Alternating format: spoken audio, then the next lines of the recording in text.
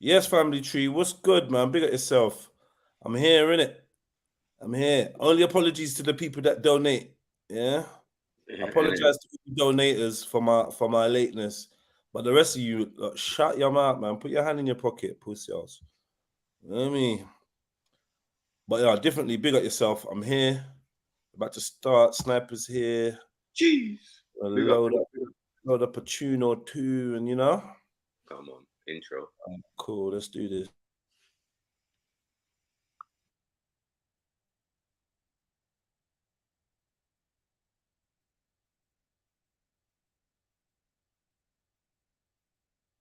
The way I've written it and that. Do you know where we go from here? Do you know?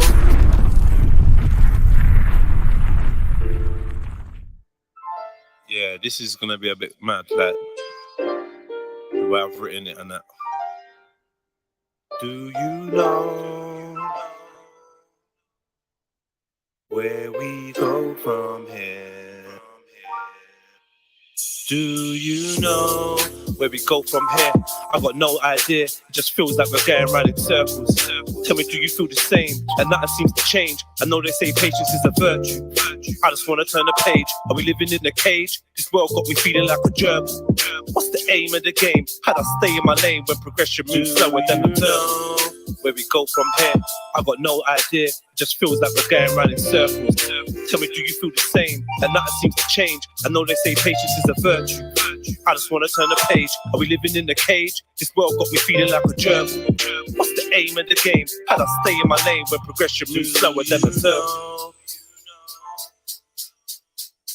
Where'd we go from here? Do you know where we go from here? Do you know? Is the question. I'm just looking for directions. Let's say the blind leads the blind. What's the use of your eyes if everywhere you look there's deception? Designed to walk in perception. The lies get applauded, but the truth gets an awkward reception. Critical thought is a weapon, but that's how it feels when you're caught in possession. Won't be a good slave. Ignore the oppression. Got fire in your soul. They call it aggression. They even want us in the morgue or detention. Form of depression or distorted connections. Turn your daughter into a whore with infections. Got your son thinking drug lords is profession. The ones enforcing the laws never mention. Judges watching child porn with a morbid obsession. Probably snorting raw before the court is in session. Where'd we go? Where'd we go from here? Do you know where we go from here? Sick of living in a war zone like it's Baghdad. My ex threw everything I owned in a black bag. I broke a phone, she spat in my bowl like I'd have that. I grabbed that by the throat and I spat back, trying to type a postcode into the sack now, but had nowhere else to go, so I scratched that and just sat there, looking up at the sky with a blank stare. There's no solid foundations, just sand here. Noisy neighbors, racists and shanks here. Limitations, masons and tanks here. Starvation and slaves to the bank here. I feel skanked here. Where we go from here, I got no idea. It just feels like we're going round in circles. Tell me, do you feel the same? And nothing seems to change. I know they say patience is a virtue. I just want to turn the page. Are we living in a cage? This world got me feeling like a germ. What's the aim of the game? How'd I stay in my lane when progression moves slower than the turn? Where we go from here, I got no idea. It just feels like we're going round in circles. Tell me, do you feel the same? And nothing seems to change. I know they say patience is a virtue. I just want to turn the page. Are we living in a cage? This world got me feeling like a germ. What's the aim of the game? How'd I stay in my lane when progression moves slower than the turn? All this going round in circles makes me nauseous. Is this the Matrix? Cause if you're Morpheus, I'll leave now and meet you at the coordinates. I refuse to be subordinate or an ornament. When there's a war on the poor and less fortunate, the black mortality rates are disproportionate. Competing with each other like it was a tournament. One the elite are eating popcorn in the audience. The promises the politician makes are fraudulent. Still we wait for a glorious metamorphosis. Will the underdog ever be victorious? I'm just curious.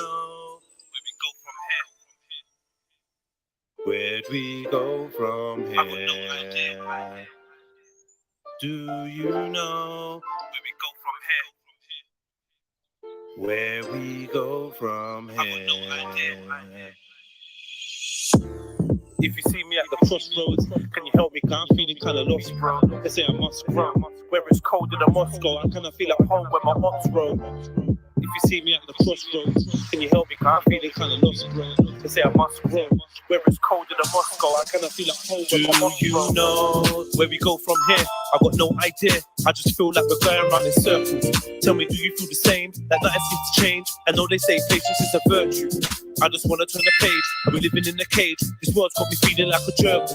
What's the aim of the game? How'd I stay in my lane when progression moves slower than a turtle? Where we go from here? I got no idea. I just feel like we're going around in circles. Tell me, do you feel the same? And nothing seems to change. I know they say patience is a virtue. I just wanna turn a page. We're living in a cage. This world got me feeling like a gerbil. What's the aim of the game? How'd I stay in my lane when progression moves slower than a turtle? Progression moves slower than a turtle. Yeah, man. You know? Just thinking out loud, man. REDPILLTRILL. Where we go from here, man? Someone give me a map or something, man.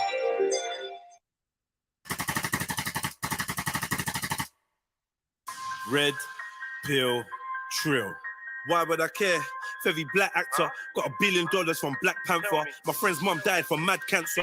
The YGs let off the door in a chicken shop across the road from Santander. And they actually think that that's gangster. Genocidal like Rwanda. So fuck Disney, I'm Wakanda. Why would I care? If Paige was eating Alicia. In the streets we got beef with the Reaper. Trying to put my peeps in a sleeper. Why would I care? If Chip squash beef with Bugsy Malone. Pigs still trying to find drugs in my own. Tap me chatting to the plug on the phone. Why would I care about a monkey top from H&M? From a fuck you block in a crazy ends. No love for cops, the Jakes hate my friends. Like my cousin up, gave him 8 to 10. It'll probably never be the same again. So why would I care? If Sneako really turned into a cat. Another OG that turned into a rap. Postcode beef turned my flats into a rap. So why would I care about who got an Oscar, who got a Grammy? It's not helping me get food for my family. I don't give a fuck, I'm rude and I'm anti. Kids think they're sick cause they listen to Lowski. This ain't a game, it isn't Shinobi. No comebacks, you get dipped with a pokey. So why would I care whose team lifted a trophy? Why would I care if Wiley accepted the MBE? I'd rather hit the Queen with an M16. Run up Parliament, I met them scream. Why would I care if every black actor got $1 billion for Black Panther? My friend's mum died from mad cancer. The YGs let off the door in the chicken shop. Don't advertise on Google Ads or Facebook.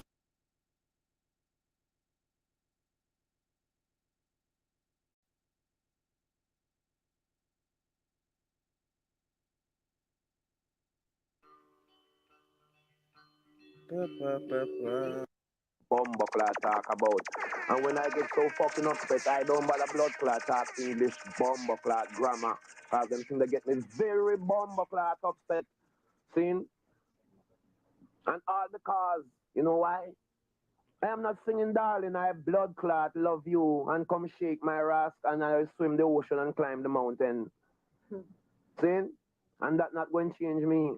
Seen? Because I am going to kill the fuckery out there. And people is going to be in demand for the truth.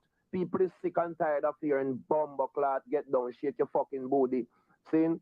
People is sick and tired of hearing darling, I blood clot, love you. You turn on the fucking radio 24 bumbo clot hours a day. You hear darling, I love you. A man wouldn't sing to the almighty ras clot. Him love him woman more than the creator who create the sun, the moon, and the bumbo clot star. I sick and tired of hearing that bumbo blood clot. Seen? I could never be a slave. I belong on to see me in a grave. Fire protect the brave. See them all full of jealousy and hate. To them ancestors living in a cave. And the science of the pyramid them trace. They feel me bigger brain. I could never be a slave. Fire protect the brave. Whipping and whipping the cane. Whipping the cane for whipping the chain. When they find the cane and the whipping, there's no time to dip. You will be sitting in chains. They are the ones that bring in the cane. This is the game. They are just tricking your brain. To keep them in a job and you in a box for a lifetime, this is the aim. Work a 9 to 5 till you're 59 with aches all over your body. Then you die, and the government tax your kids' inheritance money. And the politicians can't hear you, cause they're taking orders from Duffy. I don't mean ghosts, I'm talking demons, evil spirits and fuckery. That ain't chicken in your Kentucky. It's not beefing the MacDs, they are trying to take your soul. Slide your mind so you can't see. Put fluoride in your water and chemtrails in your air. GMOs in your daughter and cancer in your hair. Paralyze you with borders, neutralize you with fear. Following subliminal orders, Simon says put your hands in the air. Don't cry, don't think, don't dare, don't fight, don't blink, just stare at your screen. I could never be a slave. Babylon want to see me in a grave. Fire protect the brave. See them heart full of jealousy and hate. To them ancestors living in a cave. And the science and the pyramid them trace. They feel me bigger brain. I could never be a slave. Fire protect the brave. Living in a matrix of spiritual slave ships. Prisons and cages. Interviews and cases, obstacles and mazes, flashing lights and lasers, designed to keep the masses in their places. The enemy is faceless. He could be anyone pretending to be racist, but he hates everyone. Shapeshifters performing dark rituals at the Pentagon, but I'm the melanated rebel son of Al-Kebulon. I could never be a slave. Babylon want to see me in a grave. Fire protect the brave. See them heart full of jealousy and hate. To them ancestors living in a cave. And the science and the pyramid them trace. They feel me bigger brain. I could never be a slave. Fire protect the brave. Open fire and let it rain. Let it melt down the shackles of ignorance, break the chain. I ain't speaking about no money when speaking of seeking change. I'm seeking secrets of increasing these frequencies to my brain. Yeah, know that I come from a special place where the fire never dies, it ignites in my inner space. Yeah, secret society's trying to chase, desperately trying to find, but my origins can't be traced. More than money in the music, living in a dream, so I gotta stay lucid. Looking for the real in the world, it's elusive, so I'm outside of my brain translucent. Trying to see through this, illusions betray me like Judas. The government system is ruthless, my brothers and sisters are clueless. I had an epiphany, the telly was tricking me out of my history. Said my past was a mystery, but I come from a bloodline straight from antiquity. Destined for victory, haters are talking but they can't do shit to me. Spotting them instantly, burn them with fire and show them no sympathy. I could never be a slave. Babylon want to see me in a grave. Fire protect the brave. See them heart full of jealousy and hate. To them ancestors living in a cave. And the science and the pyramid them trace. They feel me bigger brain. I could never be a slave. Fire protect the brave. Somebody said Lord.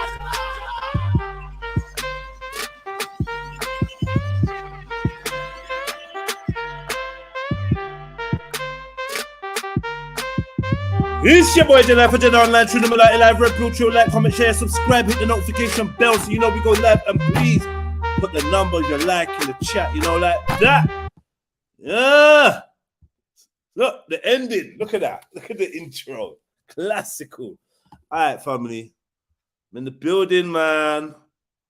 I'm in the building. Trying to pretend that I'm happy to talk to you guys. But really, I'm a bit pissed, man. Not pissed, but a little bit annoyed, man. When I sat down, when I kind of thought about it yesterday, yeah, Jupiter and Hector actually took the absolute piss. They're taking the piss out of our community. They're taking the piss out of the trill. And I ain't really feeling it. I've been thinking about it for a while. Don't get me wrong, you know, I enjoy conversations and arguments and debates and whatnot with Jupiter, Uncle Hector, and the likes, right? But I do have some concerns. And my major concern is when it gets too smoky for these two elders, they seem to resort to some underhanded tactics. Tactics in the past have been false allegations. Tactics in the past have been accusing people of all kinds of fuckery. Tactics in the past have been bringing up police, court, litigation, those type of movements, like, yo, we're going to get the courts involved, we're going to get the police involved, look, we're going to speak to my lawyer, all that kind of stuff.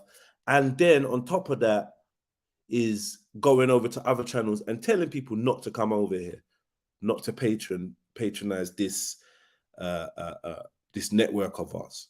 So these are a few things that I've noticed, that, but my concern today, or my concern yesterday, was obviously that during a heated roast battle, a Royal Rumble, so to speak, Uncle Hector decided to accuse another member of the panel of being involved in some quite serious behavior, namely of the sexual variety, right? And accused him of being convicted of a sex-related crime. I'm hoping that no one comes on there today and rinses the R word, when I don't want to hear the R word being said 58 million times today. Please, if that's possible. Yeah. But yeah, man, it was smelly, man. It was smelly, it stank. It was smelly, man. And I want Uncle Hector, yeah, to come on here and apologize for what he said and take it back publicly, because he put that information out there publicly. I want him to apologize publicly. I don't even think that's difficult. I don't even think a big man would just jump on and be like, you know what? I chatted some shit yesterday. Like, obviously, I was just trying to score 2 points, but, you know, I've slept on it and I feel like I've gone too far. You know what I mean? So I'm just going to put it out there that, yeah, I was chatting shit and whatever, because my man was talking crud. I started talking crud. Cool. I understand that. I will fully understand that. But don't just leave that, because the stream's up, innit? So anyone can see that for the next 10, 15, 20, 25 years, depending on how long that content's up, whatever, people can see it. The internet don't really delete itself. So in years to come, this is something that someone could draw for to try and slander someone's character. Besmirch was the word I was using yesterday. I was very proud of that word. So yeah, you're trying to besmirch Donny's character. I ain't feeling it, man. And it's even worse that I actually like Mosh. So, you know, we're going to have some clarification now. I'm going to show you lot something. I'm trusting you lot to be adult about this. I'm going to show you lot something. So I'm in a group chat with Motion. And Motion posted this in a group chat. And simply, it was a list of his convictions. Yeah. I've seen the name on the top of it. I know it's his. We're not going to put his name out there or any personal details. But I know it's his. So, you get me? And I'm not going to go out my way to prove it's his. I know it's his. He showed me. So, boom. This is man's convictions. Yeah. It's one of the brothers' convictions. Yeah. And as you can see, it's numbered. 1, 2, 3. So as you can see, it's 1 conviction. Then it's 2 convictions with 3 charges. And then it's 3 convictions. The 3rd conviction. So the first one is firearms, shotguns, offensive weapon. Second one is drug offenses, offenses related to the police, courts and prison, and theft and kindred offenses. Yeah. And the last offense was an offense against the person. Now, offenses against the person are ABH, GBH, and common assault. Right. Just to let you know, and try to know. You got here you got cautions and reprimands, yeah, cautions and reprimands under here, yeah. So you got caution for these, yeah, and the offense against the person. Now just to let you know that had the brother been embroiled in any type of sexual conviction, it would be clearly stated on the paperwork. Right, it would be stated, and I've looked at a nonsense paperwork before because I've been to jail, and we've got people's paperwork in the past. Do you know what I mean? We found people's paperwork and whatnot, or the paperwork has been handed to us by officers, you know what I mean, so that we could feel good about brucking up the dude. Yeah. So I know what legal documents look like. I know what court papers and a printout of your CRB check and whatnot, or enhanced CRB, enhanced disclosure. I know what these paperworks look like. I myself have had to go for enhanced disclosure in order for me to be able to work with the young and the vulnerable, which I passed obviously clearly with flying colors. Right. So I tagged Jupiter, and I'm asking some of you lot to try and tag Jupiter or leave a comment under her videos on that. And I rip Jupiter affiliated. Let's play a game. I provide evidence that your husband Hector is, and I'm so lucky I don't know your second name Hector, because I would have rinsed it.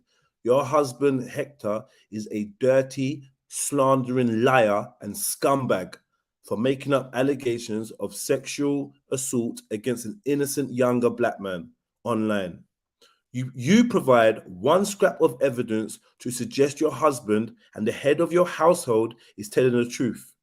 Don't be cowards. What Hector did yesterday was a new low. You will never be respected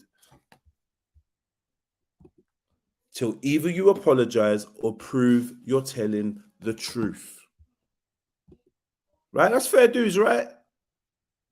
That's fair dues. So if you want to go to my community page, yeah, you can go to the community page and look for yourself.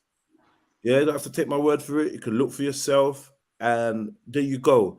And I was kind of upset at Motion for even providing this, because try know none of us asked for this. We didn't need it. We don't need it. But fair dues to the brother. He went. He found his disclosure, and he provided it. Now, this is evidence that the claims are false and fictitious. Now, I need to see whether Hector or Jupiter are willing to provide any evidence to prove that they are not liars, slanderers, yeah, and disgusting, despicable individuals. Now, I'm going to put the link out there if I haven't already, and you can hit the link and jump on. You can hit the link. We'll be here all day as usual. Hit the link, jump on. Because for me personally, when you call someone the head of your household and you trust Hector implicitly, now we're going to have to show and prove. Yeah, we're going to have to show and prove. This is now the test of character. And you ain't going to worm your way out of it with the, oh, take me to God. Take me to God now. Take me to God. See you in God, you bastard. See you. That ain't going to work. That ain't going to work. The rough and tough, the pidgin English and all that, that ain't going to work, unks. Yeah? Because you're playing with people's livelihoods. Yeah? You're playing with people's livelihoods. You're playing with people's names and people's characters. Yeah? They deliberately don't go out their way to slander and make up stuff about other people. So I suggest that you come and sort this, because I for one, I'm not trying to what's the word? I for one, I'm not looking to let this go. And I don't think anyone should be letting this go. Because you've gone with your big chest to accuse, man. So now you're gonna have to come with your big chest to prove it or to apologize. And I don't think anyone should really let her really get away with chatting about anything else until she rectifies this, because from what I know, Jupiter does not like people slandering her and her family and making up stories, right? And this is a family man. So I just want to see you lot do the right thing. Do you know what I mean? And I hope that other people care enough and wanna see it sorted. You know, I hope enough people want to see it sorted. Let's get to the bottom of this, man. If you feel like you're in the right, if you don't feel like you're telling the truth, you got evidence, show us what your evidence is. We'd love to know. Please. Yeah? And I won't be watching anything on your channel, Jupiter. So I don't know what you're trying to beg me, put my name in your fucking little dead live stream. Jump over here, you know where we are. Ain't no one trying to listen to you. You get me? Ain't no one trying to listen to you. Jump over, Come and tell us, you know where it's popping. Come and talk with your chest. Don't go hiding. Yeah. Don't go hiding. You made a an allegation against somebody online on my channel. Don't go hiding, trying to hide and trying to. This ain't about your views, trying to get views up and that. Using my name in your chat. You don't need to respond to me in a video. I'm not listening to the video. Yeah.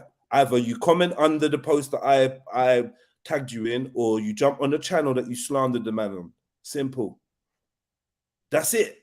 We don't want that. We don't want nothing else. Right? So don't try and take this and try and make a puppy show out of like this. I'm saying you're moving like proper pieces of shit. Proper pieces of shit. You disgust me, man.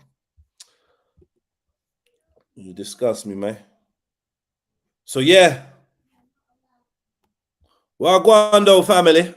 What we saying? I hope. What? Yeah. Yeah. I'm feeling better than yesterday. Yeah, you ducked out yesterday, Snap. So what was going on with you? I noticed you dust. What's happening? I think this, as well as the video, kind of just changed the energy for me, and I wasn't really feeling it. I definitely wasn't feeling this. You get what I'm saying? Because like I was thinking about jumping in the car and going to look for man, because like levels of disrespect, man. And I've been through it. You know, I've been through it before with next man. You know what I'm saying? And I'm still hunting and looking for that guy. You know what I'm saying? Because you don't bring no evidence. You just make up things about people. Just make up shit about people. It's disgusting, man. Sometimes I wonder, the shit you make up about people, is it hidden truths about your character or what you are capable of? Do you know what I'm trying to say? Right. But I feel I've never stooped that low and would ever stoop that low. There's levels to this, right? I would never, man. I feel for Uncle Hector, it's just, bruv, I just felt that you was getting beat up on verbals, you know what I mean? It's nothing thing. We're just having conversations or roasting each other or whatever, right? You can look after yourself, but this was an all new low. Yeah. There's this is disgusting. It just felt horrible. You know what I mean? I had to switch off and go and do something else. You know what I mean? But yeah, as far as that's concerned, man, I'm glad that my brothers put that out there to clear his name, you know what I mean? But I don't think he had to do that anyway. But like you're saying, Jeds, but nah, this is fuckery. You know what I mean? And she better jump on here, yeah, and deal with that and address that. And when Hector gets back from work and cleaning toilets, bruvs, he has to come and say something. Otherwise, it's cooking time. He's gonna get roasted. Yeah, on pure facts as well. Big man to big man. Like, no, you can't do that, bro. So a family man. This is what I say to these guys. You know what I mean? When they say, oh yeah, your prophet was a pedophile. It's like, oh, Dr. York was a pedophile. I said, bro, but I got kids. Be very careful and mindful what you're saying when people have children of their own. You know what I mean? Like, trust me. You make these statements and it's just loose to you. For me, I could probably kill you for what you're saying. But I've got to maintain, stay on code or whatever, you know what I mean? By my own standards. So like, yeah, man, this is a disgusting action. We don't endorse anything like this. And anyone thinking they're going to try this as well, you know what I mean? I got my paperwork just over so just in case, you get me? Like, yeah, I can pull it out. It's a certificate. Yeah? When they check you up and they show your criminal convictions, bro. And nah, man, they ain't got that, bro. Allow it. You see how prison works, yeah? If you go in for something like that, I'm telling you, you will never be free of it. Nah, you ain't gonna get free of that, bro. You're getting free of that. Yeah, trust me, man. People like, oh, you know that brother. Oh, yeah, you know that brother. Rare. Oh, bro, do you know where you from? Rare. Yeah, thank you. Get me? It's not gonna go away. People like, it's just bored man will make it their business to deal with you, bro. Like, bored man. It's not even a joke. Yes, thank you, Jen. I don't think that criminals get enough ratings. Honestly, I don't think that the criminal world gets any ratings because the funny thing about Jupiter, Sister Jupiter, was saying to me yesterday, you don't have any morals. I just had to laugh at this woman, man. Come on, man. Like, what you know me for is my morals. Like, and I don't know why everyone tries to pretend. Because your version of morals is someone that doesn't speak in a certain way or hasn't been through certain things or hasn't experienced certain things. No, that's not what we're talking about morals. I'm not saying that I'm a perfect human being, but we got a code hardwired within us that doesn't make us do certain things. And when people around us do those things, we see ourselves as different, as separate from them. I'm not the same as you, man. You might have heard someone say, I'm not like you, man, you know, I'm different. I'm cut from a different cloth. That's what this means. And that cloth is a special, extra luxurious, special fine cloth, imported, yeah, that you can't just get anywhere, yeah? Matured, yeah? It's not some overnight fucking material that man's made out of. Man is made out of quality, yeah? I'm speaking for myself. So I know when I tell you, look, I look in the mirror and I'm proud of who I am, I'm proud. Because I never have to go and make up a lie against the enemy to try and score a point. Exactly. All the battles or all the little skirmishes you may have ever heard me in, one thing you can put your hand on your heart is Jedi never lied about no one. Jedi don't make up stories about people.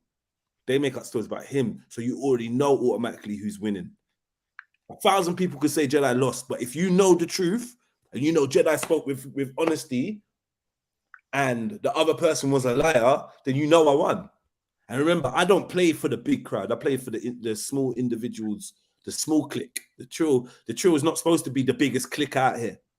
It's not supposed to be the trillest clique out here, right? We working on the 300 principle out here. We don't need 1,000 man. We just need 300 trill ones.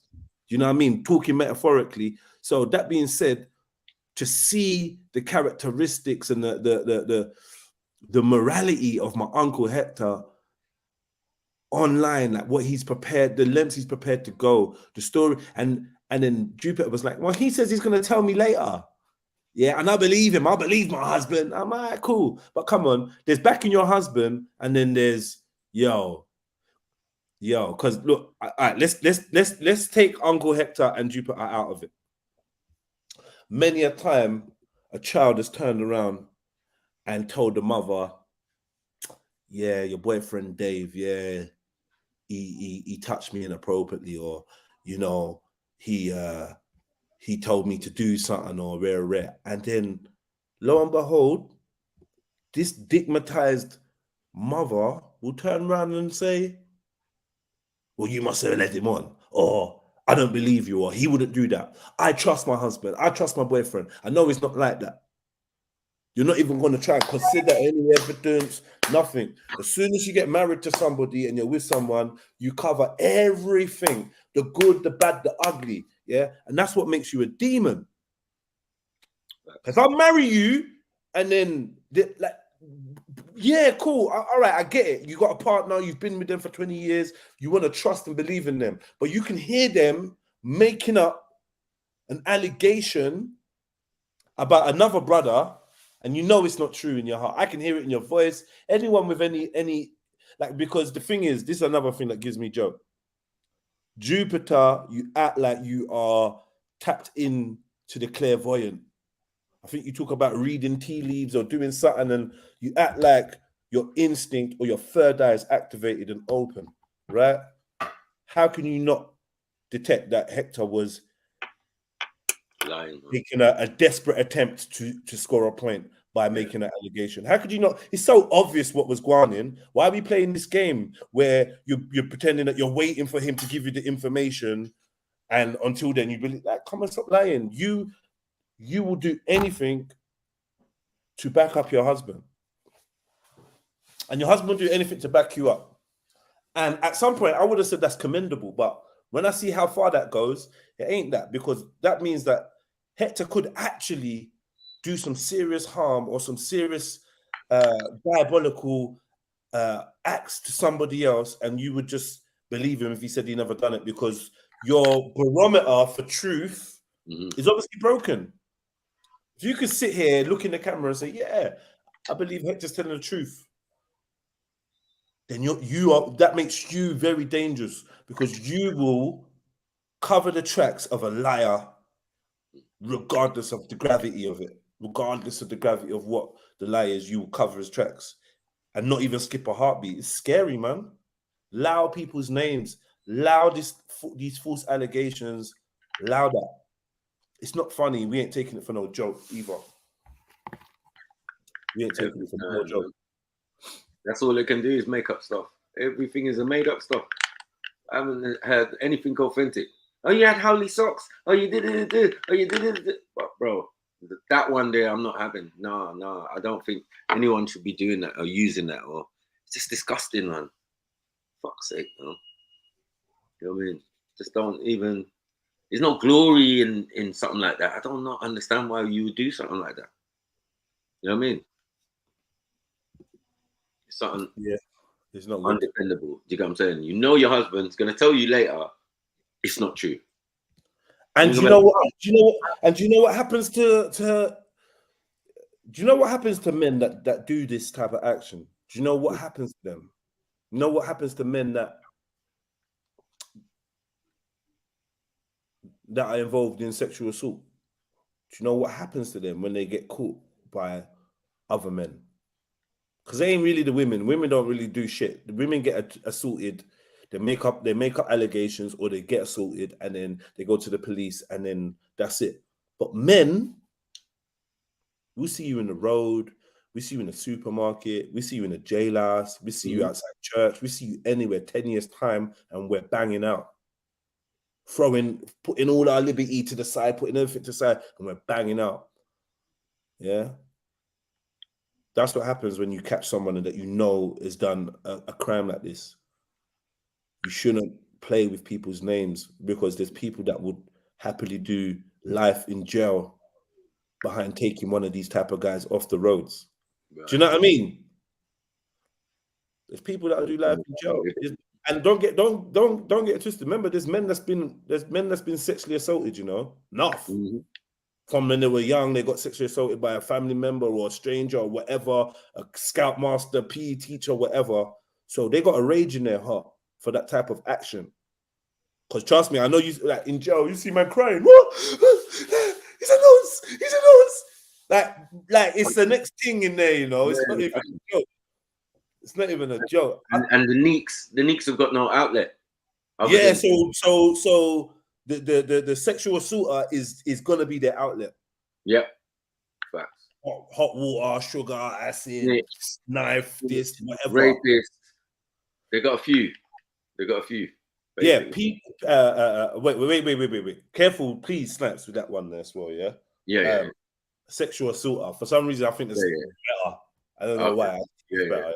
Than the hard R, right? The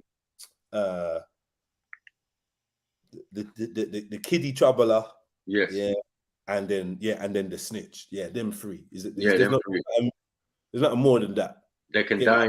Trouble, it could be anything to do with kids, anything. Neglecting them. You sold one something and one of them died. You did something, anything to do with kids. You're finished. You're finished, bro. Swear to God. Finished, man. You won't make it through your sentence, not comfortably. I'll tell you that. Yeah. Then they're gonna have to ship you out and then change your identity. Yeah. And shit like that's that. if you don't acknowledge that you are an endangered species and you think that you can just chill in general population with the mandem, then yeah, you're gonna get got. They're gonna change your life for you. Officer will tell somebody, bro. Officers got feelings too. Got picky too. You think an officer ain't gonna say to an inmate that they're cool with, listen, it never came from me, but you see my man over there, wrongin'. That's all he's got to say. Yeah. Wrongin'. And it goes round. Yeah. Swear down. Yeah. I've had file dropped in my cell. Yeah, this bloom. What's that? Read that. Man's giving me facial. This is giving me facial. No, don't say facial. Don't say you're getting facial, bro. You said it twice now, bro. Oh, sorry. Pause.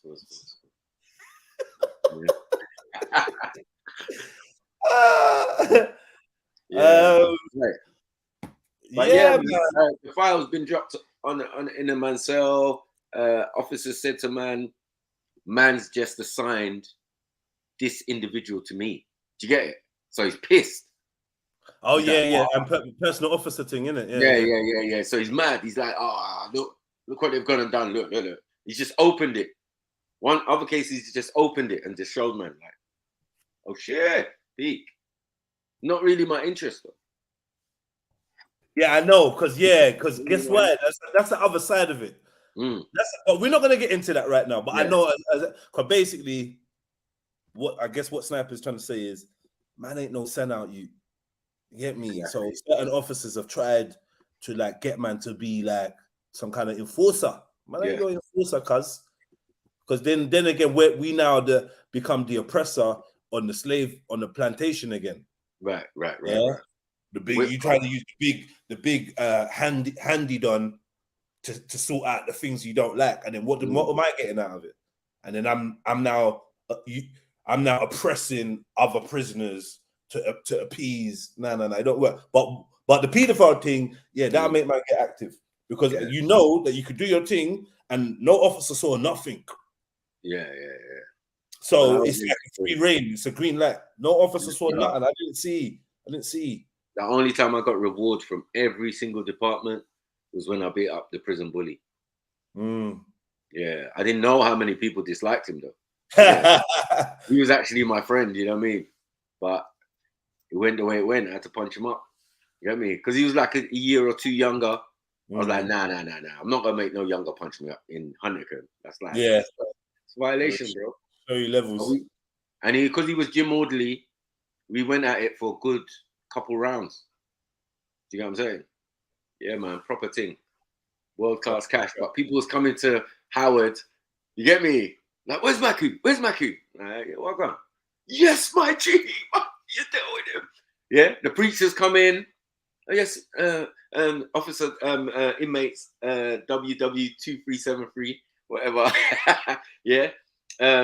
Dropped 2 Mars bars and a box of 10 Benson. Yeah. Officers come in. Well done, son. 20 Benson. Was it really that deep? It wasn't that deep for me. You know them ones. I was more hurt because it's my brethren. You know what I mean? But I got rewarded for that. He wanted a rematch though. And when this is the thing, explain to me this. Because some people don't like to be honest. Explain to me this. What is it that I did that means I deserve to be bad-mouthed on the woman's channel? Apparently, I'm being bad-mouthed on the channel. What have I done? Nothing. I'm only defending the man's character. Yeah. I'm only asking you to provide evidence. That's all I've asked you to do. Provide evidence that what your husband, the head of your household, the man you lay next to, is honest. Provide evidence that he's not a little bitch throwing out little scrappy fucking slaps because he's getting punched up verbally. Right. Defamation of character is a real thing, right? So, like, I don't get why you have to try and attack me as if I said something bad. I ain't said nothing bad. I didn't call no one a sexual assaulter or a kiddie fiddler. I didn't get involved in none of that. I didn't disrespect any of you lot. I didn't get involved. I didn't cuss. I hardly even laughed. So to be fair, drop me out. All I've done is the right thing, which is I've been given some evidence to prove that Hector, your husband, is a liar.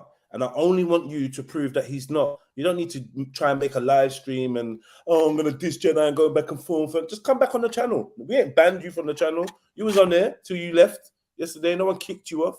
You left off your own free will, right? So come back and speak. Stop doing all this little underhanded stuff where it's like you're trying to raise your profile. What are you trying to do, man? Just jump on there and say it with your chest to me, because I ain't going over there to listen to what you got to say. Everything was said here. It started here. It will finish here. I'm not going over to your channel to listen to the bollocks.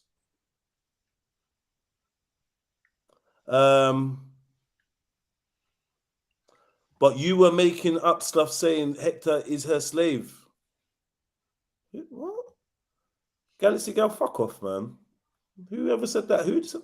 I don't. And this is the thing. I'm gonna be raw now. A lot of you white people on YouTube don't seem to have the same morals that I have. A lot of you lot on that white side of YouTube, the Hurl side, the Dream Team, Hoof, Wasp,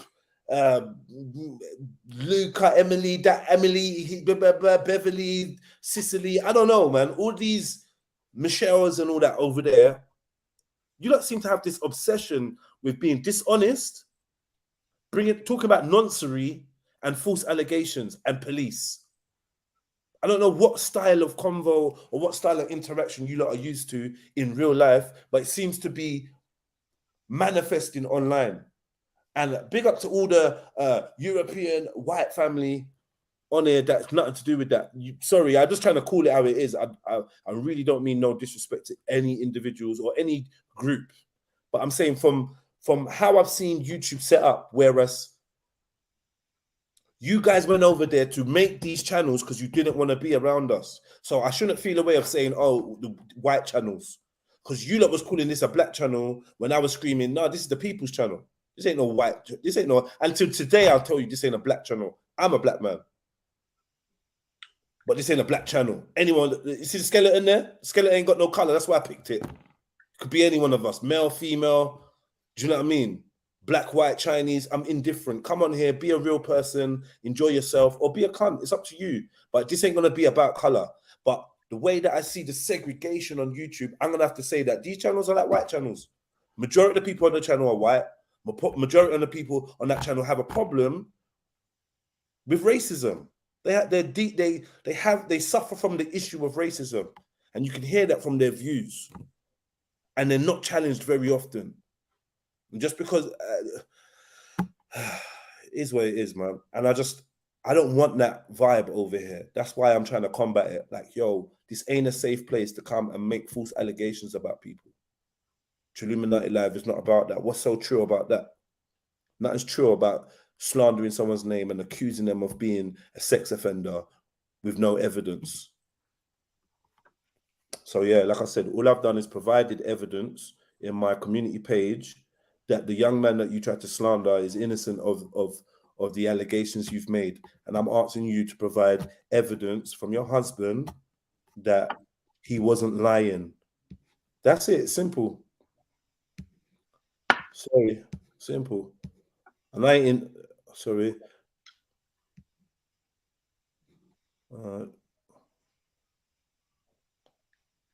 This channel got me thinking Randy is a paedophile. So you think we'd be chilling with a paedophile? Come on, man. We just said that he looks like Jimmy Savile and we bust jokes. And plus his holiday destinations like Goa and Thailand and the other places I've got seem to be sex travelers hotspots, right? So we questioned him, we asked him, we bust our jokes, but as you can see, Randy is he's a supporter of the channel. He enjoys the conversations over here. We enjoy talking to him, and I feel like we've got a understanding now, and we're good. Do you know what I mean? That being said, nobody has accused this guy of being convicted of rape. Sorry, I used that word.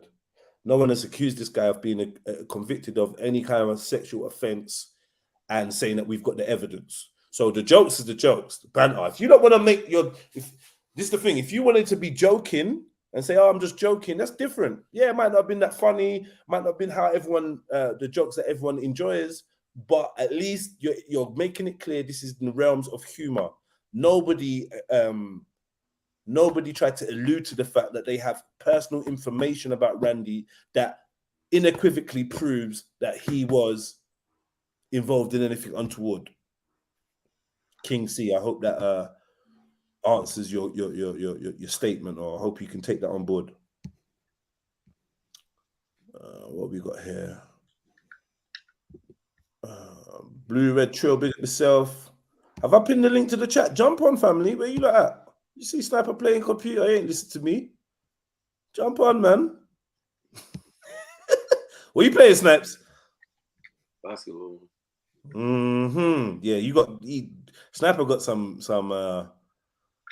he got his money's worth out of that game, right? What is it, the new edition or something? New one, yeah. The new one. See? I'm late, man.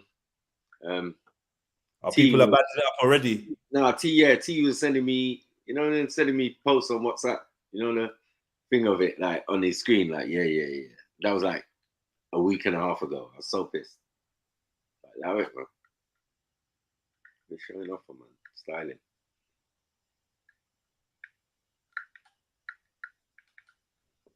Oh, Irish Flame, are you?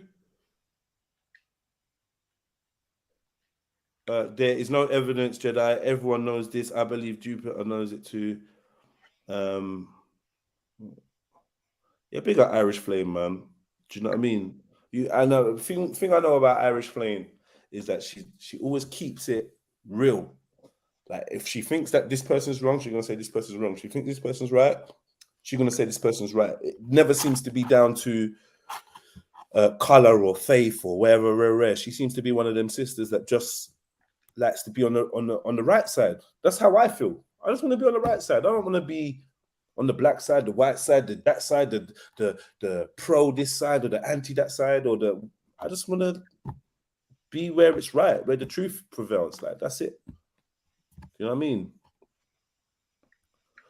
All right, what we got going on here? I'm still reading.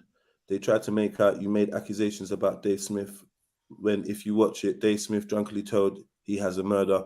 Listen, anyway, man. Yeah, see, look, you talking about Dave Smith. I played the video of Dave Smith blatantly telling people that he's been convicted for murder or manslaughter. He went to jail for it. He blatantly went to it. That's it. I put it to him. I asked him, man, I'm not dumb like you lot, man. I know how to speak. I know how to put forward what I'm thinking and not make myself liable for any spin doctor or straw manning or twisting, because I know that's what you lot like to do. I could say it's Monday today, and by the time it gets played back, people are talking about, oh, yeah, Jedi said it's Wednesday. Like, this is what you like to do. Anyway, man, big up G Trilly. I see you there. Like up the show. Jupiter is a type of woman who back up Hector in anything backwards. Yes, anything else that's something else. Okay.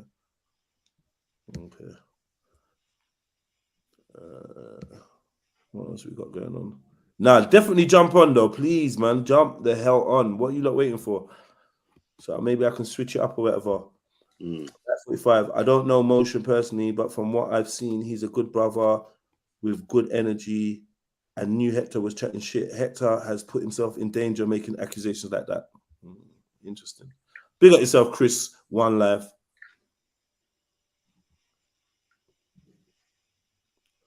Loud House of comments telling men how they're looking good, man. Keep it moving. I missed the argument about motion is defo straight up. Keep it moving. Oh, no, sorry. That was Nebula. My bad. Big up yourself, Nebs.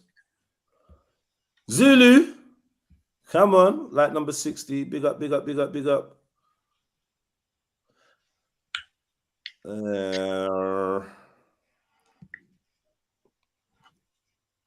Just going through the comments. Never allow my question, brother, man. That's what I was gonna write. Here we love it.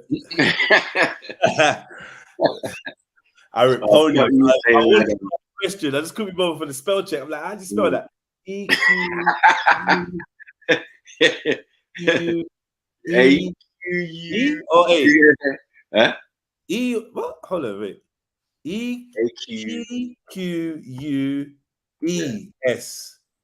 T-R-I. Yes. T-R-I-A-N. Equestrian. Do you know what we should do? Yeah. We should have a spelling bee. Yeah. But it can only be with camera donnies. Only to camera donnies. Yeah. You know some people be looking at this. Yeah. Ends up like that, motherfucker. Yeah. I'm telling you, I used to be bad at spelling. I used to feel like there's not a word I couldn't spell. Right. That was like 10 years ago, though, cuz. I'm 10 years, 15 years deep into spell check, cuz. It's a problem. I know. I did. When I went back to college, it was like, raw. Oh shit, what happened? So used to it, you get what I'm saying? And then it was like, yeah. All right, do the spelling, whatever. You get me? And I'm like, yeah, I know this. Yeah. I got that. I got this. Yeah, I got this. I got this. But actual writing sentences and all of that again, paragraphs and all of that at college. You know what I mean? It was like, oh, bro, It's long, isn't it? Long, long, right? long. Oh, I have to bring a pen again. I forgot about all that shit. You know what I mean? You know them school days where you got like pen, ruler, and maybe. I remember I used to write so long. I used to write so long that halfway through like a paragraph or whatever, my handwriting would change. Yeah. Do you know what I mean? So when you look at it, it looks like two different people writ it because I just like writing like this and then I just get lazy. I just my writing. I had pretty handwriting. You know them when you have to go and write on the board and that.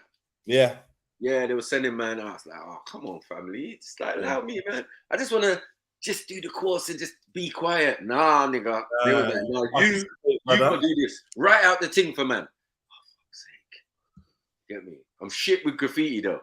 You get me? I can write, yeah, but I'm shit with graffiti. I always wish I was good at graffiti. As an artist. Yeah, I'm sick at graffiti. So my writing is just graffiti. That's it. I'm sick at graffiti. Calligraphy, no, it's a different story. Yeah, calligraphy. That's more different type of art. I remember they came in and they taught us calligraphy a couple times, like 3 or 4 times. And do you do Chinese writing in school? The Chinese, like maybe you did it for art, like some Chinese with the watercolor thing and yeah. Panda and the bamboo shoot and some bamboo shoots. Some calligraphy. Yeah. What's that watercolor thing? I don't even know. Watercolor kind of thing, yeah. Kind of watercolor and ink. Yeah. Yeah, that's it, yeah. Right. Blue red. Again. Blue red, you're still loading. Big up Flintlock. Come on, Flint. Big up yourself. What we dealing with? Carter's 45. Big up. Let me go through these likes. Like at the show, family. Blue red, what's going on?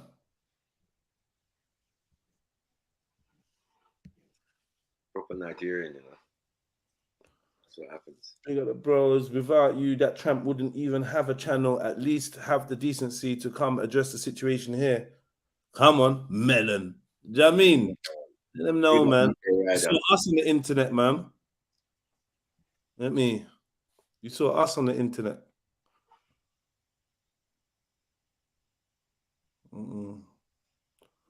What else is going on?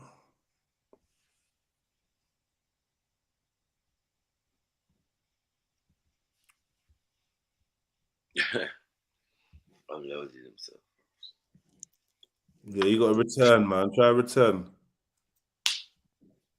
All right. What are we doing? I'm just still looking through. Big up Uncle T, Silverback, R10. Man like Zalini in the building. Really? Tony Brown, big up yourself.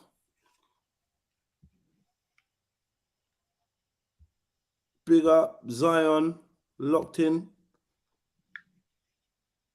I think what depressed me most of them all yesterday was the singing as well. I don't know what was going on there, man. Turned into a musical. What is this? Singing, kissing, lip-syncing. I was like, oh.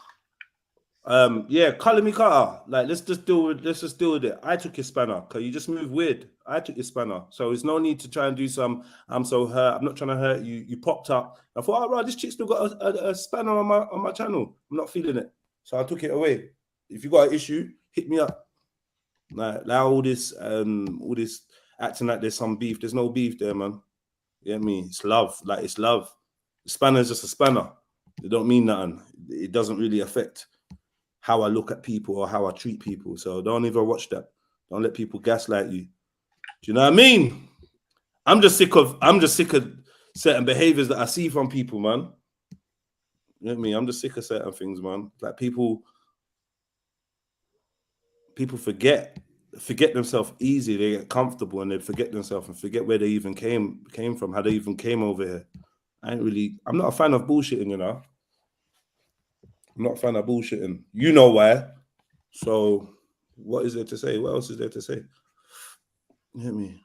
But definitely not no hatred, not no bad mind, not no nothing. You get me? I thought your beloved people are mods. No, man, there's all kinds of pagans with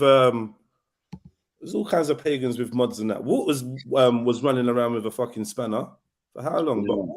I've still got big odds. I gotta take that off, man. Odds in it, yeah, okay, that's extreme. It's an old channel, isn't it? It's from Once you show me what it is, then I just accept what it is. Everyone can't like you, you know. Everyone can't. I don't expect everyone to like me, but I do. When you're dealing with me, I want a certain level of integrity. Like, I think you ain't got that. If I don't, Reggie. I think Reggie's getting abused in the chat. They were fucking people be abusing the Spanish anyway. Yeah, and calling me, as well, man. Take time, man. Like, I give them out, but power corrupts, man. It seems. I don't spend no time in the chat of doing anything for us. I don't time out people. I don't do anything. Right. Unique Diamond says, and you know what? I'm not gonna lie, Unique Diamond. I feel like you do have a point, and you personally, of one of the people, have. Like, I listen to what you say, innit? It has a sway. You know what I mean? Because I don't think you chat lightly when it comes to these type of things. And I hear what you're saying, man. And if I'm honest with you, and let me put a comment up. It says the motion thing annoyed me, and if in my control, I would ban the disgusting couple, in my opinion. I do hear you, man. I do hear you, Unique. The worst thing. Go on. I mean, the best thing for these type of demons is exposure. Let them talk. Let them show themselves, and let people experience it for themselves, so they can say that we're not chatting or or we're trying to form your opinion. You can have your own opinion once you hear the person yourself, you know. Because it seems like sometimes it would be like talking behind someone's back, and we don't do that. We just kind of lay it down and say what it is, and then we know the person's listening, especially. But they should always feel free to go wherever they want to, man. You know what I mean? But I think it's good exposure. Just like when George Bush came into power, my dad said to me, "Oh, fuck's sake." I was like, "Fuck's sake, it's peak for you, look, George Bush." He was like, no, it's good. He gonna do and say exactly what we want him to do. You know, like he's gonna expose the business, expose certain behaviors, and and any bad plan needs exposure. So that's how I look at it. I don't think you should ban them, but I do kind of understand where you're coming from. Yeah, I do too, man. I do too. And if they had said it about me, I probably would have banned them. I would have said, you know what? That's true. Yeah. On my channel, no, you're mad. You've gone too far. I would have banned you. It's a low. It's an all-time low, as I said. You're breaking records, the wrong records in YouTube. Trying to figure out if I'm being unfair or what. But yeah, let's give them the opportunity to come on and talk and see if we can rectify it, get an apology, get an admittance, get something, move forward. Let's see. Maybe because it's not me, it allows me to be a little bit more objective. I'll admit to that.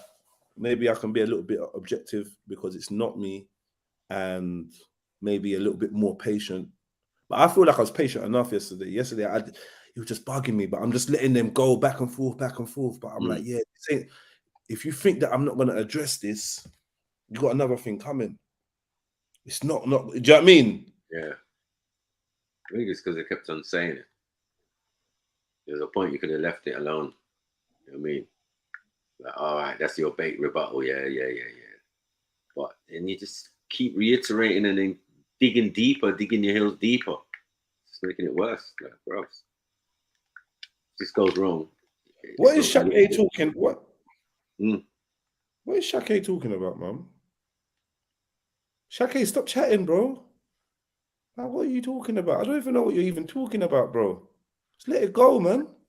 You're making it a thing, bruv. Let it go. Why don't people understand? Or message the gal privately. Fucking hell, bro. Because you're gonna make her feel uncomfortable and that she's got to keep responding and say stuff. I'm gonna feel like I have to keep responding and say stuff. The next thing you know, it's gonna be bigger than what it needs to be. It's not a big deal, bro. Like, it's not a big deal. Let it go, please, bro. Stop talking about it. Stop responding. Let's just move on. It really ain't nothing, you know.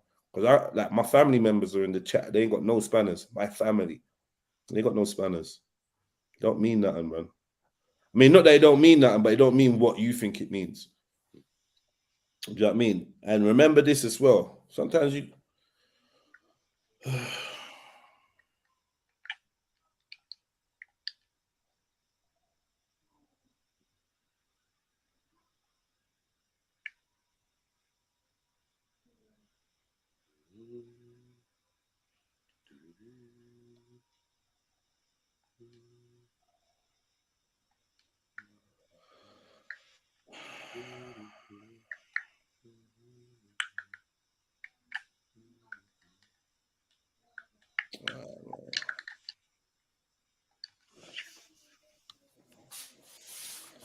That's what happened to Kingo. He used to get booted, and then banned. It's true. He got booted, and then banned, and then unbanned, and then booted, and then banned, and then unbanned. And then after the third ban, I was just like, do you know what? Just stay there for a while, because your brand of maddiness has run its course over here.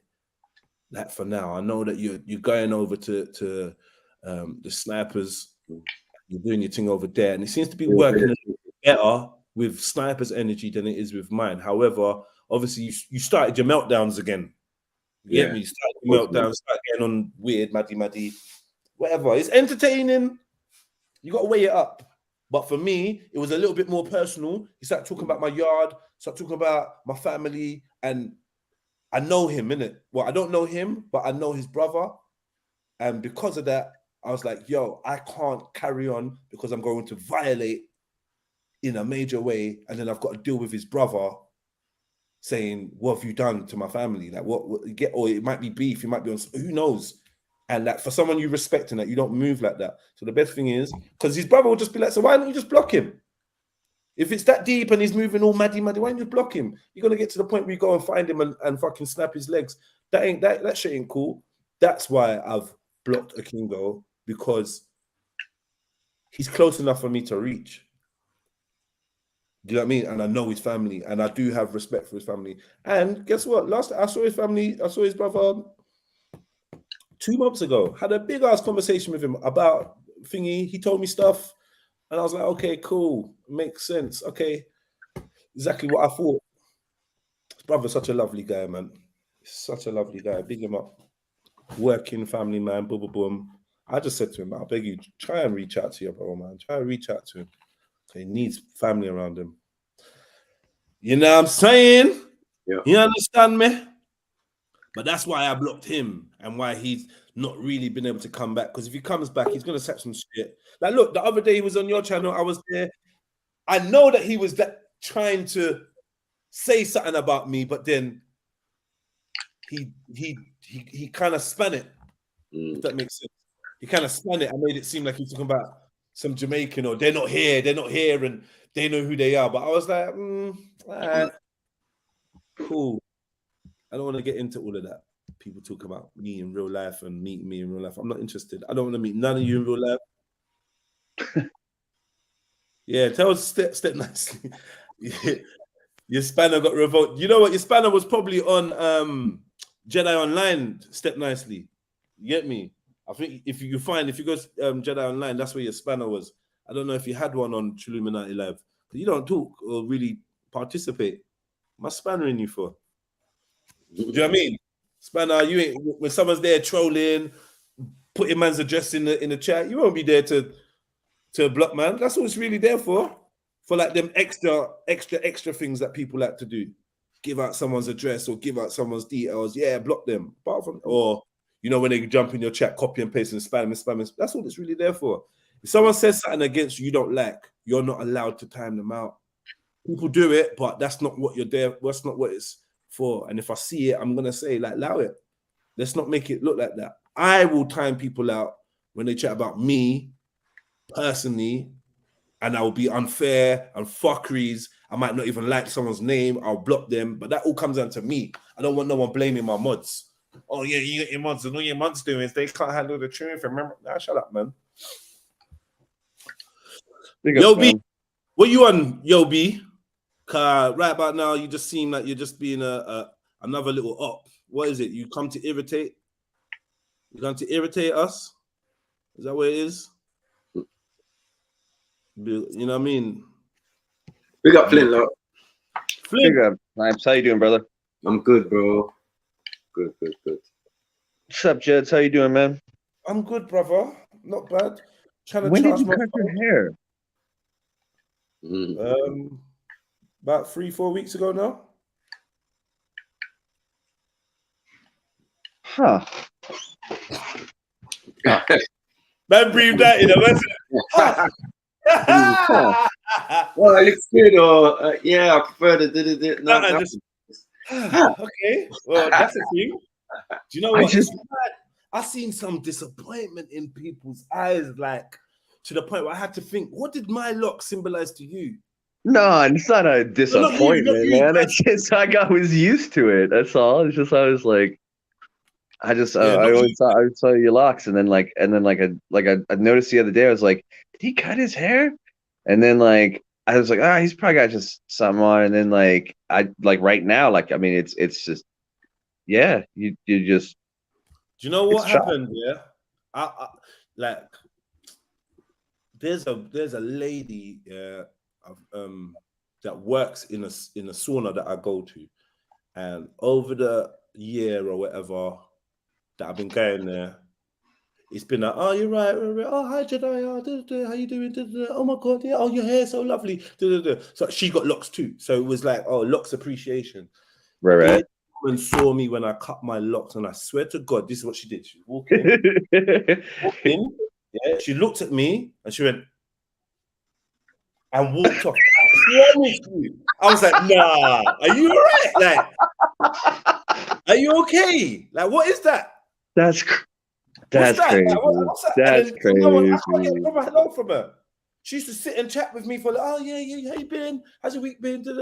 She's like, I'm like, oh, you're right. And she's like,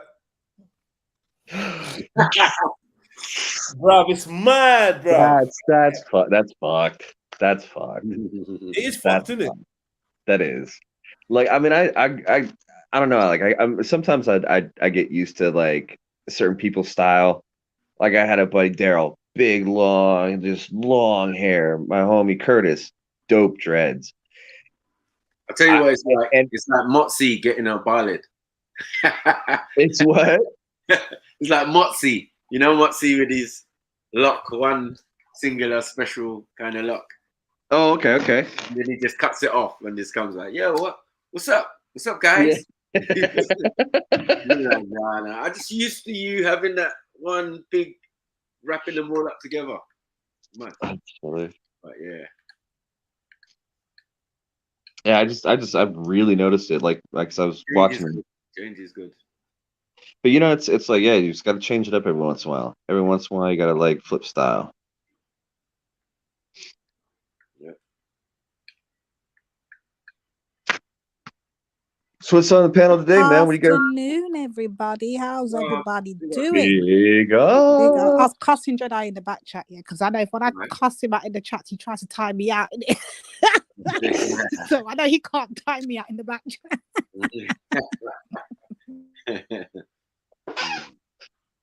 That's funny. How's everyone doing today, though? How's everybody? Getting through it. Through it. Shizzle. I hear that. Big up, Colony. Big up, everybody. Big up.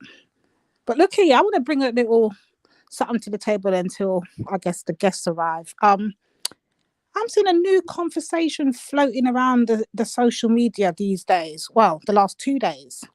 And the subject at hand is Rihanna, you know Rihanna, the Asian artist, the American one, yeah? Okay. Right. Is she a sellout for being a part for leading the NFL? I don't know what she's supposed to be, Super Bowl. I don't know what it is in America. And I'm a bit confused on what is it all about. Like, I don't know nothing about American sport or anything. So if somebody fill me in. Super Bowl Sunday.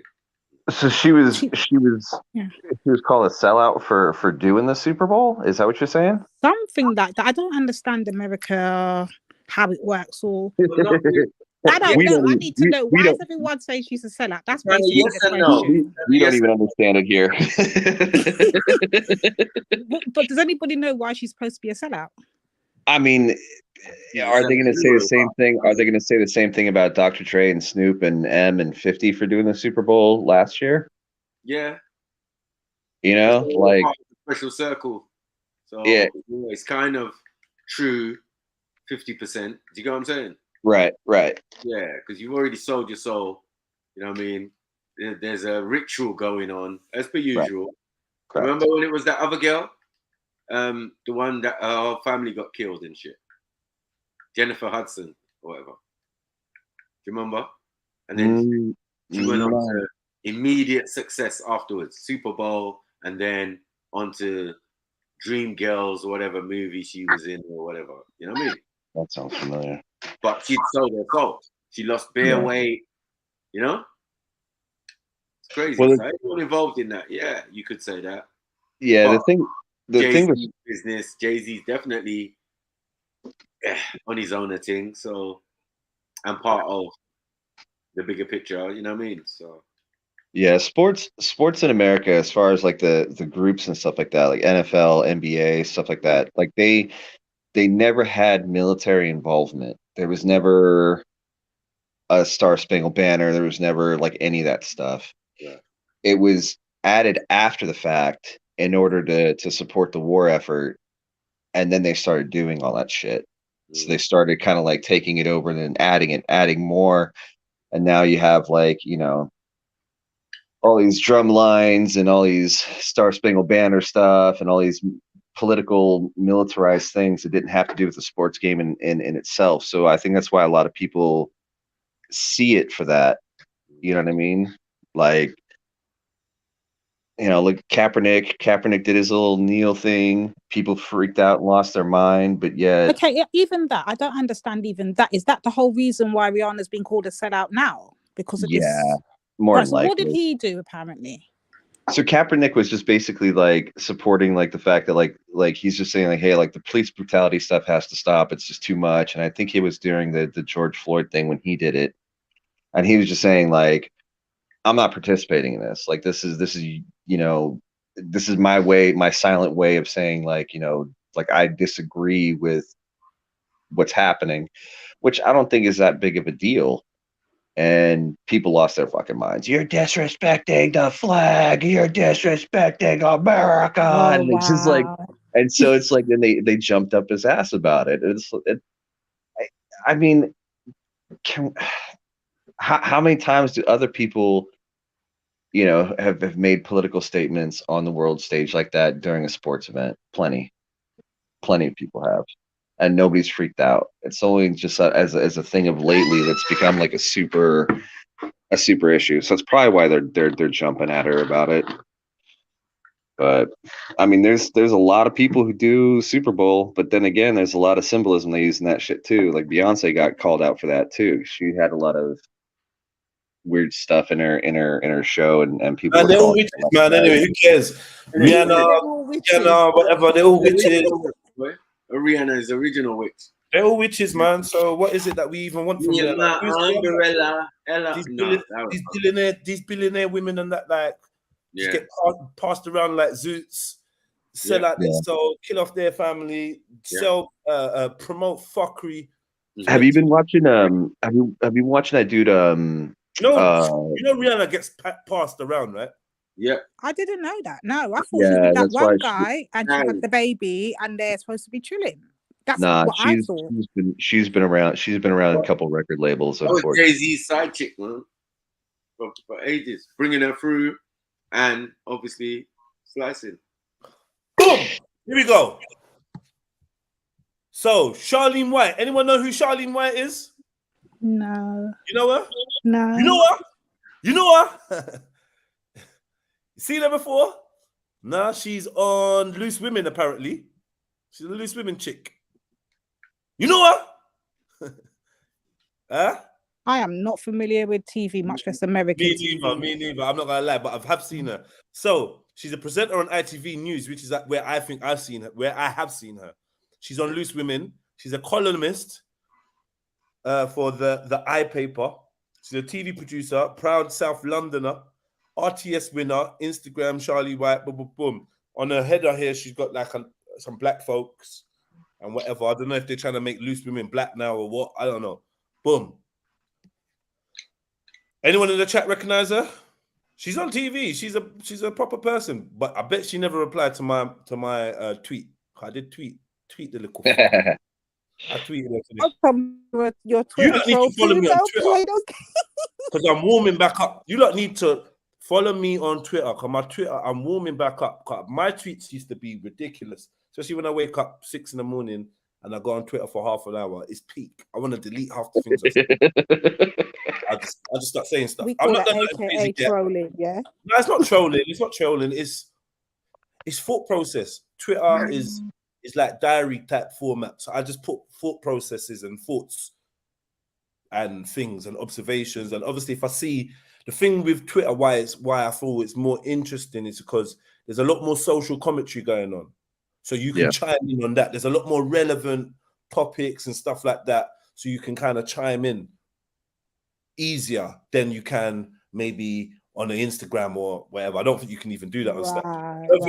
I don't think Snapchat has got anything that no one uses it for nothing political or conversational. It's just funny little videos and that. And TikTok, selfies and shit. Got a mixture of both.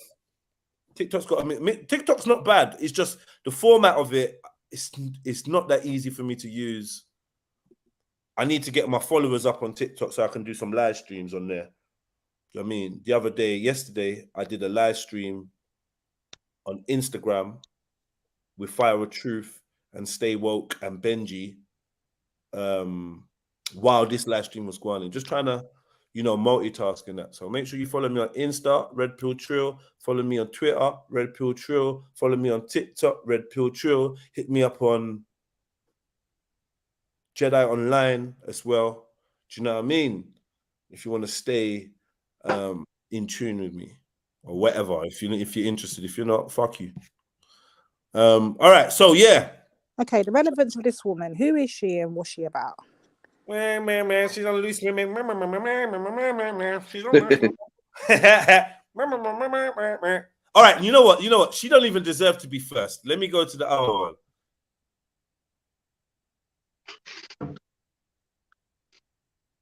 Oh shit! Oh, is it like that? Okay, I didn't realize that. Okay.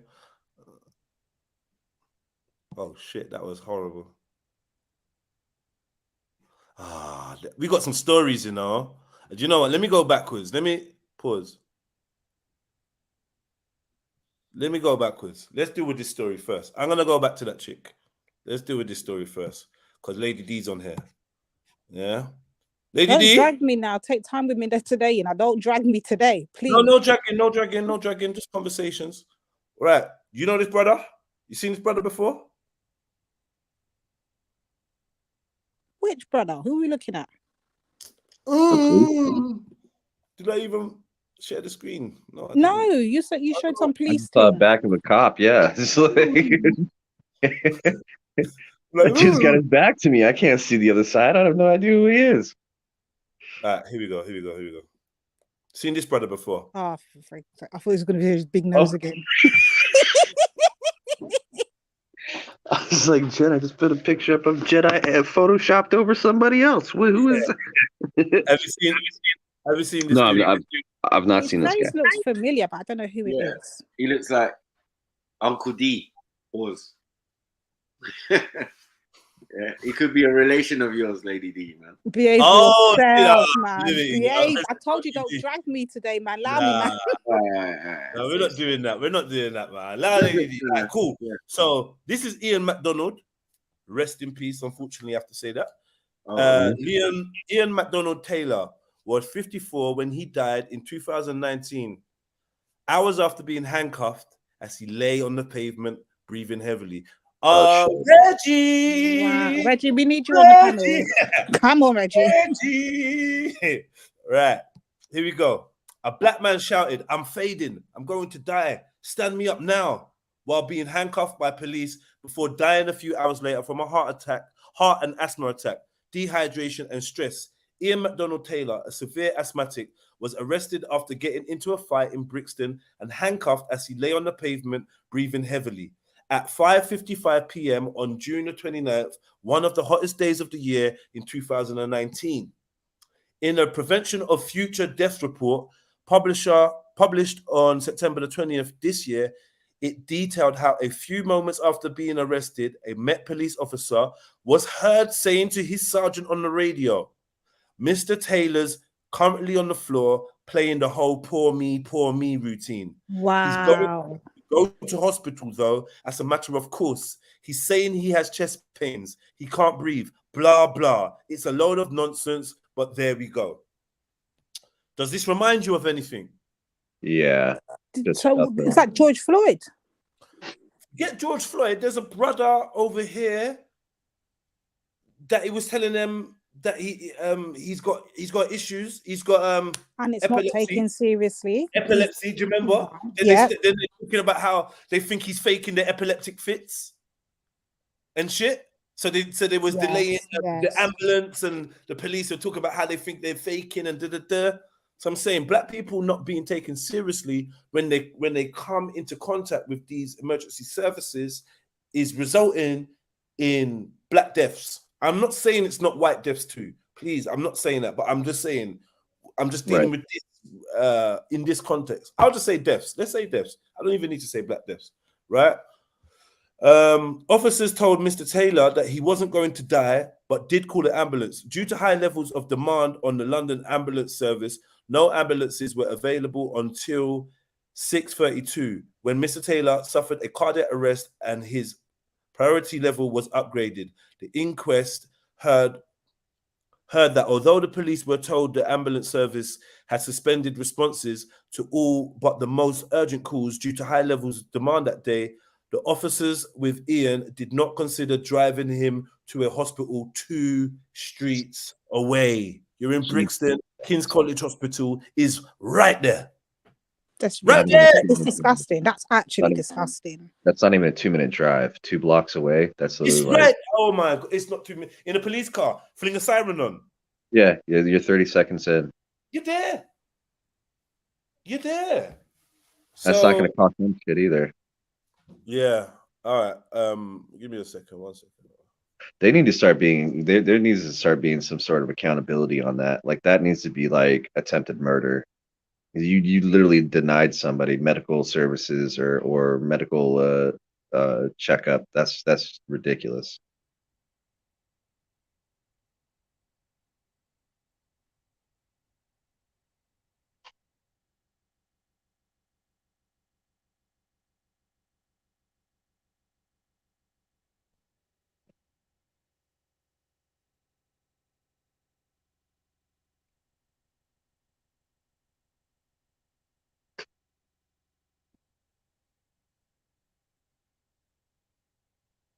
Two blocks. Sorry, yeah. I'm back. Yeah, 2 blocks, two streets. Not even blocks, brother. Streets, which is not a block. It's not even. Yeah, that's worse. That's even worse. It's not even a block. All right, here we go. Ambulance. Hello. Yep. There's feedback, Jared, somewhere. Yeah. Yo. It's gone. Ambulance crews then attended promptly, and after CPR, he was transferred to King's College Hospital, where he died at 10:10 p.m. His medical cause of death was cardiac arrest, acute asthma, COPD, situational stress, ischemic heart disease and dehydration. The police officer, who has been anonymized in court documents, denied that he thought Mr. Taylor was faking his symptoms. The court at the previous inquest on May the 19th was directed to report, which suggests police are more likely to think a person is faking an illness if they are black. The Metropolitan Police deny that was a factor in this case.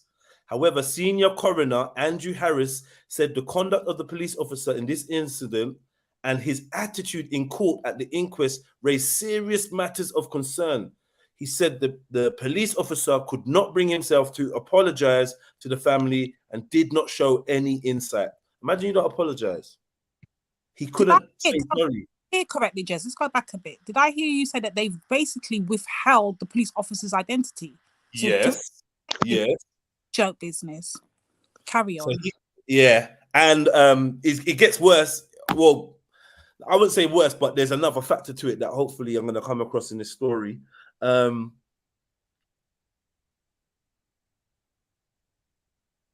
So yeah, the court at the previous inquest on May the 19th was directed to a report which suggests police are more likely to think a person is faking an illness if they are black. Just want you lot to hear that, because you will say that it's Lady Divine or it's Jedi saying this. We on this blackity black. You blame pale. Pro-black, as Reggie calls us. Right. Okay. Mr. McDonald Taylor's stepmom, Millicent, told the audience at a public meeting about his death on July the 7th.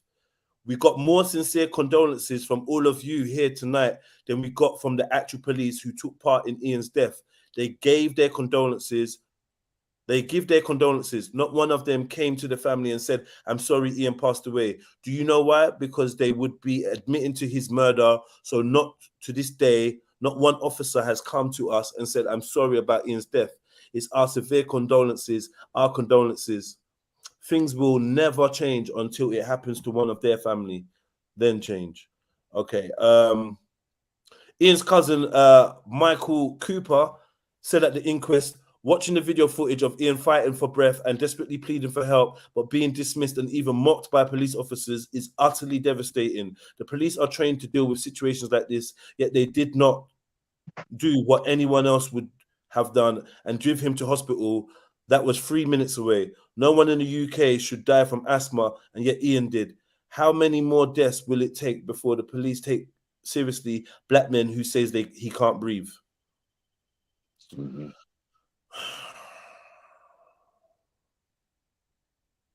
So am I hearing that I can't be arrested, be black, and be suffering any form of pain or illnesses, and it will be taken as real? It will automatically be deemed as though I'm faking it to get out of my arrest or get out of my detention, right?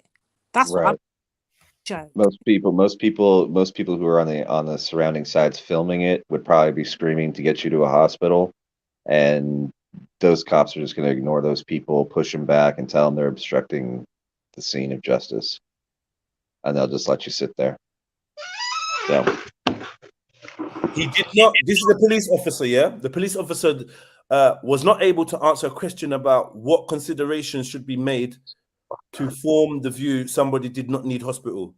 He did not accept that he had made an inadequate risk assessment. He did not accept that such comments could have or might in future contribute to death by indicating a lack of urgency to a sergeant not on the scene.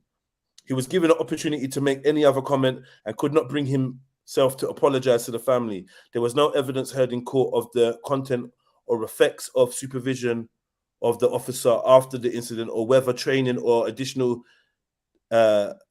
deficits had been identified and addressed. Basically, long story short, this guy's been sent on a course to reflect, to help him reflect. What justice does that bring to the family that have lost now their family member? He probably had a load of kids that are now missing a father, probably even grandchildren to backside. You know what I mean? We don't know, great grands. and all you're going to do you're going to hide the officer's identity. You're not going to identify who the officer was that basically caused for this death to happen. And then on top of that, not only that insult to injury, now you're talking about, oh, to make him a better police officer, we're just going to reform him and put him right back on the beat. Right. What? They'll switch in precincts. They'll move from one precinct to another. They'll have a desk job for like 6 months, and then they'll put him right back in a squad car. Yeah, he'll be back on the street, and we won't know who he is. They do it here all the time. They do it here all the time. That's the scary thing, though. We won't know who he is, you know, and he'll be amongst us.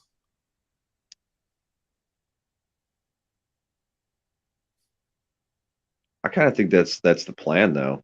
I mean, look how they took out laws out of Illinois.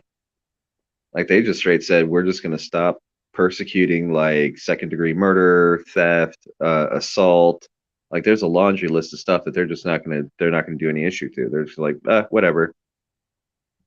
Cash bail. If you're out on cash bail, they're not going to deal with it. They don't care.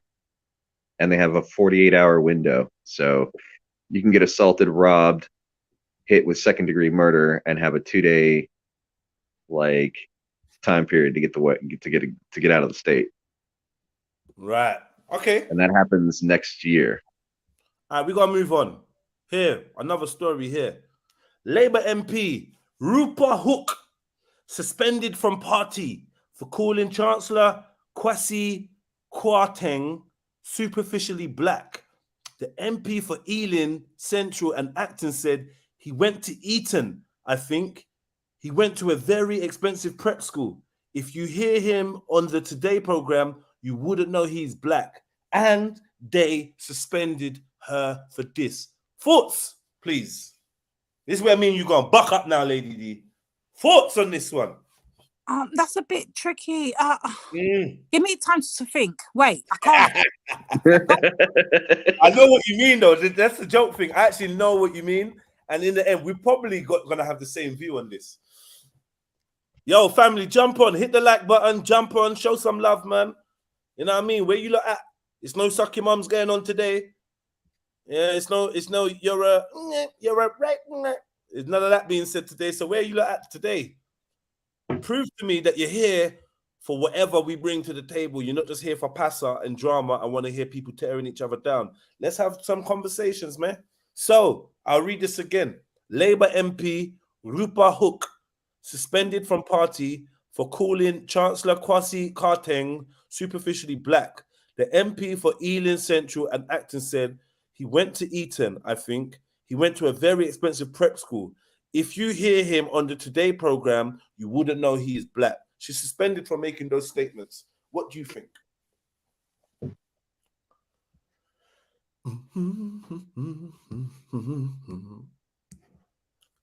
I don't know what to say because I'm more like,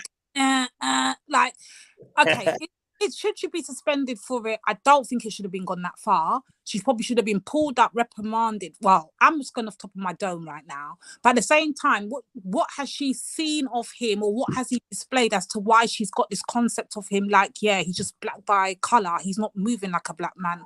I don't know. Like, she might be talking truth though, even though she's not black herself. Oh, this is sticky. Let me think. Hold on. See, look, man, I'm just going to be straight up. Let me close this.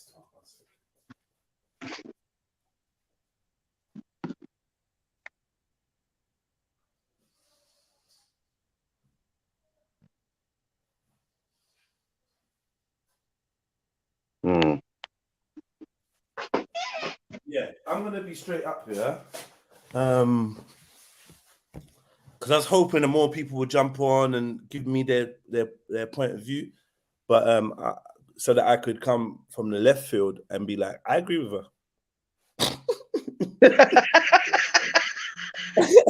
I agree with her. Surprise! I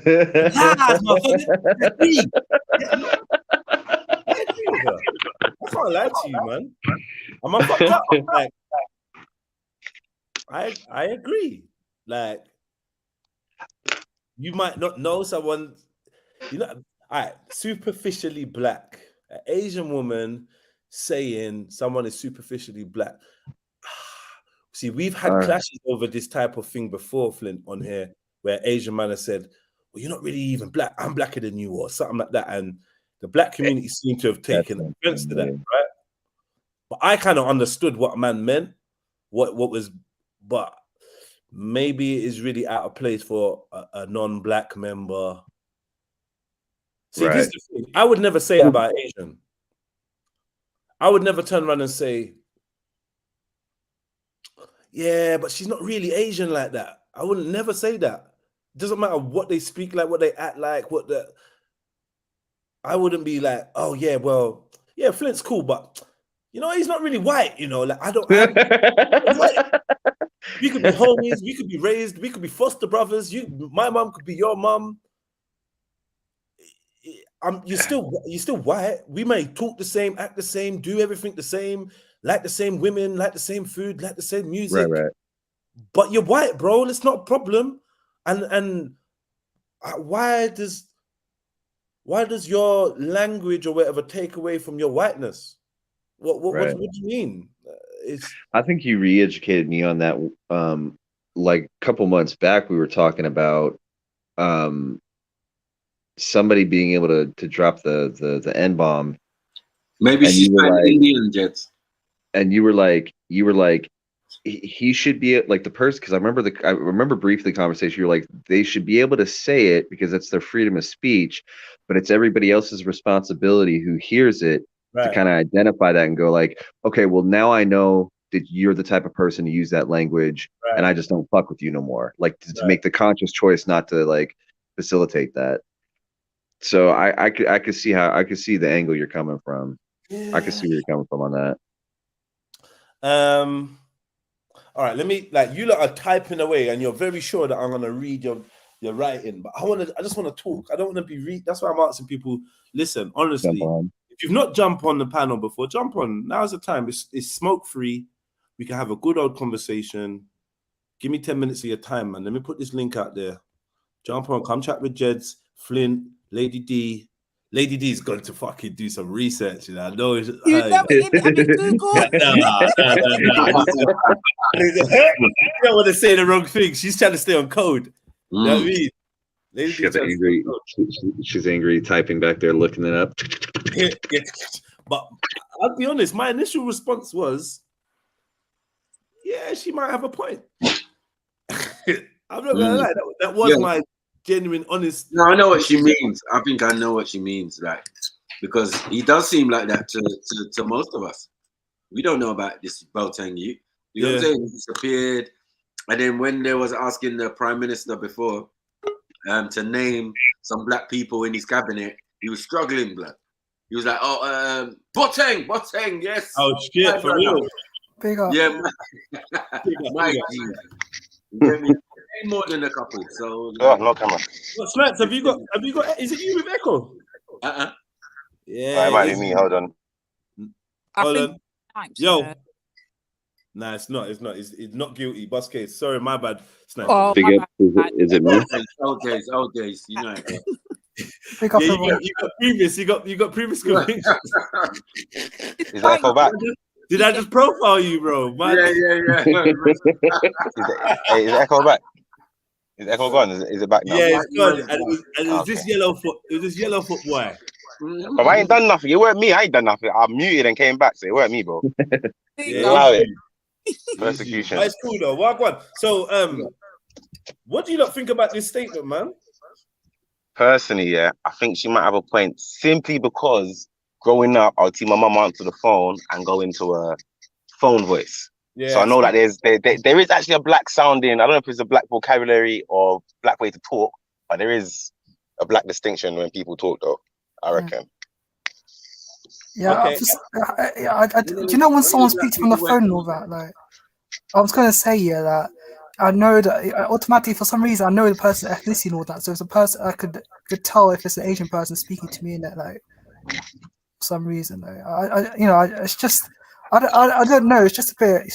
I think it's about this linguistic, or something like that. Yeah, it's a bit. I find it to be unusual, to be honest, how I, what do you call it? Identify which ethnic group they are and all that. It might not be that they are, you know, Asian or speaking to might you not on the be a phone, black person or like, you know what I mean? Speaking to you on the phone, Eunice, like, yeah, obviously, or if I heard an interview with you, I would know that you were black.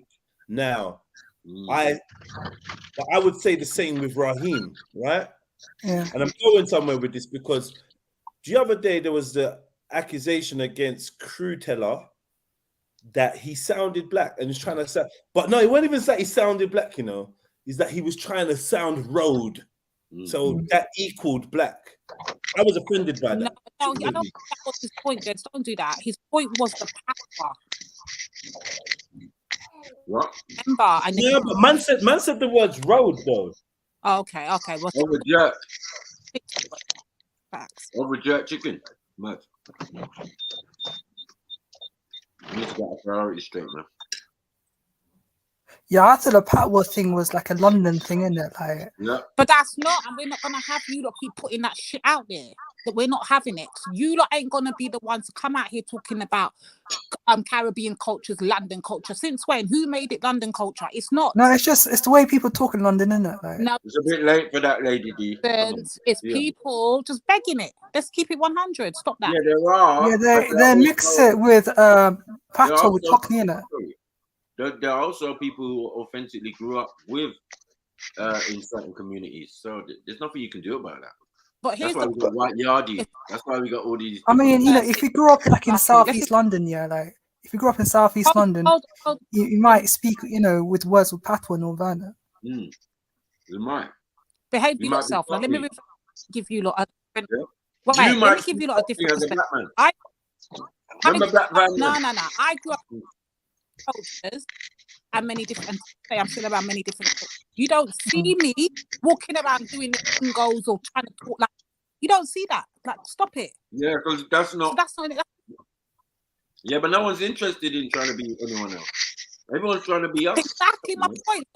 What are you trying to be us? We're not begging and to be us. You women are trying to be white women and all this type of stuff like and making yourselves up opposite to what you actually are. Yeah. Go on mute. Go on mute. But secretly, yeah. If I was outside the room and there was a group of white women in the room, or a group of Asian women in the room, or a group of black women in the room, I honestly believe if I was listening from the outside, I could tell who was in the room by hearing them talk. Right. And then when you went in there, and you said, okay, we're like, all right, final answer, who's in the room? You're like, okay, yeah, this is definitely white women, yeah. And you go in there, and it's black women, and they say, okay, so why did you think it was white women? And you say, well, because they didn't really sound black. You're cancelled now.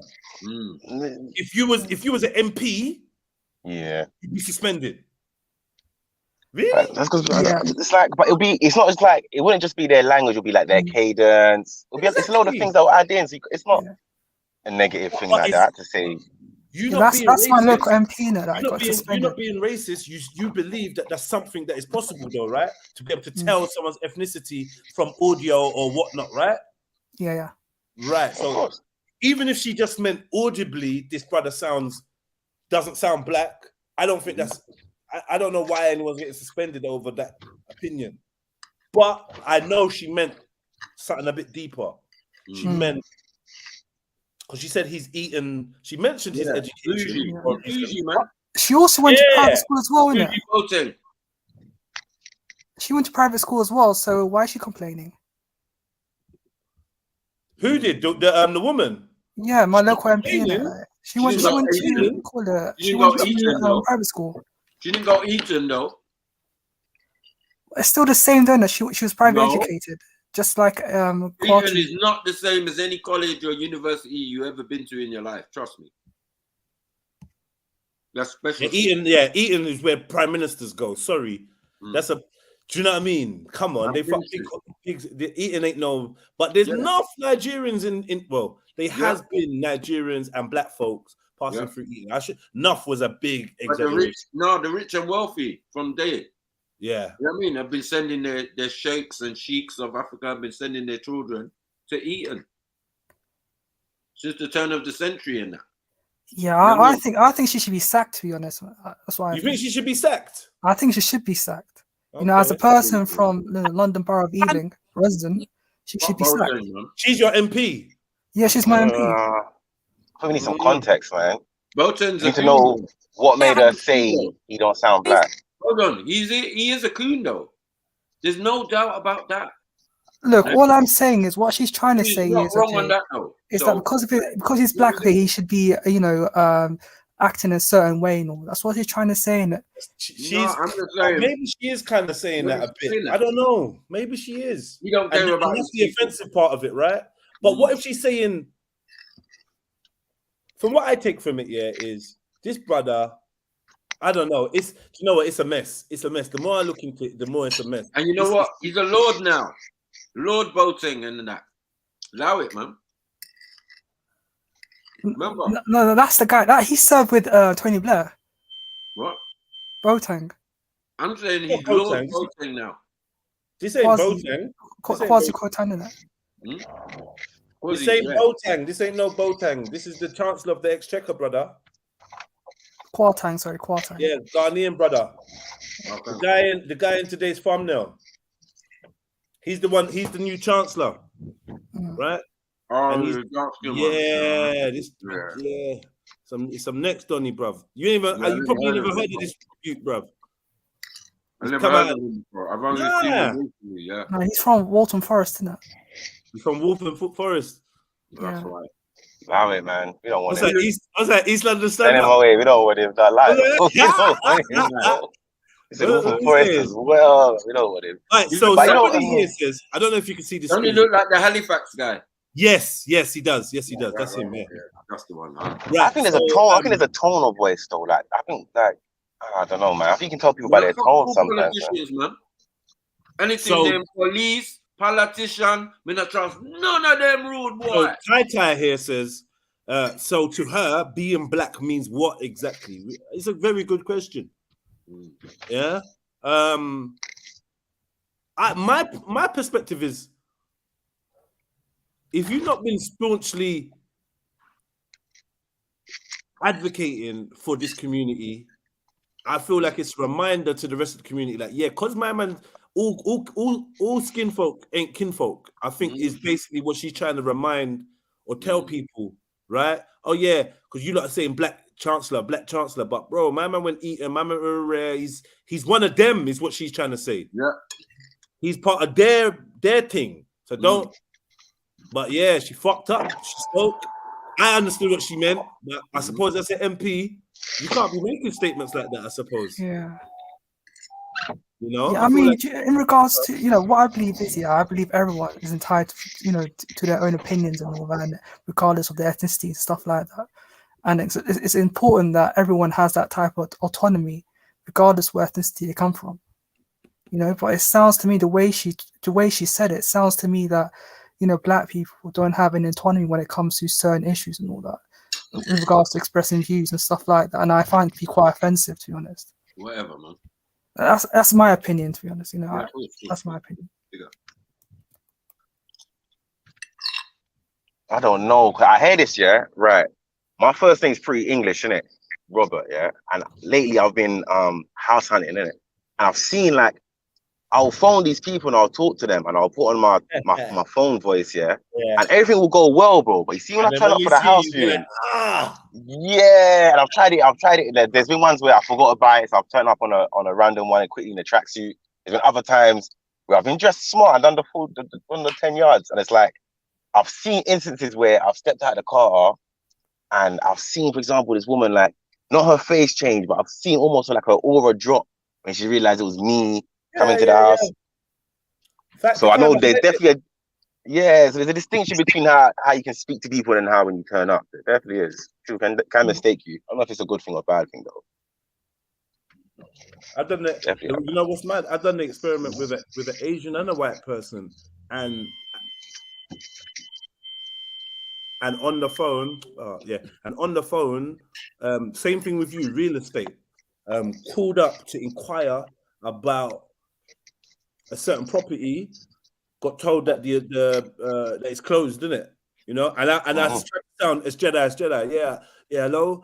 I'm calling to find out about this property. I'd like to get a viewing, please, if that's possible.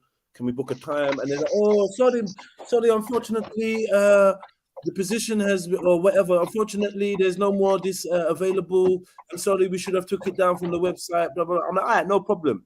20 minutes later, get someone white to call. Yeah, when can we book you in?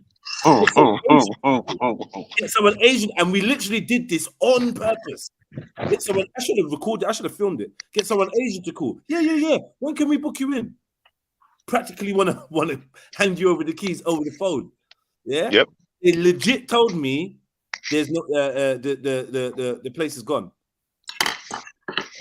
I've been there, yeah, and as I've got there, the estate agent is turning up. So I know there was no one there before me. And as I've left, the estate agent is leaving. So I know there's no one turning up after me. Yeah. And it hasn't been that the property hasn't been up for very long. And then it's literally the same thing. Beforehand, everything was all good. Can we get your references, details, all that kind of stuff. After you turn up, it's the landlord said the property's been taken by someone else. Instantly. Stigma. All right, Benjamin here has made a good comment here. He said, didn't hear her say Sunak and Patel or Javid were superficially Asian though. Silly woman. Sorry, that comment wins. Yeah. That comment wins still.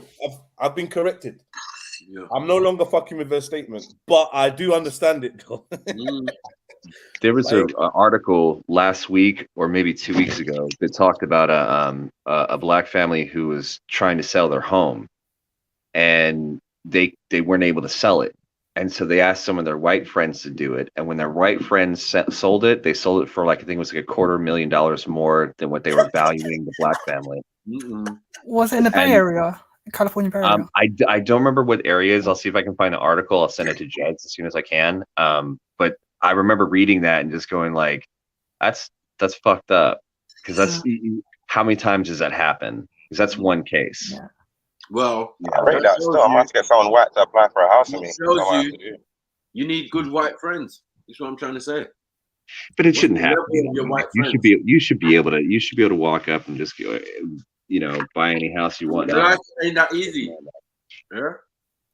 I mean, that's like borderline, racial steering, right? No, completely it is. I mean, I heard that apparently, like, it's a federal offense, yeah, if an estate agent, tells their, prospective buyer about the demographics of the area, or, try and discourage them from buying that property and all that, based on discriminatory practices and all that. That person potential buyer could sue the estate agent. Yeah, man. Yeah, but they'll make up excuses for it and just say, "Oh, there's not this around in the area," or they'll say it without saying it. Yeah. Listen, most people would put their property up with multiple estate agents. Trust me. Yeah. So anyone can jump on it. This is why when you go to buy a place or you go to rent a place. What do you mean by that? You would. Hold on.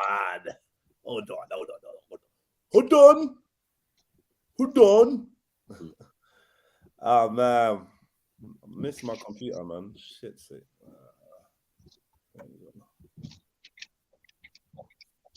Okay, you bastard. You wouldn't know anyone that's been deported. You wouldn't know of any. What do you mean by that? You wouldn't.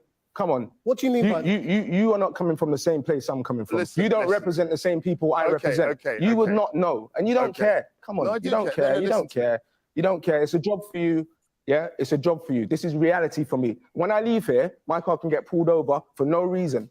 When I leave here and I go in, and it is true, when I go in the shop, or my daughter goes in the shop, who's 12, she gets followed around the shop. I have to let Kwasi Kwarteng answer that because you've accused him of not caring. Yeah. Kwasi Kwarteng. Look, of course we can. We debated about this, and it's a national scandal. Everyone has said this. Even Alan Duncan, who is a government minister, said that he felt personal shame at what has happened. We've said this. But what I'm saying now is that everyone has a right to stay from the Windrush Declaration. The Prime Minister has reiterated that umpteen times now.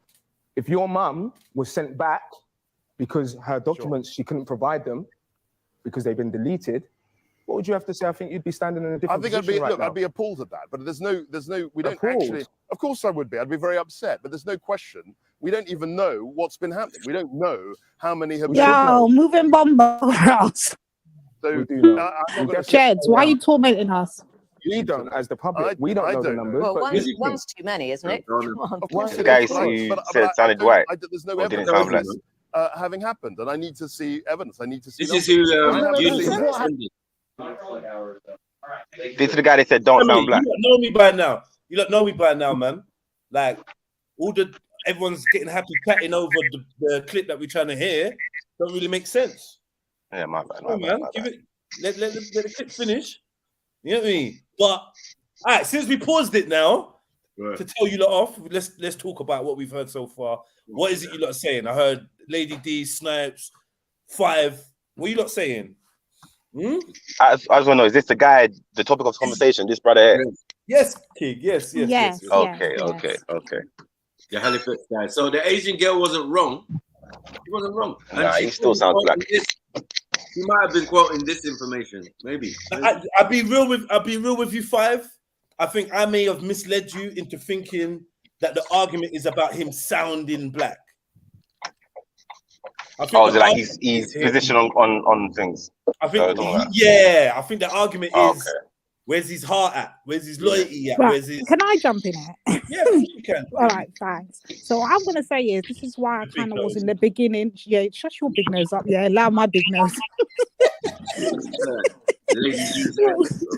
Defend the big noses, man. But anyway, what I'm saying is this is why I was saying in the beginning about the woman, innit? And I'm saying like, okay, she's not the right person because but what has she seen? What has she heard? Do you understand? And this is what, and if it, like I said before, and I'll say it again, if it sounds like a coon, it quacks like a coon, it moves like a coon. Why not call a spade a spade? And that's basically what she done. That's what she done. Yeah, she's just the wrong person to have done it. Please, Come on, because I heard him Reggie. crying about this yesterday. Obviously, me calling him a coon actually burnt him, and I will retract the statement. Yeah, because I ain't retracted nothing. Just on the I'm record. gonna retract the No, statement. the new word for it is Reggie. We don't say that. Do you know what? The word don't for say it, the T word. nothing ain't gonna beat the word for it, which is unsynchronized. Ducking. You're gonna get that term than that, bro. No, you can't. Because it's not offensive either. Yeah. Right? You're not trying to say, yeah. So this brother is definitely unsynchronized. He's unsynchronized. This brother. I don't know. Who knows? Anyone heard of Marcy? No, this one, I don't trust anything named politician. Like, Yeah. they're all in the bin. Throw them all in the bin. Like, we're not even doing that. Yep. I'm not doing this politician thing. I'm not voting Yeah, for I'm no not one. doing it. It's just like ridiculous to pick one over the other just because of the color. No. Hell no. Play that game. No. Once you start flinging on that penguin suit and going into that building and boom, boom, boom, you know what it is. But to be honest, it's not a once you do this. Yeah. Listen, I'm telling you, if you went to school in Eton, it's different. Your version of black is something It's I not don't ours, respect. right? We can't relate. We can't relate. I don't relate to you. No, and Reggie's asked a good question. So what? Rich black people shouldn't send their kids to good schools. No, I'm not arguing. No, it's not, I'm not arguing that. You made a good question. It made a good point, and it's a good question. Maybe someone else on the panel will answer. Are we saying that if you're doing well, don't send your kids somewhere where your kid may come out with the ability to be the chancellor of the exchequer? What are we saying? It's all about Nah, but you indoctrination, better though, isn't it? increase Jez? your homeschooling, though. I would say it's indoctrination, and if you're kind of been indoctrinated into that kind of lifestyle, that way of thinking, that mentality, there's just no coming back. It's a wrap. Yeah, mate. It's Ghana. Kwasi is from Ghana. Yeah, Ghana, man. Ghanaian. You can see it in his face. It's just Ghanaian. Any KW, Kwasi, any of that, Kwasi. Yeah. Coffee, anything. Yeah, that's them. man. I don't know if Kwasi is the day of the month, day of the week. I don't think it is. Maybe a day of atonement or something. I think Kwame is Thursday or something like that. Yeah, look. Big up MA, large up. MA. He's like a Ghanaian Eunice. No, there ain't no Ghanaian. What's his name? Eunice. You're aware of Yes, what bro. we're discussing. I'm sure you know of the Rupa Hook, the Ealing MP, No, saying, please fill me in. "Oh, pause. Let me pause enlighten you." I like it. Oh, good. I know, I'm dumb. I'm super dumb. All right, Labour MP Rupa Hook suspended from party for calling Chancellor Kwasi Kwarteng superficially black.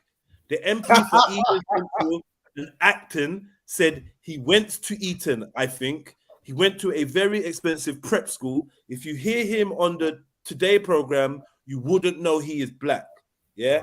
And she's an Asian sister who has been now suspended from the Labour Party for those comments. What do you think about that? That's interesting. That's really interesting. I just pulled up the BBC article now. So she's she's kind of telling the truth a little bit. Of course. It seems. Go on. Go on, mate. What? Yeah, she's like what? When? So for her to say that statement, where's her head at? What is she thinking? Can we make an assessment of what she's thinking at the time? She's thinking maybe there's a blackness that she's aware of that he doesn't fit into. Maybe she's had sorry, is she part of the same party as him? No, different party. No, clearly not, because he's actually What is all of that noise? Fire alarm going off. He's actually the Chancellor. So Okay, he's in the this is our Chancellor, bro. Did you know that? Yes, sir. Who's Chancellor? Don't try it. Don't try it. Yeah, he is. He is though. He is. He's the Chancellor. He's newly appointed. He's in charge of our budget. He's in charge of our finances. When our country gets fucked over, even more, it's gonna be a black face. Oh hell no! See, this making us all look bad. That this is a joke. Guess why? Just to add a little bit more context to what I just said, the IMF, the World Bank, has criticized his plan for the budget or whatever, and it said that it will create more inequality within the UK.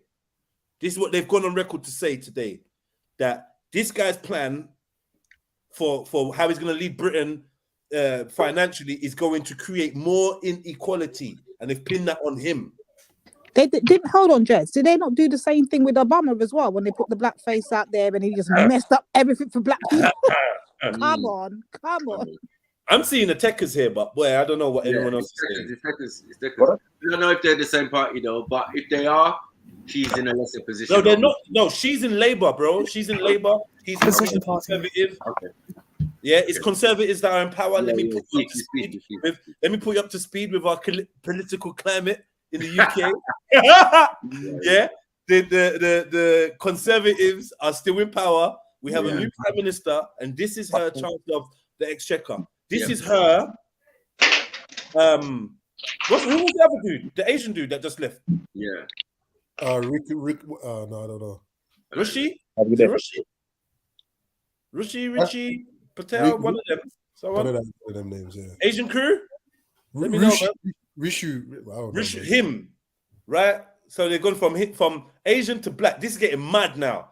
I know BNP, all of these men are pulling their hair out. It's getting peak. But I predicted this. You're going to get a black Asian prime minister. All of that.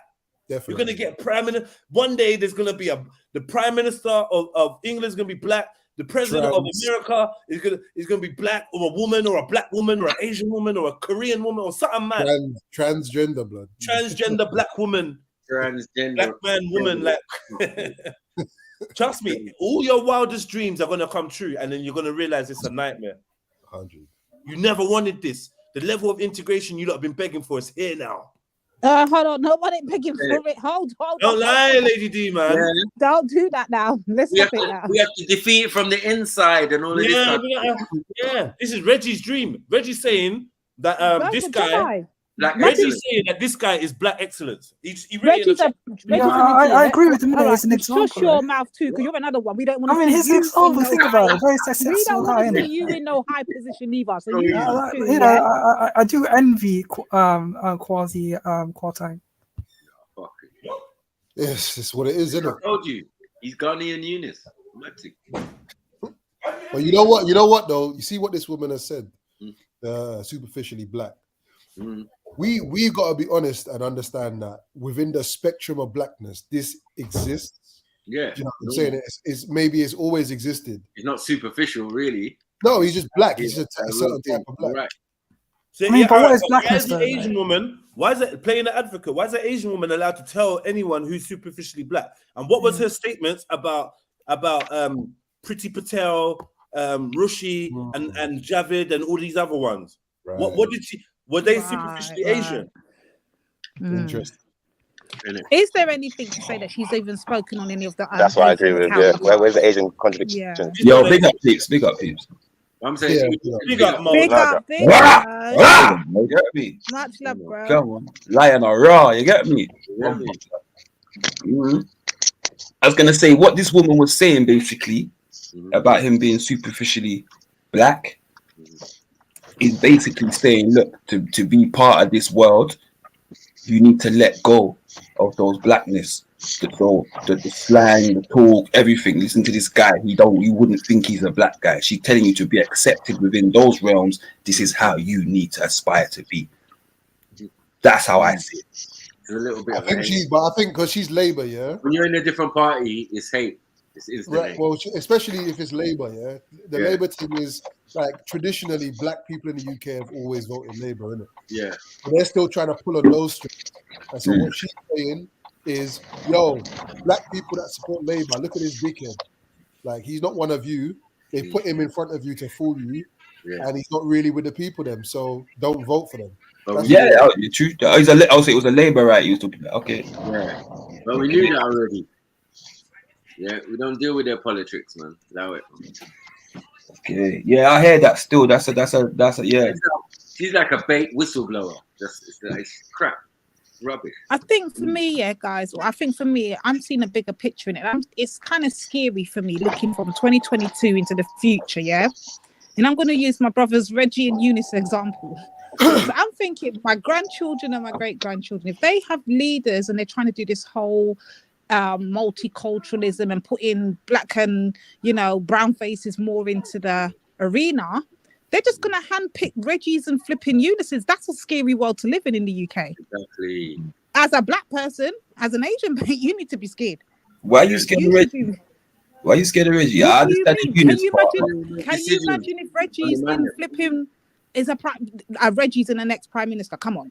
Can you imagine that? The problem is we're trying to associate Reggie with the prime minister in the system that we have today. Listen, no matter whether he's the prime minister, whether he's the chancellor, whether he's the transport minister, whether he's the health, it doesn't make a damn shred of difference. Yeah, damn shred of difference. There's people that are unelected voting for shit. It don't make a damn shred of difference whether it's a black man, white man, Indian man, whatever. We know this. You get me? People were dancing about Obama. He ain't do shit. Like, what are we, Mandela? He ain't do shit. Like, what we doing, man? What are we expecting? Do you think Reggie being a politician?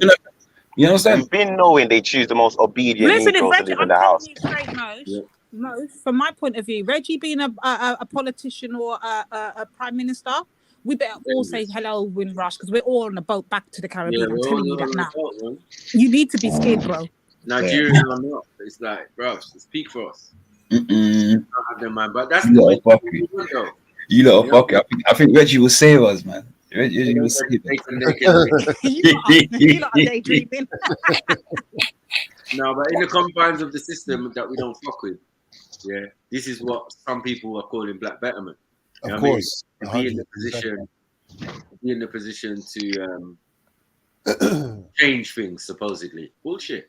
You chat to Sarah Garvey, and this is the kind of shit man will say, innit? Yeah. Or even fucking Stormzy and these kind of people.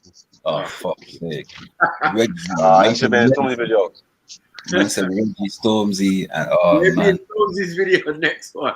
Man said Stormzy, Reggie, Garvey. What's going on? Behave, you lot self. SRG, you get me? You can't be the same sentence. You lot mad. SRG, you get me? Stormzy, Reggie, Garvey, you get me? You talking about Sarge? You get me? Hey. The Mel video. I watched that twice. Where's Raven now? Huh? These are the type of people who need to come and answer these type of things there, because you're not interested in that type of stuff.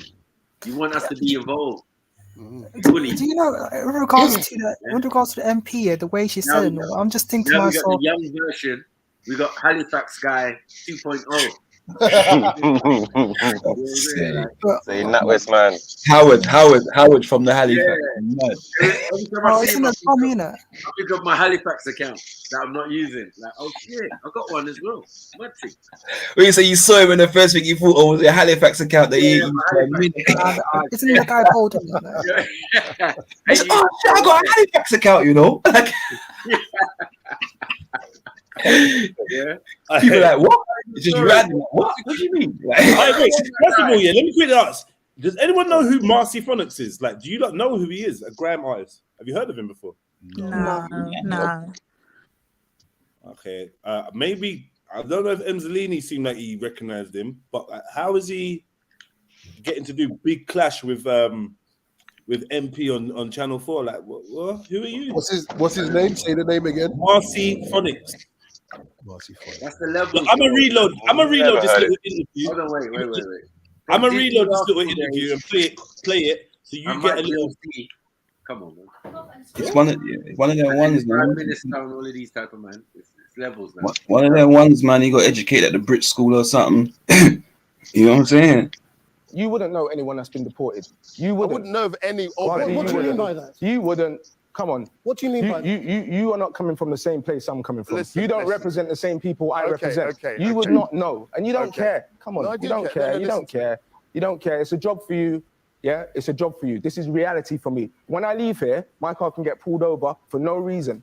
When I leave here and I go in, and it is true, when I go in the shop, or my daughter goes in the shop, who's 12, she gets followed around the I have shop. to let Kwasi Kwarteng answer that because you've accused him of not caring. Yeah. Kwasi Kwarteng. Look, of course we can. We debated about this, and it's a national scandal. Everyone has said this. Even Alan Duncan, who is a government minister, said that he felt personal shame at what has happened. We've said this. But what I'm saying now is that everyone has a right to stay from the Windrush generation. The Prime Minister has reiterated that umpteen times now.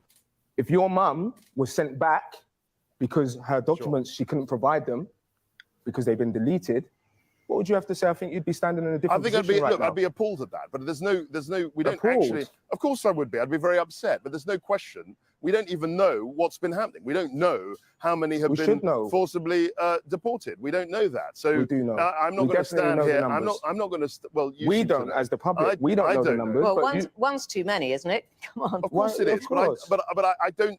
There's no evidence for this having happened, and I need to see evidence. I need to see numbers. There's I no haven't evidence seen of what having happened.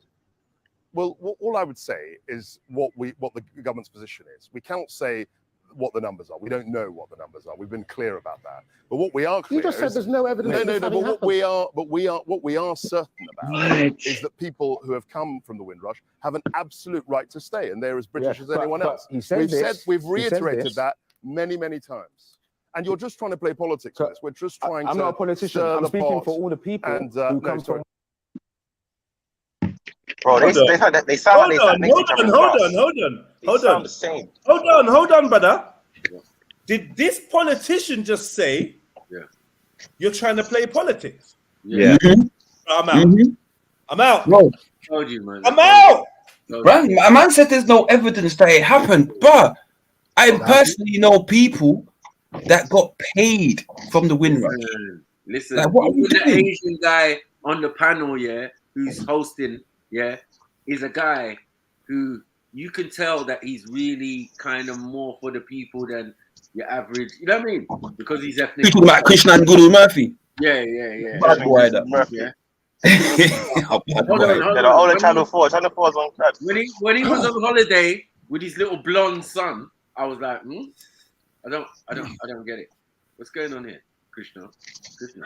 How's your son blonde, like fully white? Oh, I went it wrong. Toddler walking, like, yeah, my son. What? Krishna, think she lied to you or something. What's going on? What are you doing? You're taking jacket. What? Duffel coat. What's going on? But The other you tried to sound like his schoolmate, though. They all sound like they talk the same. Is known for having just roadman or you know what I mean, artists on there discussing politics. They had Dizzy Rascal, they had Mike GLC, you know what I'm saying? Even the Grime Minister on Channel 4. It's like a joke thing. They don't rate Channel 4 news.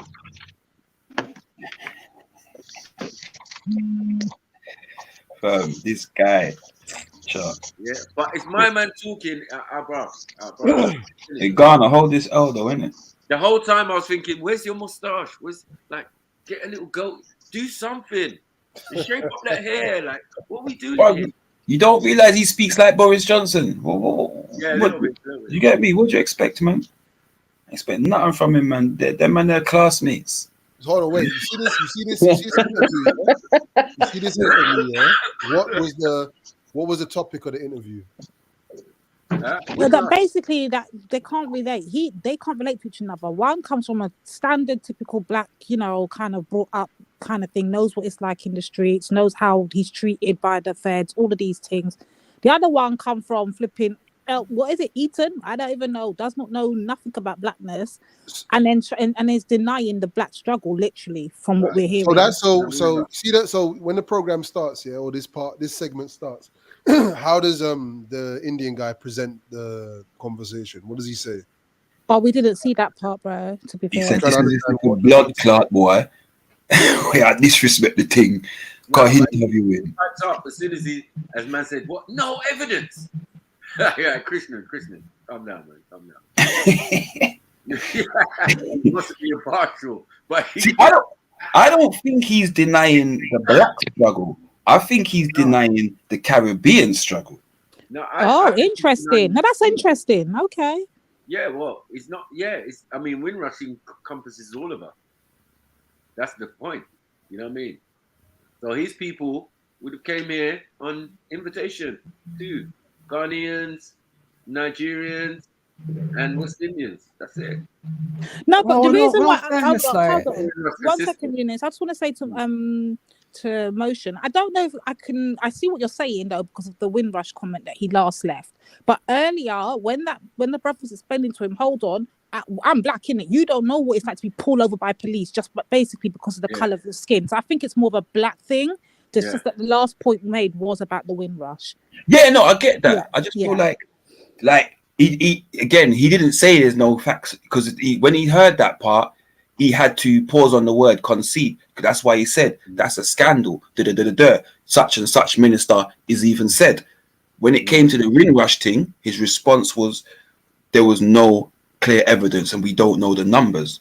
So that's why I say to you, like, he's playing that Windrush thing. You see the black people being stopped thing. He can't deny it because it's out there. It's statistic. He can't deny it, right? Yeah, and that will encompass all denominations of black. So Nigerian, Ghanaian, etc. You get what I'm saying? Because we understand that. Because when the police are stopping you, they're not asking whether you're Ghanaian or checking whether you're Ghanaian first. They just see a brother, whatever it is, isn't it? Like, but with the Windrush thing, I think he deliberately downplayed that, because he could run by saying we have no actual statistics and so on and so forth. And not only that, he palmed it on to another politician. Like he wasn't a politician. I didn't even catch that. Wow, okay. I didn't catch that. Another politician. Well, the next man said in his speech, the politician, like, why are you saying that for? And you that? Like, he's crazy, man. I'm not interested. And yeah, what she said was correct. Yeah, but she didn't have the right to say it. Cool. But it's highlighting an obvious for me. I don't know how you suspend someone highlighting something that's clearly obvious. Yeah, what would have been for me? What would have been the difference if it was, for example, who's black in the Tory party? I don't even know.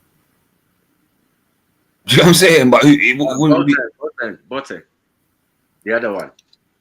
Oh, you're talking about no. So if David Lammy said it about him, for example. Okay, yeah, David Lammy's. You understand me? What would have been the fallout for David Lammy if he'd have No, said not it? from her, because they're both Labour. All right, well, whoever, you know what I mean. If No, whichever but that's the point.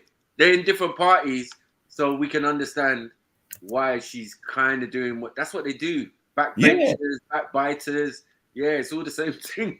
Yeah, no, I get you. But what I'm saying is, if there was if there was somebody on the opposition party that was of the same color as him, right. Yeah, what would have been the response to them saying, "Look, he doesn't represent you like I represent you. Look, you can see and hear I'm a black man. You understand me? And look at this one. You wouldn't think he's a black man if he was on the phone to him. What would you?" Much him and the party. They're just obviously, yeah, he's not black. Well, not just that, they're just trying to show, man, look, this guy, he's just a token, basically. They've got a token there to show you to get your vote, but in actuality, he's not like you. I don't even know how she's gonna word it. Biden said some stuff like that. So I think that's where we're at.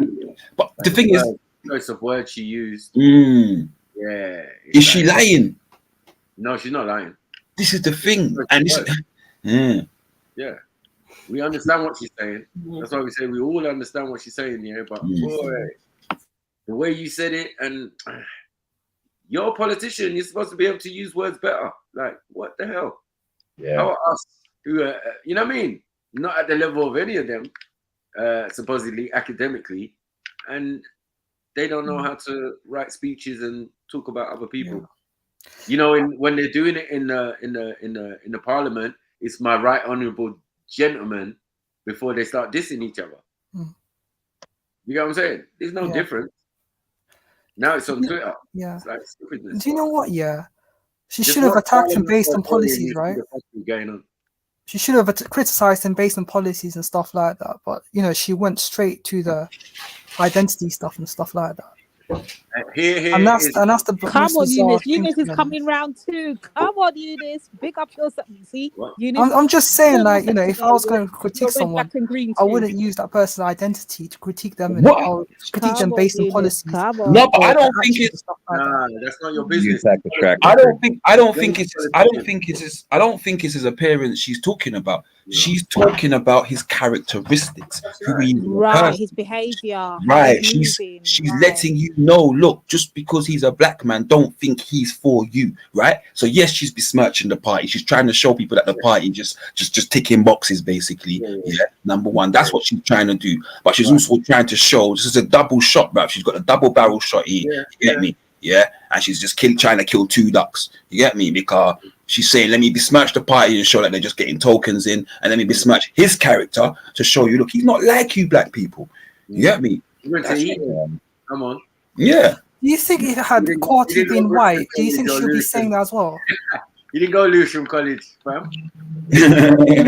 I don't think so. To be fair, I don't think she would. I don't personally think she would. And there you go. You see, because you know she has a racial she's racialized thinking person. You know what I mean? Like racialized. When she sees Quarty, she sees a black geezer. She doesn't see an MP. You're not even getting it. That's the point. You know what I mean? And the way she thinks that black people, she thinks of black people in a certain way and stuff like that. You know what I mean? Like. Yeah, you went into defense. Preconceived. I understand what he's saying, Motion. He's saying that basically she's got a preconceived notion of him because he's a black man. He's supposed to be repping the black thing, but she's not seeing that. So therefore, she's calling him out on basically his buffoonery. That's what she's doing. Yeah, but why didn't she say that about David Lammy, Marvin Rees? Right, that's the next part. Do you understand me? This is what I'm trying to say to you. But you can't do that. It's right. Not party. If you're in the same party as them, yeah, you could have those things on, you know, like a little notepad or a little black book.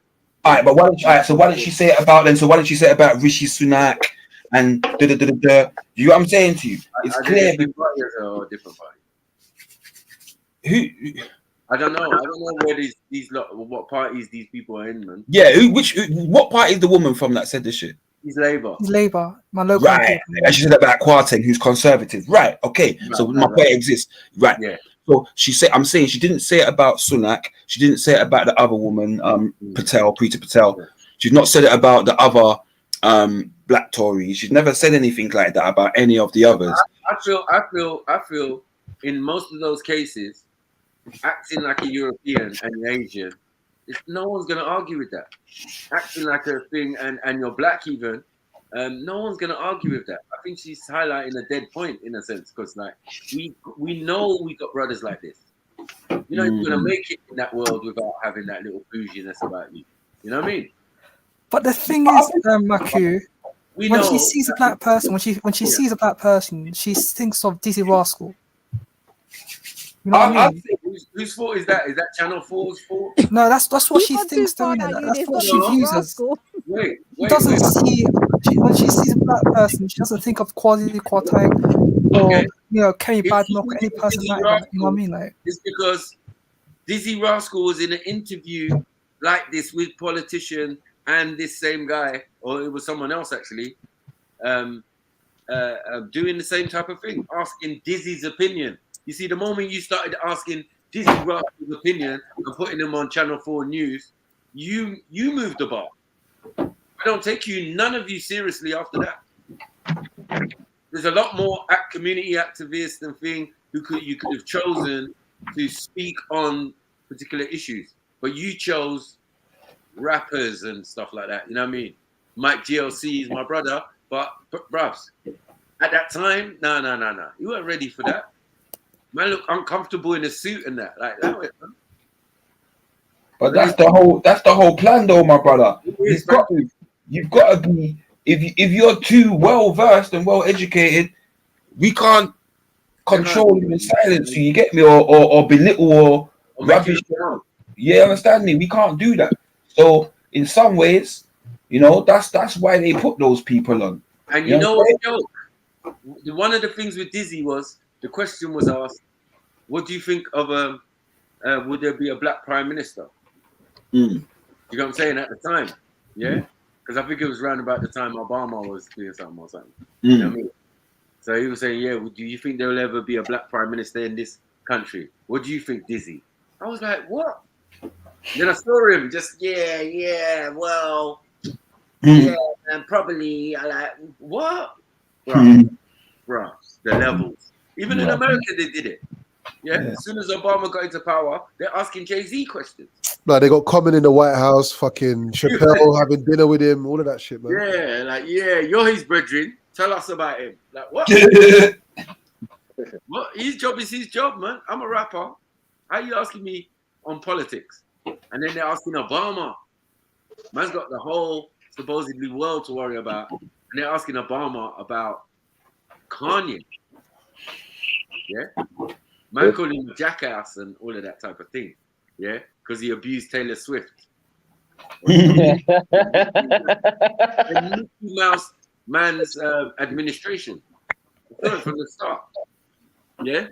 Your inauguration was a concert. Disrespect. Right. So this is how they're wrapping popular culture into. They had to do it because that's the way you get the votes, right? Yeah. But remember, look at Hillary. You saw Jay-Z and them lot standing next to Hillary. You take the L. Take the fucking L. What are you doing? And the worst part is, crying. The worst part is they stand next to Hillary, yeah. And when they were on the come up pause, you know who they was fucking Ras Clark helping them and giving them flipping cheap Ras Clark thingies using their venue, Trump. Right. Yeah, they was all pally with Trump until it come to election time now. Right.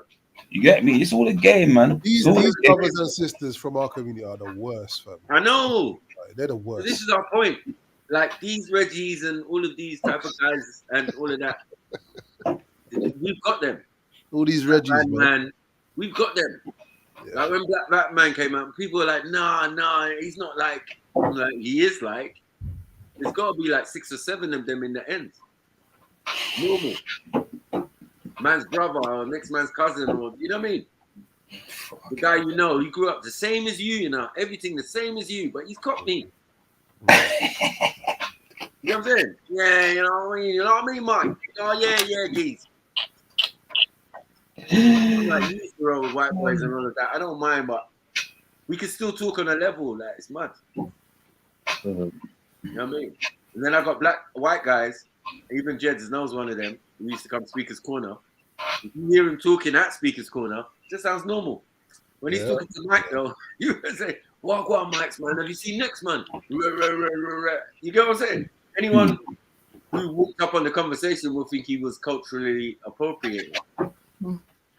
You know what the thing is, yeah. I used to know some white guys, yeah, and I learned a lot of, say, like from my early 20s, like from the age of about 20 to say 25, 26. Like I learned a lot about kind of politics from these guys because they were all, how can I put it? You know, they were all the fucking protest type of people, and their mum started a fucking some type of charity, and they were well versed in the political sphere anyway.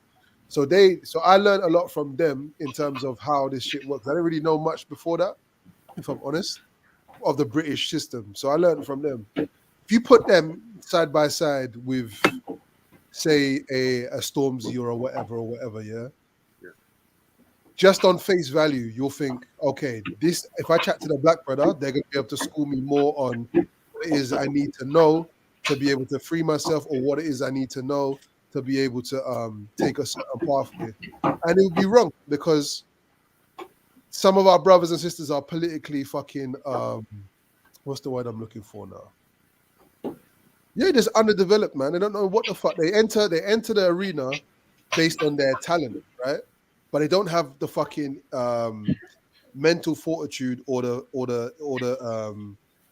you know what I'm saying? Or the you know, research. It's nothing's backed by research or reading or nothing like that. They enter the arena as an entertainer, and suddenly they become the voice of people. No, fuck off, man.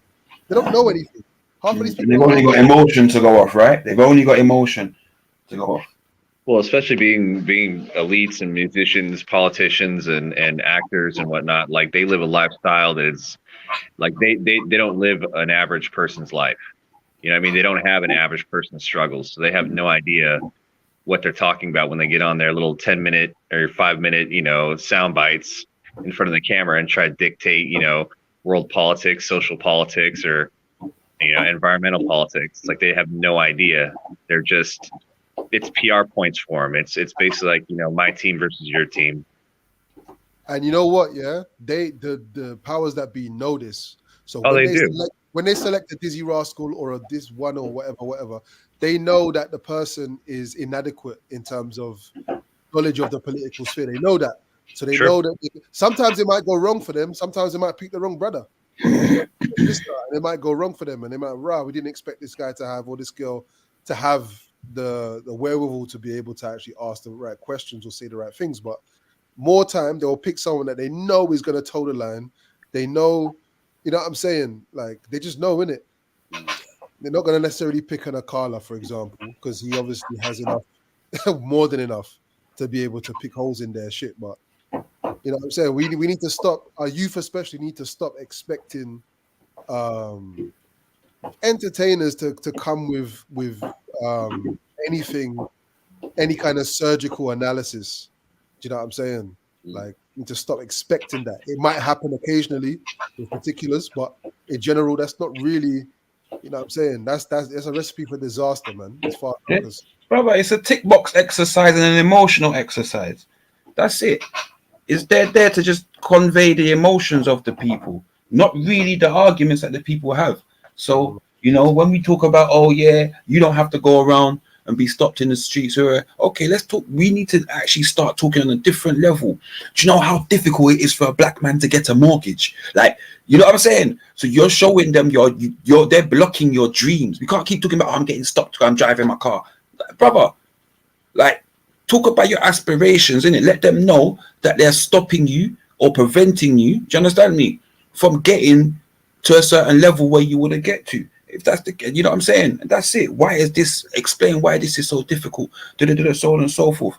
Like, let them bring their things in, and then talk about the social economic factors. I think just keep banging the same drum about fucking being stopped It's just it's crazy, man. Motion, do you think that we should be on these programs at all? My stance a little bit is like they never give you, like, even if it, whether it's a black man or a white man or this politician or Russian or whatever, they set the whole thing up so that you can't get your arguments out properly anyway. So they're able to kind of manipulate how they're able to slice your arguments in half and fire off their own shots in full, to the extent that, you know what I'm saying, it distorts the picture. It might devalue your argument. And I just wonder whether, I don't wonder, like, I would never go on one of them programs. You know what I'm saying? But do you think that we in general have to have some representation in these fucking programs? Talking about news programs, yeah? I wouldn't say have to. However, what I would like to see is some of the more eloquent brothers and sisters on, and in fact, in some ways, I'd probably prefer to see the sisters on there, because sisters tend to plan a lot more. What again? A lot of the things that when people are getting on there, the man's getting a call on the day. Oh, do you want to go on Channel 4 News? Yeah, boom, let me go on there. You get me? Them time that you've been waved half the day in the studio writing, The only thing you got is emotion. Do you understand what I'm saying to you? A sister's not necessarily going to just go and walk on there with and not be prepared. You get what I'm saying? She's going to take the day now and be like, right, I'm going on this to interview such and such. I need to, you know what I'm saying? Like, it's different, bro. It's different. So I don't think that we shouldn't. I just feel like people need to be more selective of putting themselves up to be embarrassed. You get me? That's it. Just stop going out there and embarrassing yourself, man, and proving yourself to be, you know what I'm saying? Because every time it happens, I cringe, man. I'm like, why do you not let these fucking these not smart people go up and try and, like, they're talking about people that are like career barristers and stuff. Yeah. Do you know what I'm saying? Like, these people know how to argue. It's what they do. So you need to be able to bring points and then, like they do, trap them. You know what I'm saying? It's crazy, man. But they get to choose who comes on, innit? So that's the point. Right. They're going to choose people that they know are going to, like I said, there might be one or two exceptions, but in the main, they know what they're getting and they're getting what they want. You know what I'm saying?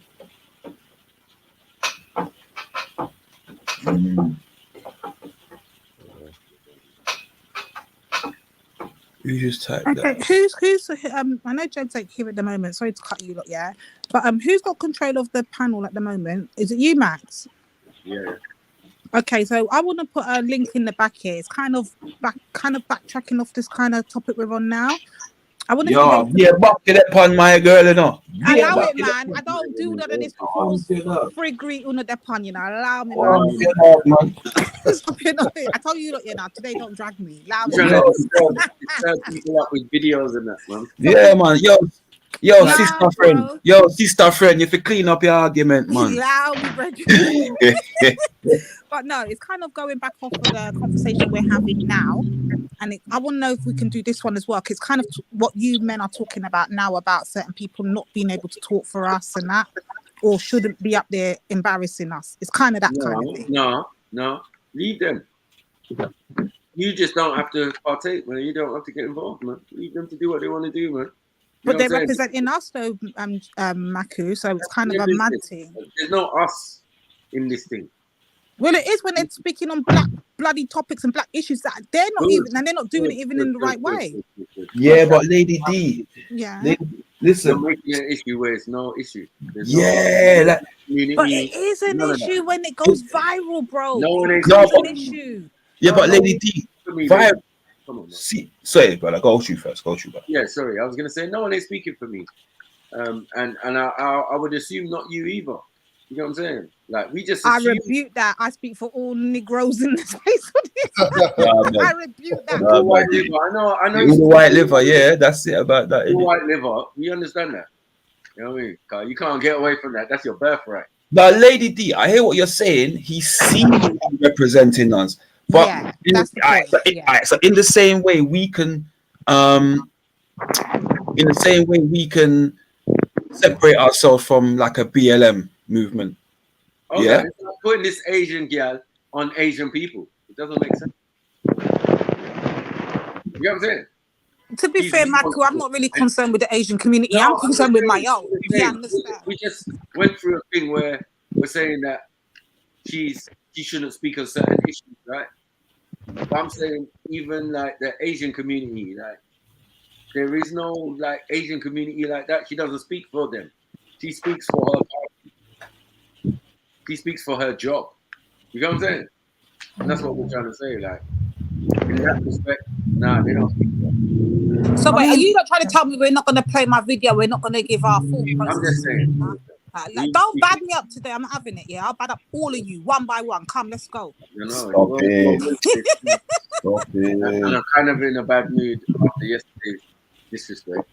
But yeah, I was kind of saving it for that particular individual. But yeah, anyone can get it, you know. But hey, you know what? Hey, you know what? I know you're using my own line on me, you know, Mackie. Behave yourself. Yeah. Like, behave. Whoa. Yo, brother, you know what? Listen, the Delil's there, innit, man? No, like, I'm the bigger of this shit. Yeah. No, brother, the Delil's there, bruv. No, my brother, the Delil's there, bruv. Yeah, like I said, bro. Yeah, let it be written, let it be done, bro. Like, that's it. Simple, innit? Like, I don't need to say nothing more. Whoever want believe. You get me? The realness is there. It's my own fucking documents.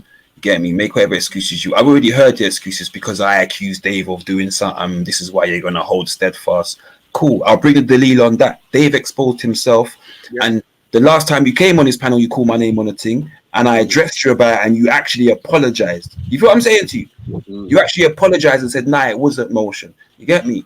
Now Hector's on there talking about, "Oh, you heard some argument with someone and and they said it to him." It was me though.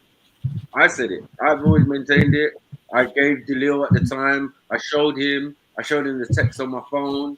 You get what I'm saying? Yeah. While I'm streaming, you're on my stream, yeah. And then someone saying to me, like, bro, this guy killed a youth. And what? Nah, hey, you kill a youth. You get me? That's what I'm saying. Run off the panel. Took another almost 6 months to find him again. I'm on a bellies or someone or whatever, and then he jumps on. Same thing again. I'm asking him the question: who you kill, boy? Huh? You kill that granny? One for you. Yeah.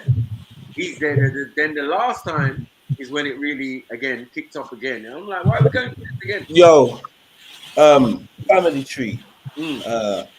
Sorry, yeah. I know that we're in the midst of a certain conversation, but I kind of feel like some things need to be addressed from yesterday, but I need motion to tell me whether he can be bothered or not, because I want to utilize the online time effectively. I've just had a little listen at some things that's being said, and I would like for them to be addressed. When you ready, bro? Yeah. All right. When you ready, bro? Cool. I'm gonna play this, and then let's just listen to what's being said. I think everybody's after you go and fuck it out. Crocodile tears, but all I can say is it explains to me where he met Shifa. Because I used to ponder, why is Shifa like this? I mean, this man, he's obviously a convict as well. Yeah. I told them yesterday, that's of the feather.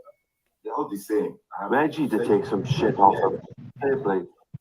Whether you claim to be a YouTube, what's the title he gives himself, a YouTube content creator or not, they're all the same. Criminals.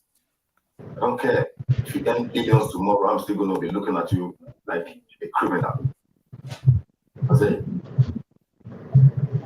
And I had to laugh. I said to him, Motion, why are you coming on to defend a fucking real sloppy stepper? Do you know what he said? He didn't go, no, I'm not. He went, look, Hector's with you and you were sloppy seconds because you were married before. Actually, I'm not sloppy. Nobody will see my fucking gash all over the internet.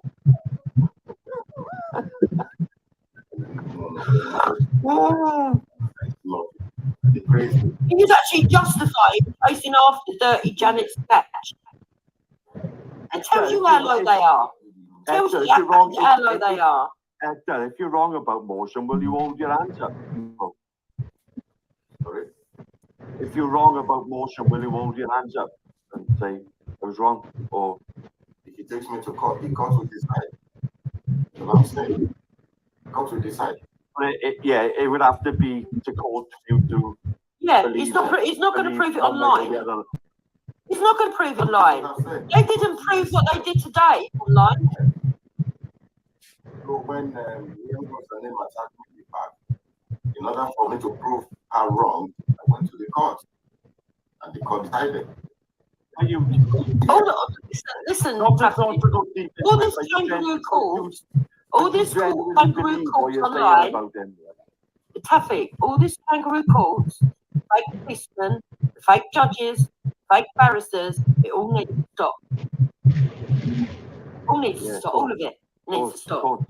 Whatever happens on YouTube, should stay on fucking YouTube. So if they want to take it into the real world, let them take it into the real world, take us to court. And then we show the fucking evidence, we'll show what was said, and we'll show whatever else Hector's got, and then we'll see where we go from there. Stop coming online with fake fucking receipts from fucking convicted for 12 years. And we don't even know it's his because there's no name on it. You know, assumption is the mother of all fuck ups. Like, right. So my first response to that is, someone's got some background noise. I might be driving. That might be me. I'll mute up. Yeah, mute up for a second. Right. My first response is, why would somebody put their name and personal details online, prove something to you as a slanderer? It doesn't make sense. If you listen, I said, I know that this is motions paperwork. That's all anyone needs to. I know it's motions paperwork. It was provided in a private environment, right? Whatever, yeah? But the argument is, we're not going to prove anything online. If you want us to prove it, you got to take us to court. This is the stance that they're taking. I want you to listen to what's said next, because this is very important. Listen, I said it earlier, Taffy. If it turns out wrong, I don't fucking care because his rap sheet tells me enough anyway. Boom. You hear that? If it turns out wrong, I don't care. His rap sheet. What? Listen, I said it earlier, Taffy. If it turns out wrong, I don't fucking care because his rap sheet tells me enough anyway. If it turns out that is his kosher rap sheet, right? From when he served 12 years. You don't get 12 years for nothing, Taff. True. Be serious. True.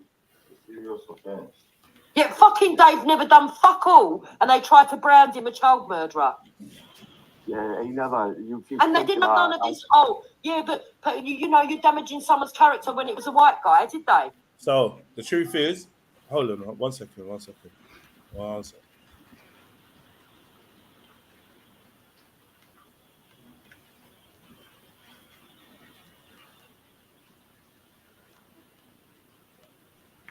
Yeah, sorry, yeah. Because you're right. So yeah, you were saying about Dave Smith, right? Now, this whole thing about Dave Smith being a child murderer, I didn't make up the claim. I've not claimed that he's a child murderer. I simply asked. I asked questions. I asked him, and I asked him to tell us what Guan. He said he doesn't want to justify or whatever. Nah, whatever, rare.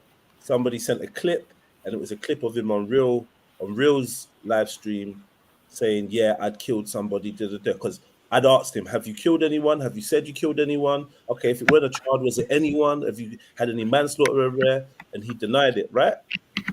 He denied it. And then a clip was sent where he's online saying that he did time for manslaughter. Correct? So in terms of, I don't know where the child bit came from. I asked and I tried to get to the bottom of it. But at no point did I say,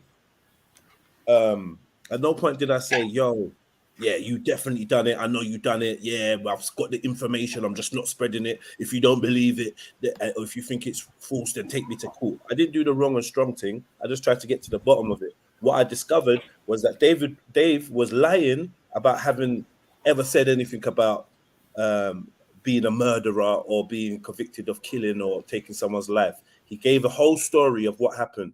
two guys tried to hurt him and he killed them or killed somebody or blah, blah, blah. That was that. The child aspect of it was a question. It was never, I never accused him of killing a child. And that's the facts. Yeah. And he did get the right to reply. And we did pull up the information that had him saying that he had taken someone's life with his own voice. He said it. What his motives are for saying it, I don't know. But he said it. Still doesn't make it true, but it still shows where the source was. Because he tried to say that Empress Becca made it up. He said Empress Becca made it up and she probably got it from Ralph. But as we heard from the clip, it was him saying it. I don't know who said it before that or whatever, but he was the one saying he'd been convicted of such things. Right? Cool. Let me play some more. You would never see him up online if he did that. You would never see him up online. You would never see him up online. Speaking how he does all the time up online. It's not as if he stays in the chat. Hector said to me that he has got proof. He believes he's a rapist. He's seen enough to believe that that man is a rapist and he doesn't want me near him. That's all I need to know, Taffy. I will stand by Hector 100%. I don't think Hector would make up anything, to be honest. And I don't want to be around people that's a potential rapist. I don't want it. No, I don't either. If those people want to hang around with them, let them get on with it. They want to cape for him, let them get on with it. They want nothing to do with him. And after the disrespect they showed Hector in the last fucking 4 weeks and yesterday, and then having the audacity to try and say, oh, but a man's character, when he's a fucking convicted fucking, well, 5 years. Actually, it's 5 years, yeah. Yeah, 5 years they've been putting out lies about me and my family. 5 years they've been fucking going at my character, going at Hector's character. 5 fucking years. Now listen to this. Listen to this. 5 years they've been. Who's they? Who is they in this scenario? Who's they? 5 years they've been going at your character. So 5 years you've been accused of being of being involved in sexual assault, being a sex offender. And who is they? Who is the people? Have I ever accused you? It's Trilluminati Live. Everybody knows I run this channel. Who? Is it Motion that's been slandering your character for 5 years? Who is it? They. Who's the they? I know you're not going to use Lady Divine because she was not involved in this conversation. She didn't get involved at all. It's not Don Osman. It's not Flintlock, who has just come to the YouTube, to the Trill community in the last year. It's not MA, who hardly comes online and definitely hardly gets involved in these type of conversations. So who is it? Is it Sniper that's been slandering you and defamating your character for the last 5 years? Who? Oh, hell yeah. Because as far as I know, you've only had verbal clashes, cussing matches, where you've said stuff about him and he said stuff about you. I don't know about no 5 years though. So that to me is like the dishonesty is gonna actually do all the work that we need done. The dishonesty is what's gonna do the job. It ain't gonna. None of us don't need to do nothing. You're gonna keep proving yourself to be dishonest and a liar, and so is your husband, right? And as you said, you don't even care what the truth is, because as far as you're concerned, a man being convicted of any crime or having any kind of rap sheet on him means that he could be potentially a rapist, is what you're saying, which is obviously ridiculous. And anybody that's non-biased can see that's a ridiculous thing to say. But we'll get there. Ridiculous. You want to worry about one convicted fucking whatever? Nah, fuck off out of here. Trying to set Dave up, make out he was a child killer. No way.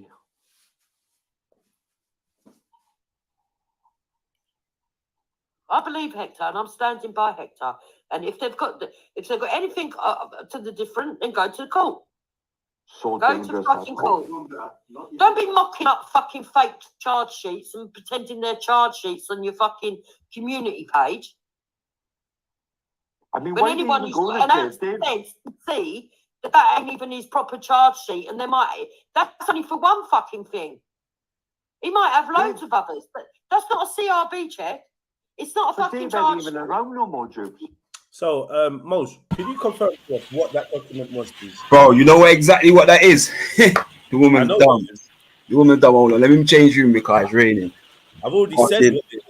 So that what that is here is it's not a CRB check. She doesn't know because she's not worked for a long time. It's now called a DBS check. Right. Okay. Right. So when you get a DBS Enhanced. certain job, right? So they send all your details, everything here. Certain jobs I've had, you've had to have enhanced DBS check, right? Which sends everything, right? So that's what that is. Yeah, and that was a page from the DBS check. So there you go. That's the DVS. I know that's what it is, but I don't know why this woman's talking nonsense. Like She wouldn't know. She wouldn't know because, like I said, she's still calling it CRB. She's never gone applied for a job for the last 30 years. She wouldn't know what a DBS check is. Her husband's a roofer. He don't know what a DBS check is. He only needs to get a CSCS card. They're uneducated on it. And clearly, they're not involved in they've not been embroiled in the criminal justice system in Great Britain. So how would they even know? They're not on the probation. They're not. What would they know what any of this paperwork looks like? Since they're so squeaky clean, how are they so sure? What did they know? So this is where you start talking off opinion, not fact, right? You start making up stuff to fit your narrative. Stick to the facts. Yes, this is a DBS check. No, it's not going to have Motion's name and fucking address printed on YouTube for all of you lot to see, because you've just called the man a fucking you've accused the man of being a sex offender. No, he's not going to provide you with the most intimate details of his identity. Don't be stupid. Don't be dumb, man. This is where now you're just being childish because you just don't want to admit that you lied and your man's a liar. You don't want to admit that because it's a disgusting thing to make up about someone. But yeah, you want to keep going back to Dave Smith. Well, you need to go to the origin of the Dave Smith slander. Like the origin of the Motion slander is Hector. The buck stops at him. You're now doing some generic, yeah, for 5 years, they've slandered my character for 5. Like, what are you talking about? Apples and oranges, they are not comparable. Please behave. Let's keep going quickly. Dave ain't even around no more. You see that charge sheet?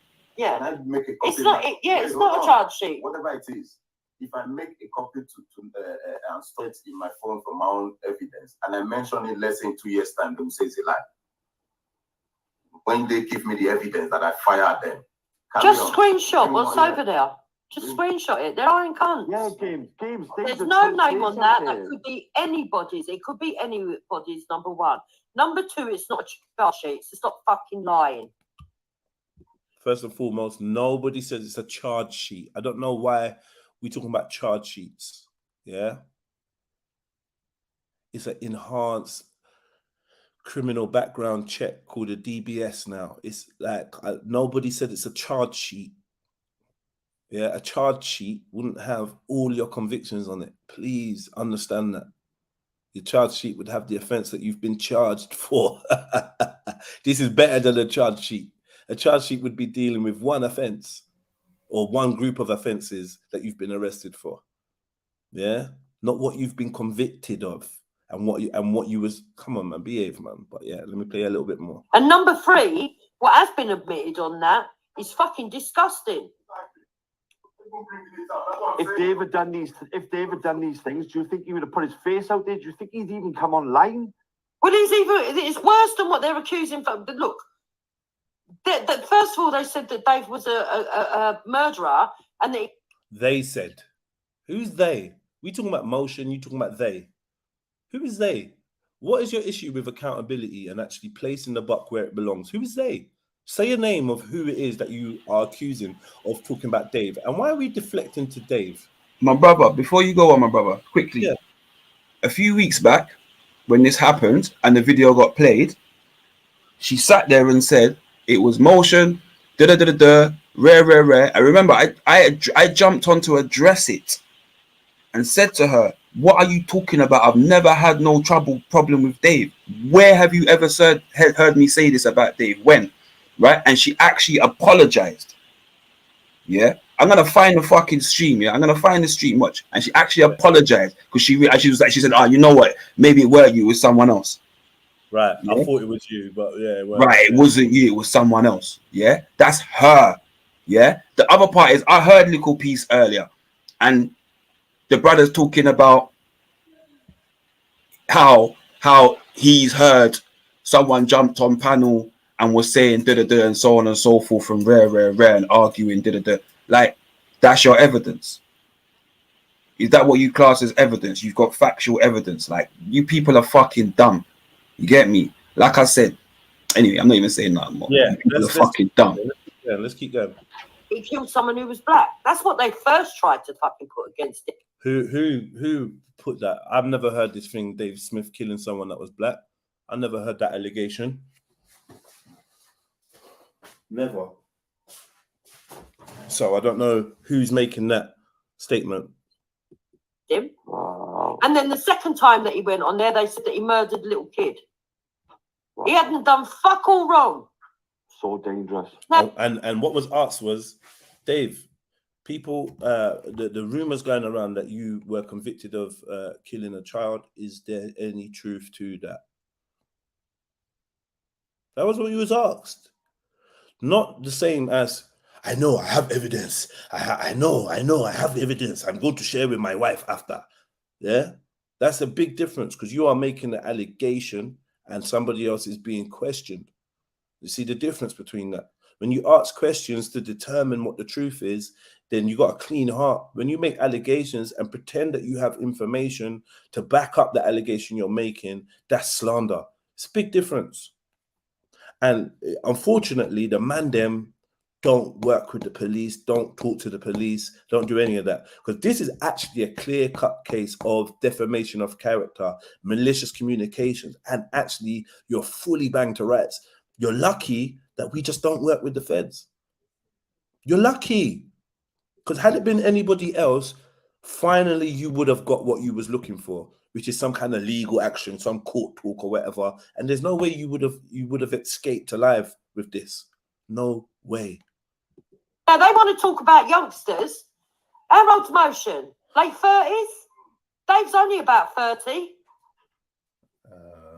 A lot of people don't realise that. Dave only just turned 30. Okay. So fuck off out of here with your lies. And after all the lies and slander about Dave that everyone's been guilty of, do you not still just come to the channel and chill and chat? No? Do you not still have conversations, no? Telling people, oh, I've got respect for you and this and that. Do you not do that? So where was your righteous indignation earlier this week when you was clicking the link to jump on there? I don't get it. Because you've been on there chatting. You ain't mentioned this once. And now you're trying to find a deflection. It's really disgusting, man. I hope somebody pulls you up for what you're doing, man. I hope it actually does come back to bite you what you're doing. And as for that woman that they showed the video, it's supposed to have been her and how beautiful she was fucking fat, ugly, fake, trying to be white, yeah? And there was no proof that that was her either. I think JEDI's trying to come on. Now watch this now. When you tell the truth, you got nothing to hide from. You got nothing to worry about. You lot are telling the truth. Everyone else are liars and slanderers. JEDI's trying to come on. JEDI, I don't want to talk to you. After what you did yesterday, there's no point. And after what you did... After what I did yesterday. After what I did yesterday, which was ask a man to provide evidence for the claim he's making. And because of that, you don't want to talk to me. That's interesting, huh? It's an interesting way to combat, to show that you're in the right and tell the truth, right? You run away from the ability to talk, to be questioned. And you know what I'm like, so you know that it's going to be dance done if I ever jumped on there. You know that, right? It's just I heard what she was saying. I'm like, no, I have to speak up. But you know why you're scared to come on this panel and speak about it? You know why you're scared to let me on your panel and speak about it? So as far as I'm concerned, you've deliberately closed all lines of communication because you're battening down, because you know your husband's a liar and you've been rumbled. Did the last time I let you on the show, where you say what you want to say and then run off because you don't want a response. Fuck off out of here. You can go and fucking mind control somebody else. Slandering a fucking white man, but all of a sudden you're up in arms for a convict. Fuck off.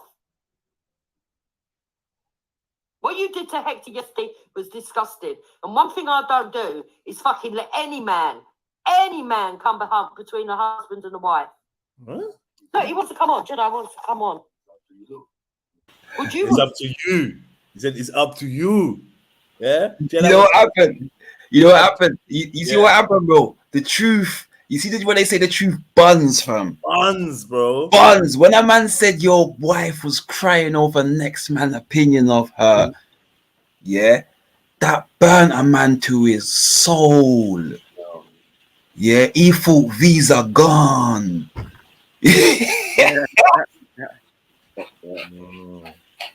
Burn. Burn him. All right. Mad. We're gonna keep this snappy, man. We're gonna keep this snappy because I'm not playing a lot. It's just a little bit that I heard when I was taking the shit. I was like, nah, I need to adjust this. Look, he wants to come on. Jedi wants to come on. Would you want to speak to him? Because I don't. No, fuck off.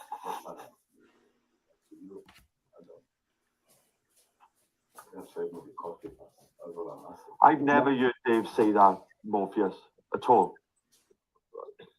They were accusing him of it, and he went like, yeah, I done that, didn't I? Yeah, I've served time for this. Oh, now look at the spin now. Now you're saying, oh, they were accusing him of it. Yeah, they were accusing him of it. So that's why he said, yeah, I did it. This is it. He was being sarcastic. Cool. But at least tell the truth that, yeah, he did say it.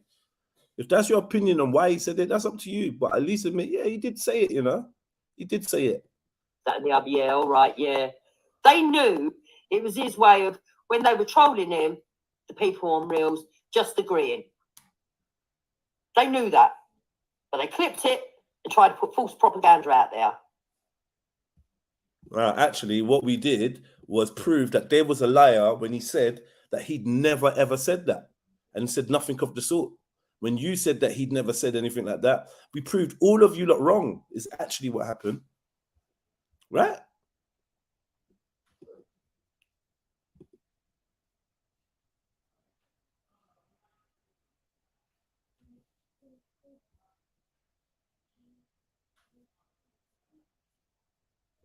Sorry, I was in here. And you know the next thing is, was I even on that stream when you fucking questioned him? I don't know. I don't think so. I weren't there, bruv. I weren't there. I've never accused this guy of killing the child. Never. Discombobulated. That's what's happened.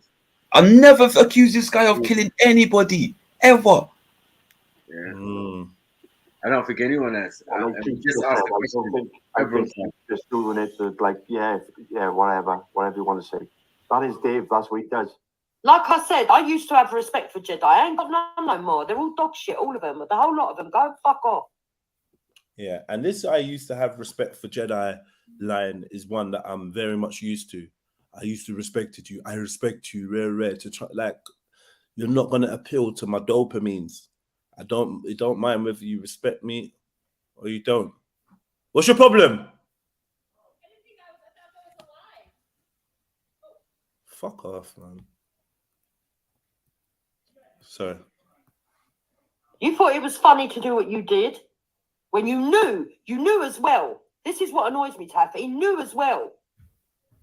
Who's he? I went on and said, look, I don't want this back and forth. I'm not trying to do this no more.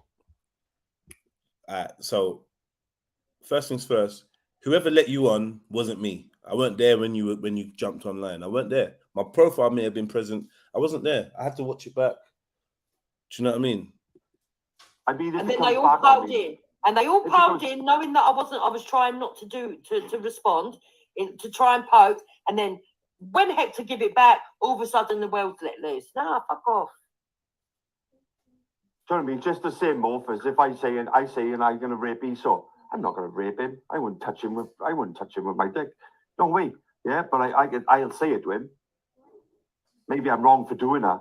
But look, I don't care if Jedi works with Brian Earl. My conscience is clear.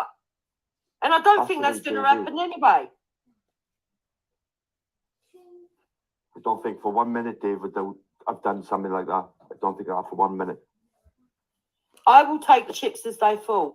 And this is why it doesn't matter what you believe. This is what I said. It don't matter what you believe. It didn't matter what I believed. I said I know that motion has not been convicted or charged or arrested or accused of anything like this, right? I said that. However, yeah, what did I do this morning? I rolled up with evidence, man. I put something down. I put something down for you to read with your own eyes. And I'm not just here saying, oh, well, you know, I just don't think that, I just don't think Mo should do that. I can't see him doing that. And you don't even know this brother. You get me? This is what I'm saying. The way we operate is just totally different, man. Stand by Hector. Don't care. You stand by Hector. Tell Hector to give you the evidence. Why didn't he give you the evidence yesterday? Why hasn't Hector told you what the evidence was? Can anybody explain that to me? Because Jupiter said, Hector said he would tell her after the show. The show's over. It's the next day. Why hasn't Hector given you the evidence? Why are you not online saying, you know what, I've seen the evidence. I've heard what the evidence is, and I agree with Hector. It's this. You're saying, oh, well, whatever, like, yeah, well, I stand by Hector. Like, and if it is proven to not be true, then, yeah, well, look at his convictions. What? You're right. What if Motion was to come up here, Jupes? Would you give him chance? No, he's a rapist. Why would I want him on my channel? Wow. Doubling down. It's actually very, very serious, fam. This is what I said. It's a shame, Mosh, that we actually have the stances that we have. And this is why people kind of think we're stupid, because they've got this third-party group in uniform, yeah, that they will use and utilize against us anytime. But when it's your turn, you know, my brother. We won't utilize the group against them. them. You know what though? This is the thing. My missus said this to me, yeah. And I said to her, you were listening. If you want to call them and say, listen, this woman's putting you at threat with her slander, you can do that. Yeah, you can do that, yeah. She can do that, because they don't need me to make an accusation. They don't need me to make an accusation of a crime. It only needs a witness. Remember that. You get what I'm saying? So, you know, like, make them go and think, yeah, it's all sun and it's all good and it's all sun and Ras Clark baked potatoes. It's not. You get me? And anyway, that's enough. That's all I need to say on it. You get me? Like, I provided my receipts. That's what I'm saying. You ain't provided. Like I said to you, you won't have no evidence of that. So it's either you just hold your L, yeah, and understand and realize you're just making up excuses, yeah, and trying to just be. That's who you are, in it. You're wrong, and your miss is wrong and strong. That's who you are. You get me? With your dumb husband that can't Ross Clark correct you. That's it. Simple. Like, what we gonna say? What we gonna say? And now you're the voice for him, and he's giving you no evidence. Are you stupid? That's how dumb you are, because you stand by your husband. Exactly. Cool, man. You go do your dumbness, man. Do your dumbness. Like I said, do your dumbness. Everything that was said, you misconstrued, put up all kinds of foolishness. You were the one talking about raping people and going to see people's family. I just said, if you go see my family, I got 4 brothers. That's it, literally. But you were talking about you going to see people, not me. I clarified for you on many occasions, bro. I'm not threatening you with violence. You get me? I clarified, but when I'm talking about smoke and I'm not talking about that. To the point where we're mocking you for saying guns and knives. You get me? We weren't talking violence, bro. But it is what it is, man. You carry on, man. You make your excuses because you cannot fucking understand basic English. That's cool. You do that, the two of you. It's a fucking miracle how your sons come out fucking smart. I'm telling you, it's a fucking miracle. Because 2 dunce people don't have fucking smart kids usually. All right, let me play a little bit more. And this is near the end of where I got to. I don't think I heard much more than this, so I don't care what she says after this. Hector's told me that he Oh yeah, this is the part I wanted to play. Oh, he's a rapist. Why would I want him on my channel? All right. I believe Hector. Hold on a second, you lot.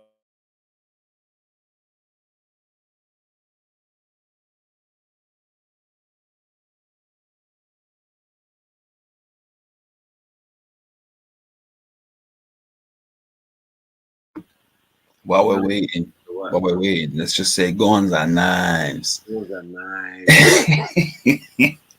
Hey, motion. I'm telling you, I'm sitting here quiet and I was quiet yesterday because I was thinking, you know what? This could have been me. There's all legitimate reason. You know, there's like previous. Why it could have easily been me. Get it? I'm like, raw. Is that how people rolling? You get the level they will stoop to when you're getting roasted. Bruv. Like, remember, I went bananas about the youth already. You lied up, said I attacked to you, I threatened your youth. So there's a pattern of this thing. I was like, no, he's not doing it again, is it? I was like, This is the thing, my brother. Like all the conceived notions you have about what man was saying. Like you telling people, I text someone. I don't talk. Listen, I don't talk to these people. I just asked you a simple question about your vernacular and how you're talking about nappy head. And I asked, is your mother that a black woman? Number one. And then you talked about wearing weaves. And I said to you, does your parents wear weave? Does your family wear weave? Do they want to be white? It's a simple question. You get me? But all of a sudden, because you know now, you look like a fucking hypocrite and you're actually dissing your own people. Now you're getting in your feelings. You get me? It's not my fault, bro. It's not my fault. It's not my fault. If you want to go out there and let your wife talk about people got picky hair and shit. Yeah. I tell you, You get me? Me and the guy has a conversation. It's not really going to be easy for man because I like, bro, this is just one violation too many, and this is the limit. This is the one we can't take. You know what I'm saying? It's beyond man's morality. You know what I'm saying? We don't do shit like this. This is a blatant lie, and then you're gonna double down on the blatant lie. Like I wouldn't fucking squeeze the life out of your fucking husband for saying what you're saying. You know what I'm saying? You know what? You know what, Irish? You see that what you just said? Again, it typifies exactly what I said yesterday. She liked motion. I don't mean in a fancy way. Yeah, I'm just saying, like you like motion, or you think motion's cool, whatever, and you think that I'm defending someone for asking a question or just questioning someone's vernacular and saying, bro, you can't say that, bro, because you've heard other people use that in racist terms. You can't be calling people picky. You're hearing your wife say it and then you go and say it. That's a madness. Yeah, that doesn't mean to be. That's not being pro-black. That's just me that I don't want you to be giving people the opportunity to be fucking racist. I don't have to be pro-black to not want to be fucking racially abused.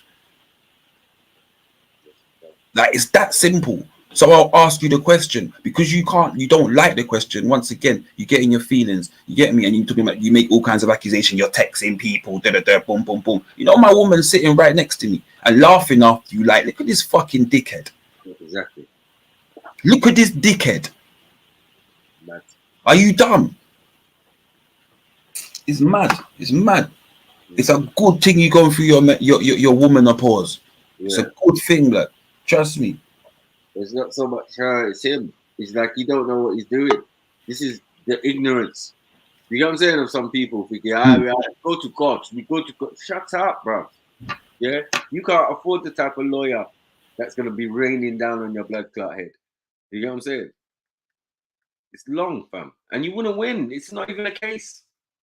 It's too much information, I like. Because as soon as it comes through the mail for them, and they're like, who is this guy? What is his name? No. The paperwork must say motion. You bush fucking motherfucker. Yeah? It I doesn't. just want to wrap up this little part of the thing here. I just want to play this part, then we can move forward. Sorry, family, to anyone that ain't joining on to hear this or for me to keep bringing it up, but I just want to get this done. Cool. I'm just playing this last piece. If the rape was to come up here, Jupes, would you give him charge? What if motion was to come up here, Jupes, would you give him charge? No, he's a rapist. Why would I want him on my channel? I believe Hector. Hector's told me that he swears dead, he's seen enough, that the man is a rapist as he wouldn't have said it. That's all I need to know, Tav. I've been married to Hector 20 years. What? I've been married to Hector for 20 years. Oh, I thought it said 11. It's too late. They all thought it was fucking funny. It was a little game to fucking destroy someone's character for 5 years. They all sat over there. Now the fucking real characters are going to come out. They don't fucking like it. Bollocks. And what they should be doing is going over to Janet and thanking her. They should be thanking Janet for exposing them. She's done a really good job of exposing the black community over there. She's a fucking fool. She's a silly fucking fool. 5 years we sat And over if a dull Welshman can see it, I don't see why anybody else fucking can't. Yeah. Yeah, because they thought it was going to be funny. Oh, let's see Janet make up a load of fucking shit about Jupiter. This would be a big laugh. Pretending that she's got pictures of her breast and that. And we'll make out we believe it. Yeah, you wanted to destroy someone else's character. Well, she just destroyed motions. What? I don't know nothing about no pictures of Jupiter's breast. I wasn't listening. You know, who was acting like they believed it? You're just making up stories, man. I beg you stay on mute if you don't have good audio, because I just want to get past this and then we'll move forward. I just want to get past this. If your audio is going to interrupt, I want this to be heard and for it to be clear and linear, right? So this is the only reason why I play certain people on mute, because a little audio disturbance. Please bear with me. 5 minutes, but we'll be over this. Right. So apparently people was agreeing with Empress Janet. Man, Empress Janet is just a panelist. Yeah, she never comes on there. What, 3 times, 4 times she's been on there? She's just a panelist like anyone else that jumps on. You knew what time it was. You had smoke with her already, I think in that day or the night before. You jumped on knowing full well what it was. So don't say everyone else thought it'd be funny. You jumped on, your first words were this. Yeah, I'm not going to get drawn into a back and forth. Then you proceed to be involved in a back and forth, which is what we know of you, Jupiter. You're not really a woman of your word. Right, your word doesn't really stand for much, and neither does Hector's, right? Because you don't stand by what you say. So now you're now gonna bring up the fact that she said something about your breasts, and we believe that, and she slandered. No one believed that. You lot was going back and forth. But saying that she's got a picture of your breasts is not the same as saying someone's been convicted of rape. I hope that even my enemies, even people that don't like this, because let's make it clear. Remember what I said earlier about white YouTube, yeah? Now you can hear from Jupiter's own words, she views this as the black community, even though it's an open channel to everyone. It's the black community, right? And I'm not gonna stop her from having a perspective. I don't view it as the black community. I see it as the trill community. That's my personal views. Yeah, I don't see it as the black community. Remember, I've been ostracized by the black community for having white and Asian people on here. I've been told categorically that I shouldn't have people that are non-black speaking on black issues. I've been told that, and I've told everyone to go suck their mums, because you know how I stay. No one can't tell me nothing. Are you dumb? Bun you and your black community. That's how I move. Yeah, because I like to be fair. So that when it comes to scenarios like this, yeah, you can see. Right, just is fair. Don't try and make this be some. So Empress Janet apparently has exposed the black community. Right? Just bear this in mind, what she's saying and what she thinks. All of a sudden, she's deflecting to Empress Janet. Empress Janet wasn't the one that made Hector call someone a rapist. It wasn't Empress Janet. Yeah? Man did that off his own volition. Please take responsibility. We're all adults. Take responsibility for the words you make and the things that you say. Don't try and now pass this off to someone else, trying to draw comparisons with the slanging match that you was involved in. Yeah? When you talking about the pictures of Janet's genitals, when you talking about that, when you was happy to discuss that, right? So between two women talking about their pictures or their lack of pictures or whatever, we don't care. All we care about is when you make false allegations and you stand by it. It's not like a joke or I was just dissing you. No, you're actually trying to stand by it and pretend like it's real. And this is where this is the only issue that we have. You get me? Man wouldn't have liked it if you said, oh yeah,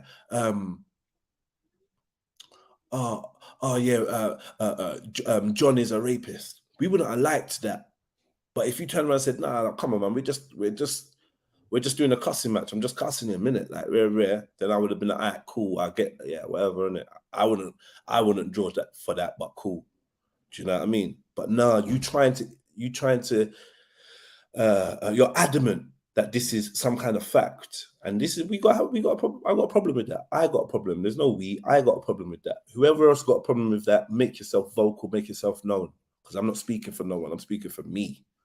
Do you know what I mean? And with a platform, I will use my platform to speak about what I think. Anyway, let me play the last little piece, and we're done from this Jankro. I ain't trying to be Jamaican by saying Jankro. I just know it's the name of a bird. Go and take that. I just know it's the name of a bird. Yeah, no one don't try and kill me. You all wanted to go along. You thought it was all fucking funny. Thought it was funny picking on Dave. Thought it was funny picking on every white person that comes onto the channel. Exactly, Rubber Dove. Flintlock, I'm wondering, brother, how do you feel about that statement that we pick on every white person that comes to the channel? I don't think that's the case. I think it's everybody gets theirs fairly. I mean, it's if somebody says something stupid, of course you guys are gonna call it out. It's just like being in high school at a lunch table. You know what I mean? It's being in a circle with a bunch of friends and people just chatting shit. Like, I don't take it as any personal things. I think if anybody was going to say something personal to me, it probably would have been you or Sniper by this point. But no, I don't feel that way at all. I think you guys have been open. You guys have been friendly. You guys have been understanding. You guys have been educational. You guys have been the pinnacle of what a community is. And I just don't think that a lot of people are used to they just don't have tough skin. Right. They just haven't been brought up with just shooting the shit and bagging on each other like that. Like, I don't take it that way. But what she's saying is fucking off the wall. Like, that's a bad accusation. Like, that's really bad accusation. It's one of the worst, right? You know what I mean? It's one of the worst. So yeah, last little piece and then we out, because this woman's amazing me with the stuff that she's coming out with, man. Janet ain't no good for no one, but fucking shit. Dangerous. Let the shit have her. Shitty ass Janet. She's dangerous. I'm 100% better than that. I'm levels above that. There you are. Tears, snaky, dramatized, fucking crocodile tears ways, and you were dull. You were dull. As I see straight through her. And you haven't got to be fucking me. I'm interested. I don't even care what he's got to say. He can sit over there. I'm not even going to watch his show, so he can sit over there and say whatever he fucking likes. I don't give a shit. Don't no one come and tell me what he said either. I don't want to know. Yeah, he's dead to me. So you don't want to be accountable. That's why you don't want to know. Because you don't want to be held accountable. This is why, honestly, it's a tactic. Like I said, one thing I recognize about Jupiter is the level of intelligence. What I don't respect is why people use their intelligence for such nefarious fucking means. Why do people use their intelligence to lie and just shit and twist things? Just be upfront. That energy, you can't fake it. Anybody listening to you swallowing what you're saying is obviously more interested in being biased than being fair. Come over here and listen to what's being said. Because I'm not even trying to slander the sister. I'm not trying to insult her. I'm just saying your husband allegation about another man, and we don't feel that. And we asking you to provide the evidence or apologize. It's very simple. It's not no talk about court case. It's not no talk about white community, black community, and all this other nonsense. Yeah, it's just be real, please. Be real. If you got evidence, provide it. If you don't have evidence and you made it up, then just apologize and move forward. Don't be wrong and strong.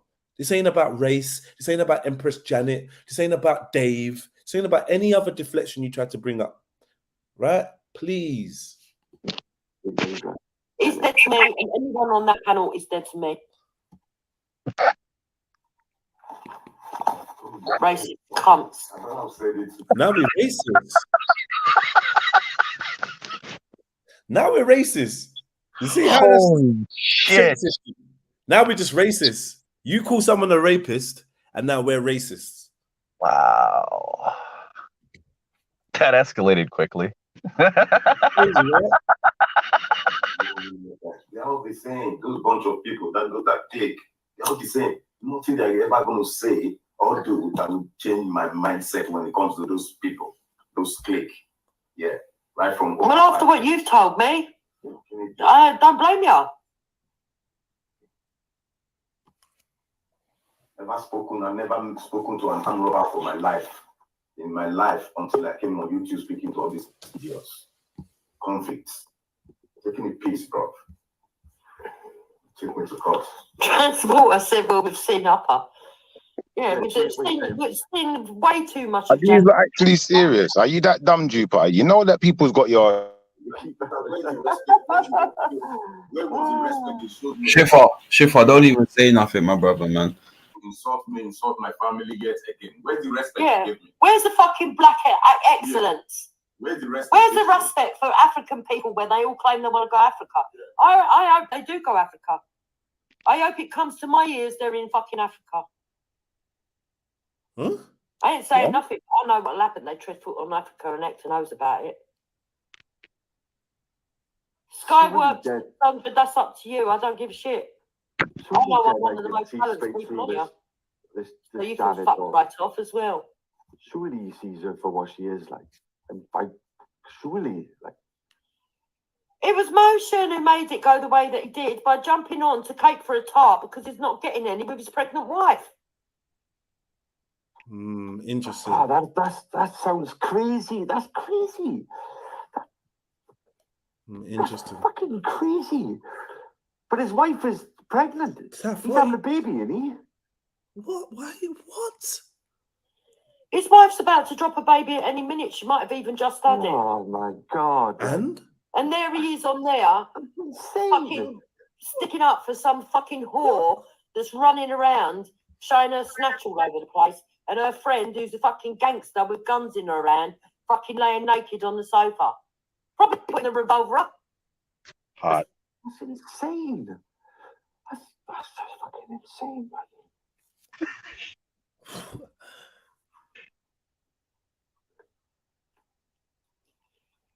What they did yesterday was the height of hypocrisy, the height of disrespect.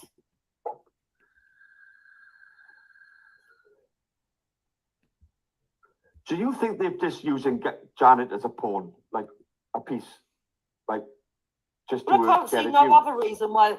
Listen, Janet is so fucking hideous that her fanny is better looking, even though apparently, according to people that have seen it, they said that she didn't wipe her shitty ass and it looked like a fucking burger. They said it looked like a burger with fucking mincemeat mashed inside. But I don't know if that's true. I never saw it. But I'll tell you. Oh, you put it out there though, right? You don't know if it's true. You never saw it, but you'll put out the slander again. All right, cool, man. That's your thing. I'm not here to defend Janet. Janet's not my clique. Yeah, you and Janet have your own little relationship, your own beef, whatever. If you don't want to come on here and beef, then fair dues. It ain't our clique. Yeah, it's not our clique. Janet is her own person. Yeah, but you're deliberately trying to make it seem as if we got some relationship with Janet and we're using Janet to do what are you talking about? Janet was on there first with her brethren. She came on to chat, and you ended up on the panel. It was entertainment. There was views, and you came round and you jumped on the panel, knowing that it would be smoke with Janet. So like, stop trying to blame Motion and other people. You was in full force swing, arguing with this chick and doing your song and dance and all of that, laughing and singing and all of that, and saying anything that came to your mind. And so was Janet, to be fair, and so was her friend Queen Sanity. So you lot it was like a 2-on-2, yeah. Motion came on and started smoking you, yeah, and dropped something that you didn't like or that Hector didn't like, and now Hector retaliated with what he said. That's it. Like, that's just the facts. Yeah, we didn't use Janet to do anything. If anything, you tried to use Janet to get some kind of traction because she was on before you, and you didn't have to jump on. You decided to jump on. That was a conscientious choice made by an adult. Please take responsibility for your own actions. Yet again, Duke, please, man. Well, I'll tell you this much. Looking at her snatch, yeah, her snatch must be better looking than her face, even with the shit. But you've not seen her snatch, have you? You've not seen her vagina, have you? Are you claiming to have seen the picture of her vagina? I'm confused. Looking at her snatch. So are you saying that you've seen it? Is that what you're admitting to, sharing the indecent pictures of a or whatever, the porn? Is that what you're saying? Are you indirectly saying you've seen it, or you not seen it? Because you just said looking at her snatch. So what is it? Have you seen it or not seen it? This is weird. And that tells you something. But JEDI and his panel will use her as a pawn, as a player to get it. You pay? No. JEDI and his panel were doing JEDI and his panel, and Jupiter jumped on to join JEDI and his panel. No one was using anybody. No one used you for anything. Yeah, you used the channel for your own entertainment. And when it went sour, your husband decided to start slandering and besmirching characters, started his malicious communication. That's exactly what happened. Before that, I felt like it was a consenting roast battle. You just went to a level where you tried to label somebody a sex offender. That's what you did. We're on the final furlong anyway. Final furlong. Is that what's going on? Janet can't get at me. No, but they're trying that. I don't give a toss what Janet says about me. JEDI is now on the level of Janet in my head. That's what they're not understanding. The way you lot all look at Janet is how I now look at JEDI and his channel. It's a dead, fucking, disgusting, racist, filthy, conviction full of prostitutes and fucking dregs of society. Drug dealers, armed robbers, and a potential fucking rapist.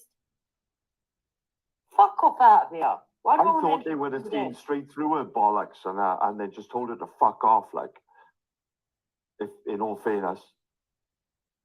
No, because they thought it was funny when she was sitting over on Bleeding Hearts, being abusive for fucking 24 hours. We thought it was funny. I'm not going to lie to you. I've never been to a Bleeding Heart. I'm never going to a Bleeding Heart. I just don't know what you're talking about. They thought it was funny. You're just making stuff up. And I feel like this is the end of me playing what you've got to say. That's the end of it now. I'm done. So, yeah, if anybody wants to make a comment on that, I just wanted to do my own little commentary. As I do, keep it calm. You know what I mean? And just bring facts and just speak the truth. And hopefully you lot are not too brainwashed to not understand the truth. I'm not trying to present the information biasly. I'm presenting the information. I gave you my opinion, and it's up for you lot to take it or leave it, right? Do you believe that Jupiter genuinely believes Hector has information that says that a member of my panel is a sex offender? Do you believe that? Or do you believe that she's defending Hector, who was hurt from the exchange and decided to lash out with something he thought would be a haymaker? You decide, right? And let the truth speak to your heart. You hear me? Just leave it like that. Leave it like that. So what's everyone else got to say? That was that, man. We can go back to any subject you want. I know I took a little chunk out of the conversation, but you lot say what you want, whatever. I'm gonna smoke. I would say, as an outsider, regardless, if that were the case and it were true, his neighborhood would know it, because you have to register and you have to identify yourself as such. Mm-hmm. Like, that hasn't happened. And if that hasn't happened, then it does not exist, and it is a figment of an imagination. It's a lie. They're just trying to be wrong and strong with it, and I feel that's the most disgusting part about it. They create narratives that are not true, and then run with it. You know what I mean? And because that's escalated quick. Because of their level of ignorance, it's dangerous. You know what I mean? It's dangerous. Where we come from, these things, these words, these slanders are dangerous, man. We don't use them because they better be proven to be true, because people can die from this. And that's the thing. It's one thing to be like, they stole a bag from me, or he lied about something like that. That's like a smaller scale kind of thing, and that's something you can deal with. Like, I'll take that slant or whatever. But like, to call somebody, that, like, come on, man. Like, what are you doing on that? That's just that's faulty as fuck, man. Yeah, salty, man. And they've been salty. I know it. Every time when they come on, and it's like every time I have a clash with them, beat them up. You know what I mean? They're salty, man. They're gonna find either someone to take it out on, or they're gonna come with a new plan. Like the week after our debate, it was the new plan was I abused the son and I was threatening to, you know what I mean, harm the son. And then we had to do a whole stream. And before that, it was what was it? Finest Beer Finest Wine had abused, threatened the child or threatened the daughter. I don't know. You know, like there's lots of these allegations, but I don't know. Like personally, when it came to that Finest thing, I didn't know the ins and outs of it. Really, it was on Rass's channel. I wasn't really trying to get too involved. I don't really fuck with Finest Wine like that. Anyway, she weren't really fucking with me. It was just a bit weird, so I just stayed out of it. That's what I do. That's a big man. Just stay out of people, women's arguments and them thing there. You get me? I'm not involved. Not involved, man. I mean, but yeah, this woman's disgusting. Wicked. Anyway, man, upliftment. Mosh, uplift yourself. You hear me, brother? But I'm good, man. I'm going to train people and make them change their life. But I also know your man them. I know you're good, bro. I also know your man them, and I know that you're pissed. I know you're pissed. You don't want to show it or whatever, but I know you're pissed because you're a father and your man them. You know how we roll, bro. You know, so I just saying, innit, uplift yourself and don't watch nothing, brother. Brother, listen, like I said, man, you know what I've been doing all afternoon and morning? Yeah. Remember I said to you I got the keyboard out. I've been learning. You get me? I've been learning. You get me? Playing 1 and 2 little bits. I'm like, yeah, go on. Yeah. So yeah, man, that's me, man. That's my upliftment, man. No watch them people there, man. You get me? Like I said, man, what I say, man, and what I feel. When the time is the time, innit? That's it, simple. Like, you know, that's it. They can talk what they want to talk, man. I know me. You know what I'm saying? That's that. You don't know me. Whatever. You can talk convict, like I said. But I become a convict, set my own business. You still sitting at home on the internet all day. And that's not a slur on anyone that's on the internet all day, but you ain't getting fuck all from it but drama and alcoholism and a bad cough. That's it, man. That's it. But yeah, life good, people. Life good. You know what I'm saying? Yeah, hit up the likes, hit up the PayPal, hit up the Cash App, show a little love. Yo, you lot, come off mute. Lady D, we need you. Come, let's switch it up. MA, off mute. Let's talk about something else. I see that you lot don't yeah, I'm ready to go work anyway. So I'm listening. Come on, man. Talk to us. I'm here, man. I'm here. I'm trying to buy a bike. You trying to buy a bike, yeah? What? Yeah. Motor or pedal? Nah, I'm a pedal guy, innit? My bike got stolen before I went abroad, innit? Don't lie. Yeah. Oh, what happened? They thought you were Sarah Garvey. Mad thing. What was that? That's what they thought you were Sarah Garvey, yeah? I got too much hair for that. I was gonna say, yeah, no, I think it's karma because the amount of stolen bikes I've bought, talking about convicts and that. I did know, honestly, I did think that. There's a guy in the ends, in it. When you lose a bike, you just gotta like you just gotta talk it up to the game and keep it moving. I know. Get me? I say, man, don't really buy bikes. This is the wickedest thing. I bought a bike the other day for 20 quid. Yeah. And that's as much as I'm really. I stretched to 30. That's as much, and I've had bad boy bikes. Remember the baddest bike I had. Yeah, that bike got stolen from outside the gym, and I just had to just firm it and just go home.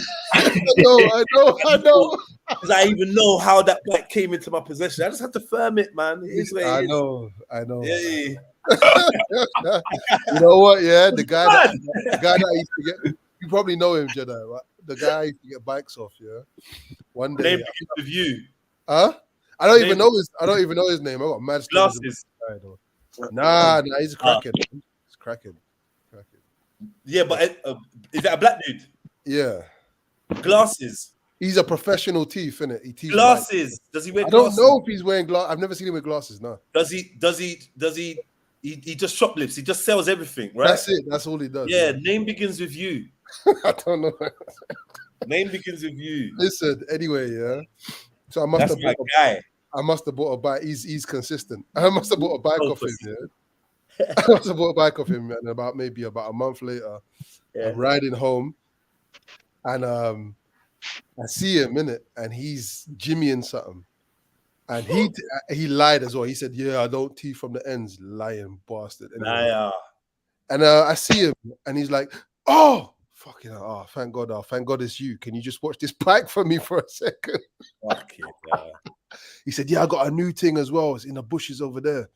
So I said, "All right." And then I bro, don't ask me why. Sometimes I'm stupid in it, but I kind of tested him in it. I said, "Yeah, all right." I was like, "How much?" He said, £20. No, he said, no, he already owed me a £5 or something like that, or a £10.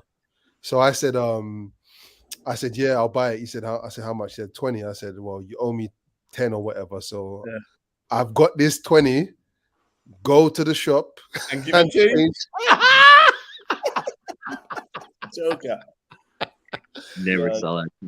Never to be seen again. Now, even worse, I must have called him about 5 minutes later. Phone hung up the phone, called him again, and then called him a third time. He answered, and he was like, "No, officer. No." And then the phone went dead, yeah. And then the next time I called him again, he was like, "Let go of me. Let go." Like just the shittest acting, bro. And I've never seen. Nah, I tell you, I have seen him again, but I can't be bothered, man. Yeah, hold it, man. Yeah, yeah, no, he's bad though. He's actually bad. It's worth taking his number still. I'm not even gonna lie. Especially as they mess around with the money and the economy and all that, man. You need a couple of him in your phone, man. No, Sorry. Trust me. Yeah, man. And I get it, but remember, I always tell people I ain't no one's role model, man. Unfortunately, I'm not to be a role model to no one. So, yeah, you can judge me and say, yeah, wow, you're involved in that, and I'm gonna have to say, you know what? Yeah, I am, man. You know, unashamedly, man. If a nitty in the ends has got a bike and he wants to score for it, I'm good. I'm getting that bike. Give me that, man. Yeah, I'm getting that. Hurt people. That's so dumb.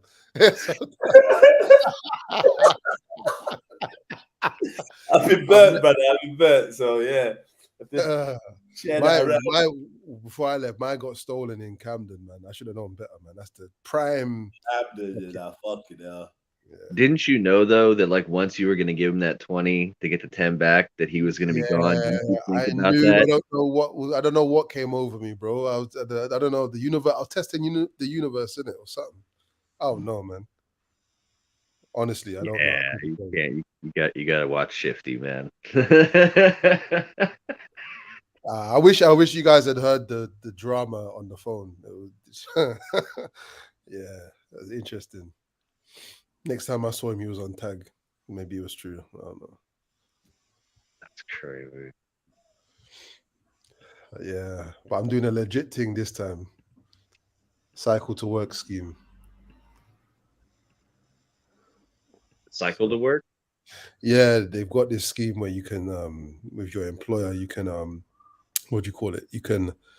It's a bike loan, so your work pays for the bike, and you pay your workplace off with every, what do you call it? Every pay slip or whatever. Yeah, your monthly salary, they take it out of your salary bit by bit, innit? But it's a huge discount. You get like probably about 30+% off a brand new bike. Interesting. So yeah, and I cycle to work in it, so I want to be comfortable in that and have a bike that ain't gonna fall apart. That's for sure.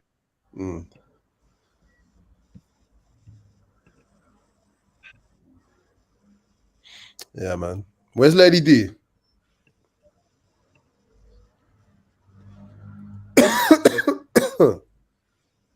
Where everybody else go?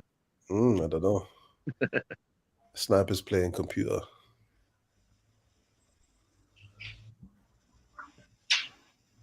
Jeds, what are you doing? Honestly, I'm trying to take a shower. Really? Like, so, like, I just done this whole hour talking thing, and and then I'm hoping that I can jump off for 10 minutes, but I don't know. This is the thing. This is why no one wants to be a successful YouTube live streamer and use the format that I'm using, because when it's time to shower, the show goes quiet, and you got to talk. You got to sound energetic. You got to every day bring topics and things to talk about. It's difficult. Family, jump on. Lady D's probably cooking something for the youth. She's a mother. Between us. Say that, blood. I went to do a shit, bro. I just come back. Sit there. As soon as you got to do a shit, man's like, "Where's Snapper?" Jedi, go with it. Go with it. We'll handle. Give me 2 minutes as well. I'm gonna go shop quick. Get some. Man, coming to say something to you. You left me with H.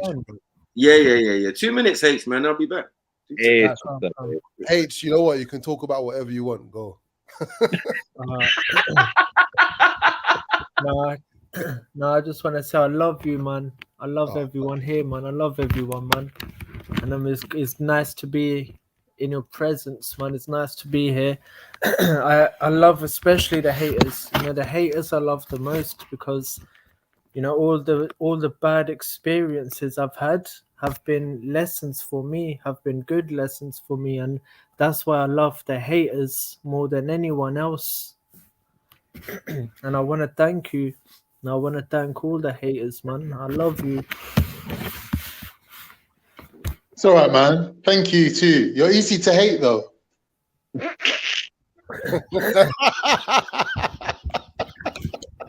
You know what? You know what? Because I'm a meet you, family. And you know what I'm gonna do? I'm gonna give you my kirpan, yeah, which is sword, yeah, Sikh sword, and I'm gonna let you behead me, fam. I'm gonna let you chop off my head. You're gonna give me your sword. This is all sounding very sexual now. Yeah, not Kenji. If I make you feel like that, then please take my sword and behead me, fam. Yo, pause. Stop mentioning head. Or sword as well. Just love it all, man. You know what I'm saying? Because I ain't gonna do nothing. Now I'm gonna love you regardless, fam. I'm gonna love you regardless. There's nothing you can do to me to stop me from loving you, man.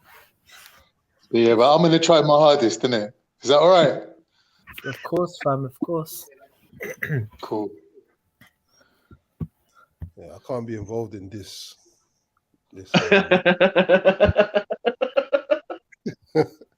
Yo, Zelini, jump on, man. I can't be involved in this. It's just this is all strange. Oh man. Man got robbed by a crackhead and he's got a reputation to uphold. Yeah, for real. Oh, that was tragic. I felt sorry for you, man. I was testing the universe. Yeah, I was testing the fucking universe, man. I don't know. It was late, innit? I don't know what was going on in my head, man. I just looked at. But you know what? I did not. In all honesty, I sometimes I misplace faith in it. What, like, I mean, if it was that short of a distance, why didn't you just go be like, look, stay right here. I'll go you get had the bike. You could have gone to the shop yourself. Bro, it was a test. I'm telling you, it was. There's no logic to what. That was you know, scientifically, do you know what that's known as? A guilt complex. That's a guilt complex. Okay, explain. You felt guilty, so you obviously inadvertently punished yourself. Oh, okay. I see. Interesting. Reverse psychology, but in intangible form. I got you. And we've all done it. We all do it. It's just whether or not you're aware of it. It's interesting, really. I mean, yeah, that's what you said is interesting, but just also the moment, that exchange. It's like I knew I weren't getting my money back, innit? Like yeah. I did know. But strange. That's why I had to ask, because it just seemed like the setup for all that, like it's like you knew prior. Yeah. And then like you were just like, I'm gonna give you $20 to go bring back 10. Sorry, one sec. Sorry. Yeah. I mean, sorry, we misplace faith in certain people sometimes. It happens. It happens.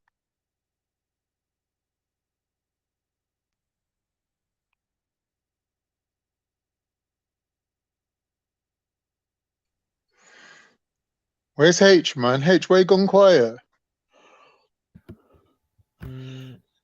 Yeah, man. H, do you believe in karma? That's a good question. Like, I do believe that this body has been recycled many times. Karma. Sorry, I thought you meant Yeah, reincarnation. karma. Yeah, I do, fam. The Guru talks about it.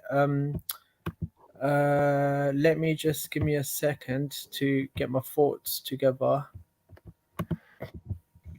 I can't remember the actual phrase, the actual quote, but Guruji says that karma is basically you reaping what you sow, so you eat what you plant. As you act, so you shall receive. So our actions are determined by what we say, and what we say is determined by how we think of ourselves. So Guruji says, how you think of yourself determines how you act. How you See think. what you just said, H? We could talk about that for the next 3 hours. That Yeah, just because one sentence that you just said.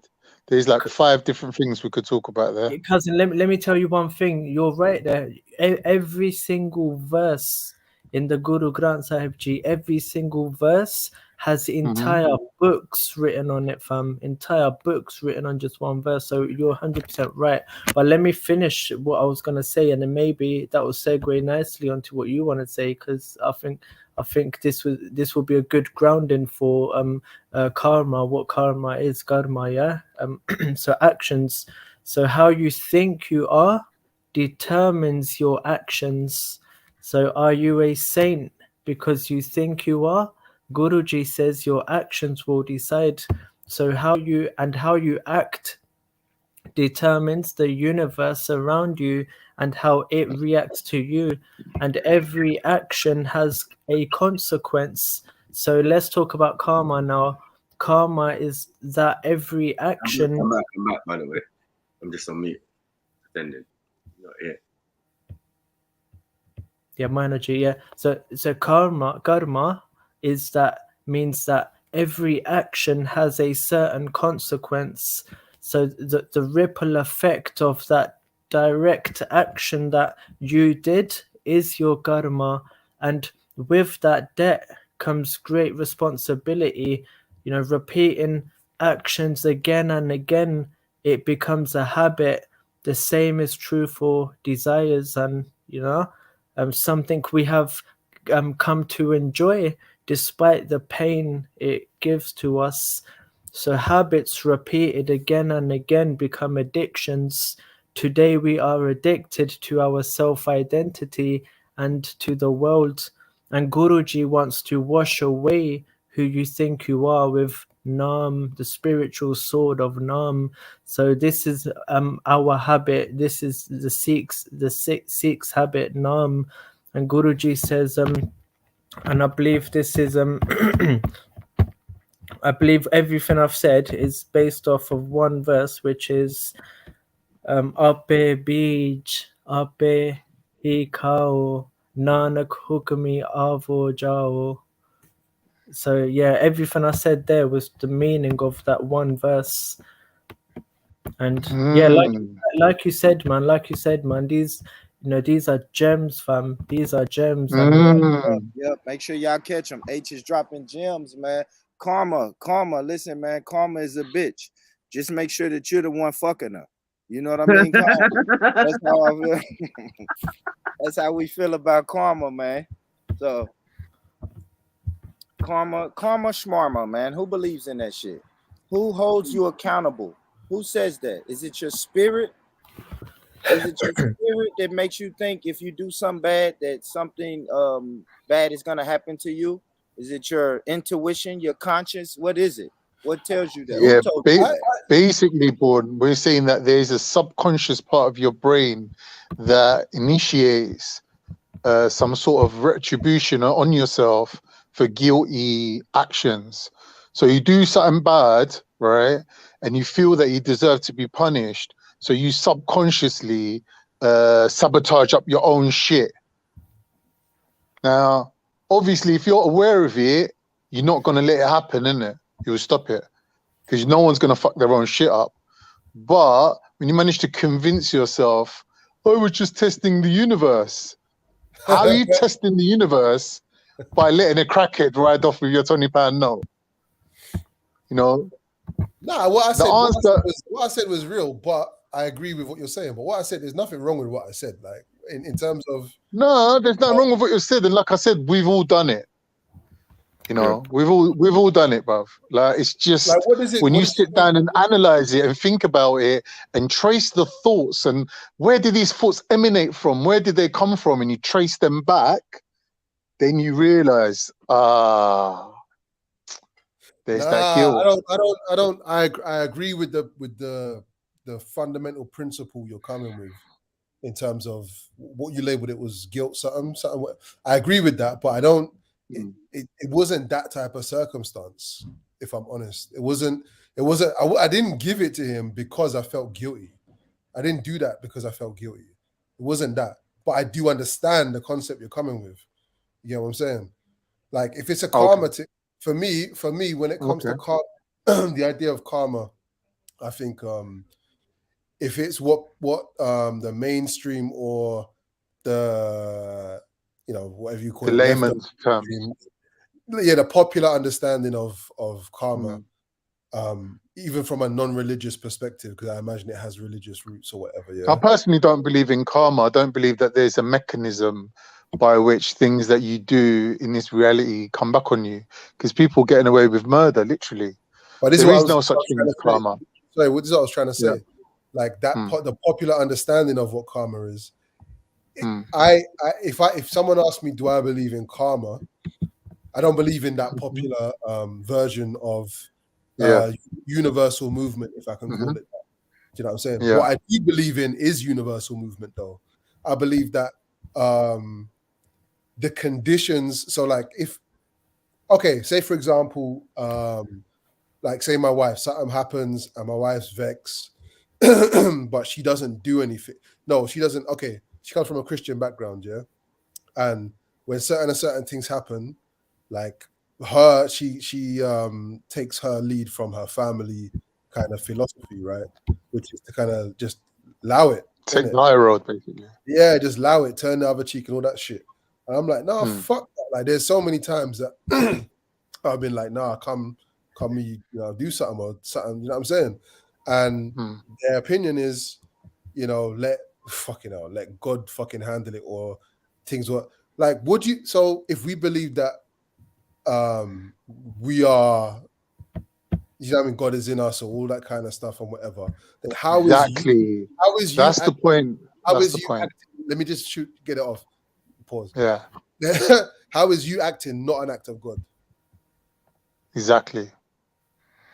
So so what the common understanding of karma is that there's some external power at work, but what we've described is an internal mechanism by which you basically sabotage your own shit and exert a punishment on yourself for things that you feel guilty about. But it's an internal mechanism, not an external one. So if that's internal, then it's possible that everything is internal, including your understanding of God. Yeah, your mistakes, your miscalculations, your assumptions, anything that can kind of be detrimental to or reduce positive outcomes for yourself and people that you care about. But then you can even extend that outwards to, we live in a society that seems to be perpetuating its own fucking bad quote unquote karma. Do you know what I'm saying? It's just a circulation of mishaps and fucking difficult scenarios, and do you know what I'm saying? So like on that level, if you have a collective of people, let's take your position on this. If we have a collective of people who are eternally conflicted and at odds with themselves, then you're going to have a society that's at odds with each other as well. Do you know what I'm saying? Yeah, but cousin, how do you? Sorry, go on, G. Yo, people, I'm out. Yeah, I gotta go. I'm going to work. All right, Mosh. Soon, Big up, Mosh. Go on your piece, bro. Live Come on, wonderful. bro. Big up. Yeah, go on. Big up, big up. Yeah, you know how do you remain in bliss? How do you remain in the highest level of ecstasy? How do you reach euphoria and remain in that state even whilst Nah, you jumped ahead, H. You've jumped ahead. He's saying about the internal dichotomy, the internal conflict. You're talking about once that's passed. Once you pass that conflict and everything runs smooth, then obviously then bliss is the natural state of being, right? Yeah. But you have to put in the work to achieve that. I wanted to give an end thing and make a statement and say Go on. Say what you was going to say anyway. I didn't want to cut you. No, I love that. And it might be you disagree with this, but without the guru, no one can make it, fam. No one. All right. Okay, cool. Anyway, what I was gonna say, yeah. So to me, it's like I don't want to misquote the Quran. They say that on Judgment Day, your own mouth or your own tongue will give evidence against you, right? In terms of the sins that you committed and whatnot. If you think about it, that's just showing that subconsciously. Yeah, whether you're a good person or a bad person, or whether you've been brought up in one culture or another, or whatever it is, yeah, deep down inside you, when you do bad things, you know you're doing bad. Yeah. And you want to be punished. You want to be you want to live in a world where there's justice. Do you get me? Like, even if you're the baddest person who gets away with murder and like thrives on taking advantage of others, ultimately, in your heart of hearts, yeah, you wish that there was like an overseer, a God that basically hanged over us, sitting in a cloud and correcting our mistakes every second. And as long as it's the same for everyone, no one will complain. Get me? But the only reason people complain or even do bad things is because they're thinking, wait a minute, how's these people getting away with this fuckery, yeah? Like, there's no justice in this world, isn't it? So why should I be the only good one? You know what? I used to think that when I was younger, like, I was navigating badness in it. So I was just surrounded by badness, and I was, because of the way that my pops is, like, and particularly my dad's side of the family, they don't like that, innit? Like, they don't like that. You know what I'm saying? Like, there's things that I'd be embarrassed to tell them about. Do you know what I mean? So there was that, and yeah, I was always more scared of my dad than anyone on the road or whatever. Like, it's just simple. So I was always. You mean scared that if you found out, you'd feel embarrassed? But the buck stops there, innit?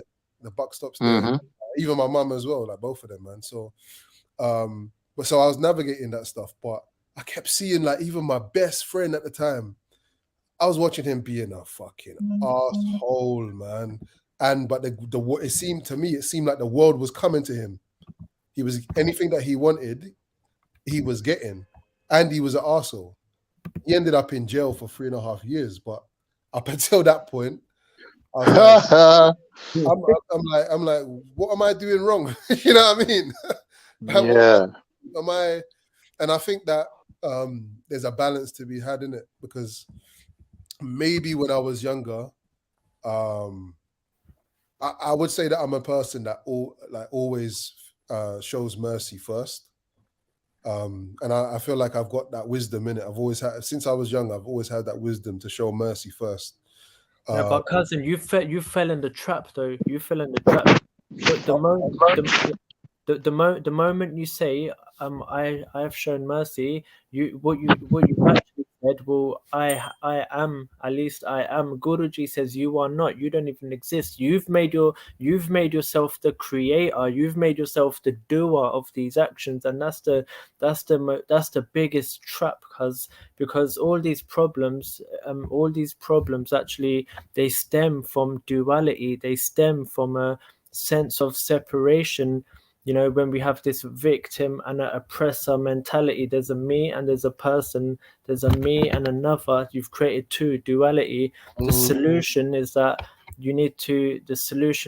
whatever that dera kia mita hoe, whatever you do is sweet. Whatever the universe does is sweet to me. So one needs to take himself out of the equation, even if that somebody is oppressing you. We must thank the oppressors for they reminded me of my ego, and then we wish them well. So when you say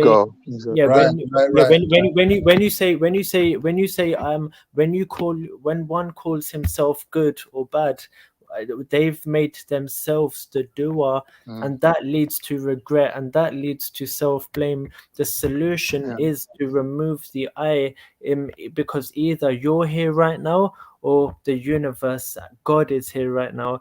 So Guruji says Karta Purak, and just those two words, an entire book has been written on it. Books have been written on it. But basically, all right. Let me. I heard you. I know you cut me. But... Wait, no, H, no. Can I say something? If you was to listen to him and transcend your ego and even dissolve your ego and experience ego death, right? There ain't no fucking aftercare.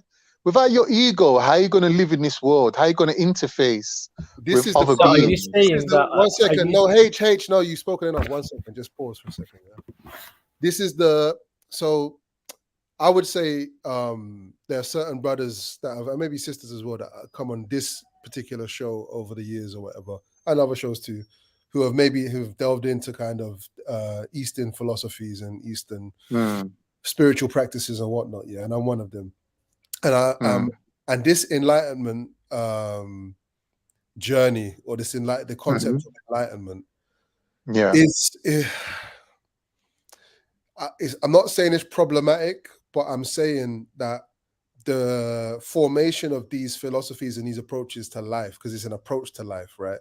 It may be an approach to life that says itself that this is life, as in the approach. Sorry, MA. Yeah. It's not an approach to life, it's an approach to death. We'll revisit that in a second, yeah? All right, cool. But in again, picking up on what you said about the ego, and well, that word was always going to come up eventually, innit? But H used it in the correct context. So say again? H used it in the correct context. What? Ego? Yeah. Yeah. So he's just saying the ego is like a veil that you view the world through, and it separates you from the world. But then this is the problem. This is where I have the problem, right? Because I can't remember where it comes from, but there's a saying. I think it's a Buddhist saying. Before enlightenment, a tree is a tree. When you're on the journey towards enlightenment, a tree is no longer a tree. And when you become enlightened, a tree is a tree again. Right? Well, first, you understand. What does that mean to you, that saying? When you're dumb and you don't know the difference between anything, everything is as it is. But when you're trying to learn, you're discerning the difference between things. But then once you achieve enlightenment, the questions that you were trying to answer all become dissolved. So you could return to the position of being like a child where everything is as it is. Right. That basically, essentially that, right? But with the knowledge that it isn't, do you know what I'm saying? It's knowledge that you didn't have when you began, but in order to move in this reality, that you still need the ego. You still need to be able to function and understand No, code. I'll say function is a wrong term. 1 second, H. Stop! Don't interrupt, man. to be able to function and eat food, and we know and that fight we know that our Buddhas and work. we know that Buddhas that are living on like a bowl of rice a week and all this kind of shit because they're living in a particular way. You know what I'm saying? If we want to go and do that, we can go and do that. But do you remember MA Monkey Magic? Do you remember watching Monkey Magic? No, I know Monkey Magic. There's a song. So basically there's 5 characters and they're all different parts of a human being, right? But the one who's the monk, when the rest of them are all fighting, the monk sits there in meditation, right, and basically doesn't resist. So even if he dies, in his mind, he's going to a better place, right? Yeah. But the fact is, he's not really trying to live. He's not really struggling or striving for a better life. Yeah, he's basically going with the flow to the point where he's not even gonna like H was talking about this a couple of days ago or a week ago or something, when he was saying about the monks that are warrior monks, right? And the thing is, once you lose your ego, right, you can't live in this world. This world is a world of duality, day and night, black and white, tall and short. Yeah, do you see what I mean? Yeah, 100%. 100%. So this is why once these people reach this level, they have to go off to the mountains somewhere, you have to go and live in a Taoist retreat somewhere. You have to. In Islam, I understand that. What was it? Something about like you get a higher reward, or the challenge is more appreciated by Allah if you live in the dunya as opposed to living in a solitary. Right. Exactly. Yeah. So I was saying this a couple of days ago, that I don't think this enlightenment thing is in Islam. Maybe in Sufism it is, but I don't think it's an Islamic thing. In Islam, it's about living amongst people and communicating with people and having justice between people and equal rights between. Like Islam is more about like living in, like having a better matrix, having the best possible matrix. It's not about breaking the matrix or escaping from the matrix. In my opinion, I might be wrong. Like people can correct me if they want. That's interesting. That's interesting. That could, if I was gonna construct an anti-Islamic argument, I might even use that. But yeah, I learned that. I learned that's the best argument for Islam. Not necessarily. Like if I was to use it, so I'll tell you why I could use it. So it would be from a purely political. Well, actually, do you know what it is? It's not that I could use that argument. I would maybe say that what you just outlined is a clever function of Islam to justify its presence in the dunya, as in like it's made for the dunya. And if you lot are in this messed up world, you need Islam. So it's not necessarily an argument against Islam. It's more of an analysis or an examination of how Islam as a political tool. How I would look at it, MA, is that in other systems outside of Islam, once you reach it, like, let's say certain people are destined to achieve enlightenment, no matter what country they're born in or how they're educated. It's just basically, it was always going to happen for them, right? Imagine that. Now, these people in any society would have to leave that society and go and live in solitary confinement somewhere where they would be protected from unscrupulous individuals, because like, they couldn't even raise a finger to protect themselves. They would literally let you cut their head off. Yeah. So these people have now put themselves in this state where they can't function in society. However, in Islamic society, these people, would be able to live in amongst normal people. They wouldn't have to leave society because the society itself would value them. Now, whether they'll be looked at as what's the word? Vagabonds or vagrants or whatever, that would only be to the eyes of a layman, right? You might see an enlightened individual as a tramp on the street corner, yeah, who's basically giving his life to the flow of existence or reality, and whatever's happening to him isn't by his own will, it's just happening to him, right? The only other culture I've seen this in is in Chinese culture. Yeah. Do you see what I mean? Like I've seen it in Chinese films where the master is disguised as a vagabond But have or you as been an to China? alcoholic. No, but have you been to China, or are you looking at movies now? No, I'm saying from the movies, like in classical Chinese literature, this kind of character exists where the person appears to be a tramp, but they're not actually a tramp. They've just given up on life. They don't want to work. Do you know what I mean? They don't really want to fight. They're just basically existing. And the human beings that live around them give them charity. You know, like the Buddhist monks that basically just sit there with a bowl, and whatever people put in the bowl, they eat. And if they don't get enough food, then they fast. Well, they have this as basically well. resign themselves to live off of charity. No, yeah, I've seen it. I've seen it in a different context. It's actually, so if you know anything about Senegal, Senegal was so Islam was brought to Senegal by the Marids. You have a guy, Amadou Bamba, who was a Murid, I believe, and there is an entire structure, there's an entire spiritual and social structure that is formed around the idea of what's the word I'm looking for now? I've lost the word, but around the adherence of this particular version of Islam. Sorry, I'm gonna Google it quickly. I don't know why I've forgotten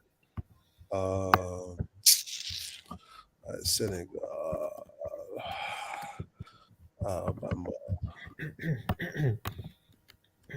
Wait, 1 second. Murid Brotherhood. I mean, there were Sufis to begin with, anyway. But there's a word. What are they called, man? Okay, yeah. Don't say Shriners. Don't say the Shriners. No, Bifal.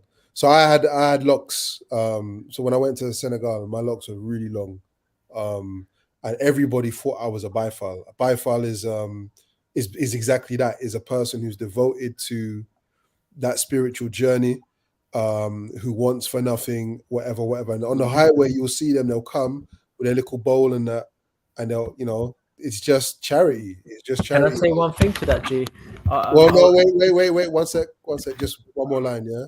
And I wouldn't necessarily say it works for them. Like, I'm sure some of them are going hungry, and I'm sure, not everyone is giving. But I did see an element of fluidity, of social mobility and fluidity. Maybe not mobility, but social fluidity that incorporates these guys into society and it doesn't malign them or outcast them or cast them in any kind of negative light that I saw anyway. So yeah, that's actually that's the foundations of Senegal as a society, as a nation. Do you know what that there's a similar concept in Turkish society called ashiks, and it means the beloved. People who have fallen in love with God or nature or reality, and they're captured by it, and they can't really concentrate on anything else, like working. They're just so in love with the divine that they're just living that. Yeah. Do you know what I mean? And they see everywhere around them, and they're just like captured by it. Do you know what I mean? It's like, when you fall in love with someone, you're just thinking about them all the time, and it's like a distraction. Yeah. It's like that. So they're always constantly thinking like that. So these people just basically go from town to town, singing like very sad, melancholic, like love songs, and people give them charity. Yeah, and you know what? They feed them and they entertain people. All societies probably have an element of this in them. Really. Yeah, the Christians have the Stoics, the monks that separate themselves. It all comes from North India, fam, Punjab, with Mayans, innit? It all comes from there. It's possible. It's possible. No, the Sufis, the highest Sufi order, they're called the Chistis. And when my guru was walking through the ends, the Chisti Sufis, they put him on a balgi. Balgi's a throne, innit?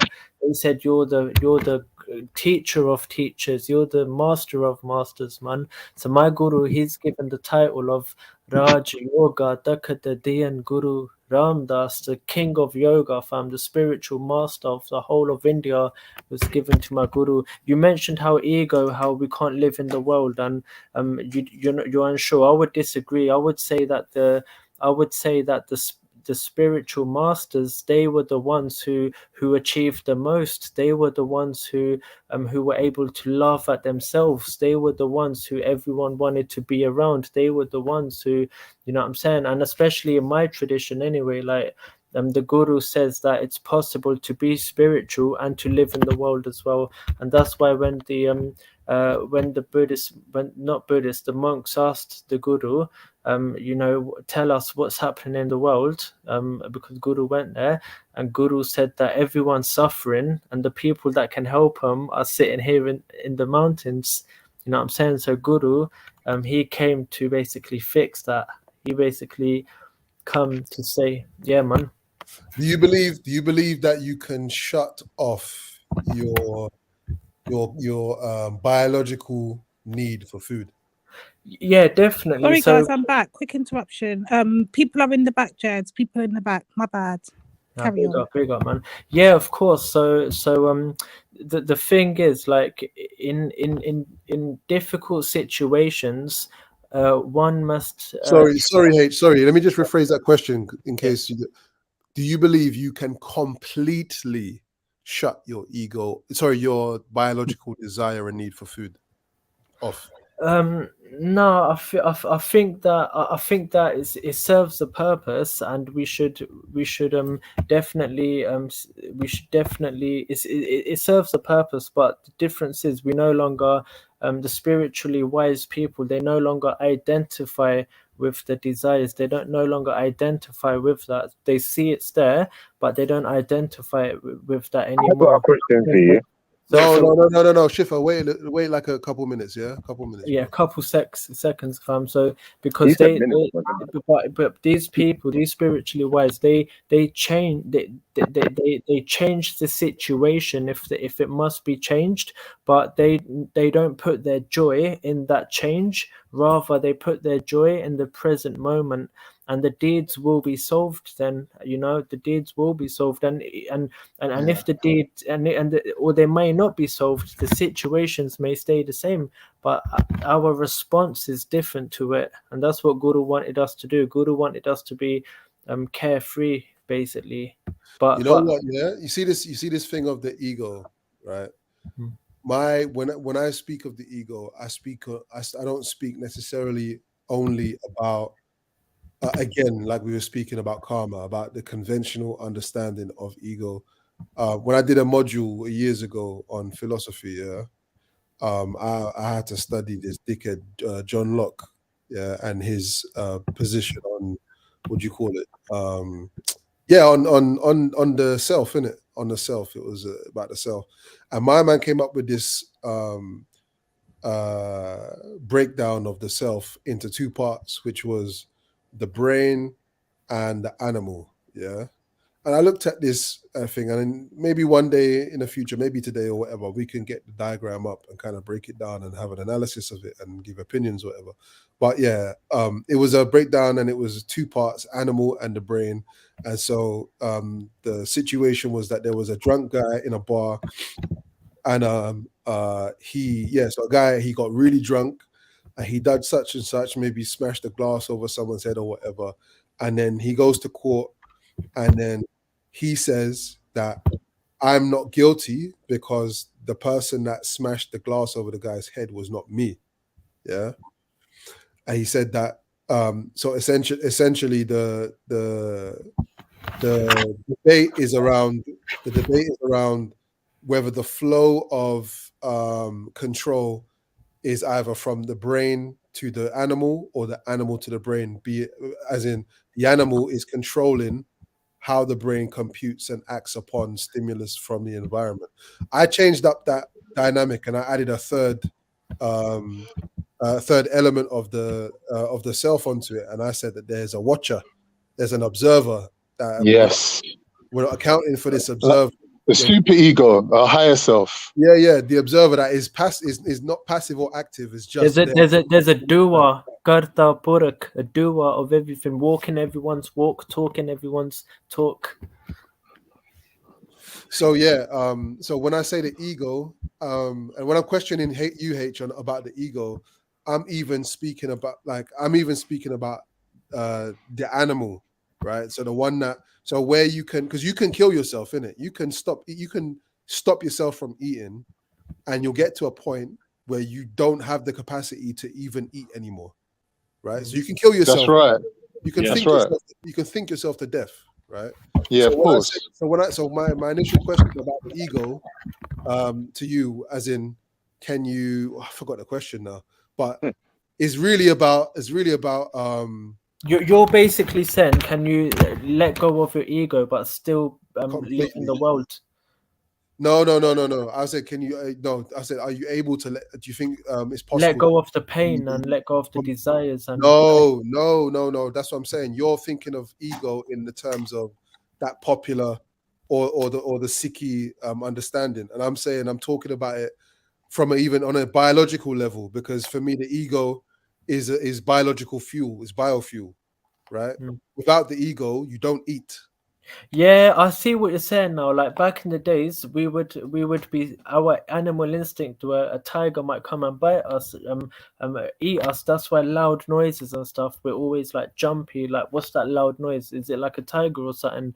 But I feel like now, societies we've developed and progressed and evolved, and now we have complex systems in place. And we can work so that we can worry less about that, and we can focus more on the spiritual progression. Right. If that makes sense. Right, but that's not necessarily what society is built for. But that's because I feel like that's because the animal is driving everything. So like when I gave you can I say something quickly? Go on.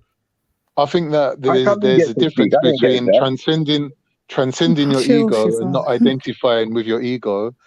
And thinking that your ego is you. There's a difference between that and ego death, where you destroy the ego and it no longer exists, and you find it difficult to live in the world. I think there's two separate things.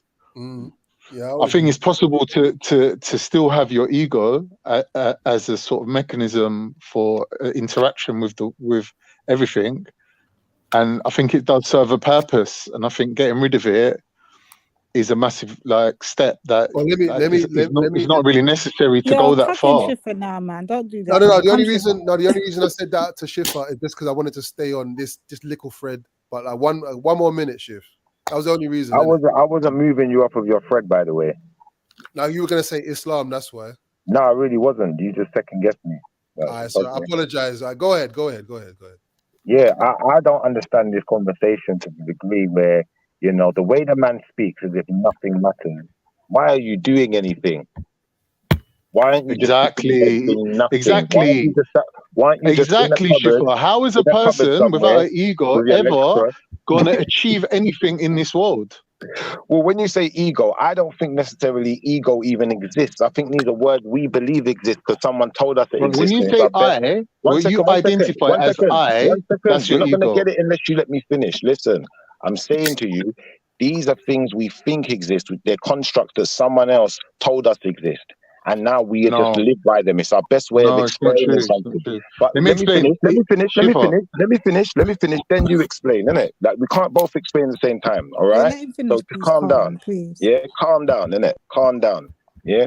Now what I'm saying is, really and truthfully, every creature on this planet, even a single cell microorganism, responds to the stimulation of its environment. And I think this is how we came up with the concept of something that we believe is an ego, but it's just a response to the stimulation of your environment. That's what I was trying to say. And obviously, this guy, like I was saying, if he really believes in what he's saying he believes spiritually, then you should not be taking part in the world to no shape or extent or form, because everything you're doing is spiritual. Shifa. There's no point laying out a premise and then elaborating on it when it's a false premise. Yeah, let me just basically try to win you over and make you understand. But you have to meet me halfway. Right. Now, use your brain, yeah, your thinking, your logic, your thinking mechanisms to explain this question. Why is it when a dog looks in the mirror, he thinks that it's another dog and he goes to attack it? Yeah. But yet when a human looks in the mirror, he recognizes himself. And how do we know at what age a human develops the ability to do that? Can I answer the question? No? Of course, please answer. I'd say that it's a loaded question for one, and it's a misnomer also that the dog looking in the mirror doesn't know that he's looking in the mirror. Now, I think that, you know, for any creature, even a human being, if it was your very first time and no one had ever seen a mirror before, and now you're looking in the mirror, as a human being with our reasoning skills, you would imagine that we'd be able to ascertain that it's a mirror. But if it's someone's first time, I'd imagine even a human being could possibly make the mistake of thinking it was someone impersonating them. So to some degree, I have to say that, you know, the question is not answerable because it's not. All right, let me try and answer it. Maybe it will make sense to you then if I answer it. Yeah. What they done tests on children, yeah? They put children in front of mirrors at different ages, right? And they got colored stickers, you know, like stickers that you stick on paper, like at school, yeah? Just like a page of stickers, right? And they stuck it on the kid's forehead and they put the kid in front of the mirror. At a certain age, yeah, a kid will just reach out to the mirror and think that it's another child. When you get to an age where you identify yourself as I and me, when you look in the mirror, yeah, you see the sticker on your forehead and you don't reach for the mirror, you reach for the sticker and you remove it and think, what the fuck's this sticker doing on my forehead? And you take it off. Right? And that's when they know that at that particular age is when a human being develops the beginning of ego, which is to identify yourself as you. Can I pause you 1 second now, yeah? Because you see what you're saying, yeah? I'm going to tell you why it sounds like nonsense to me, yeah? I got a big mirror in my house, yeah?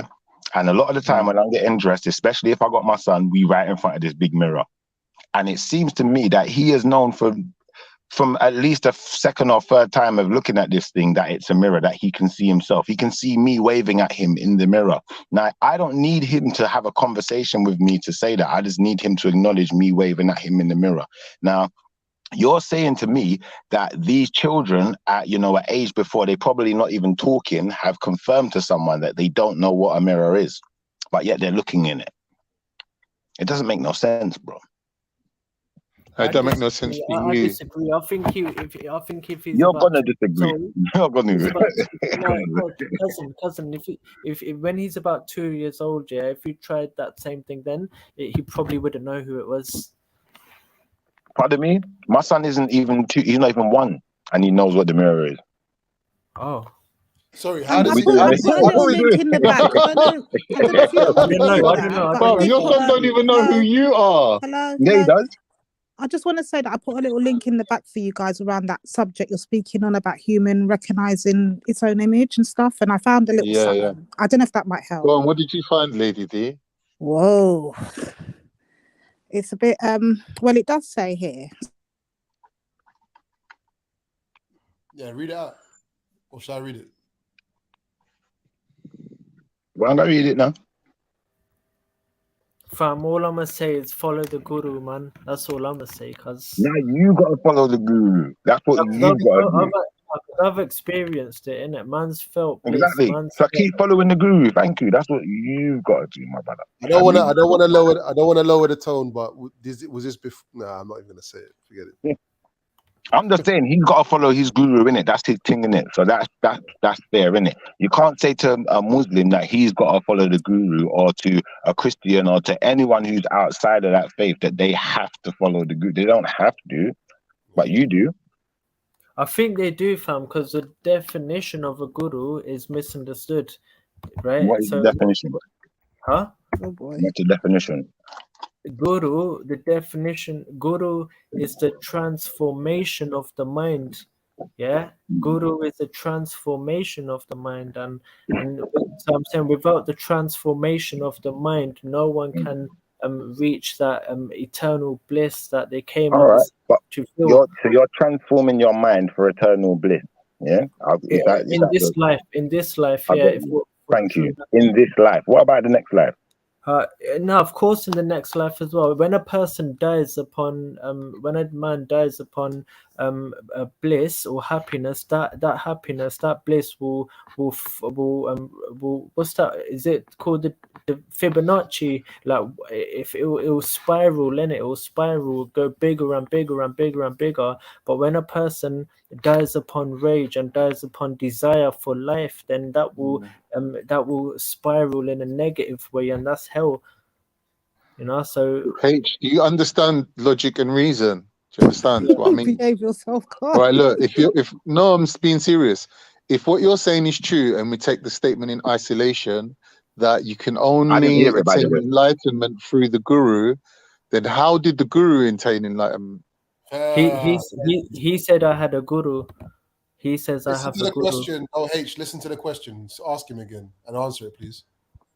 So you have to think of logic, yeah, as like an algorithm, like a ruler that you measure things by, yeah. So this is logical. If the guru's saying the only way to enlightenment is through me, yeah, how did he attain enlightenment? Yeah, but he never said it's only through me. He in Guru Alright, so who Guruji. enlightens the guru? He never said it, but you're saying Hold it. on, Khan. Who enlightens the guru, MH? Where does the guru get Yeah, his let's knowledge from? simplify. Well done, Lady. Thank you. Guru said that I have a guru. Is that the cube? Simplify. Guru says that Guru says that I have a guru, and his guru was God himself, and he says God is my guru. So, and who is God? Hold on, who is Basically, you're God? saying to us that the guru is the messenger between God and man. So the guru is a prophet, basically. But who is God? Who is your God? Now, Guru's higher than a messenger. Well, he's not really higher than a messenger because he's still passing the message. No, he's teaching or passing the message, no different to any other prophet. So what we're going to do here is just accept that you call him a guru. We probably see it as no different to a prophet, but we can call him that for the sake of argument. And can you explain to us who your God is that's giving guru these messages? Who is this God? Yeah, I think the word God's problematic in this situation. It is problematic, but when you said it, no, you got to tell us now. English. Sorry, H, explain it in your own terms, innit? Explain it. So God is for me, God is a very big subject. I don't know if I want to talk on it, but I want to say that God is a spectrum of all possibilities. Yeah. Okay. No, that I can run with that. I can work with that too. I'm not gonna say nothing to that. So then, okay, if God is a possibility is a possible. Yeah. No, what was the words? All possibility. God is a spectrum of possibilities. So God could be anything, basically. God could be a cloud. God could be a bird. No. He said God. No, you did. No, you're trying to remix what he said. He said What did he say? of possibilities. Wait, hold on. He said God is a spectrum of possibilities. Right, Exactly. is He's the whole spectrum. He's the whole spectrum. So God could I be. can rock God with could be that. I anything. can rock with that. But that actually means God could be anything. God could be a dog, cat, rat, bat. How does the guru? Not anything, everything. One second. Guys, can I ask the question? God is one. They're panentheists. They're panentheists. Wait, guys, I'm trying to go step by step because I'm getting a bit lost. So, H, okay, if I work with your sentiments of God being is the possibility, okay, cool. Any spectrum, okay. How does the guru now identify the connection with God? Mm. Yeah, I'll get to that as well, right? So let's just summarize, right? God is one, vibrating infinitely, unfolding. The one has unfolded infinitely, and you know what I'm saying, as a vibration, you could say. And it's infinitely, it's in everything, it's everywhere, it is everything, it's everywhere, it's in everything, and everything. But how's the guru recognizing that? Well, how did the Christians recognize it? Good question. How do the Christians and the gurus recognize this? Because that's the original question Lady D asked. Yeah, how did they recognize it? Come on, Khan. I beg you to speak up for me. My voice is a bit lower, but yeah. Yeah, that's a good question, and we ain't answered it. Yeah, answered it. I don't think you can. Guru said that look, he's found it. He's found God, and he's saying us. How You can though? do it as well. How? He just says that basically God just selected him. God told him. But how does he recognize God when he sees God? Let me help him in the way that we're expecting an answer to this question. So if I asked a Christian this question, what I'd expect them to say is that God is within. So even if I go to the Bible, I can find It's obvious verses what's answer, going to tell you, if you want to find the Most High, you have to look within yourself, because the light is within you. It's within everything, like you said. But you're not giving us that answer. So we're trying to understand from a Sikh perspective now, not a Christian. I just gave you the Christian perspective. Can you tell us from a Sikh perspective how? Yeah, I'm not going to tell you him. He has to do his own working out, innit? I'm not going to give. Yeah, I'm not I'm going just to giving him an spoon feed him. example. No, but cousin, you know I'm what? giving him an example. Before Let him we answer. even- Let him answer. Yeah, look. Firstly, I just want to say, I'm the most retarded person ever, fam. I'm the most. I swear down. I swear down, fam. I swear down. I'm not even chatting shit, fam. I'm retarded, fam. Man's an idiot, fam. Yeah. So. But why are you telling us that we don't know, though? Are you basically saying? Are you basically saying? Are you basically saying then that you don't really know the answer, but your answer could be the exact same answer like the one But I that just want to hear his perspective on how he sees things, like in his journey right now doing Sikhi. Yeah, I just want to understand his thought process and how he sees it. So when I ask these questions, I'm not mocking you, H. No, I'm I literally know, just trying to. I know, and I appreciate that, and honestly, I love every one of you, especially the haters, and I wish the best for you. H. Pause. Stop 1 second. Your question, your statement of saying that you're whatever, yeah, kind of like implies that a person has to have a level of intelligence to attain enlightenment, but that's not true. Because even in the story of Hanuman, the monkey, yeah, who's just a chimpanzee monkey, attains the level of heaven. So if he can do it, anyone can do it. You don't need education. You don't need to be a guru. You don't need nothing. It's just something that's in us as humans. But to be able to explain it to you, man, then I do need some etiquette and how to speak. And yeah, but you're not managing to explain it. Even Shifa's having to help you. And that's why I said I'm retarded, innit? That's why I want to make. I want to make that disclaimer. It's not fair on him, though. No, but it's not. I've ascertained. Sorry, Kanye. I've ascertained that this conversation is not really fair, because basically what the brother's saying is he doesn't have all of the answers. He's going by what he knows, and once he's got to a point where he don't know, he's being honest and saying he don't really know, innit? Now, that's not unfair to say that, you know, if a person doesn't know, then maybe we should wait for him to get answers rather than pressuring him to give us a answer now. I don't think that's really fair to just pressure him. We're not pressuring him for an answer for our sakes. We're helping him to verbalize his own experience. Like we're helping him. Ain't like he's teaching us, brother. Shifa, ain't like he's teaching me something I don't know already, bro. But he wants to give you a genuine answer. I don't need to read the guru's books and his words to know what you're saying right now. Like I understand everything what you're saying. Yeah, but give him time, innit? You might understand, but he's on his own journey, innit? So he needs to come to a point in his journey where he can understand it in his own words and give you his explanation. If you don't understand, Shifa, there is a tradition of asking questions that makes a person answer, and the answer that comes from their own brain triggers a truth within them. You ask the question, but the answer has to come from him. Yeah, let me attempt to answer that though. Yeah, big up, big up, Khan, big up everyone. So before we even ask that question, it's important to know who God is. What is God? Yeah, before we answer that question, because when you know who God is, when you get that understanding, then it's easy to explain. Easier to explain, and the answer will make sense as well. Yeah, right. The answer makes sense. Then otherwise, the answer won't make sense. That's why it's important. So it all starts from oneness is in everything. It's everywhere. It is everything. Yeah, and so why do we have two arms and two legs? Right. No, but basically it's Tawheed. What he's saying is Tawheed. Is the foundation. So there, yeah. So we're starting off foundation, and we can go to step 2 next. We're starting off with 1, and then we can count to 2. You're asking about 2 arms. We can go to 2 after. Okay, I know, I get it. So we start off as a singular cell organism, or you know, 2 Yeah, we start parts from of a 1. single Yeah, cell we organism. start.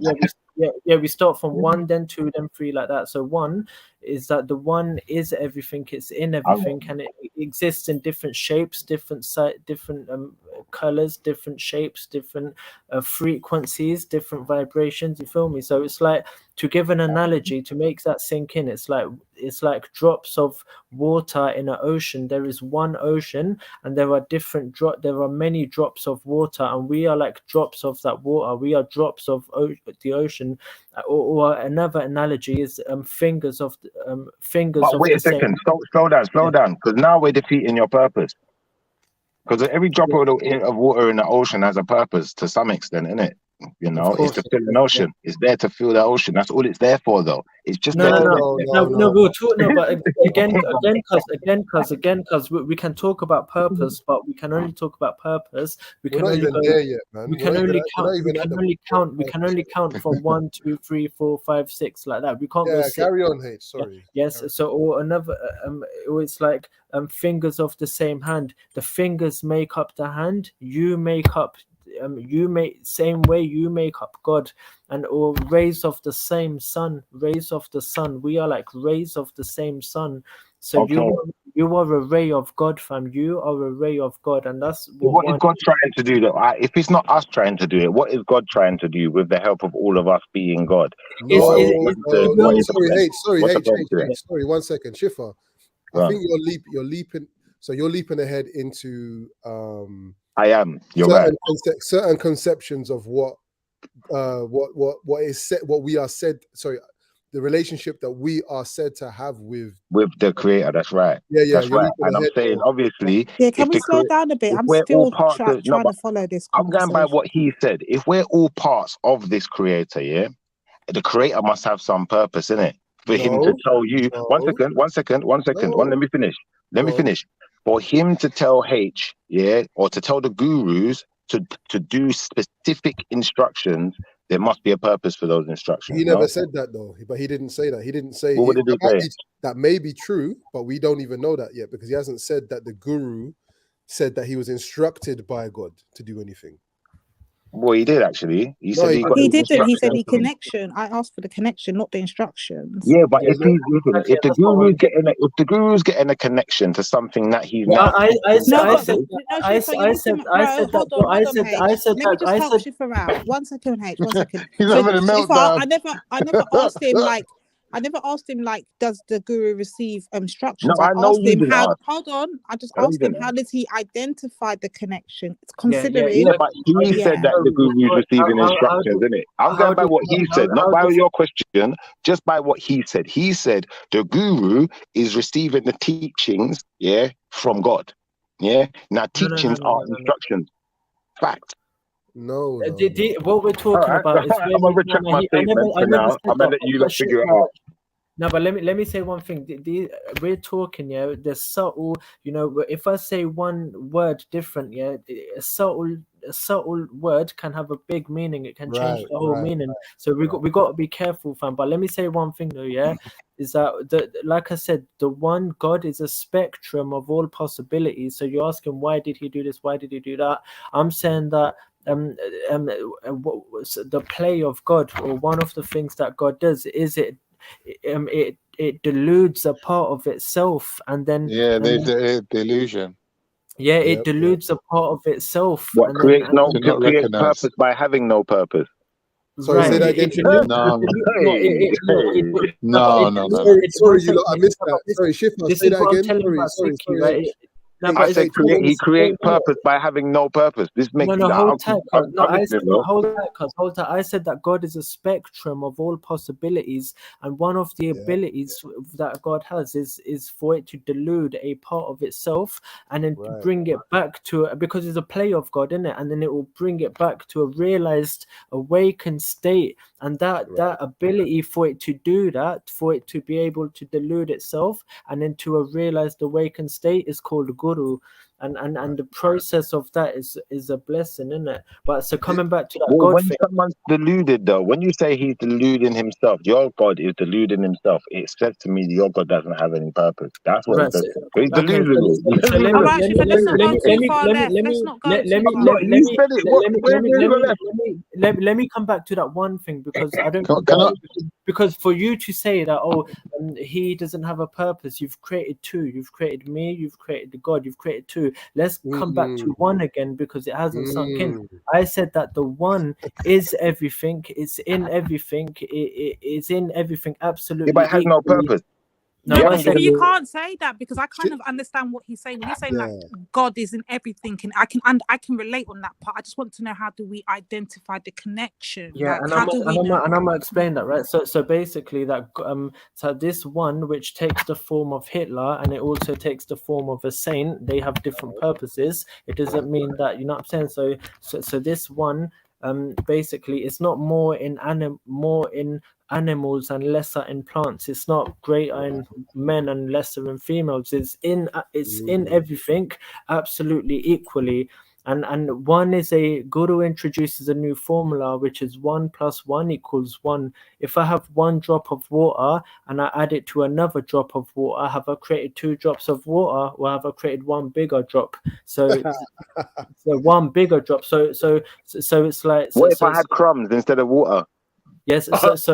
No, But you're we're being talking ridiculous now, Shifa. We're having a I'm not, though, I'm conversational not. one. No, You are, no. bro. Like, for me, bro, I'm asking. Like, Shifa, Shifa, did you say crumbs or one cum? second, I one said second, crumbs. Khan. One second, Khan and H. One second. Shifa, for me, please, just for me today, can we just please, like, not mock or anything, just like have Lady D, this is not me mocking. Honestly, yeah, this is Please, a guy bro. talking around your question for half an hour. I know, but let him Answer. that's the way he might express himself. Let him just, like, I beg. Oh, Please. has everyone got half an hour for every answer to a question? Come on, man. Wait. You know what? Wait. Big up Shakara. Big up. I One tried. second. Can I just say, yeah? Big up, Shaq. Go on, then, Can I mate. just say, you're being. I understand more about what's happening. Facetious, did you say? No, I didn't. I said I understand more about what's happening in Shifa's head than I do in H's right now. What am I? You saying that Shifa's asking the questions that he's looking the answer for? Yeah, of course. Like Shifa is completely hamstrung by Christianity. That's why he's like going off. No, left I don't do Christianity, man. I don't listen. You see Christianity, yeah. You see Christianity. I don't do Christianity. I read the Bible. Just to be clear on that. Let me tell you what I You find know, as far as I'm Let me concerned, tell hold you on 1 second. No, because the brother made a statement about me. Let me just clarify something for the people then, really quickly. I'll be real quick about this. You see, Jesus Christ, if you are black, Jesus Christ is our enemy. Yeah, this Jesus character they flaunted in front of us, he's our enemy. Yeshua is our family. Yeah, and what they tried to do, they've stolen our family. You know, even the Muslim, the Islamic people, they've stolen our family members, got their bones, got their casket. Yeah, so you know that's the reason why I did want to ask Carnito a question. You know, because people. Shifa, let's say what you just said to fact, yeah. What can we do with that? What's the purpose of knowing that? I'm gonna leave it there though. Hold but on, I'll Carl. ask Let me them deal with after. him. Let me I'll deal with deal him. with him Shifa, after. that's exactly what I was trying to say, bro. See how you moved that conversation right to something completely different when I was trying to just get an understanding on one. Lady Please, D, bro, for me. Lady D, Thank you you. can take my number, Lady D, and we WhatsApp, yeah, we voice video chat, That yeah, and we sounds can good. talk about it. Watch out, Lady D, known for sending Yeah. Okay, I got it. Wink, wink. You know what I'm material. you know what I'm saying, Lady Divine. Yeah, we can do that. We can do that because you're my. I see you as my sister, so I want to help you and I want to learn from you. I want to share what I've learned with you. And man's gonna share, yeah, for real. Yeah, man, want to share. Oi, that Lady D, I don't see you as my sister. Right, allow it now. Let the brother speak. Yes, Come on, so take Shakara, my number. tag Shakara, It's my man please. finished then, yeah. Let me just make my point that I wanted to make then, please, man, Let me because get I your think it's number, important. yeah. Let me get your number, yeah. And man's gonna video. Man persistent, man. Man is persistent. What is this turning into over here? This ain't chatting her up right now. This went left quick. Look, this ain't blind date, love. This ain't blind date, all right? Shifa, say what you want to say, Shifa. Go on. Look, what I want to say is this, yeah. If certain people claim to be so righteous, they're so pious, yeah. For instance, Islamic people, Christian people who have stolen so much, not just relics, whole countries. not just the country, even the bones of our ancestors. If you are so righteous, so pious, and you really believe in the scriptures you're reading and the title that you claim as Christians and Muslims, why don't you repair the damage you've done and give back what you've stolen? We talked about this before. The problem with You're not a Muslim. One second, Khan. One second. We spoke about this before about a victim, about a victim.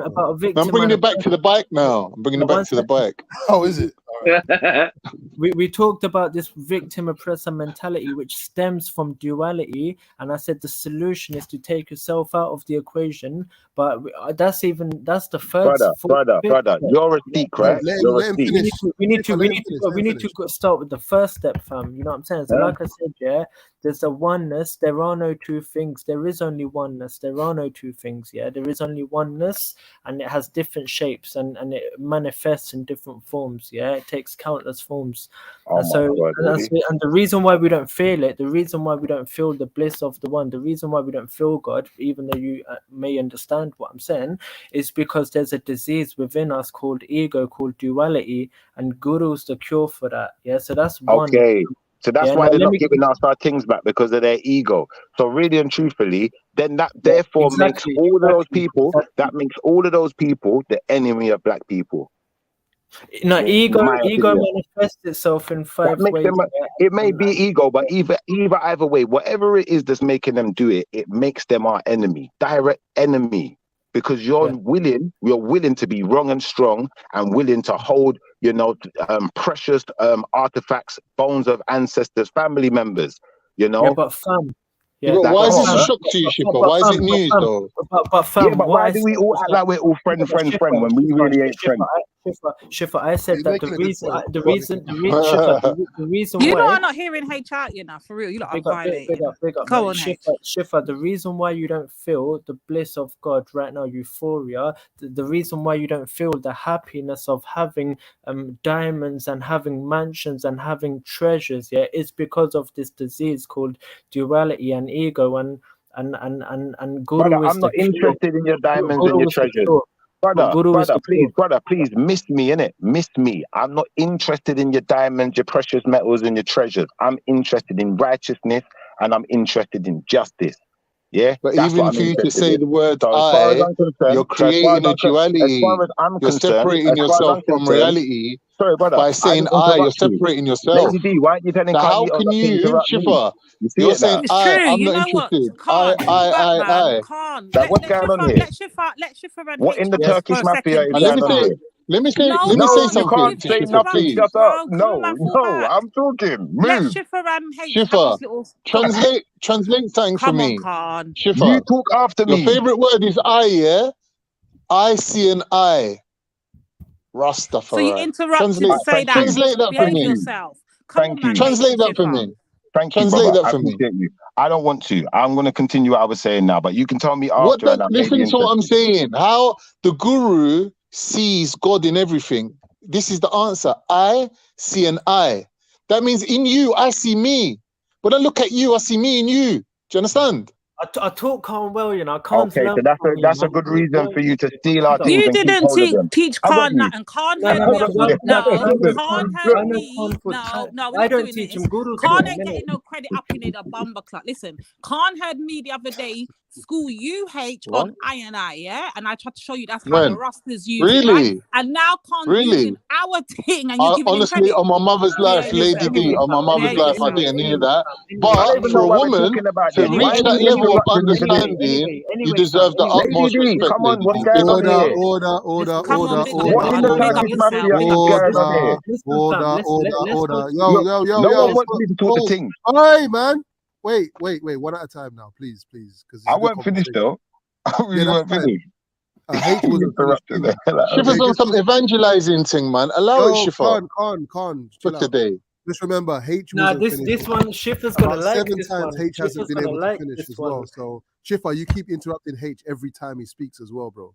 Honestly, so let H come back, and then Schiffer, and then Khan, and Schiffer, you're gonna especially. Now let Shaka talk, man. I want to hear Shakara talk. Where's Shakara?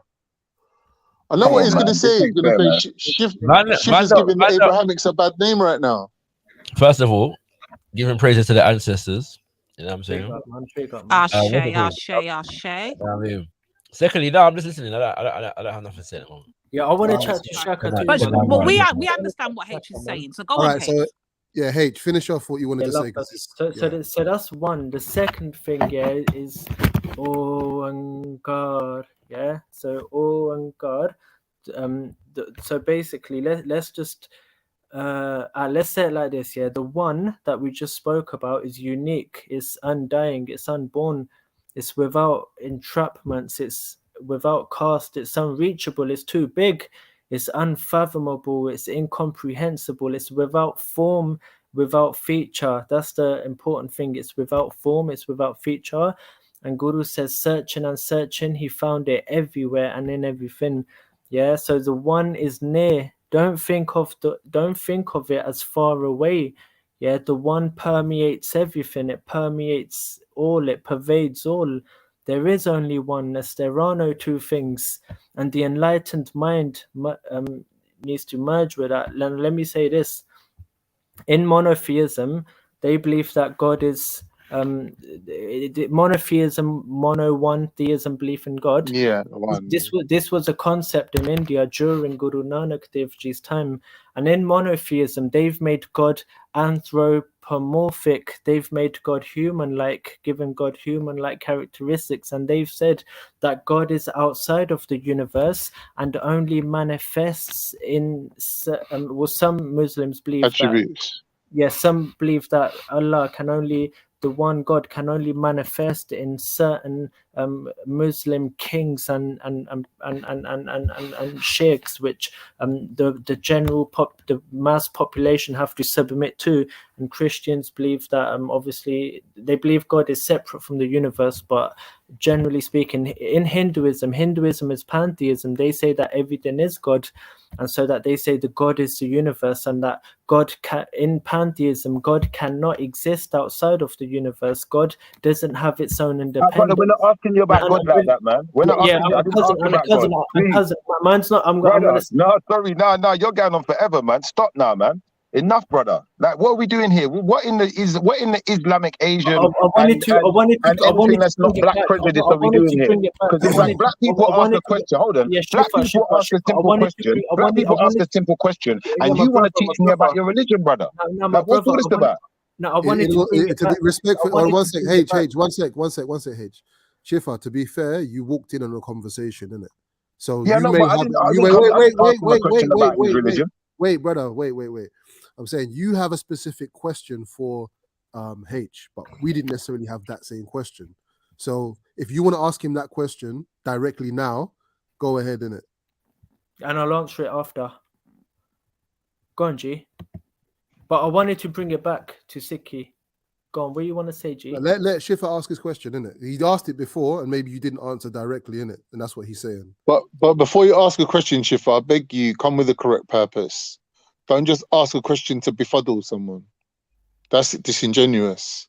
So Come with a genuine hold on. question. What was Shifa's question? Was it about being an enemy towards black people? That's right. I didn't ask nothing about no Hindu, no Sikh, nothing. I asked about Christians and Muslims being the enemy of black people. Yeah, because if you're not our enemy, then why are you holding on to our things? Why do you invade our country, never give nothing back, thief all of our resources, even keep Name our one family country. members' bones? Shifa, you're saying black countries. Egypt. Name one country that is under the banner of black. Let me tell you. I don't know any country. I don't know any country that's a country according to black. Let me tell you why, Shifa. The answer to that question is because they are happy in their ego. They are happy in their duality. They are happy with that. They don't want to progress the spirit. They don't want to let go of their ego. They don't want to let go of that. So there's nothing we can say to them apart from pick up the sword, fam. There's nothing else you can do apart from learn to live. It's not a hard question. Why aren't you giving our things back? Stop telling me stuff I don't want to know. He just answered the question. To be fair, he said I didn't he hear said him because my he reception dipped He out. said, "Pick up the sword, Shifa." No, don't tell shit for that. Sorry. I said that they're happy. They're happy in their ego. They're happy having their duality. They're happy. I'm not asking you though, HH. Please stop answering. You're not a Christian or Muslim. I didn't ask you. I'm specifically not asking H. Okay. But Shifa, this is why my brother, my beloved.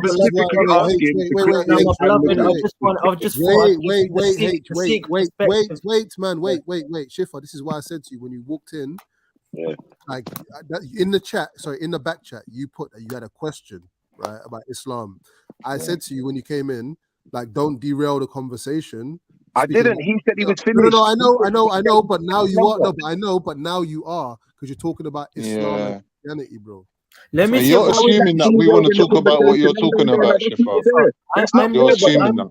I'm never going to if you said your conversation's over, and they've taken each other's numbers, they're gonna have their thing private now, innit? So we can move on. If you don't, if you want to go back to who's we, Shifa? Who are you conversating with? Look, go back to Sikhism. In the universe, look, when you lot are finished, Shifa, who are you conversating with, my brother?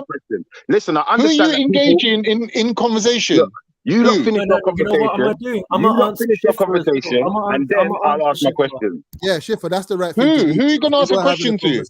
Finish your conversation. You want to talk to MA? You want to talk to Lady D? Right, well, me and H can go on mute then. Finish your conversation. It's cool. Yeah, quick time. So basically, no. Emma, can you please obtain an answer to my original question, which was, how does the gurus identify that they are communicating? And that's what I told you the man's not going to answer. He's going to talk for an hour, but you're not going to waste your own time. Emma, help me, man. Someone help me. No, that's what right now. I'm the moderator. Lady D, that's what I'm answering. I'm the moderator. That's what I'm answering. H, give me 1 second, H. 1 second. So I'm moderating right now, yeah? So Lady D's question was long before anyone else's question that we're currently kind of just dancing around, yeah? It's an important question, and I believe H was in the process of answering that question. That's the problem. So let's let him answer the question. Yeah, so the question is, Lady D, do you want to go again? Sorry, yeah. So if God is in everything, or can be seen from all perspectives and all kind of reflections, how does the guru then identify the communication with God? And if you don't answer the question directly, I think you need to stop him from now on, MA, because it's getting. No one else had a problem with the answer. You know what? No, but cousin, you got to realize here. You work a 9 to 5. You earn £20 an hour, and your time is worth £20 an hour. But you're trying to obtain the truth of life. I don't make £20 an hour, bro. I make a lot more than that. But continue. Don't address Shifa, man. Maybe £1,000 an hour. Yeah, but H. Answer. No, forget that. Don't. I'm answering as direct and quick as I can. Yeah. So basically, the next thing is, coming back to Guru Nanak now. Yeah, because I said pantheism is like this. They say that is opposite to monotheism. Monotheism says God is separate from the universe. Guru Nanak Dev Ji merges these two together. Guru Nanak Dev Ji says that Guru Nanak brings the complete truth. Guru Nanak Dev Ji brings the complete truth. He says to the Muslims, you're right, God created the universe and he's watching over us. The one is watching over us. And but then he says to the Hindus as well, you're right as well, the universe is God, there's nothing but God. So the first thing he said when he come out the ocean, the river, was there is no Hindu, there is no Muslim. And had there been a Sikh at his time, he would have said there is no Sikh, because all he saw was the one in everything and everywhere in different shapes. And so and this the one. Yeah, 1 second, G. 1 second. This ik, uttered a uttered a non-physical vibration, which was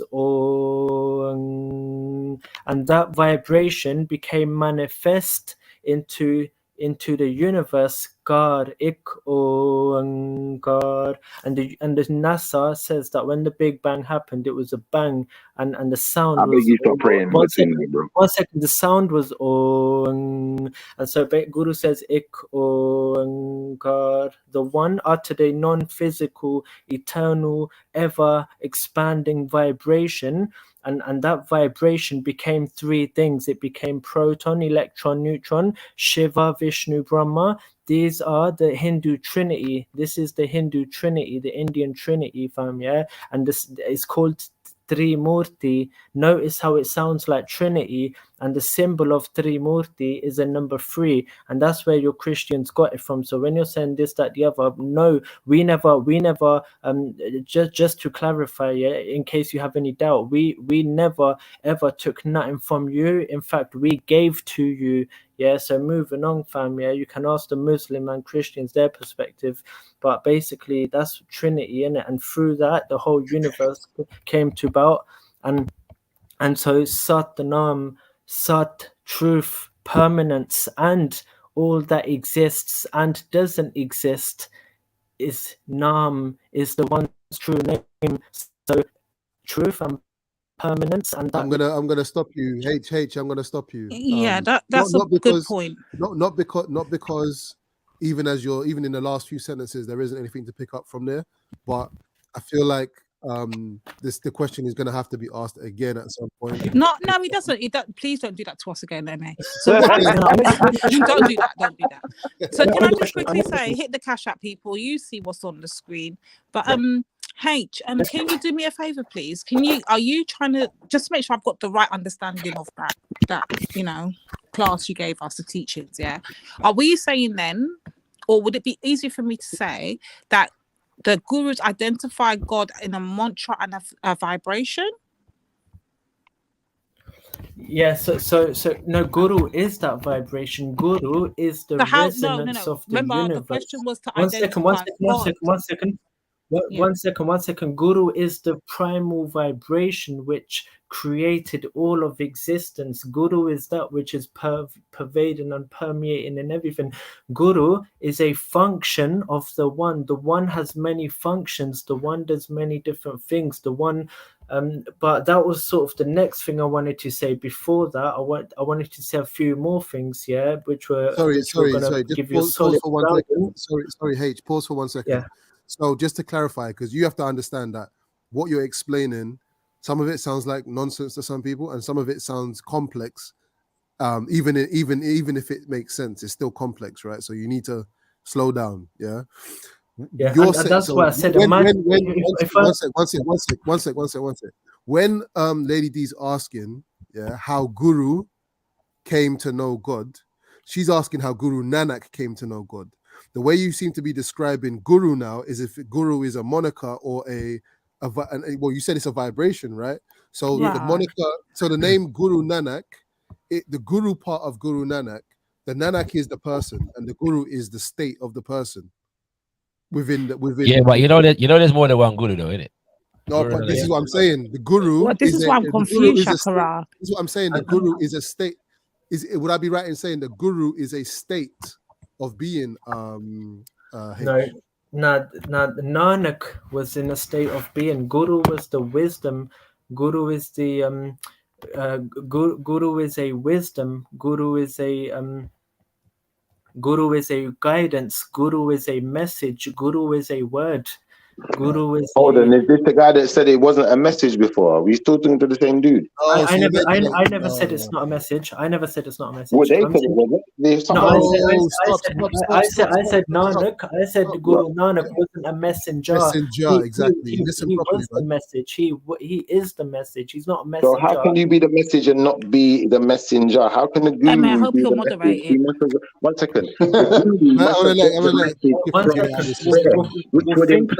Which would imply that the Guru now becomes the messenger because he had to get the initial message from somewhere. No. I said Guru is that message. Guru isn't he never heard something from an angel and then spoke it out. Guru is that message. Guru is that wisdom. Guru, that's the definition of Guru. Guru is a wisdom. Yeah. So like I said, the one does the Guru is a book then. No, the book we don't care about. What we care about is the wisdom. You said it's a message. One second. It's in the 1 second, Shifa. It's in the form of a book. It's in the form of a book. The Who wrote wisdom, the book? the wisdom which is contained within the book is what we care about. Is what we Who bow wrote down the to. book? Who wrote the book? No, The no. Guru, Right. So maybe himself. maybe I can assist here, yeah. And Please do, because I'm so lost. tell me if I'm. Tell me. You can correct me if I'm incorrect, yeah. In what I'm about to say. So there are in Sikhi there are 7 major gurus, yeah, and then the 8th guru, 10. yeah, and then the 8. Say again. 10 gurus. 10. Yeah, he said 10 10. gurus. So wait, the Guru Granth Sahib is the 10th guru, right? 11th.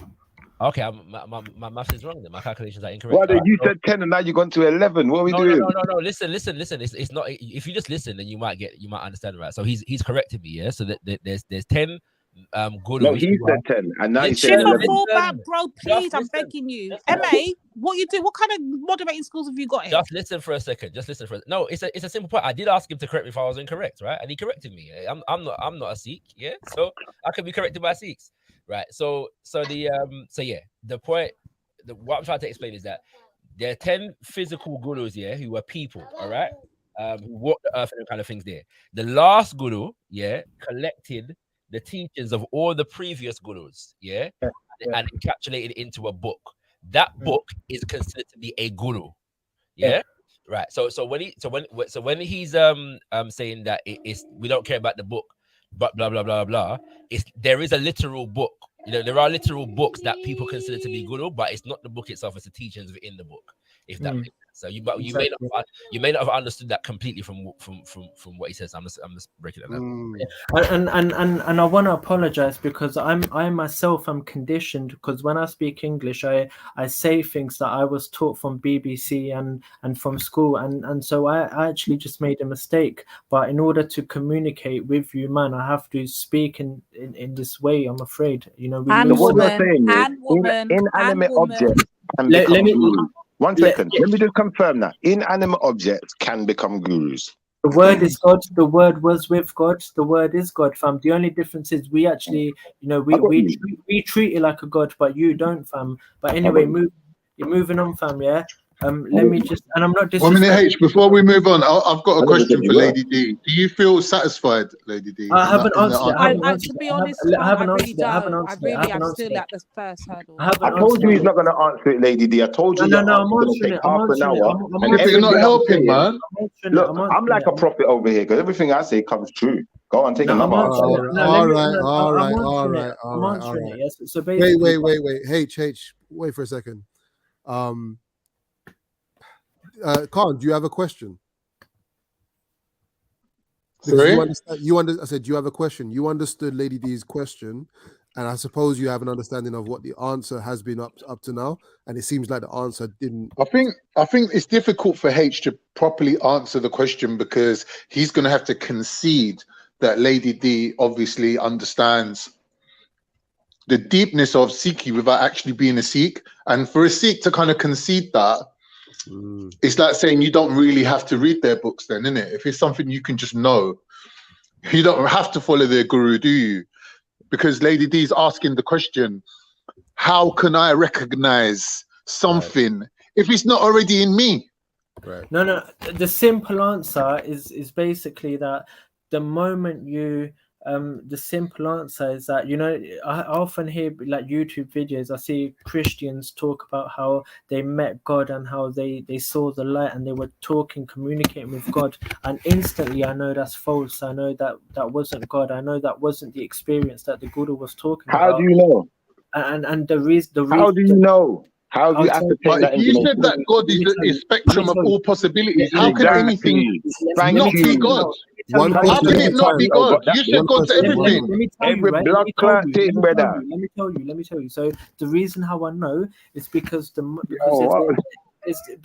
there's duality in that very statement. I saw God. You've created two things, me and a God. You've created two. Okay. But so inherently, what is it?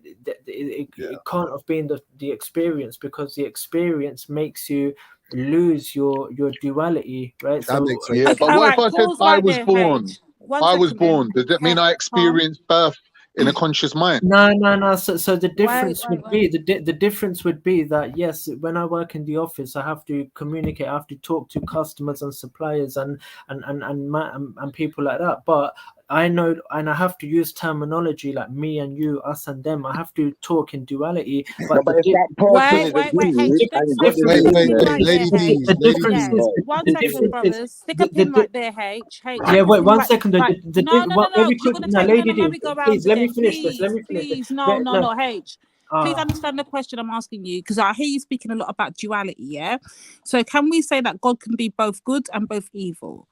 Yes or no, or just an easy answer? I was just gonna get to that. No, yes or no is a good answer. I'm gonna explain it. I said God, God H, you're gonna give me a flipping dissertation. Like, come on, God is a spectrum of all possibilities. That's what I'm saying. Okay, right. So therefore, how do I identify I'm speaking to God himself or a demon of God's creation? Wait. Stop. Lady D, just be mindful. You just added another concept. Dimension, yeah. Oh, sorry. All right. Let me rephrase it. How do I then know if God can be duality, anything? How do I know I'm getting a good message or a bad message? How do I decipher this? Look, it's okay to use terminology like us and them, me and I think that's the wrong question, Lady D. Okay. It's okay. All right, try rephrase it for me then, Just stick to your first question, Lady D. Lady D, just stick to your first question. Lady D, your first question. 1 second, H. Your first question was to fit. No, 1 second. I do it when I go to the office. I talk in duality. But the difference is I no longer believe that we are separate from each other. I no longer believe that we are two different entities. I no longer believe this. Yeah. So yeah, I do use terminology to communicate with each other and get somewhere. But the difference now is I no longer believe that. So it's okay for you to use it, but it's about believing and accepting and knowing it. If you kill someone, you're only killing a part of yourself. I get you, man. I got you. Shiva, stop for a sec. Emma, help me out. I don't know how to answer that. And 1 second. No, H. Wait. Okay, so what you just said was fairly like the last bit was comprehensive for me, and I will relay why afterwards. Yeah, but Lady D is asking a specific question. You said your understanding of God, yeah, is the entire spectrum of possibility. Quite a few of us were agreeable to that statement, right? So if that's the case, but guru, yeah, and again, this term guru, Chakra tried to clean this up for us as well, but it's still quite complicated because whenever you refer to the Guru Nanak, right, which is what we began with, you're still using the word. When I say Guru Nanak, what I'm referring to is the wisdom that came out of Nanak. The man, the person, yes. Yeah, I'm referring to the right. So hold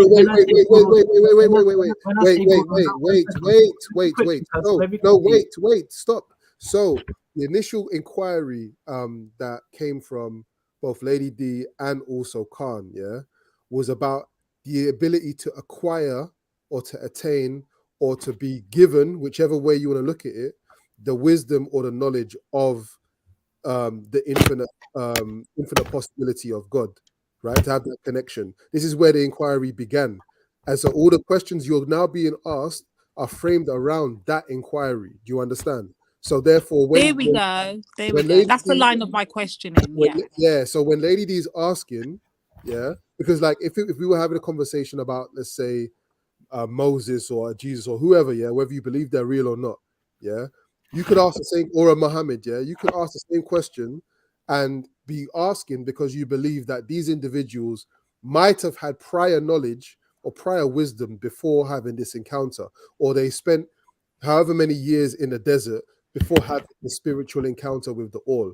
You understand? So when we're asking about Guru Nanak, we want to know how this individual was able to attain and acquire the knowledge that he's passed down to you. I can see how some of the shit I said went over your man's head, yeah. But it's not your. I'm not blaming anyone, and I'm not. Nah, I didn't go over my head, mate. What I find interesting is how because you got to realize here that the Guru Granth Sahib Ji, there's wisdom within there for people to be able to conquer the entire universe, fam. Yeah. So what Guru didn't want the wrong hands getting onto it and use it to use it against the innocent people and use it against the righteous people. That's why. Sorry, H. I'm gonna stop you. No.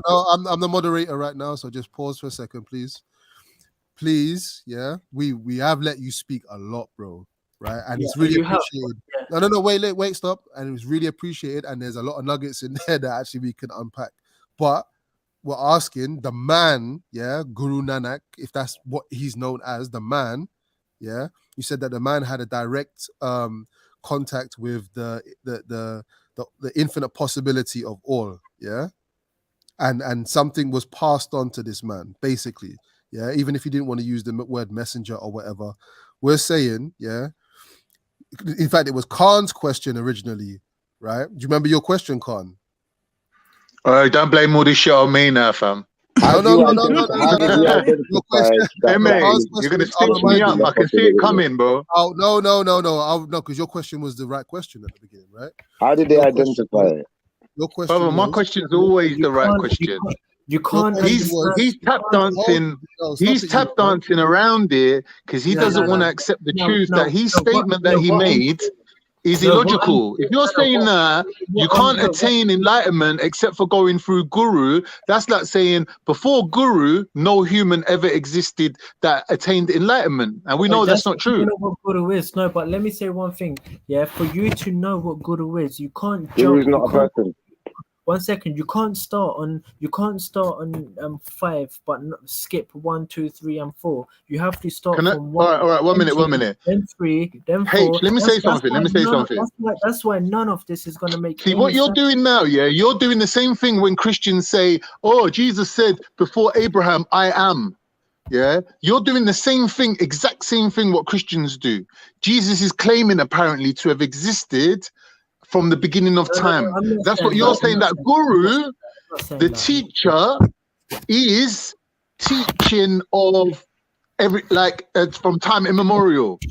Anything that's ever been taught has been taught through Guru. So that's Guru basically what you're saying. Guru is a concept. Guru is a concept which predated Guru Nanak. No, we're talking about the man. There was a man who existed who brought about teachings that helped lead other people into the path of liberation, enlightenment, and a life free from suffering. This particular individual, if you're claiming that our salvation is dependent on him, personally, you're doing the same thing what Christians are doing. No. I never said him. I never said Guru man. Look, we could care less about the person Nanak. We care less about. Oh, it's coming up now. Okay. Yeah, no, we care less. We care less about. What we care about is. What we care about is the wisdom which came out of Nanak. What we care about. All right, but what I'm saying to you, H, the same wisdom came out of Lady D's mouth. Is she now Guru? Wait. You lot, wait 1 second. Khan, I think what he's trying to say is when he said that we must follow Guru, it's not the man that we're meant to be following. It's the vibration. 100%. And you, MA already explained that. MA already broke that down for us. No, the eternal wisdom is what I'm referring to.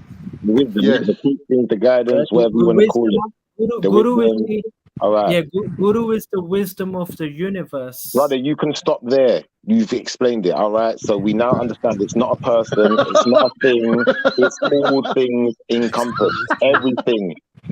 So everything is Guru. Everything is Guru, and we're learning from everything, not just that person. We're learning from everything, our entire environment. But you need just a title, man. You need an external. You need an external. You need an external spiritual master to show you the Guru inside you. I don't want to see no Guru inside me. Thank you very much. No Guru inside me neither. We're gonna leave that there. Guru's and now just we understand title, it. isn't it? Lady D, do you have any more questions? Does anyone else want to learn Lady D, anything can else you about elaborate Guru? on the fact that Do you want to learn anything else about Guru? Lady D, Because I'm done. H is saying, H is saying that this wisdom that you've come from knowing through Rasta, he's saying that originates from India. And it's passed from India to Ethiopia and through Ethiopia to Rasta. What do you think about that? Who cares? Let it go. Who cares? Let it go, man. Like, do you know? I want to know from Lady D's point of view. You really want to learn more of this? I'll keep it short and simple nonsense. Okay, go ahead, Shifa. Go ahead. All right. Let me just make sure that nobody else wants to learn anything else about gurus before I move the conversation somewhere else. Anyone? No, I think we've saturated. I think we've reached saturation point now. Listen, I'll be honest with you. I'm at the point where I never want to hear about a guru again. I don't want to have this conversation ever again because we're never going to get to the bottom of it. But this is the conversation I want to have. We can get to the bottom of. So now I'm going to ask Carnito, as a Muslim brother, why is it that if you Muslims are so righteous and so pious and you're so peaceful, why do you not repair any of the damage you've done, give back any of the things that you stole? Right, cool. Let me answer this. Let me answer this. Yeah, in my own answer. Yeah, so don't be holding Islam accountable. If Muslims were so pious, be holding Islam accountable. So make sure you answer. 1 minute, my brother. If if Muslims were as pious as you're claiming they are, there would be no need for Islam. Because the point of Islam is to bring people to righteousness. How's that for an answer? So what you're saying is Muslims are wicked people and we shouldn't trust them because Islam is the only thing that can bring them to righteousness, but they ain't there. I got you. So now we've heard from a Muslim. I would say, you know, to that effect, I'd say then I was correct in saying that Islamic people are the enemy of black people. The same way Christians are the enemy of black people. Unless the Christians can give me a good reason why it is they're not giving back the stuff they stole and not repairing the damage they've done, being so pious and being so righteous.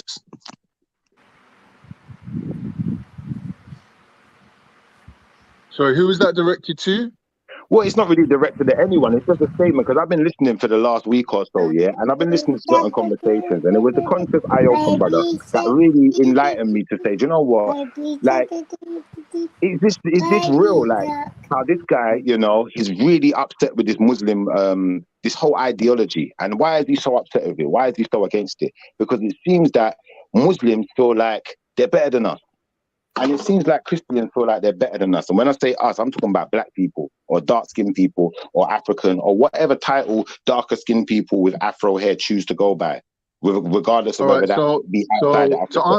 To answer that as a layman and a Jahil person who can't really quote Quran and Hadith because I'm not well read at all, there is a direct quote from the Prophet ﷺ who said that a dark-skinned person and for all intents and purposes, a white person are no better than each other except in piety. And that means that we don't judge people on their skin color, we judge them on their righteousness.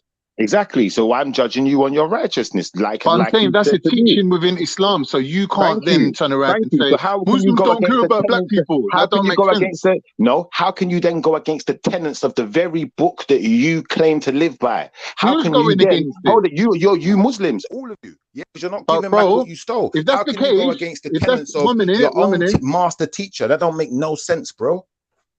Brother, as far as I know, in my family, my particular clan, that's not happened. People have interfaced and interacted with black people, married into them, and treated them like people.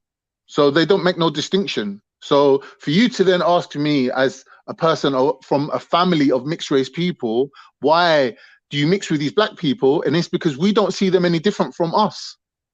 Otherwise, we won't be breeding with them.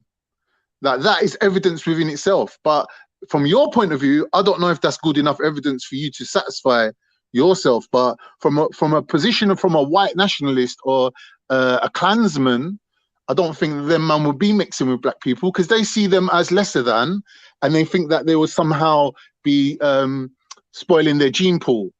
Whereas from my point of view, I personally think black people have got a lot of good genetic traits to offer. So if you want to marry, like as a white man or a Turkish man, if you want to marry a black woman, you know your kids are going to come out healthy, solid, and mentally balanced. Do you know what I mean? And that you could take that to the bank because you know you can see that in black people. So you know, I don't see no problem with mixing. I think it's all good. I think a lot of people will benefit from a little bit of black in them. A lot of people. Schiffer doesn't believe in separating races. Schiffer is pro interracial children, interracial marriage, interracial everything. Yeah. So why is he identifying himself as black then? And it's a bit strange. And Shakara, we aren't pro interracial. We believe that. Oh, you're saying Schiffer's a separationist, apart from no. What? Schiffer believes in interracial relations. Schiffer is the proud father of a mixed race baby. Which he should be. So he doesn't. So I don't know why you went on about that bit. Is my point. Yeah, I don't know what so what's the point of you? Like, I don't understand that. If I'm prepared to share like my DNA with somebody, surely I'm not looking at them as lesser than me, am I? Like my children are going to be containing your race in amongst their heritage. Like, why would you then think I don't rate you? Oh no. Shush, Bob. Love you. Hey, is that how you speak to women in the back chat? You'll definitely not get my number. Definitely not. Right, we can speak Punjabi then. Fuck you, that's good. But that's Muslims for you, Schiffer, man. Everyone's wrong. Buddha's wrong. Buddha's going trying hell. to find another victim to Yeah, assault. Buddha's going to hell. Your gurus are going hell. Your African spiritual masters going hell. Shaka's going to hell. Sikhs don't believe in hell though. Only Muslims are going hell. He's saying that's what Muslims believe. No, Raheem, he's saying that's what Muslims believe. Yeah. Shaka's going hell. I'm going hell. Shaka's spiritual masters are going hell. Buddha's going hell. Everyone's going hell. Only Muslims are going heaven. That's the. You already carry on like a demon. Everyone else is a kafir. Everyone else is a kafir. That's Muslims for you, man. And you know what I'm saying. And Christians as well, man. It's exclusive, innit? It's like an exclusive club. Only we're allowed. You, man, get out. Yeah, but that's the same with every religion. Sikh doesn't say that.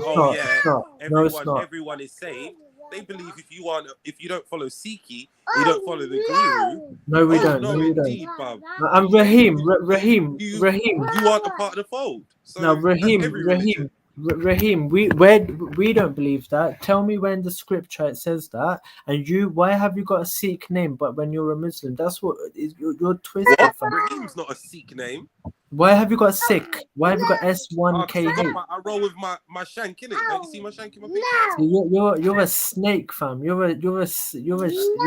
I knew it wouldn't take long for this conversation to go left. The wisdom of the Guru really helped you to interact with people. Let me tell you why I have a problem. Let me tell you why I've got a problem with that. Yeah, because historically speaking, there's been bare Muslims, yeah, who's worn the Sikh case, the Gurdah, for example, and they've gone into the temples and they've gone started chatting. They've gone started and outside girls schools and started chatting to little girls like 10, 12 years old and grooming them, innit, and taking them to Sikh. Right. No one's saying that you're not allowed to have an issue, but it's just the way you're expressing it is a little bit inappropriate. Yeah, well, I don't know. That's how I was raised. I'm conditioned like that, innit? And yeah, but you're supposed to be using your higher self now, your wisdom now. Yeah, well, I mean, it's not necessarily what I say or do. It's more about how I feel, and I feel peace and that content. I feel like peace. Have you heard the saying like feelings are like clouds in the sky? Have you heard that? Yeah, but true happiness. Do you know what that means? Do you know the meaning of that? 1 second, man. Look, yeah, the happiness and peace and content I feel is permanent. It's not dependent on external situations, and that's the difference between what you're referring to as temporary emotions, which are based on having loads of things, compared to what I'm talking about, which is permanent. It is with me forever, and I can't. It's not something I can lose. It is me. You know what I'm saying? So, but anyway, this is the problem with what you're doing. Sorry for interrupting, but what you're doing is you're over conceptualizing things. When you think about things too much and you use too many words to explain simple, what we can call universal principles, you basically give yourself an out. You give yourself an opportunity to say, well, I can be angry, I can be violent, but I'm still wise, I'm still compassionate, I'm still guru. No, bro. No. I'm not saying fucked up. that. I'm just saying that English is I've been speaking English. I've been born up here on the streets, yeah. So obviously my English is my signal went. My English is going to be like, yo, what's happening? It's not going to be posh Queen's. It's not going to be the Queen's English, innit? So don't expect the Queen's English from me. You might get a couple. I think you're straw manning right now. No one's ever mentioned the Queen's English. I think my English and your English is on the same level. Reacting, bro. Your people ain't got nothing to do with it, bro. Your people are not the ones. Your people are not the ones who subjugated mine, innit? I'm talking to the Muslims and the Christians, innit? So they need to explain why. Hold on, the very book that you engage with and say is your book, yeah, the one that teaches you, yeah, the people of that book, you enslaved them, you ravaged their lands, yeah, and never do anything to repair the damage that you've caused with those people. You even. Wow. Yeah, Shifa, I can answer your question. To be fair, I can answer. Fam, demons in them, devils in them, innit? Demons and devils.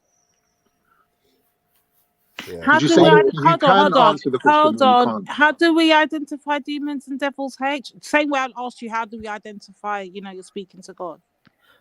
So our concept of what demon is desires and lust and anger, rage, jealousy, pride and attachments, and these are demons. Sounds mighty Catholic.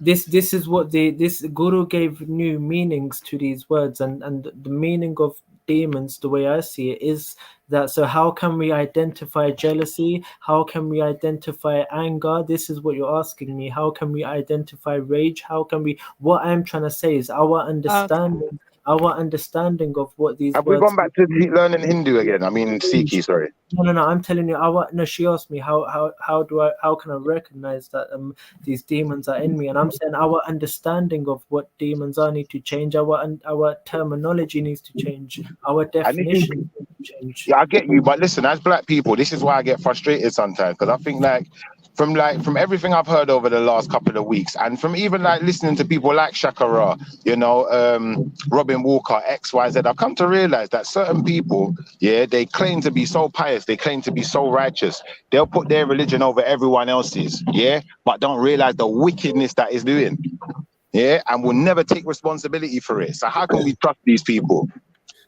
Yeah, Shifa. Don't stay kafar. Shifa, I'll answer your question. The question you asked is, how come these people are behaving the way they're behaving, but they claim to have the perfect religion, all this kind of stuff.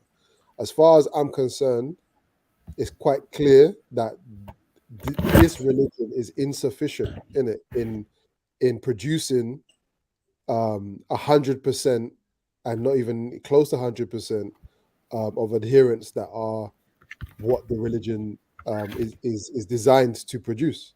Like it's not able to do so. That's for me, that's the simple fact of the matter, isn't it? It's not able to, like, Khan, what's the ideal? Like, what Islam has been brought to earth to cleanse and right all of the badness in the world and the dysfunction and the imbalance and that, so that we can live together in harmony, right? No. Okay, tell me what's the message for them? Where it seems like all it does is war with black people and take our things, take our lands, and never give anything back, and then act like they're more righteous than everyone. Yeah, but they won't say. Let me say something. Yeah, I don't know if this is going to be a sufficient answer for you, but imagine that Islam, yeah, is a blueprint that you can build a nation on, and basically live in righteousness that enables people to be good. Right, because you can't be good in a bad environment. So, for example, living in the West now, if I want to fast, I'm seeing adverts for McDonald's. I'm walking down the road. I'm getting text messages from Uber Eats. Like, it's difficult, right? If I'm trying to abstain from sex, I'm seeing sex everywhere. Like, what I'm saying is the environment has to be conducive to a righteous lifestyle. right? So there has to be justice What about when you go into someone else's so they don't have environment, to. Can I just finish? Can I just finish? Can I just finish? There has to be justice implemented between people, right? Between the ruling people and their visitors. So if you're Muslim, let's say Christians and Jews, they need to be looked after, right? Within your country. Now, if you're saying, I'm a black man and I want to use Islam to create a nation of black, right? We're going to call the country black, right?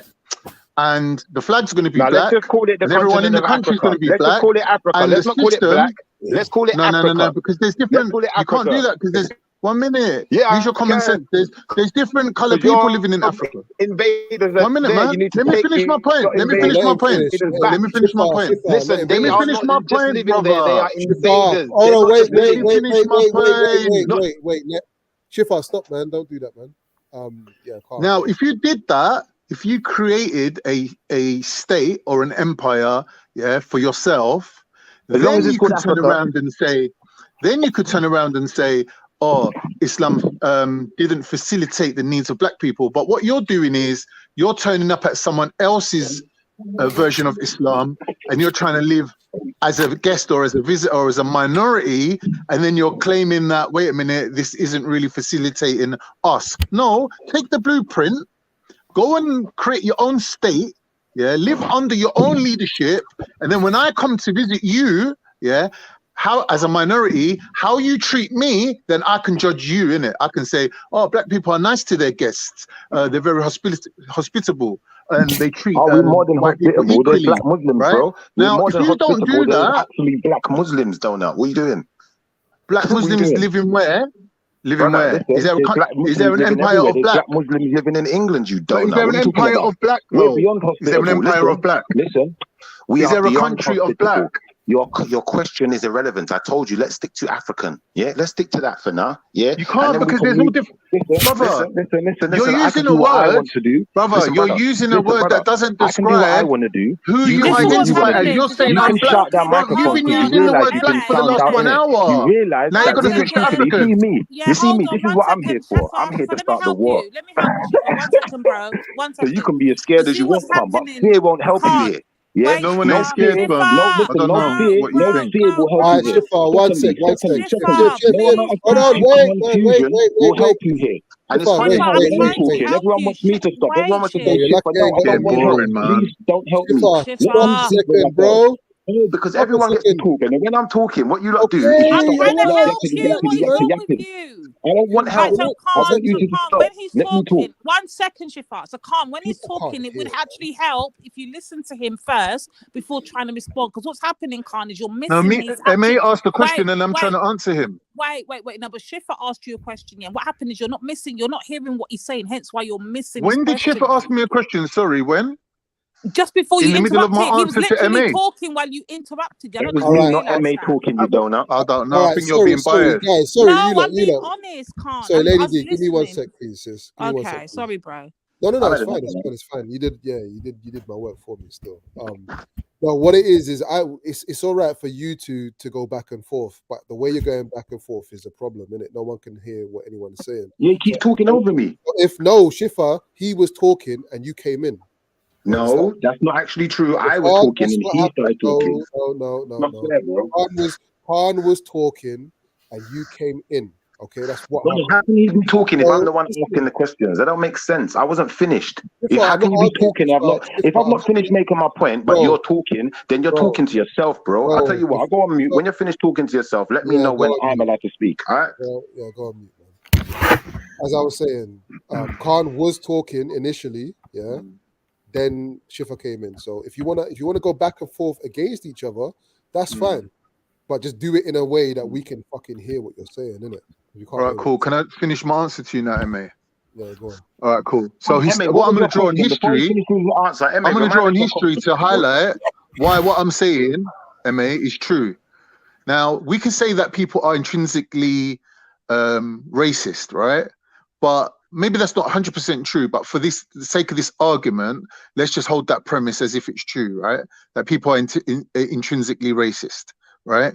Now, Turks wanted to live under Islam and they made their own version of Islam They made their own empire of Islam, right? And they live under their own flag and their own banner, right, of Islam, right? So they used Islam as a blueprint, right, with the help of Arab sheikhs and scholars, Arab sheikhs and scholars that came and gave them the knowledge and enabled them to and facilitated them in creating this state, right, based on Islam, right? Now, what I'm saying is, if Arabs are racist, 1 minute, man, I'm saying for argument's sake, if Arabs are racist towards Turks and they feel that because they're descendants of the Prophet and whatever, that they're on a higher status, right? To us, it makes no difference. Why? Because we got our own thing. But with you, as a black man who's living in the West, yeah, if the people are racist towards you, you can't say, well, I don't give a shit, I'm going back to my own country, because them man already penetrated and infiltrated all your governments, and there's no point leaving the West and going back to Africa, because it's the same thing. You ain't escaping Babylon. Same as for Turkey, though. It's not run by Europeans. Yeah, but that's but 1 minute. Let's not conflate the modern state of Turkey with what I'm talking about, which was from the 12th century, where the Turks had the Ottoman Empire in its beginning stages, right? Before they came to become the caliphs and move into the Saudi Peninsula, they were mainly in Turkey and in Greece. And they had their own country, right, based on Islamic laws and principles that run for a good 600 years. Before they even tried to become caliphs and become a superpower, right? They governed themselves under Islam with the help of Arab many scholars. nations across the world. There's nothing unique about that. I'm not saying it's unique. I'm drawing on history to show you why my point stands, that Islam is the blueprint for you to enable your nation to live in righteousness. But you have to put in the work to achieve that. This is just my opinion. If that was This the is case, my opinion. that would mean Islam is the most successful nation building blueprint. And Yeah, that's true. But it is. Not true. But it is, there's though. been so many more successful. Name one. The English Empire for one. Measure success. Raheem. Yeah, go on. Measure success for us. No, but 1 minute. Before you get to that, we're talking about a blueprint for success. We're not talking about random accidental. Can't wait for a second, please. So sorry. The definition of success in empire building is land occupation. So for land occupation, it's the flipping Khans who were the Mongolians, so the Mongolian Empire, and the flipping English. They occupied the majority of the world. At one point, the Mongolians had nearly 2/3 of the world, and England had nearly 3/4 of the world. Like they were impressive in their empire building, and they did it not being Muslim. Sorry, you said empire. All right, Raheem. Sorry, you said nation first. Wait. Sorry, Khan. Just quickly. You said nation, and now you've changed it to empire. Well, nations are all a part of empires, aren't they? But I'm not arguing nation or empire. I can let him have that point, yeah. But Raheem, what I'm asking you is, did these two massive empires that you're mentioning have a blueprint of success that they could hand to you in a book and say to you, take this and run with it and go and make your own success? Yeah. Like, in other words, is it a model that can be duplicated? But every religious model does that. You know what I'm saying? Every religious model says, if you follow this, you will be successful with it. The Hindus but in the state Hindus building, did it under what's his name? What were they called? The Mughals. They did the same thing where you have the Mughal Empire. They went around using their religious beliefs for that. They believed in that, using opioids and all that for their denomination. So in saying that Islam is the best blueprint for nation building, you don't understand what I'm saying, Raheem. Please let me look, Raheem. Ottoman Empire as a benchmark. Raheem, it's not as a human being and as an intellect, I rate you. So I want to hear your real answer, but for you to give the real answer, you have to hear the proper question. Yeah. What I'm saying to you is, we're not looking at successful people and asking what were their beliefs. We're asking which system of governance has produced the most amount of empires or countries that have run for the longest period of time without collapse, right? So that means all the different Islamic empires, the Umayyads, the Abbasids, the Ottomans, the list goes on, right? All these empires ran for 600 years, 900 years, right? There is no other system. When I say system, Raheem, please let me just say one more sentence. When I say system, I'm talking about Islamic politics as a system of governance versus capitalism or versus communism. I'm not talking about versus Christianity, because Christianity isn't a system of governance. The judicial system, brother. What you doing? You don't use the Islamic system. Christianity is a system of governance. Right, name one country that runs on Christianity then. Hence why you have judicial system, you donut. Where'd you forget? Name one country that runs on that. Hold on, I'm breaking it down to you. That's why you have a whole book on judges. Hence why you forget that, Raheem. Answer my question, please, bro, because I'm asking it to help you make your point. A government on his shoulders. Name one country in history from the dawn of time till now that's run on the system of Christianity. And how long did it last? The Roman Empire. Roman Empire? What do you mean, brother? Leave it there. The Roman Empire converted to Christianity after leaving behind polytheism. Polytheism. I can't say the word. Polytheism. Ugh, it's polytheism. But polytheism. Thank you. It wouldn't come out of my mouth. Cheers. They left that behind and dominated the world using Catholicism. Don't tell me that they did not turn around and do that. They governed under the auspices of that. Britain was a part of this empire. Britain was a part of that empire. Hence why you had heresy. Hence why you had all of the whole thing where you had the Christians going through for the Crusades. That was all a Christian-dominated, governed empire to go across the world and make Christianity the number one thing. They went into Africa, they went into all the places, including Persia and other parts of the Middle East where Islam was, and fought Islam. They may not have won in every place. Can I just say one thing? Pause 1 second. Pause 1 second. I respect the passion, yeah, but you missed the important point that I made earlier, which is a duplicatable system of governance. Now, the Roman Empire being pagans and halfway through their success switching to Catholicism can't really be duplicated. Because it's still here. For you to use 1 minute, bro, for you to use Christianity as your model for success and nation building, you have to find an example that uses Christianity as his foundation. Someone that halfway through their successful switch to Christianity doesn't show that Christianity can bring about success. It just shows that Christianity can penetrate and infiltrate already people. Bro, you're not letting me speak, bro. People did not start off as I was quiet while you lot spoke. In the Kaaba worshipping multi-deities, brother. What are you doing? Shut up. What you do? Don't lie. You can't use Rome as an example of Christian success. You can't. Okay. All right, Raheem, go and then Shifa. Thank you. So there have been many Islamic nations which started off as pagan and polytheists,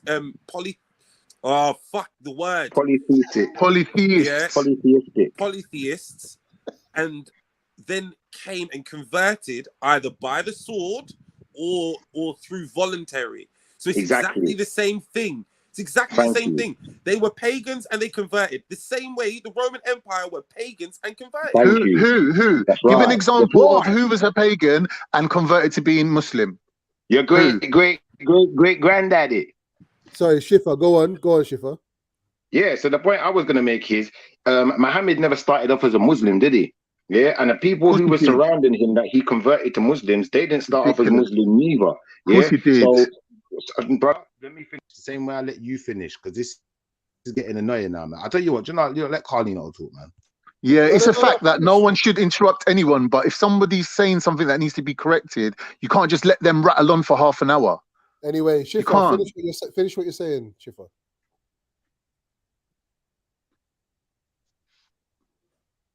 Hello? Shifa. Yeah, if this guy's going to interrupt me every time I start a sentence, there's no point, man.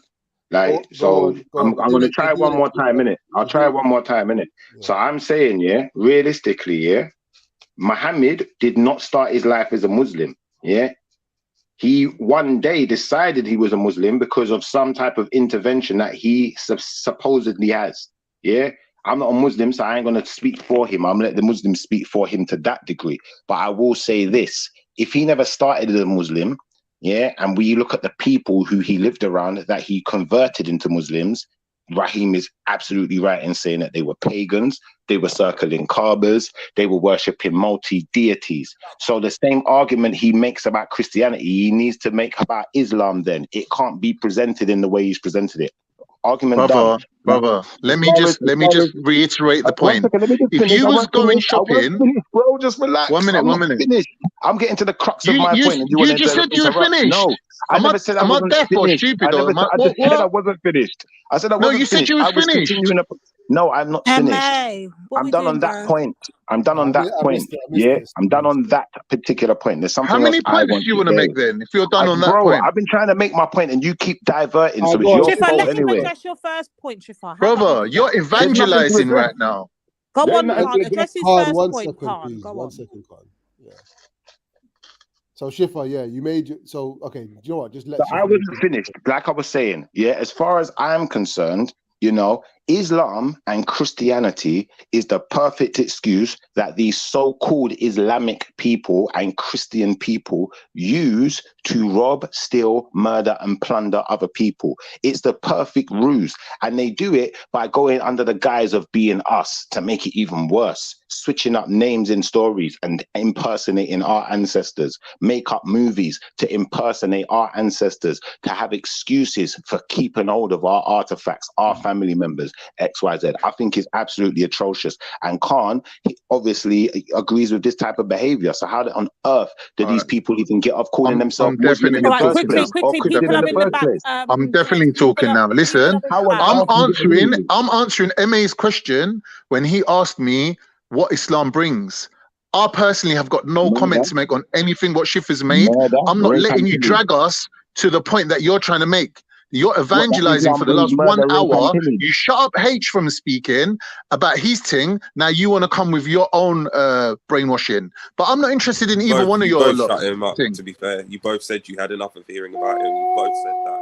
It wasn't just People in the back. People in the back. Well, why don't you tell us why Islam's allowed to bring murder? I'm not letting you drag me to your point, brother. I'm answering MA's question. When he said to me what I think what Islam brings, what the purpose of it is, and I'm answering from my own point of view. What you're talking about on your thing over there, that's your thing, isn't it? Run, devil man, run. You get me? Because I might get boxed up. Big up to the panel, though. Them real questions. Bless up. All the time. Every empire at some point in time has used religion as their control stipulant in order to dominate. This is a fact because it's the easiest way to get people underneath one auspice. The reason why the Romans brought in monotheism under the guise of Christianity is because you would have the Spartans, which worshipped Sparta, the Athenians, which worshipped the Athenians who worshipped Athena. They had so many different deities, it was divisive. So in order to maintain political control as well as spiritual control over individuals, they embraced Christianity, established the Catholic Church, and went on to dominate as an empire. Their biggest growth happened after they were monotheistic. Can I ask a question?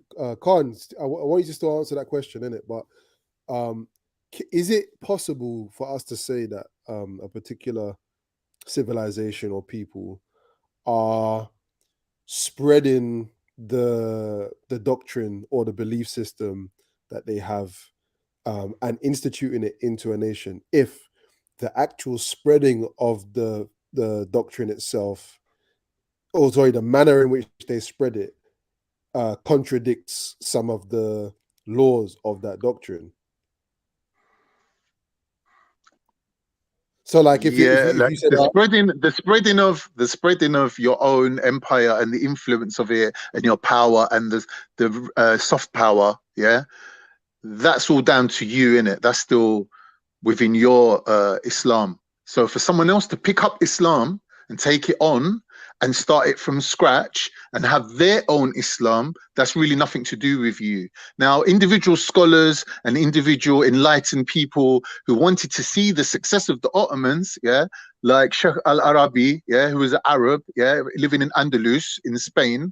He went and lived amongst the Ottomans and provided them with the high level understanding of Islam that he had. Because these people, although they wanted to be Muslim and they had faith, they didn't have any schooling or education or real understanding of the intricacies of or the depth of Islam. So these people went and spread Islam to those people, but it wasn't like as if like it was an extension of Spanish Islam or Andalusian Empire spread into Turkey. It wasn't that. Like what your question sort of like implies, that it's a spread, but it's not a spread.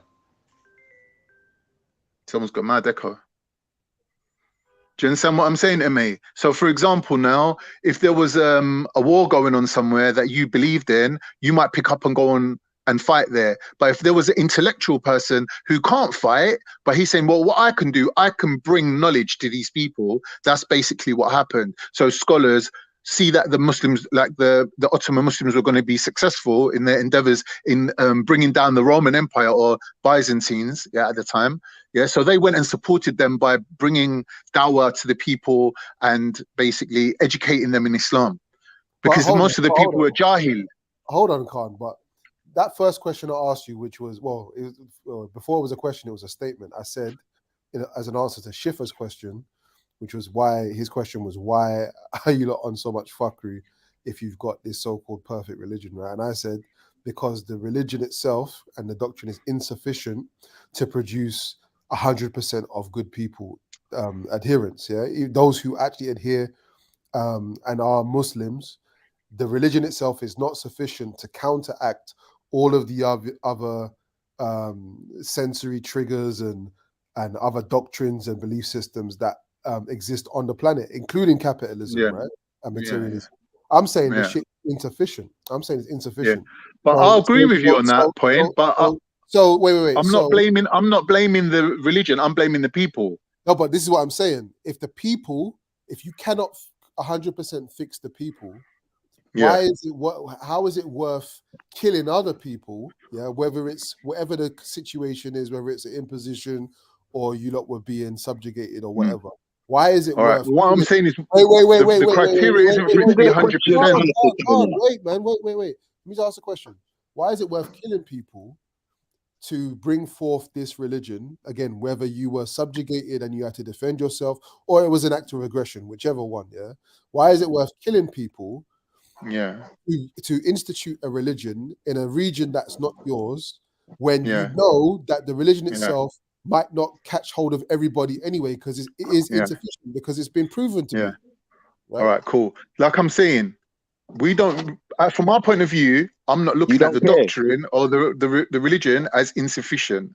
What I'm saying is, there's no matter what system you bring in, there's always going to be an element of people that aren't covered. So no system is 100%. No one's ever claimed that. And for you to hold any system to 100% turnout is, in my opinion, naive, right? So what is the best version of the matrix? The one where there's less resistance to it. Do you get me? That is the ultimate goal of creating and do the right thing. The one where people live righteous and do the right thing, Khan. But why can't your people so that's the same thing. That's the same thing. So why that's the same thing. But you can't claim, listen, brother, you can't claim to be righteous, because in the tenets of righteousness, establishing a nation is part of being righteous. Have you achieved that? Have you done that? Or are you just sitting on YouTube chatting shit? Why can't your people be righteous and give back what they stole? Why can't your people adhere to the commandments that have been given to them and live the word and establish a nation and rule that nation by the laws of God? Why can't you achieve that? Because we are not submitting to you. Your whole ideals are fraudulent. What do Your you whole mean? Is that an ideals are answer? fraudulent. That ain't You're an going answer, under bro. false That ain't an pretenses. answer. You That don't ain't an live by answer. the That ain't tenets an of the answer. very book you That ain't an claim answer. to live by. I That's asked you a not an question answer. first. You've not answered my question. So I'm not answering yours until you answer mine. I'm going to ask one more time. You're incapable So, of Khan, answering. why That's the can your problem. people not be righteous and give back what they've stolen and do the right thing? Why are they incapable, All Khan? right. Number one, name the list of things that's been stolen. Number two, name the people who you think it should be returned to. I've already And named the number list of three, things been stolen. I'm not doing it again. who you calling unrighteous, judging by your own Khan, I standard. understand you're a passionate Because Muslim. you I ain't get it. nowhere You're near passionate. as You're passionate righteous about as the Islam, people yeah? that you're But mate, calling you got to unrighteous. answer the Let's question, get that mate. straight. You got to give us an answer, mate. All right? All right, bro. We're waiting. I've We're given waiting you for the I've given answer. you an in-depth answer. You take as much time as you like, all right? Yeah, see, this is the thing. He just wants to jump on here because his channel failed and repeat the same bullshit over and over again and use the tactic of repetitiveness. So no matter how you answer him, he's still going to take you back to the same point because he just wants to spend as much time repeating the same point over and over, which is people need to give things back to black people. I said to you, where is this country called black that we need to return the stuff to? Has anyone heard him answer the question yet? Has anyone heard him answer the question yet? I said, why can't your people give back what they stole? Didn't say nothing about So black what? people. Simple What did they question. steal? What did they steal? Apart from people who can now in 2022 get up and leave, what things do they need to return? Tell me. Entire land masses. What land masses did the Ottomans take from Jamaicans? I'm not Because talking that's about your nation, is Jamaica, right? brother. This is where you're going wrong. This is how. No, you don't listen. We're not talking about Ottomans. No, you're trying to claim the entirety of black history and the black civilization and black population as if you're the leader of it. But you're who? You are who? Shipper the Joker from up the road. Listen. We talking about Muslims now, brother. Yeah, and all I am is when the Most High empowers me. Listen, when the Most High empowers me and empowers my voice, I'm more powerful. You jumped on talking your own shit. You're saying about Islam. Why are you always trying to put Islam on the grill? I'm not always trying to put you ain't Islam got on the grill. nothing. You ain't got no religion. You got no code of conduct. You got no synchronicity. You got no unity amongst your own people. Even you're just one guy whose eyes are too far apart, chatting shit online. Nothing you say adds up to anything, bro. Yeah, but you've got it all. Why are you so angry? I'm not angry. I'm just saying to you, you're wasting my time trying to engage me in a debate when you've got no intention of even meeting me halfway and having a decent conversation with me. Halfway, give back what you stole. Give me what you owe. Discussion though. Let a nigga know. Give me what you owe. Anyway, bro, I'm going to have something to eat. If you're a bad man, come and take it, innit? If you're a bad man, come and take it, bro. Come and take it, innit? Catch me outside. But you know it's true. That's why it's hurting. Wait. Khan, was the Ottomans black? No. So who? What do you mean? The inception, the beginning of it? Yeah, the Ottoman Empire. Were there 1 minute? Were there black Ottomans? Yes. But did the Ottoman Empire kill Africans? No. What happened? The Ottoman Empire inherited the Arab slave trade, and they didn't really abolish it. They just let it run. Because it wasn't really within their remit, it was like on the outskirts of their territories. So let a nigga know. Give me what you owe. They just basically tolerated it. But my whole point is, the Ottoman Empire, they really stem from the Arabs, right? The Turks. And no, but can't. Just hear my point, bro. We're all black people, bro. How are we arguing about the Ottomans and the Crusades and the Romans? Like, they're white people, man. They ain't got nothing to do with us. Well, that's Schiffer's issue, innit? Nah, I hear you, but both of you guys can talk civil, man. There ain't no big issue, man, when it comes to that, man. The Ottoman Empire, man, they're white people, bro. What's the big deal? All right, cool. Khan's Turkish, you know. Oh, Khan's Turkish. Yeah. Aren't you? Okay. Sorry. I didn't understand what you mean. You said we're all black people. I thought you meant you lot are all black people. But when you say we, you mean me as well? Yeah. No. I just got a deep voice. Oh, you're not black? No, he's not black. I just sound black. That's why he's so angry. Okay, I'm sorry. You didn't get that anger. But brother, Khan, let's be fair. Yeah. At the end of the day, Muslims does not just encompass Ottoman. Brother, It stop encompasses a lot using more. Islam to give yourself an excuse to even be heard. I'm not using You're it getting as all an this excuse. attention that you don't get in your normal life. Yeah, you're saying things, controversial things, for people to respond to you. Bruv, you could not maintain a MA, bruv, conversation can in I your give you normal my life. argument and you No make one's my going to argument for entertain your me? bullshit. And I'll jump off. No And one's that way, entertaining your you're bullshit, not fam. entertaining my Shut bullshit. up. You're not in my Shut argument. up. MA can present the argument, and then we'll see if Khan can answer. So, MA, I'm pretty sure you've established what my argument is. My argument is that Muslim people and also Christian people, it's not just aimed at Muslims, but there's no Christians here at this point in time, so we're just going to do with the Muslim part, because Khan's here. Why is it that? Yeah, because you lot all deny being Christian. Even like all you lot, even Schiffer himself is denying being a Christian. Schiffer, you're a Christian. Why are you denying it? He's going again. Like, I don't understand. Why are you denying being a Christian? I don't understand. Brother, you're still going. You're still going. I I'm don't understand chilled, that anger. fam. You're not chilled. I'm You're so angry, chilled you're right upset. now, but I'm saying, why? I've got Like, you is it on the- logical we've that got this you on guy the is saying rope. Christians when he's the Christian here? Hey, but Schiffer, you won't be We've got you practicing on the on rope. Christmas though. Brother, I'm not a Christian. I don't deal with Christos. I Don't don't deal with lie. Christos. Do not I don't deal lie. with. Listen, me not deal with. What's his name? Jesus. Me not deal with him. It's Yeshua me I deal with. Me not deal with on that Jesus business. It's that me I tell you no. So when me I say no, it's that. So you're a Jesusian. We have to ask. We have to ask the people who say they follow Muhammad. Muhammad is supposed to be righteousness, supposed to be pious. He's supposed to get his message from God, from Allah. Yeah. Who is all righteous, peaceful, and these things there, yeah? Promoting goodness, not badness, not wickedness, not no devil business, yeah? So explain to me why under do so much fuckery, so much devil business, Muslim people, Islamic Can I say people, why you're being? Can I say why you're being a going to hypocrite? people's land, There's other Muslims. There's other Muslims you could Brother, raise this with. you're still at her. Yeah, like You're still at her. there's people here that's Muslims Yeah, that you know what ain't I'm gonna white do? I'm that going you could mute. talk to. When you, Why don't you talk MA, to black Muslims? when he's finished, I'll make my point. Hey, bro, don't take me for an idiot, you know. This is what I'm saying to you. You're running your little joke, yeah, but you're talking about a very serious subject here. Now, you're a clownish kind of guy, and I don't know if anything is really even serious in your life. But you're mocking other people's lifestyles, their religion, and their beliefs right now with your light-hearted bullshit. Because you're talking about our history, our people. We don't come on here. We come on here, yeah.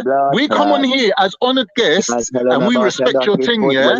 But you personally, Schiffer, you're a mockery, fam. You're a mockery. Know yourself. Let's be honest, yeah. Let's be honest, yeah. If we're going off religion, right?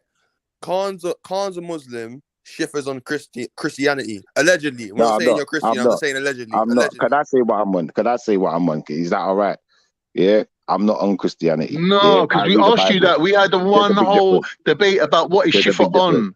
And we could not, with your help, work out what you're on. Listen, we don't care what you think at this point. It's not about what you think. It's about your answer to the question. Yeah, because you're supposed to be righteous, Schiffer, right? you're dragging us to your question. Brother, no one wants to talk to you about this subject. You're still shouting down microphones. Yeah. Nah, sorry, I'm trying not to shout. Conscious eye open. Conscious eye open. Anyway, I'm gonna go and have something to eat. Yeah. So you're longing me right now, Schiffer, man. You're a boring guy, bro.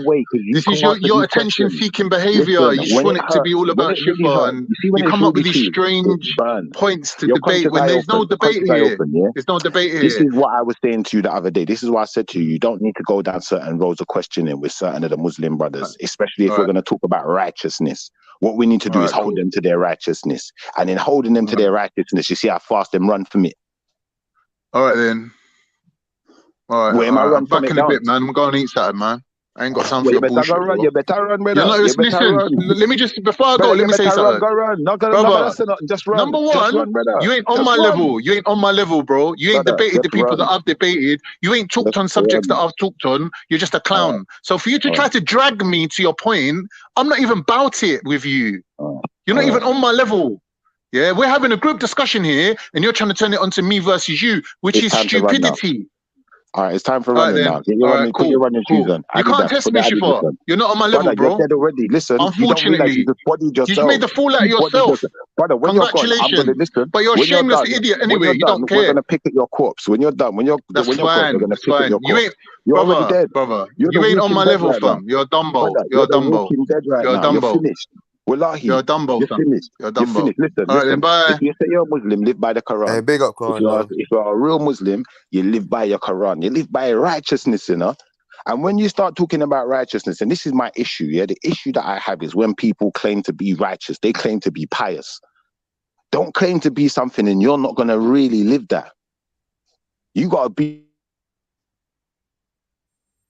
Hey, Schiffer.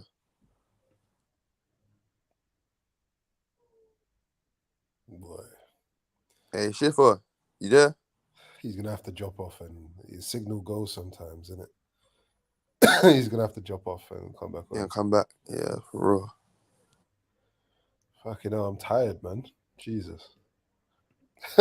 Are you tired of in general, or is it because of the conversation going back and forth? Both. Yeah. Yo.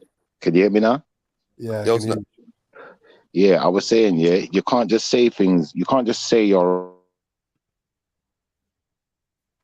God said no, man. My signal's gone mad, innit? Yeah, man. A different part of the house or something, man. Yeah, I was just saying, yeah, you can't just talk about being righteous and being pious. You got to actually live it. And if you're so righteous and pious, if you've done a wrong, you're going to correct the wrong you've done, innit? Yeah. Is that a better point? Is that fair? That's a reasonable point, yeah. What's he so upset about then? Because I'm not saying that the Quran's wrong, you know. I'm telling him live by it. I'm not even telling the Christians the Bible's wrong. I'm saying live by it. You're righteous, innit? So all the damage you done, you need to repair.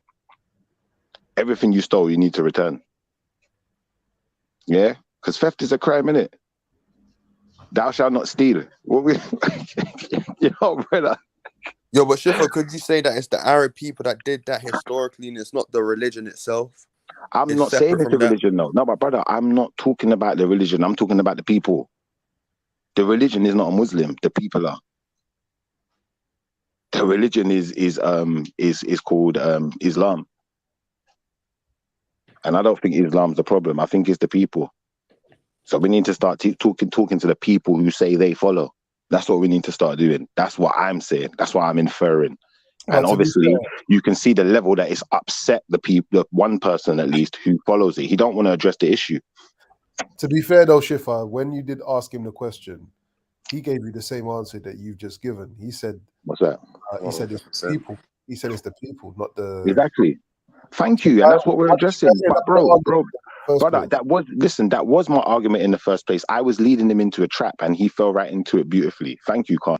But I'm saying, once we've established that it's the people, and we established that the people don't want to change, how can they keep calling themselves Islamic? I don't believe you no more.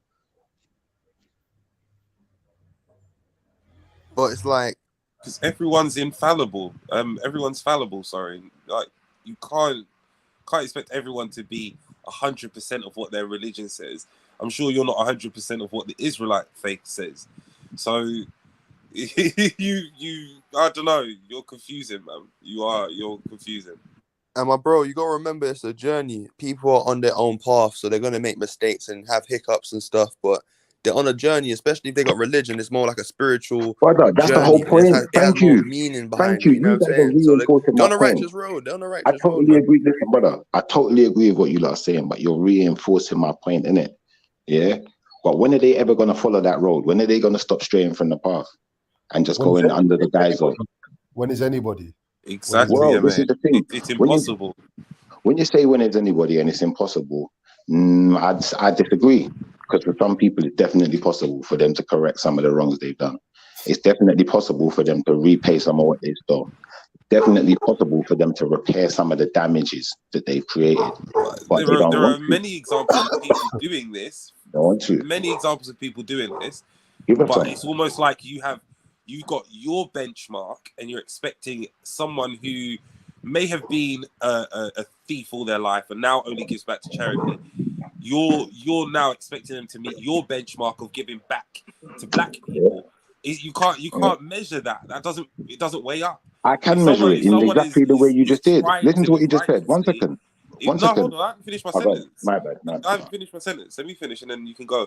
If someone is trying to live righteously, the whole point of all of these religions is do your best, and God will judge you, not everyone else. So it don't matter if you stole that one time, God will either see fit to save you or not.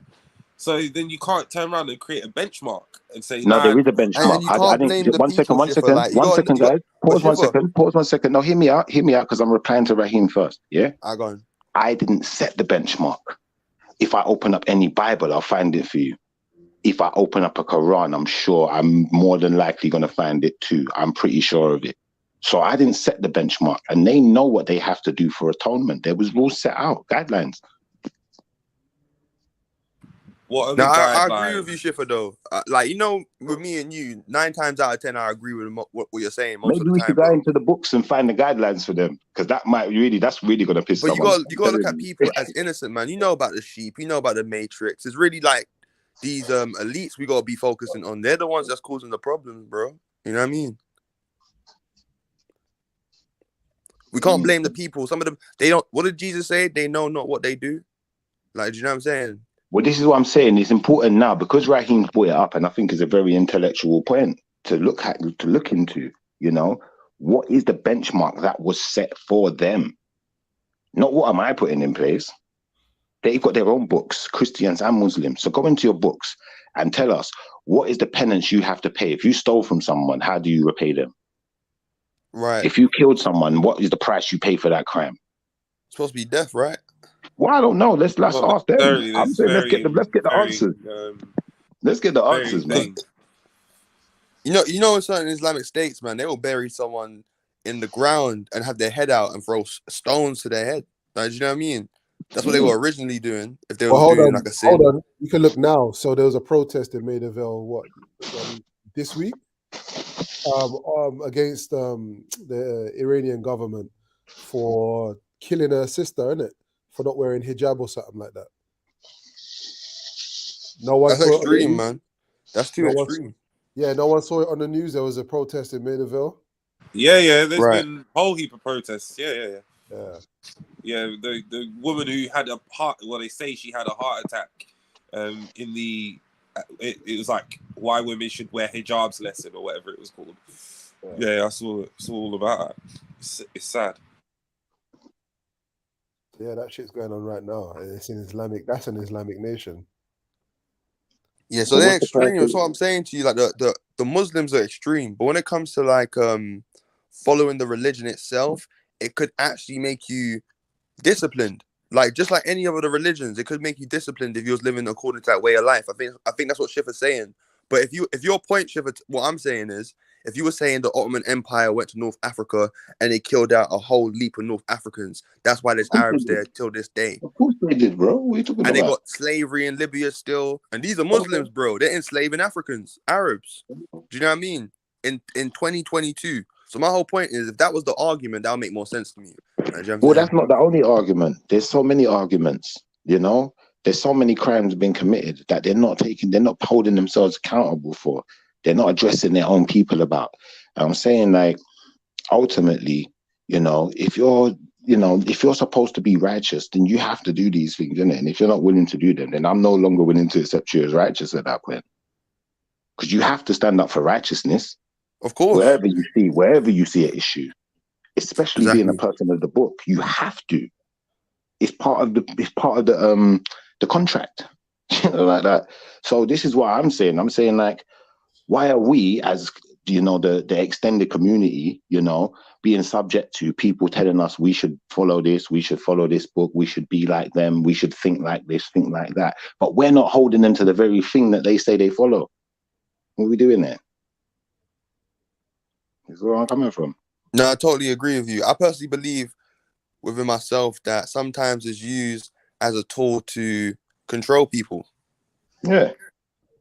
Or to make excuses for your actions. So it's like, you know what? We done all of these things, but it's okay because we're Muslim now. So, you know, you can't hold us responsible. No, we can still hold you responsible, and we can hold you accountable by the like, this is what I'm saying. Like, Emma is here. Emma is a good researcher. It'd be nice if you guys, you know, help out a little bit. Like, go into your Qurans, go into your Bible, type in on Google, you know, what is the punishment, or how do you make reparations in Islam? Well, or it all depends on Christianity? what it is you're doing. If you steal, certain verses in the Bible will say you should be put to death.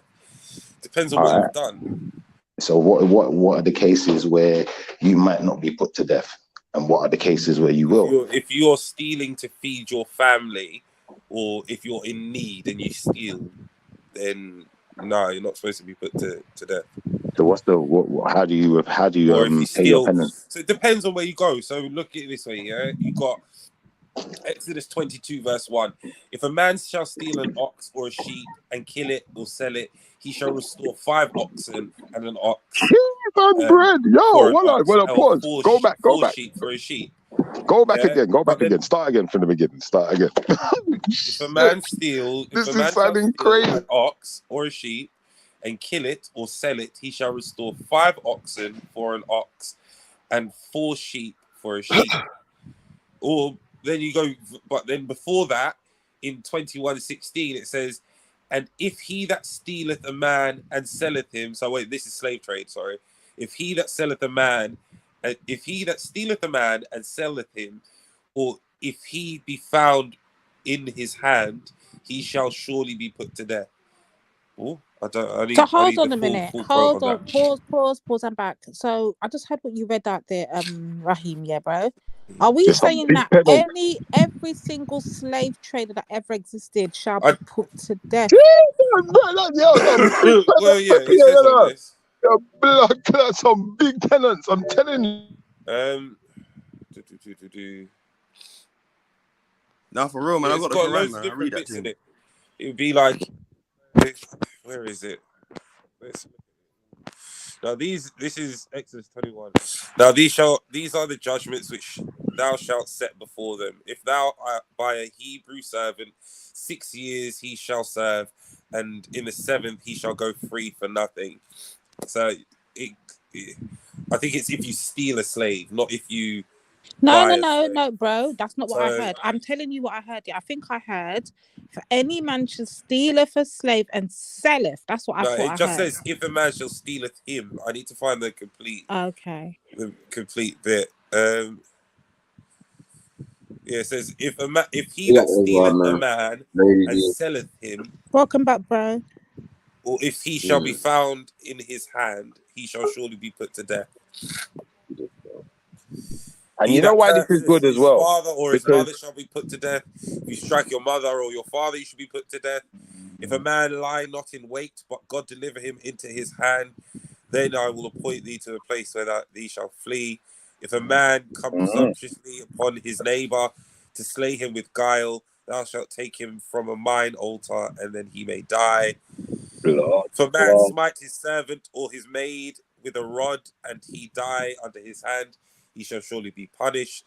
Notwithstanding, if he continue a day or two, he shall not be punished, for he is his money. If men strive and hurt women with child, so that her fruit depart from her. So basically, if you beat a woman and they cause a miscarriage, and yet no mischief followed, he shall surely be punished, according as the woman's husband will lay upon him, and he shall pay as the judge determines. If any mischief follow, then thou shalt give life for life, eye for eye, tooth for tooth, hand for hand, foot for foot, burning for burning, wound for wound, stripe for stripe. If a man smite an eye in his servant or an eye in his maid, that it perish, he shall let him go free for his eye's sake. So if you blind a man who's your servant, they can go free. But if he smiteth out a man's servant's tooth or a maid servant's tooth, he shall too let him go free for the tooth's sake. If an ox gore a man or a woman, if they die, then the ox shall surely be stoned, and his flesh shall not be eaten, but the owner of the ox shall quit. So long and short of it, Schiffer just wants a big check. Now this is more than just a check, brother. Listen, you have to understand. Yeah, listen to what it said, brother. Listen to what it said, brother. If you take a man cheap, brother, you gotta give him 5. What we doing with him? And this is the thing, brother. You see, no, brother. You see what makes this good as well, yeah? Because Khan tried to make it like this is an attack on all Muslims. It's not really, though, you know. certain Muslims, this ain't going to be applicable to, and certain Christians even, this ain't going to be applicable to. But the ones who it is, watch how they're going to fight. Watch how they're going to get mad. I know. They're going to get mad. Schiffer. We've just gone through the Schiffer. We've just gone through some old covenant rules of Christianity about how stealing is wrong and there should be a recompense for that. Yeah. So those who, under the guise of Christianity, used it and still stole, does that make them Christians still if they're not following the book? It means they're punishable. They're punishable by law.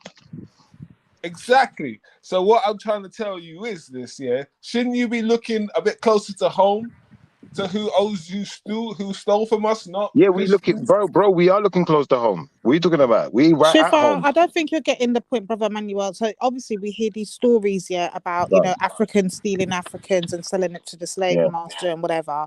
Are those people held accountable too? I think is the case. 100%, of course they are. What I'm going to say to that is this. I'm going to say, depending on the particular case and how it went down, I would say that there's a potential for people to be held accountable if they are accountable to some degree.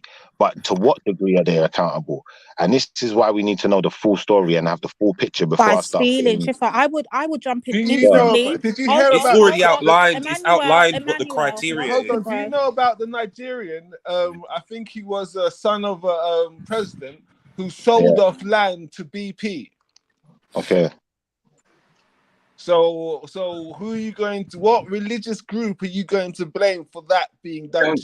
You sound dumb as a Freemason saying that. Well, to be fair, I don't really have to blame any religious group for that. I can just blame the person. Yeah, blame the person. Yes.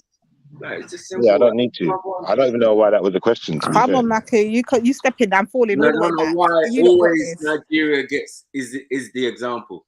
The biggest country, well, not the biggest size country, but the most people in Africa live in Nigeria.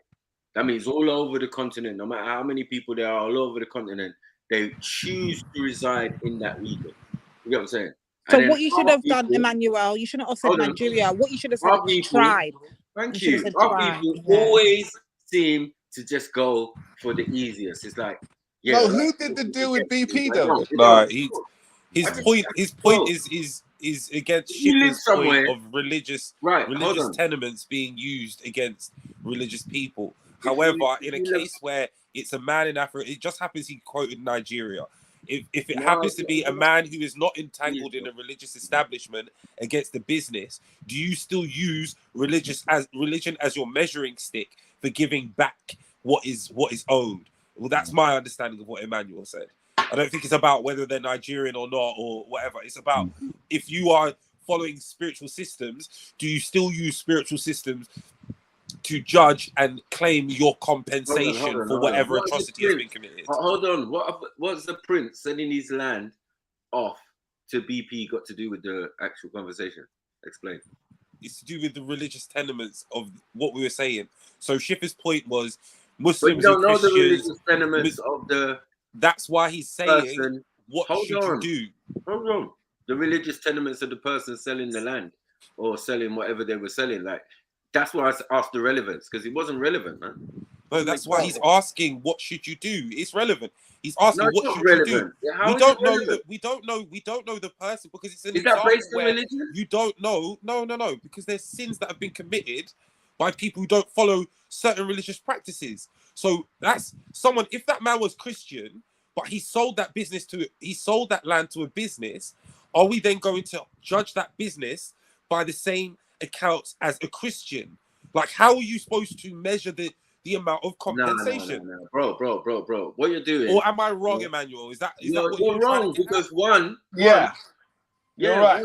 I mean, what was the point and the relevance of bringing in Nigeria in that sense? Because I'm just saying that's just an example, brother. It's not the same. Hold on. I'm only talking about illegal actions. And even if you say it's religious, it wasn't a religious explanation. No, it's just an explanation.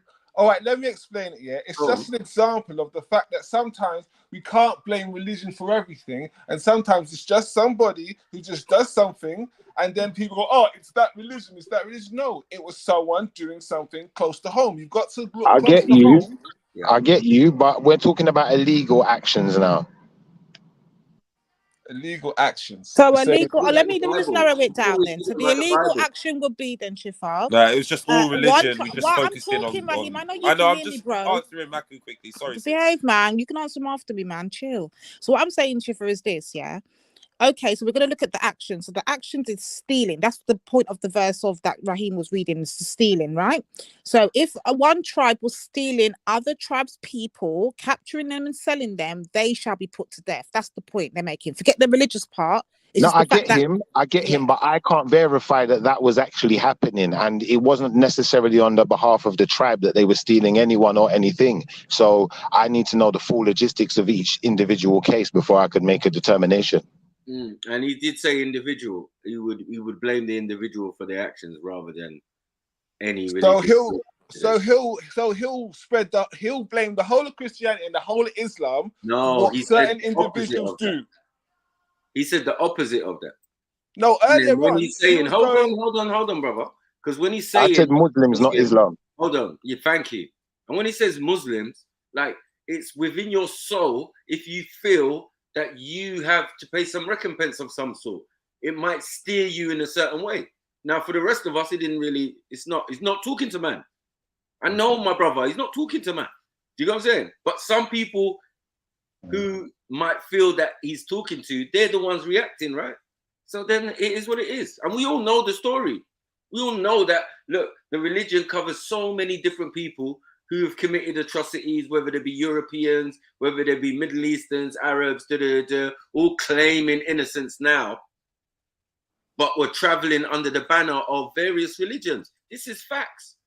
He ain't saying nothing that ain't been said. Do you know what I'm saying? He's just highlighting a point that, you know what I'm saying? Who the cat fit, as they say, wear it, man. No, he's not saying that. Yeah, he is saying that. Schiffer is saying that. He is saying that. That's why Khan was shaking. Khan was under pressure. You're trying to be so broad. And then he framed himself. Hold on. And then he framed himself by saying, yeah, Ottoman. So now you're giving time, location, and motive, right? So then when we go into it, oh no, they inherited slavery. Come on, you didn't hear the bars that he was dropping. Yeah? Give us what he owes, man. The self-incriminating bars, unfortunately. He just wants to, Schiffer just wants to check. No, he doesn't want peace. He doesn't want he doesn't want betterment of mankind. He just wants to check. Write him a check and he'll be happy. A check ain't good enough, brother. A check won't cut it. Listen, as you know, hold on. Me and Schiffer don't agree on everything, right? And we're not supposed to. You know, that's what makes everything diverse, that no one necessarily agrees. Sometimes me and Raheem back in the day, Matt, you know what I'm saying? Yeah.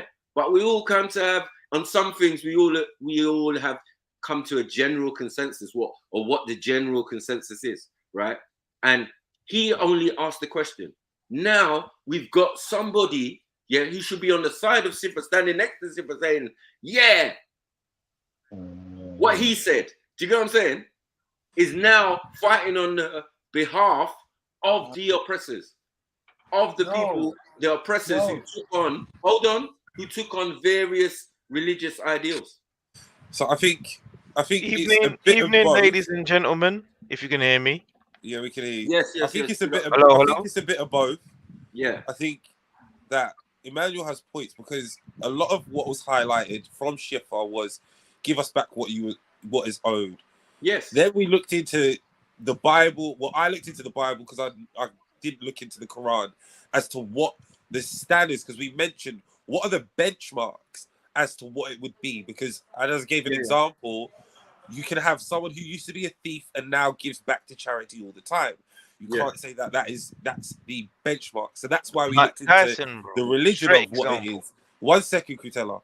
So it does come across that, like, I wouldn't say I want a check, but it's almost like Schiffer is interested in understanding what the recompense for the land mass that's been stolen, the people that have been stolen, the things that have been taken, under the auspices of these religious groups, be it Christianity, Islam, or whoever else it is. That's correct. It's a combination of the two. Right. There's nothing wrong in that. But it's knowing that you live. Hold on, everybody. Knowing that you live in a Christian nation, knowing that, right? We're all agreed on that fact, right? Yeah. Well, can I say one thing? Right. One thing and one thing. Hold on. You want to say one thing, but we live in a Christian country. Now, does that bode well for Christianity? Huh? Considering all the atrocities under the cross, under the crown, under the whatever they want to say, yeah, under St. George's cross and all of that, yeah. They claim to be Christian. God save the Queen. God save the King. Yeah. The atrocities that they've committed. Yeah. They owe, right? Okay. Yeah. Doesn't matter if they're Christian or not. They owe. So, all right. Cool. You're Christian now. You think you can hide and be a Christian? I think that's what Chip is saying. You think you can hide and be a Muslim? No. All right. You okay. owe, bro. You owe. Okay, you owe. Say what you owe. Can I say my point now? 100,000. 100,000. 100. All right. Let me on point. Let me reply. Yeah. Okay. When they do repay back, you know they're going to repay back to Africa. Yeah. Not to Shifa. Yeah. So what? Who cares? That's the whole point. We do it. I want you to understand. You will not see a penny. I never asked for a penny. You're living in the country, yeah, which you don't like, which you condemn, yeah. Yeah. So you should. Why aren't you with? Why aren't you with the rest of your? Why are you with your? I didn't put myself here. Brother, you can't ask me that question. You have to ask my parents. Wait. Hold on. If you're talking about England, if you're talking about England, then let him finish. Let him finish, though. Please. One at a time and let people finish, please. Yeah, brother, I didn't put myself here, man. You have to ask the people who put me here. No, but you can still travel, can't you? Yeah, okay, fair enough. You have freedom of travel, don't you? You are no longer a slave, are you not? That's fair enough. So the point of the matter is, I'm not a slave. Wait, you are benefiting from a Christian country. To an extent, I am. I'm a slave to British society because I'm, and by being hold on 1 second, brother. Brother, you're shouting over me, yeah? I don't have no dual nationality. I was born here. 1 second, I didn't bring myself here and usher myself into this world. It didn't work that way. So unfortunately, that's my situation, brother. Man. What are you doing? You can get a passport. You can get a passport too. I've got one. The best GDP growth in the world right now is in, I think it's Uganda, yeah, or Nigeria has one of the best GDP growths. That's because China men are coming over, taking over all the land. Which is countries that are still under the British Empire. Countries that are still under the British Empire, brother. Are you alright? Are you alright? Just for correction, Emmanuel, saying that it was Emmanuel. If Europeans can go to found that hold on. Yeah, you saying that to another fellow Jamaican brother sounds really weird. No, because you can't live in someone's house. No, bro. Come on, man. Yeah.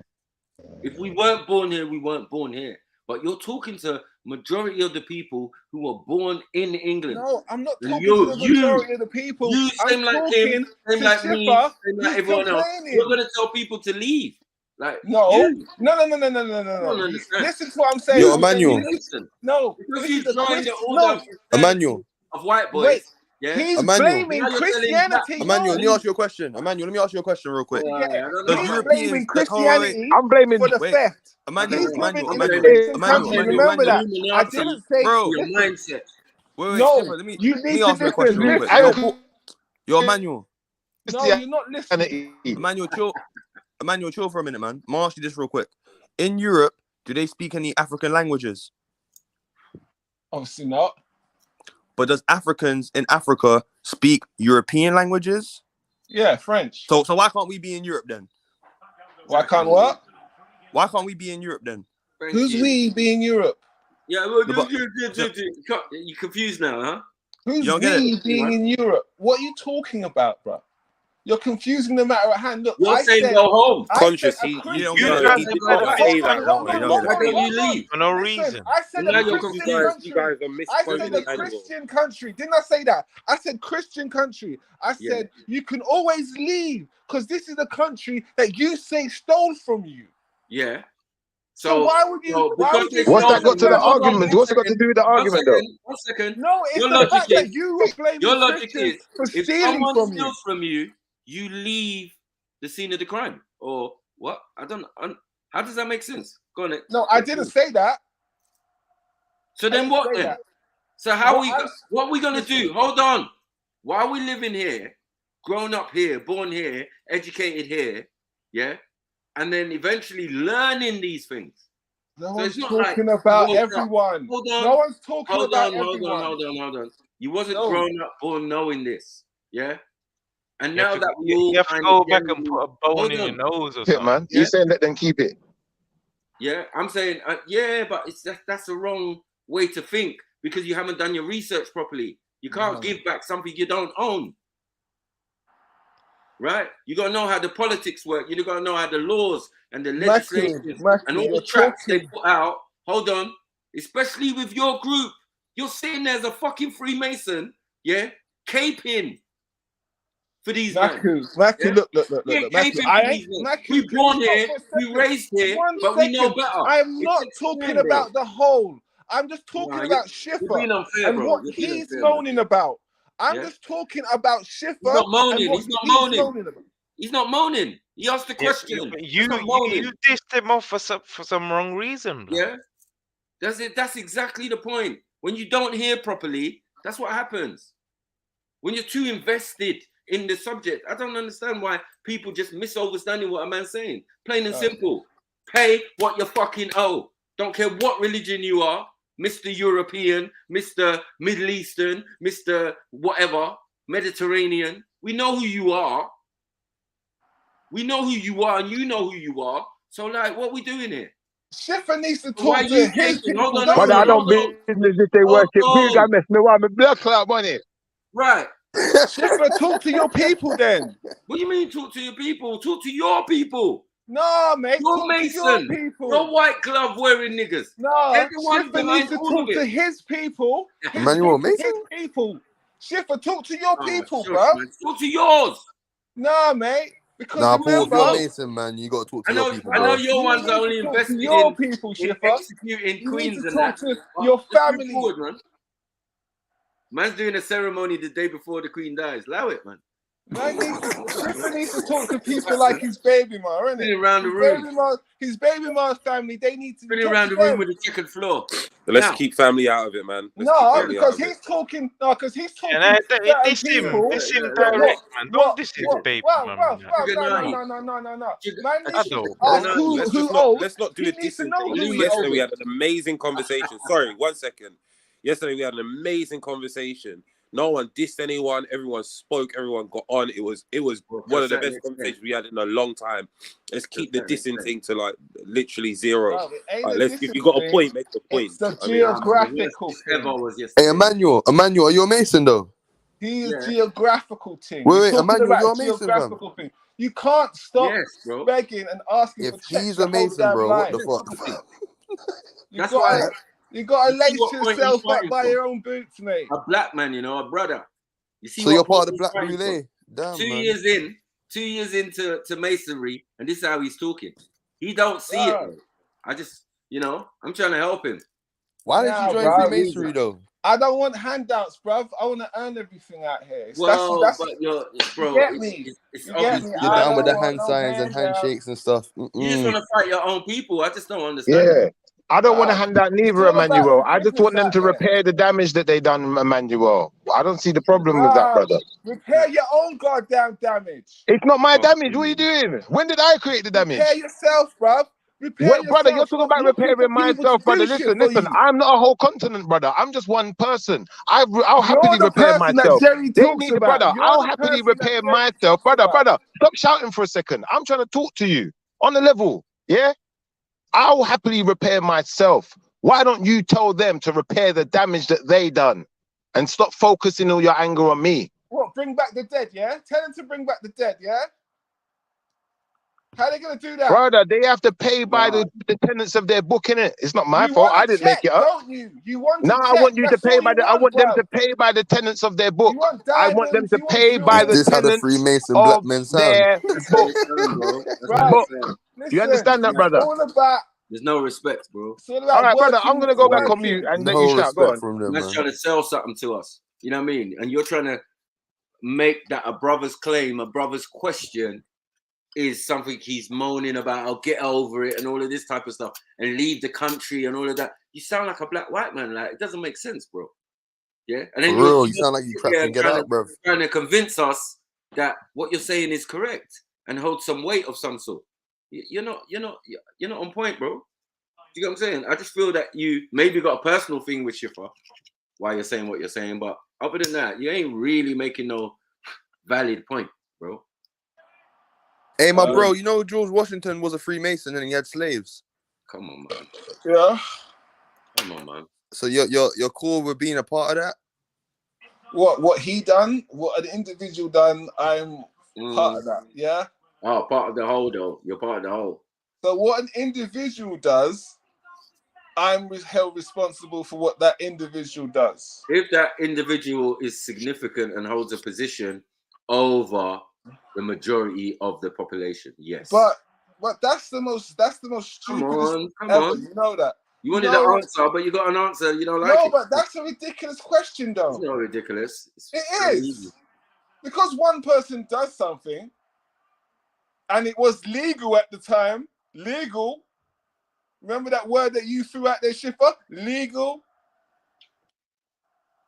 It was legal. Exactly, legal. Who sold legal. them slaves to them? What's your point, Emmanuel. Anglo-Saxons from 1717 are the founders of Freemasonry in America. One second, let's talk one at a time. They're the ones that enslaved people and killed people, man. Who sold them? Brother, 1 second. Let me answer him. Now, Emmanuel, I couldn't actually hear your question properly because there was a lot going on. Could you please frame your question for me? Who sold the slaves to your baby mother's ancestors?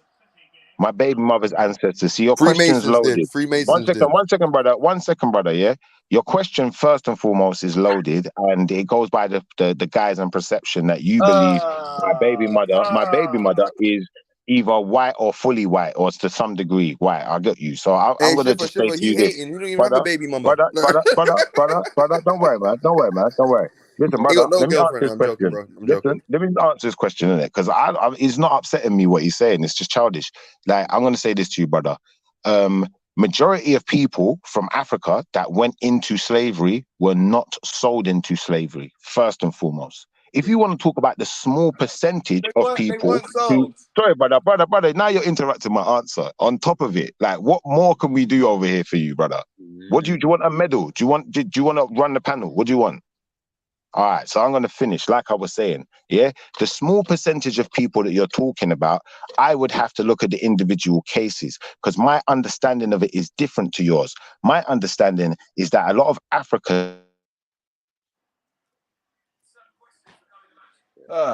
Okay, cool. Yeah, I don't know where that came from, though. That the slaves, it was a small majority of slaves got sold. Yeah, most of them were taken, man. This is that's why they talk about cattle property and all of this stuff. Once you get over the other side, and even when you're free now, you're still cattle property. Yeah, it's still your birth certificate and all of them type of things there. So I don't know what you're fighting, what side you're fighting for, Emmanuel. No, I'm fighting. The oppression still continues to this day. To this day, Emmanuel. To this day. I'm not denying that. I am not denying any of that. So it's very significant if it's still going on to this day, especially amongst you, the Middle Easterns, right? The Arabs, the so-called Muslims of today.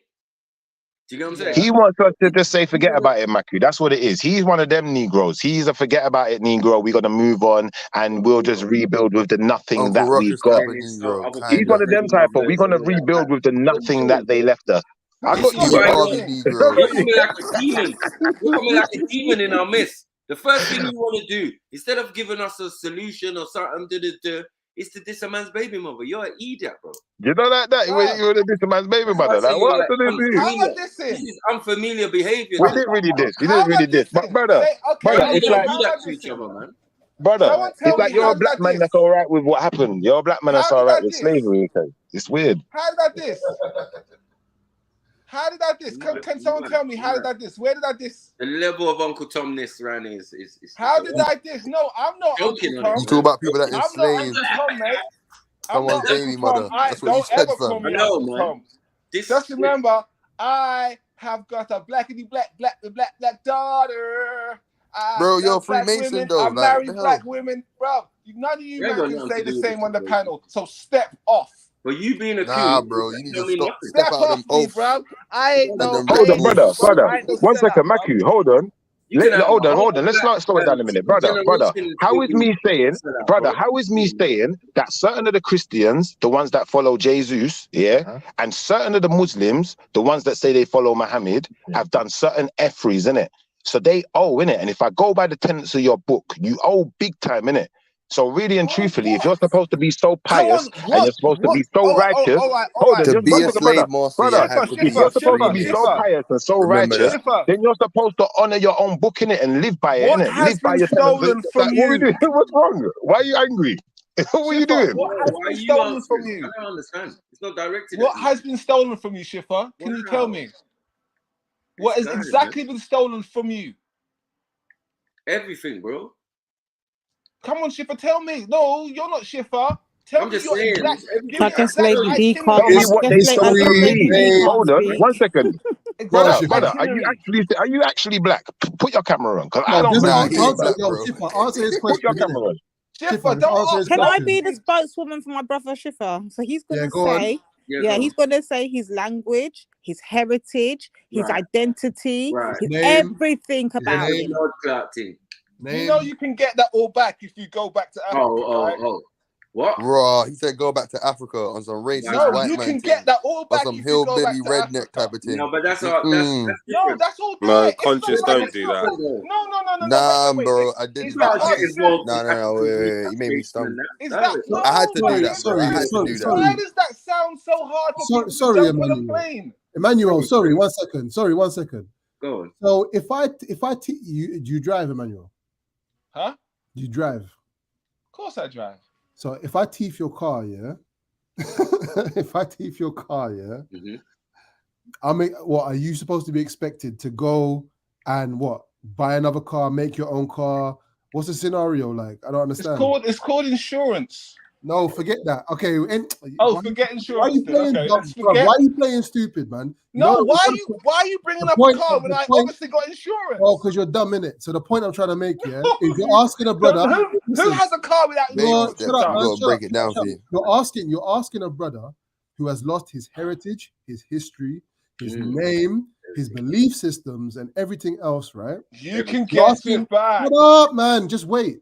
You're asking him, not even asking him, you're telling him that the people that perpetrated the crime have no responsibility to fix it, but he must fix it by going and doing the seemingly impossible and somehow acquiring his heritage, acquiring his history, acquiring his name, which I guarantee you he's not going to be able to do, and he has to pay for all of that. Right. Are you dumb? Thanks. Listen. Okay, now let me tell you something. The people that did all this are dead. I've been dead for a long time. Nah. The people that did all this. Intimidation, fight on a mason. Remember that's a petrol bomb at the station. I fear the creator, not the creation. That turned out in birth of a nation. You're not in my gang if you're working with Satan. It's boom bye for conversing with bacon. With no hesitation. The man I go bed but my sleep is amazing. Yeah, what's good? It's your boy Jedi for Trilluminati Live. Like, comment, share, and make sure you subscribe. Hit the notification bell so you stay up to date with all the latest uploads on Trilluminati Live, the most popping live stream channel on YouTube. Yeah, keep it locked. You're done now.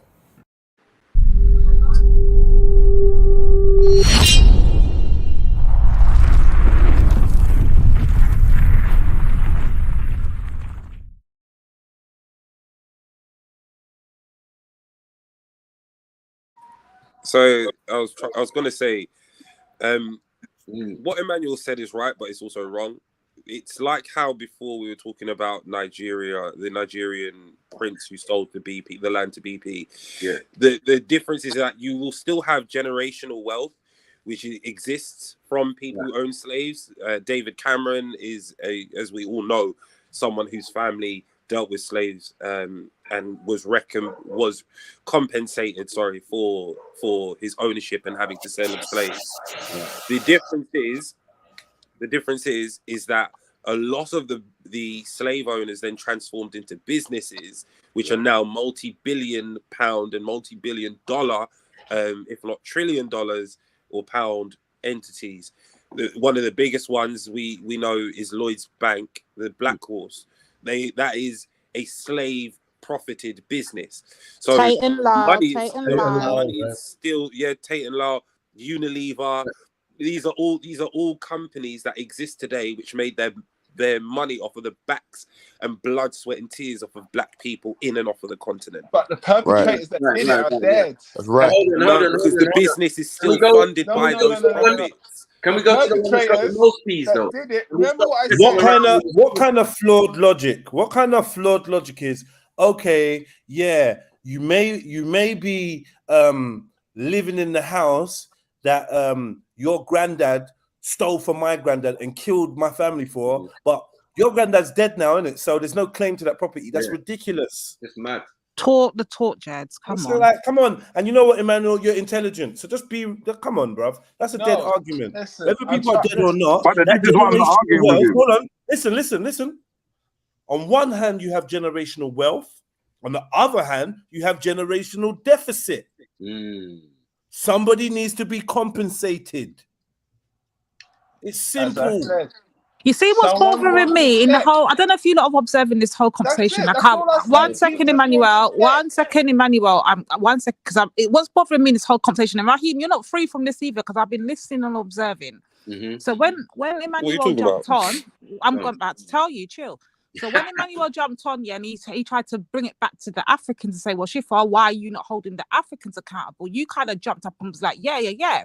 So what you're basically saying is, okay, before we even deal with the white man, we need to deal with the Africans. And I just want to ask you both, what was the African gain from the people that you lot claim are participating in the African in the slave trade, the transatlantic slave trade? What was their gain? Because we can see the gain of the Europeans, we can see the gain of everybody else, but what was the African? So my thing wasn't a we should deal with them first. There was no hierarchy as to what it was. It is that those who have dealt with that in no matter what cog of the clock deserve punishment. So therefore, those who perpetrated that on the land helped mass economical ruin and helped enslave their fellow man or women on the continent. But we need to determine if they were under duress doing it though as well. One at a time, please. Let me hear him out, please. Let me hear him. So for me, the whole thing, what happened during slavery, when they were propped up, slavery was propping up the economy in Africa so bad that when slavery was abolished, which I also believe was a part of the plan, it caused giant economic collapse. Those people are responsible for that. I'm not saying that slavery didn't exist before, but to that level, and chattel slavery was not what was funding Africa as a nation. Right, I just want to clear your point, Raheem. So Reason being, hold on, guys. It was not that. It was not that. You say slavery was the biggest. Sorry, you say slavery was the biggest trade in Africa.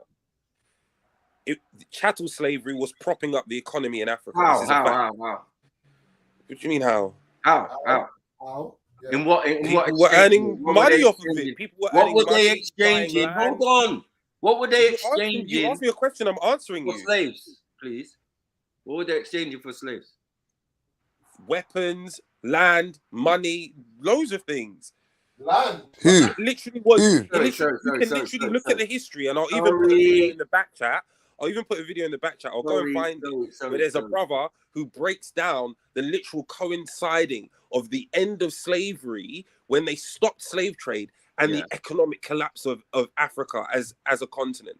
If you realize Africa is one of the richest continents on the globe, though. 1 second. For natural resources, who Hold was on. stealing Africa all of that as a resource? continent, bruv. That's not even happening now. So like, no, there's no slavery like by Africans in Africa now, right? And they're not suffering from it. Like, what does that mean? You're just making up some narrative that's not true. I'm not making up a narrative. Then I'm even if speaking it was historical true, facts. hold on. Even if it was true, it wouldn't be everywhere. It wouldn't be everywhere, would it? Definitely not. So you can't say Africa as a whole. This is why you're just making some flawed logic.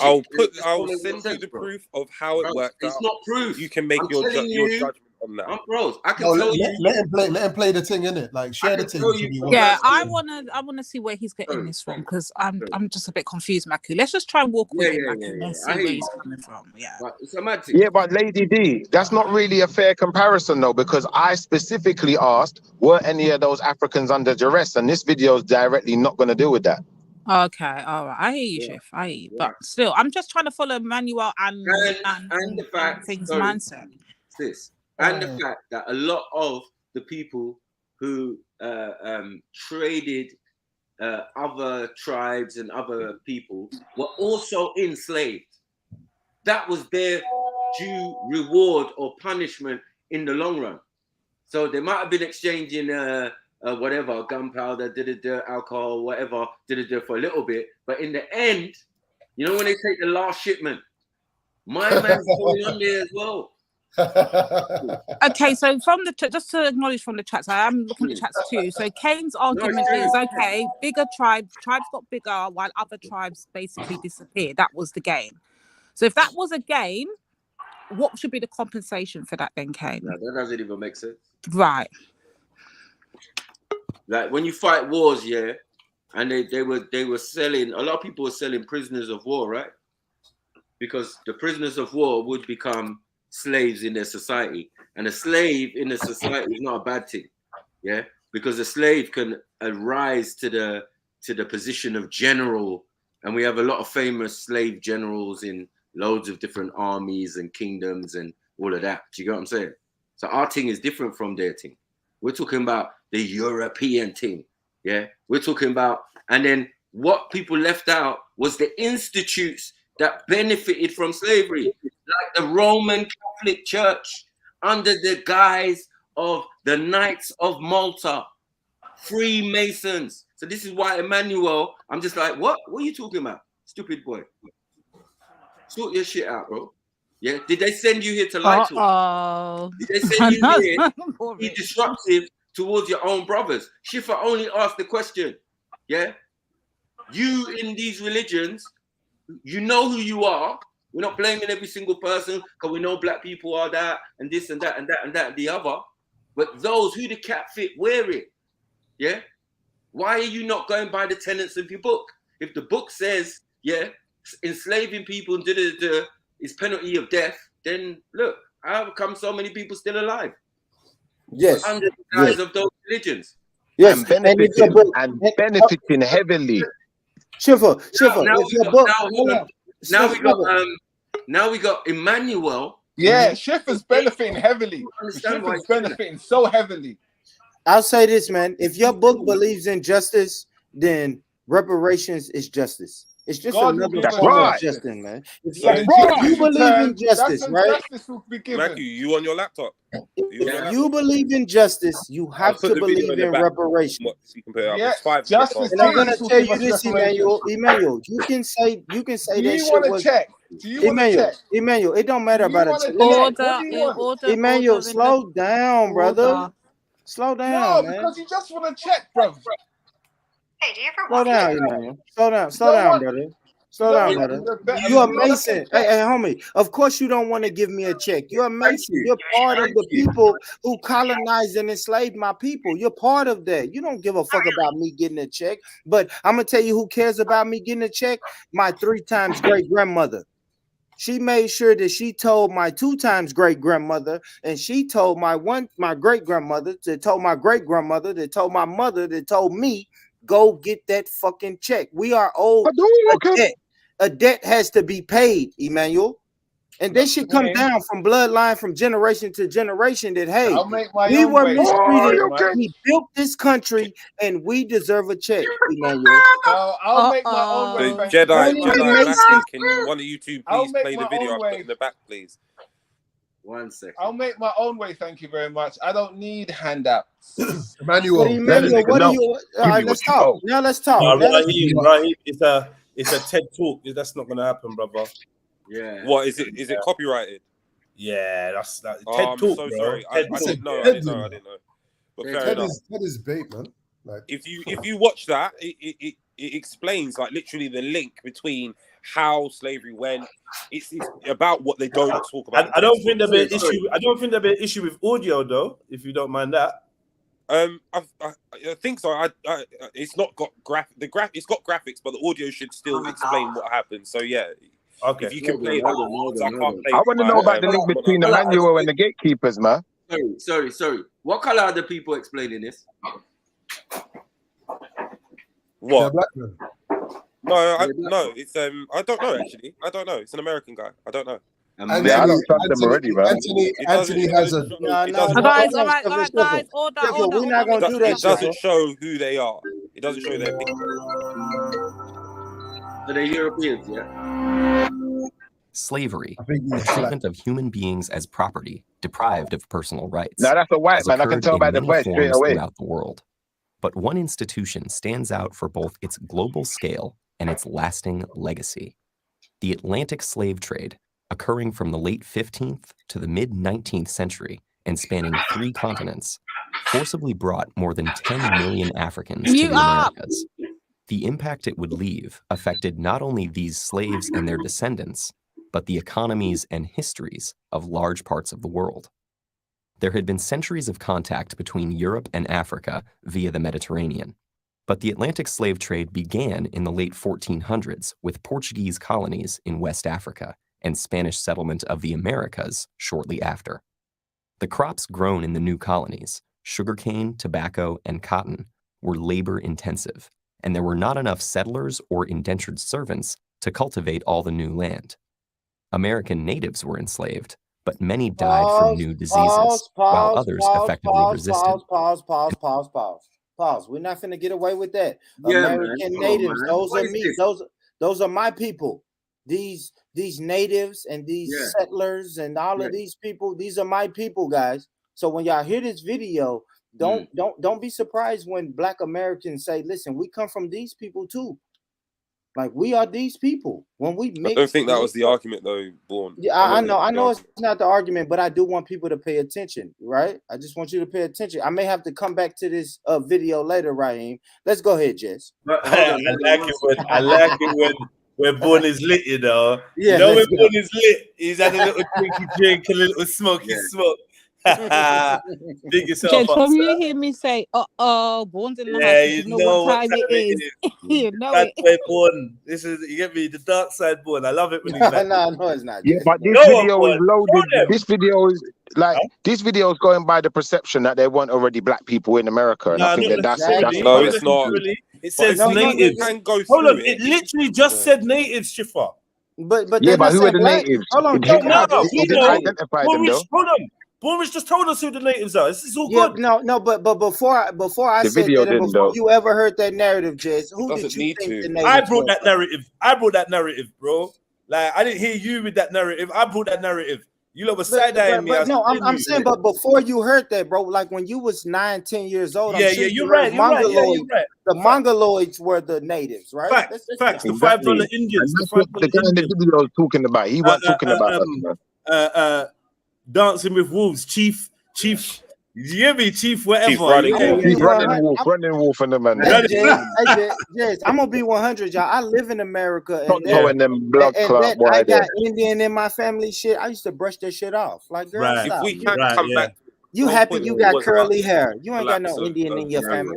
Right. You're right. The more research I done, the more research I'm like, oh shit. Like we say that for we say shit because our grandparents and great grandparents say that shit, but they're saying that shit to us for a reason.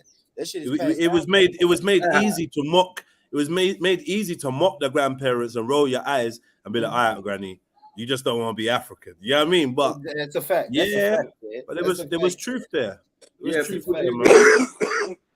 Yeah, I said it. $5 Indian. Yeah, I said it. Yeah, they All right, got let me play more. All right. And so, to meet the massive demand for labor, the Europeans looked to Africa.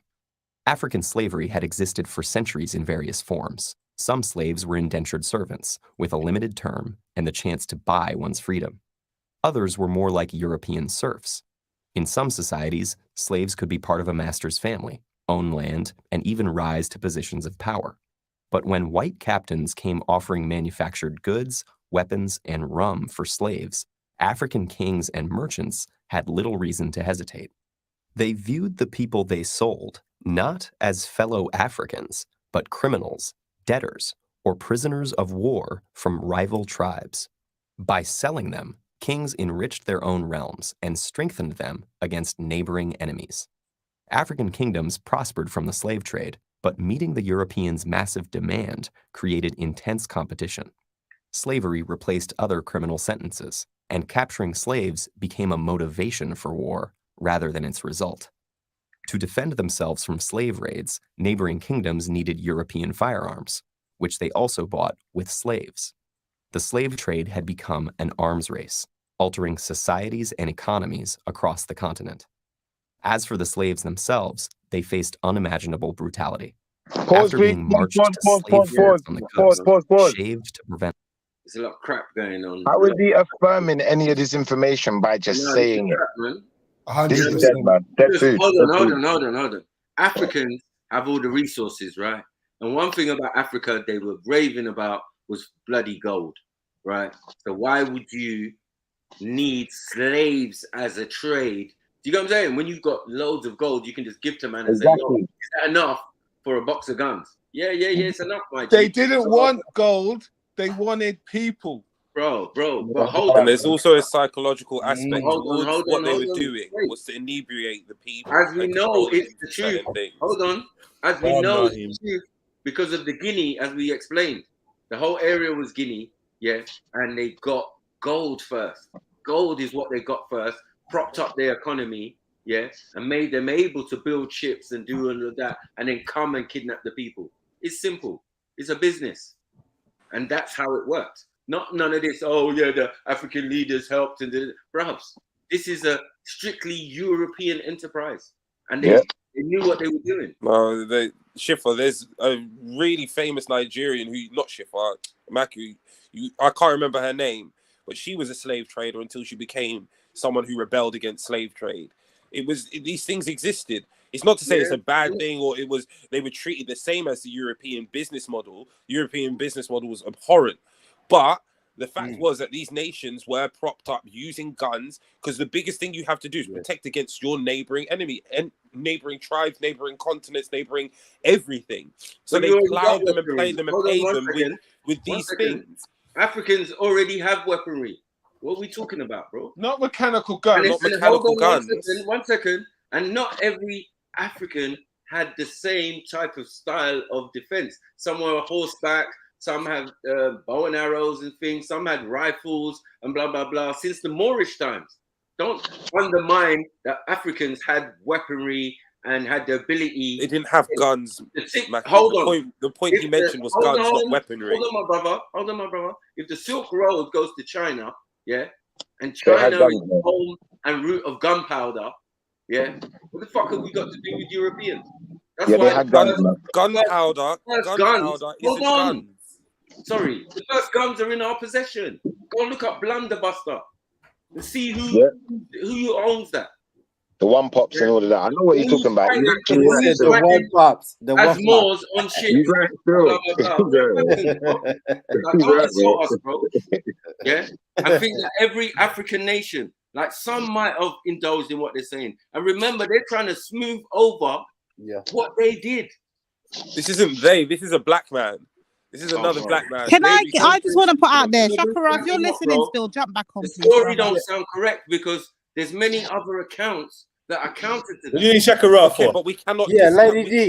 We need Shakira for. Don't do I want to that. know what Lady D has to think about I this. rebuke this. I Lady blatantly D, rebuke let me this. ask you this. Right? So just listen to it. Listen to I got a the No, whole question. thing. Raheem, let me tell you why I Hold on, rebuke it. no. Wait, you keep We're interrupting me. done I with the don't see you small doing it with portion, anybody though. else. Let's Like, listen behave to the whole yourself, thing, and Raheem. then make I a decision already on am it. going to keep talking until you allow me to finish saying what I'm saying in it, period. Mm-hmm. What I'm going to say is that I rebuke it from the very first sentence. This man said that, okay, slavery was happening how many hundreds of years before chattel slavery? Okay, cool. But then he went on to say, these were mostly compiled of criminals, and that's not the case. That's We not what he already know. said.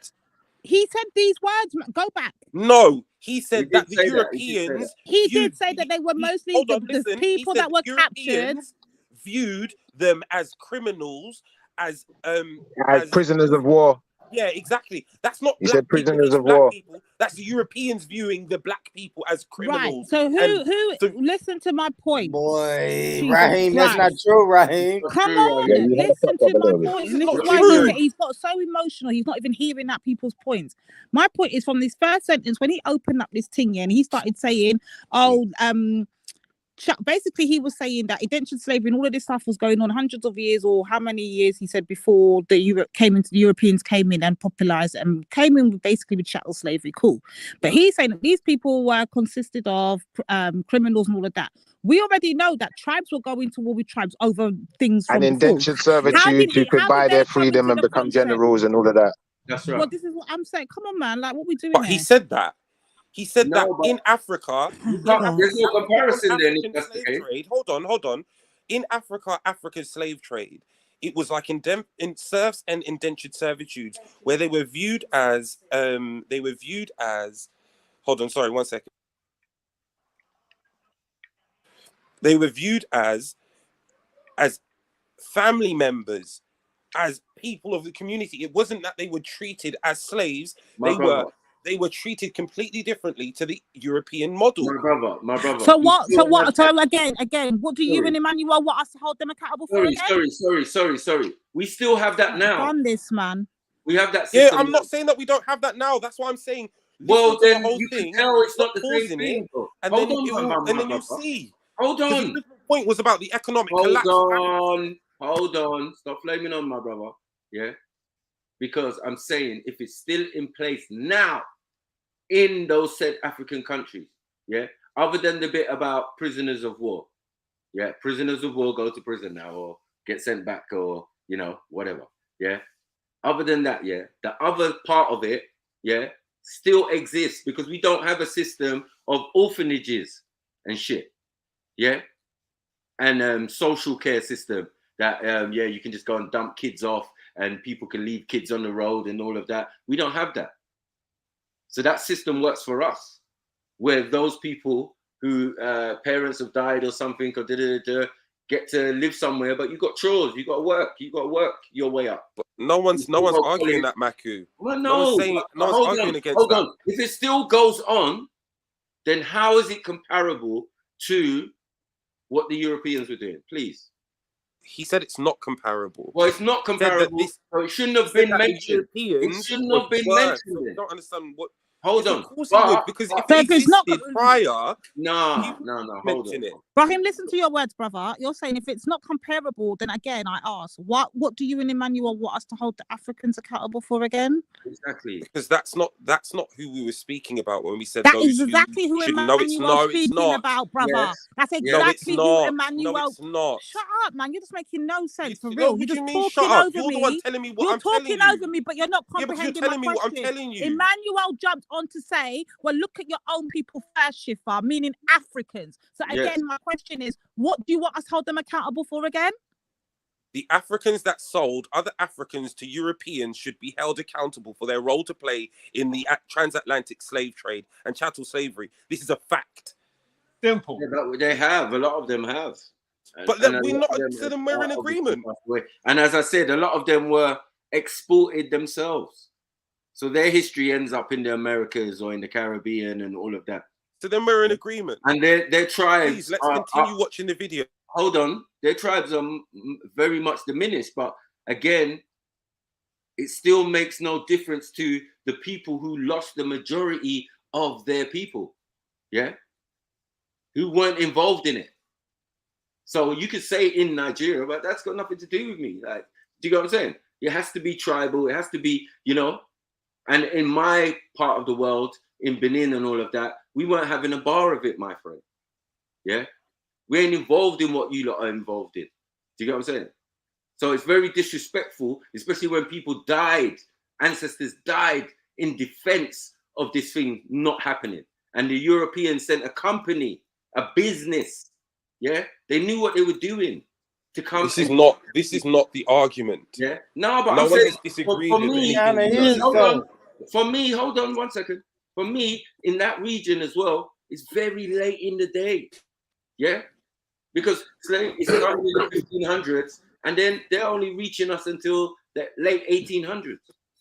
Please, just listen to the video. See, come on, man. See what it says, and then because the point of the argument was about the economic collapse, slavery having an impact and having an economic collapse on Africa.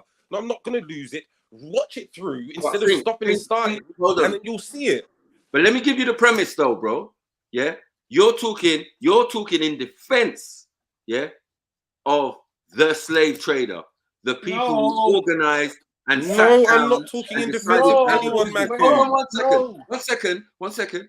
And with a business, you might have some associates, right? So now you're bringing the associates who were African, yeah, who I'm telling you, most of them, their reward might have got a few guns in the beginning, and but their reward for their betrayal of their own people, yeah, because once you realize what's going on with these Europeans, yeah, it's your choice to back out. You don't have to do that. Maku, economies, local economies were propped up because of slavery. I can't agree to that. Just watch the thing.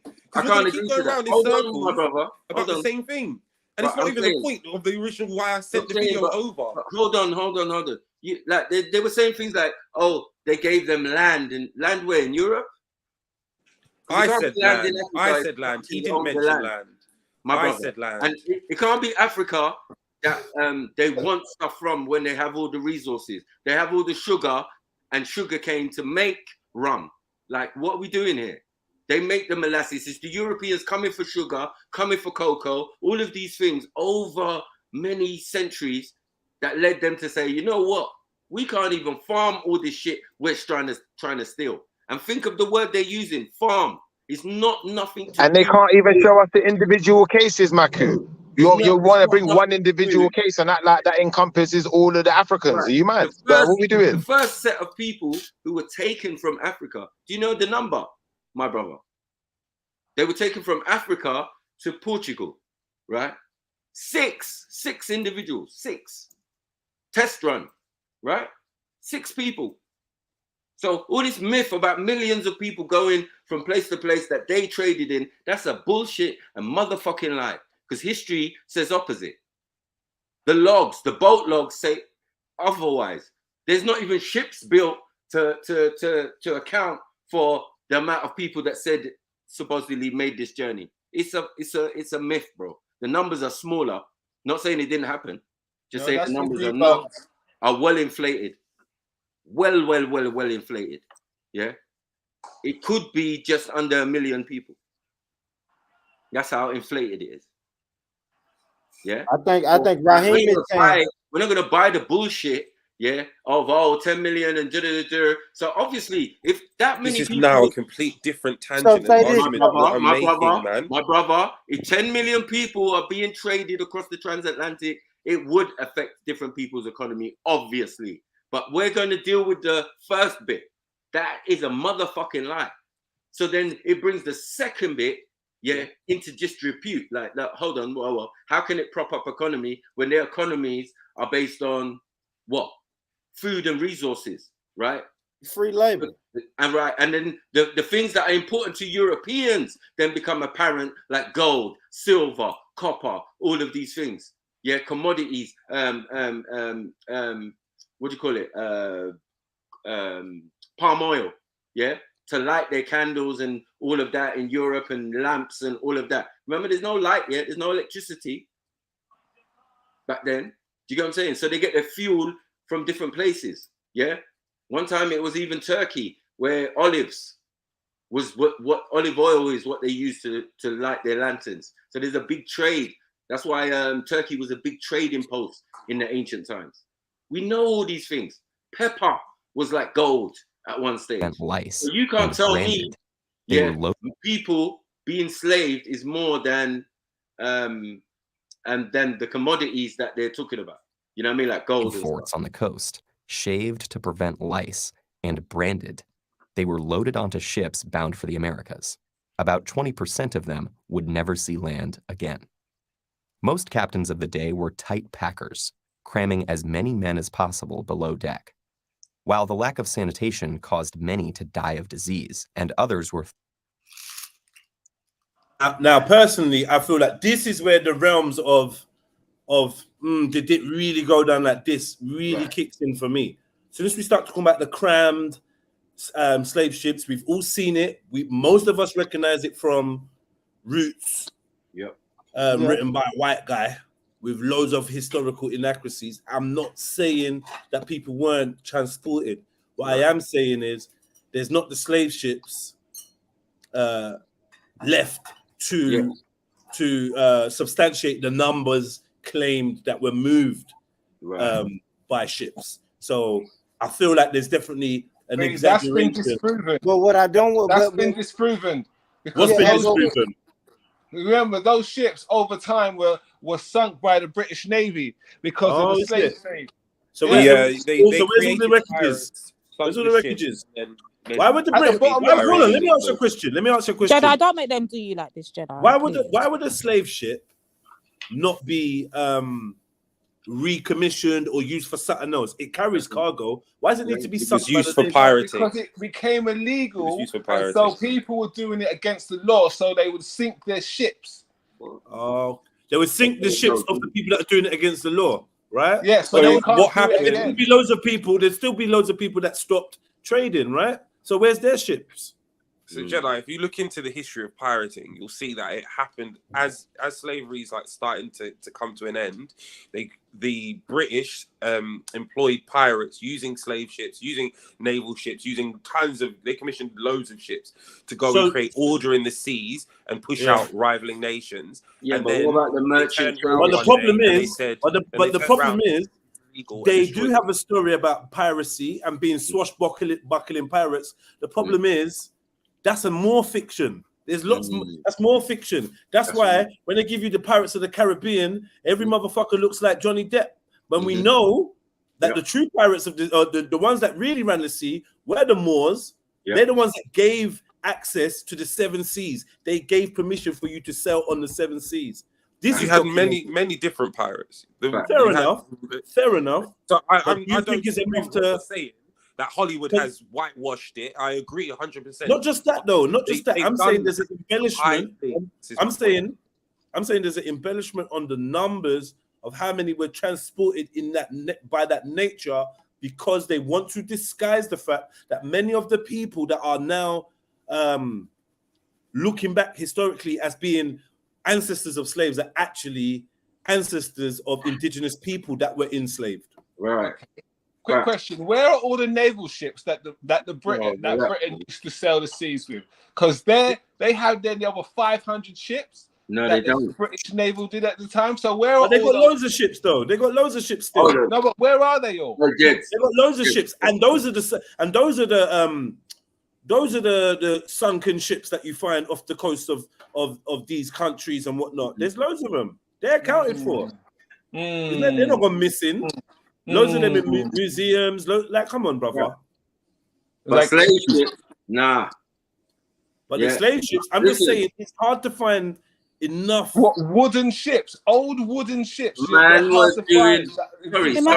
Sit down, bro. What side are you fighting for? Because it's not about fighting. It's not about fighting. No, sorry, not you. Definitely fighting. Hold on, 1 second. Not you, Jed. Sorry.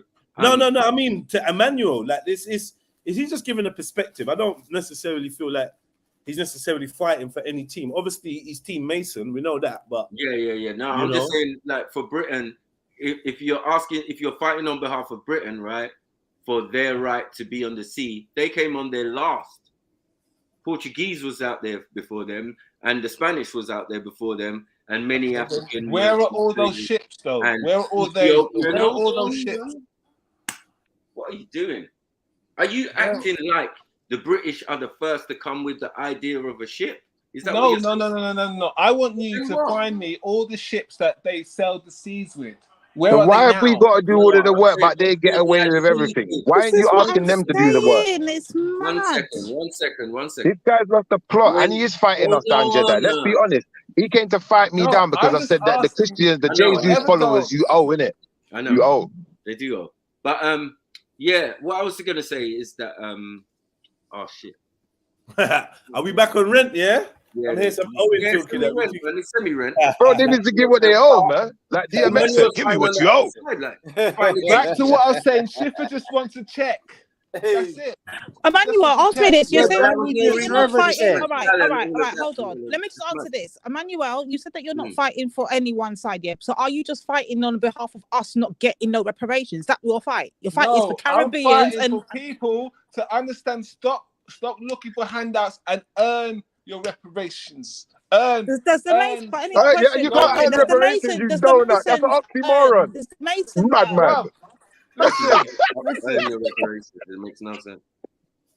I'm telling you, you're in the country, yeah, that you supposedly that they took from you, yeah, and you're not gonna use these advantages that you have around reparations can't be earned. Are you mad? Have you lost the plot? Do you know what oxymoron is? Because that's what you just did. Yeah. You just said something that's impossible, bro. What are you? It's the opposite of reparations. If I earn it, bro, it's the opposite. It's what I did myself. No. You can use the systems that are around you to get rich. No. Sorry. Can I just say something? Emmanuel, if I became a billionaire, yeah, I would still be owed reparations. That's the point. Is it? That is the point. So you still want that begging mentality? No, do you understand? This is what I mean. No one ain't begging you, donut. You're fighting against us. I'm still gonna get money as well. Yeah. Why would you want? After you have £1 billion, you understand the principle, Emmanuel? Emmanuel, none of you don't say. Here's another thing. Emmanuel, do you understand the principle? None of you lot once say it. Emmanuel, not once say Emmanuel, man. Emmanuel, stop. Do you understand the principle or not? Do you understand the principle? Of what? Of what I just laid out to you. No matter how much money I make personally by my endeavor, what is owed to me is owed to me, and it doesn't change until why you always with that mindset. Oh, you don't understand. Be where you are, dumb, man. Leave him, innit? No, you're being silly, bro. No, that's why you'll always be where you are, Emmanuel. Emmanuel, this is why you're in the position you're in, because you allow people to owe you money, rob and steal from you, and never ever reap your rewards. You know, I'm gonna reap my rewards. My brother, I'm not finished. My brother, I'm not finished. Let me finish, then you speak. Yeah, I am reaping my rewards. But guess what? Whoever owes me money ain't getting away with it. I'm coming from what I'm owed. Yeah, and if I owe anyone a pence, if I owe you 1 pence, I'm paying you today. Now, in cash. Sorry, Emmanuel. Emmanuel, what's your opinion on this? Emmanuel, what's your opinion on this? No one owes you anything. Emmanuel, what's your opinion on this? Yeah, I'm done. I checked out of this now. Yo, brother. So let's take Senegal. Yeah, Senegal owes billions of pounds or US dollars in IMF loans, as well as the yearly colonial tax paid to the French, right? Now, the people that are in government now and those in power in the IMF, they didn't start the IMF, nor did they sign the contracts to begin with. Right?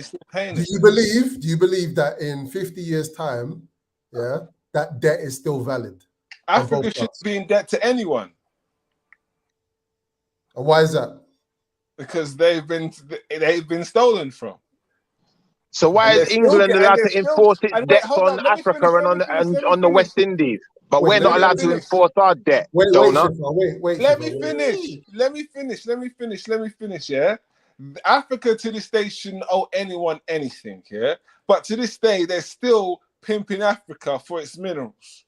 Yeah, say if they find a coltan mine, yeah, and there's an African village. Oh, suddenly there's an uprising by the rebels, and now the villages they've been eradicated. all before they knew there was Colton there, they were a fine village. So don't get it wrong, yeah. Don't get it. I'm not blind to what's going on. I'm positive. I'm focusing here that we should all stop begging for something that we're clearly never going to get. Brother, who said I'm begging? I'm making demands. This is not a beggy situation with me, you know, brother. You see me, brother? Brother, listen, brother, listen. No, brother. Calm down. Let me respond. Yeah? I ain't begging for nothing. I am demanding that all so-called upstanding Muslims and upstanding Christians adhere to the tenets of your book and pay what you owe. Yeah, I'm demanding. Shut up. No, shut up. You keep telling people about begging. You're the one begging us to not make our demands. Waste, man. Who owes you? Who stole Stop from you? begging. Nothing. Stop begging me to answer your questions now. Stop begging. Me done talk to you, brother. Still want to live in a Christian Stop country. begging me. Brother, Why please you want to stop live in a begging. Get off Christian your country knees. for then? My friend, get off of your knees. You don't need to beg me. I've given you my answers. Now deal with it. Live in a Christian country. If they're so thieves, huh? Why? Brother, listen, I live in a Christian country because I was born here. Brother, listen, I was born into this life and it was imposed on me. It's not the other way around. I didn't impose myself on it. Do you have so a passport? Unfortunately, brother, I'm answering your question and you're still talking. Unfortunately, this is the situation I was born into, brother. But just because I was born into a situation, sorry, no, not finished. Just because I was born into a situation does not mean I have to adhere to something that I know is abhorrent and is not righteous, because I am a righteous person. It's not about where I'm born, it's about who I am. It's about where my mind's at. By what standards? Brother, listen, I'm a righteous person because if I owe anyone 1 pence, brother, listen, if I owe you 1 pence, I paid you. If you came to me and said my granddaddy owed you a tenner, I paid you. If you came to me and said my great granddaddy owed you £100, I'll pay you. But you see, your people, they're not the same, brother. You don't live by the tenets of your book. You check shit online. You check shit online. Johnny Flame and You chat shit online and try to save face by trying to make other people look bad. You never repair your damages. You never pay your debt. What you do is make excuses. No, what I want you to do is repair the damage you've done. Repair all of the damages. Why don't you repair? Why don't you? It's not my job, it's their job. They're the ones who created the damage. It's their job to repair it. If you've done the damage, if I take you to court tomorrow and you've done damage to my vehicle, brother, it's your job to repair it. You better call your insurance. If you don't have one, you better find the money to pay for it, brother. Then what was done to you then? Brother, what was done to me was done to my great-great-great-great-grandfather and great-great-great-grandmother. Nothing happened to you, and you happened to sleep with the relatives. Yes, it did. It happened to my family. It happened to people with my last name, with my DNA. I still carry that DNA, so it still affects me to this day. Boom. Wait 1 second. All right, boom. Hold on. All right. So, Emmanuel, bro, you're a hypocrite. You're a hypocrite. You've lost the plot, brother. Don't do this to me, guys. Yo, Emmanuel, so you're a Jamaican, man. Are you not? Yeah. Bayesian and Irish. Oh, even better. Oh my God. What? Oh my fucking God. You're surrounded by...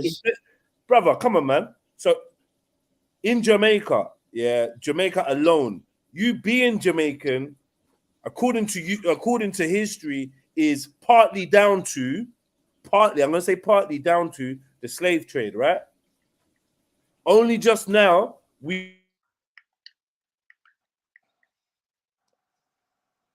Jedi, you're gone. Damn his internet. I'm going to stop shouting down the microphone now, but Emmanuel, you're really heightened, bro. Let's stop shouting. Shut up. Let's stop shouting now, man. You're upsetting him. Yeah, sorry. Brother, take your beating. Take your beating. Hold on. Queen Elizabeth just died, right? And now the Jamaicans are considering trying to remove the monarchy, the British monarchy, from being the head of their country, the head of state or whatnot, right? This is directly from colonial and slavery times. This is the result.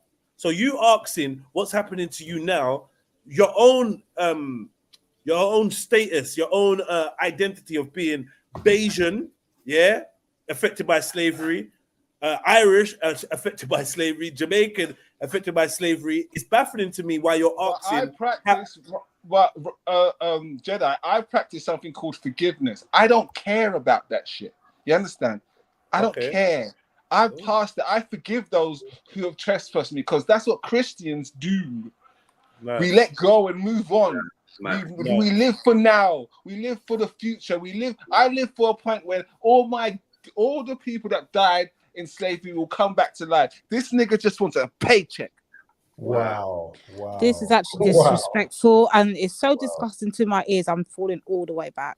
No, man, talk about man's girl and all sorts like that, man. I don't care. He likes to call. He wants to say Christian Muslims. Why don't he talk about? Why don't he ask his baby mother how her great ancestors enslaved your black? How do you know he hasn't? How do you know he hasn't? What would your ancestors think? How do you know he has not?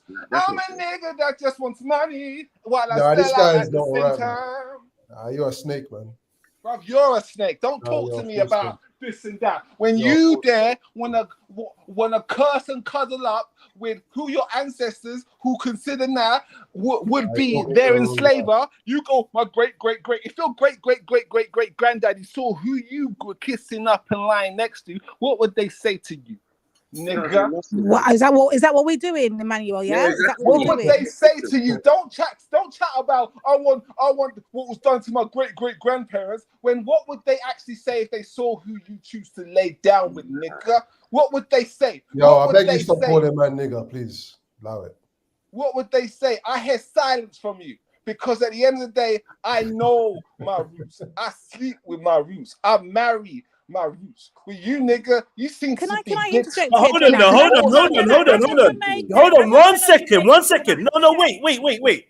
Emmanuel, you're talking hella shit right now. Right now, lies. You know why you're talking hella shit? I'm talking about Schiffer. No, wait, I get. I know you're not being personal to me, but check this though, yeah.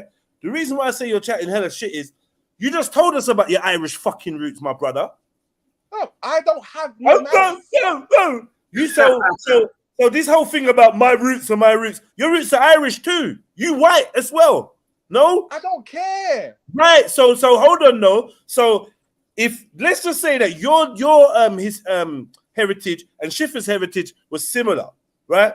The whole thing that you're arguing about, what would your ancestors say? Yeah, probably the same thing that your ancestors would say. Yeah, but I don't care what they say. Then just say that, innit? You know what? I got one thing to say. Then what's the point then? He said he don't care. He don't business. Listen, I'm not sitting here begging for money. That makes no sense, bro. You just told us that you're a third Irish, bro. You're a third white. You're a third European. So this argument about your ancestors and how they feel knowing who your partner is and that's long. You're just trying to get personal for no reason, bro. Let's keep it out of Come on, for real. Can I just say this though? I need to say this as a fellow descendant of slaves. Yeah, I just got to put my own little personal thing out there. And I'm going to say this, Emmanuel. I find that very disgusting and very distasteful. I don't care how you hold on. Hold on. But we don't care about you. Hold on, Emmanuel. And the fact that you even come to me and say, well, what would your ancestors say? Well, let me tell you something. Our ancestors would say this. They wouldn't have a voice. Our ancestors was mistreated, beaten, raped, pillaged. No one's asking you what they did. That's what our ancestors went through. Don't come with no ancestors talk now because you're coming at you forgot what your ancestors went through in order why we're still talking about reparations. I rest my case. I'm falling back. What has been done. I do not hold any malice towards what was done to my ancestors because I am a Christian and I talk. But you joined. It's not even Christian. You joined the ops. Nigga, you a fucking Mason, bro. You a Mason and a Christian. You all the way in the ops, man. Stop it, bro. You conformed and said, you know what? I don't want to be a part of you niggas. I want to join the ops. You joined the ops. I have a thing on my back. You left one ops to join the other one. I have a chip on my shoulder. I'm sorry. Stop playing, man. Bro, stop playing, Emmanuel O'Reilly. Emmanuel O'Reilly. He doesn't care. Mr. O'Reilly, black millionaires don't care Mr. about O'Reilly. Mr. O'Reilly, you want to be anything besides Jamaican. You want to be Irish, whatever, because you love the oppressor. You want to join the oppressor. You wear white gloves. You want to wear white gloves to impress the oppressor. Stop, man. I'm sorry. I'm sorry. I don't walk around with that same. Let me ask you something. Yeah. I'm sorry. What was the first? The first Mason in your family was your granddad. Yeah. So there was none before him. I don't know. Was your granddad half Irish? No, that's on my dad's side. Oh, okay. I was just trying to see if there was any correlation between the European and the Masonic history in your family. But yeah, big up, man. Yeah. At the end of the day, I say this, yeah. We all as a people need to realize, yeah, we're not ever gonna get what was taken from us, you know. And to continue on asking and begging about it doesn't do our mental attitude any good. You know, being put at a deficit, it's not healthy. You know, to walk around thinking someone owes you something is not a way of living. But Emmanuel, yeah, there's a difference between saying that. There's a difference between saying that you're not owed anything versus ignore what you are owed and get on with it. Which one is your stance? Both. What do you mean both? Throw in the towel, bro. We're done. Throw in the towel. It's owed to our ancestors and it's owed to Africa. Is it Bro, not? but just no, stop. Doesn't Africa? Bro, no, stop that, man. Pick one. It can't be both. No, sorry, it can't be both. It's either. Isn't the debt owed to Africa? Bro, shush, man. It's either we are owed and you don't think we should seek it, or we're not owed anything. Which one? Pick one, man. We don't owe anything. We need to make our own way in this world. This guy's full of shit, man. All right, well, hold on. No, let's go, MA. He's switching arguments, man. MA, let's go. Where are you from? Let's walk with the brother. Let's walk. Hold on. Let's walk with the brother. No. I want to ask the guy who's saying. I want to ask where he's from and what type of battle does he have in this argument? What type of battle that I have in the argument? My parents are Jamaican Dominican. I was born in the UK. Go on. Okay, then you're another one that needs to be educated. This is actually so disrespectful. It's not even funny. Let him go, Lady D. I want to hit it. Having that attitude of constant someone owes us something. Oh, slapping. Why did you even bother to ask me the question? What the fuck is the point of that question? There's no follow the question up, man. Follow the question up, man. What? It's all about progression and moving. This guy's full of fucking shit, man. And that's the thing. Fuck him up, man. Einstein said it perfectly, yeah? To keep on asking for the same thing and expecting different results is a sign of insanity. We heard that before. I asked. No, girls, I'm done, man. Seriously. Let me ask you this, Emmanuel. Hold on, guys. Let me ask you this, Emmanuel, brother O'Reilly. Yeah, my Irish brother O'Reilly. Let me ask you this, man. We say gangs of New York at that. Yeah, I don't know. McNeely. Emmanuel McNeely. Let me ask you a question, brother. O'Reilly. Yeah, let me ask you a question, brother. It's Healy, not O'Reilly. So when we talk about justice, right? Because I want to go back to that justice, right? Because when we say my ancestors shouldn't ask for shit, and we should. No. I didn't say my ancestors. I said I. You shouldn't be asking for shit because your ancestors were mistreated. Do you believe in justice? I have to go back to justice, brother. I will get justice. What does it say in your scriptures about when justice? Jesus returns? All justice will be served.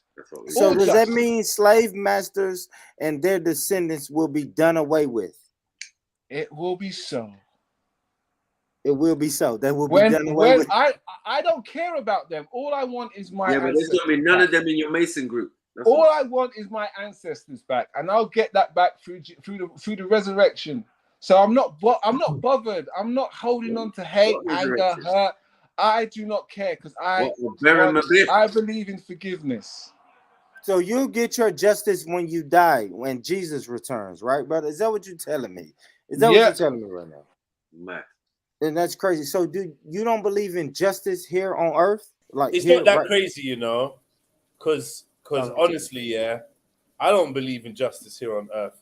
Really, it's not that crazy. I mean, the Jesus part, everyone's got something that they have to believe in, whatever.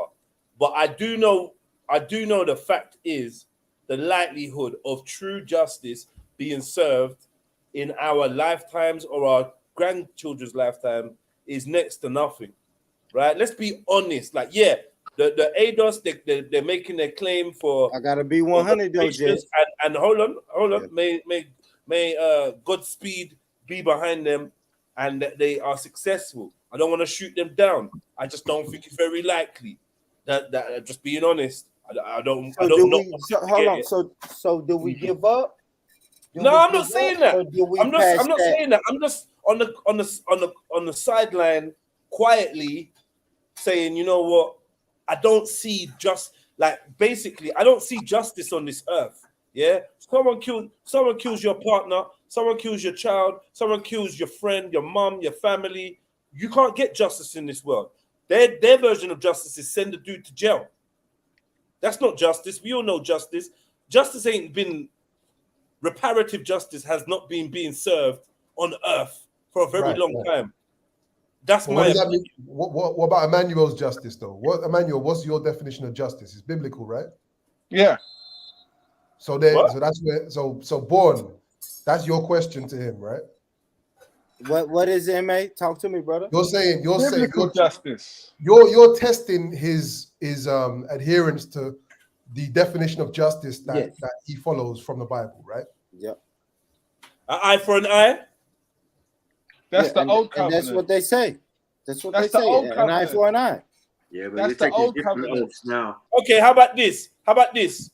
Break down the verse where Jesus talks about paying Caesar, giving Caesar what he's owed. Because that's when they were asking, should they pay the tax or not? Yeah. But what was the morals behind that? What was the morals behind that? It's to pay Caesar's things to Caesar, because he said, pay what you owe. Let's not twist it. It weren't just about Caesar. Come on, bro. Remember, no, because we've both been Jehovah's Witnesses. So don't spin this, bro. You know that the message in the Bible. Hold on. You're doing Old Testament, New Testament talk and all that. We know, that the message in the Bible is eternal, right? And if Jesus is telling you to pay what you owe, them times it was Caesar. Now it could be whoever is in charge or whoever is owed, whoever is rightfully owed based on the laws. And based on the laws of the land, most of the Western Hemisphere is operating on stolen goods, handling stolen goods. And a lot of it can be proved. Because as you stated, a lot was logged and documented. You use that argument to let us know that about the slave ships and pirate ships. You're talking about logs, right? A lot of the cargo, a lot of the theft, a lot of what was earned, the revenue was logged, right? As you see on the screen by Trill Time, big up Trill Time every time. He says the British government borrowed 20 million to compensate slave owners, which amounted to a massive 40% of the Treasury's annual income, or about 5% of British GDP. Black people are owed, bro. Let's stop the shaggery now. We just stopped paying back, for the slave owners that were being compensated, literally about 5 years ago. So let's not act like there's no recourse to trace who needs to be given back their money for who needs to be compensated for the crime of slavery, false imprisonment, kidnap, murder, torture, and the list goes on. Come on, brother. Be fair, be intellectually honest. But we can do that to the Africans that sold, that made their GDP as well. They didn't make shit, man. They didn't make shit. And to be honest, I think that we would have a point. You may have a point, but first and foremost, we are going to deal with the people that came and exploited, because remember we got things like Queen is it Nzinga, who actually did sell some slaves, but had no idea that they wasn't going into the same type of indentured servitude that they were serving on the continent of Africa. And when she discovered that, she sent spies to go and find out what Guan, and she went to go and bring them back. So this is letting you know, even monarchs of that high level were not privy to actually what was going on in Europe and the Americas and the Caribbean, right?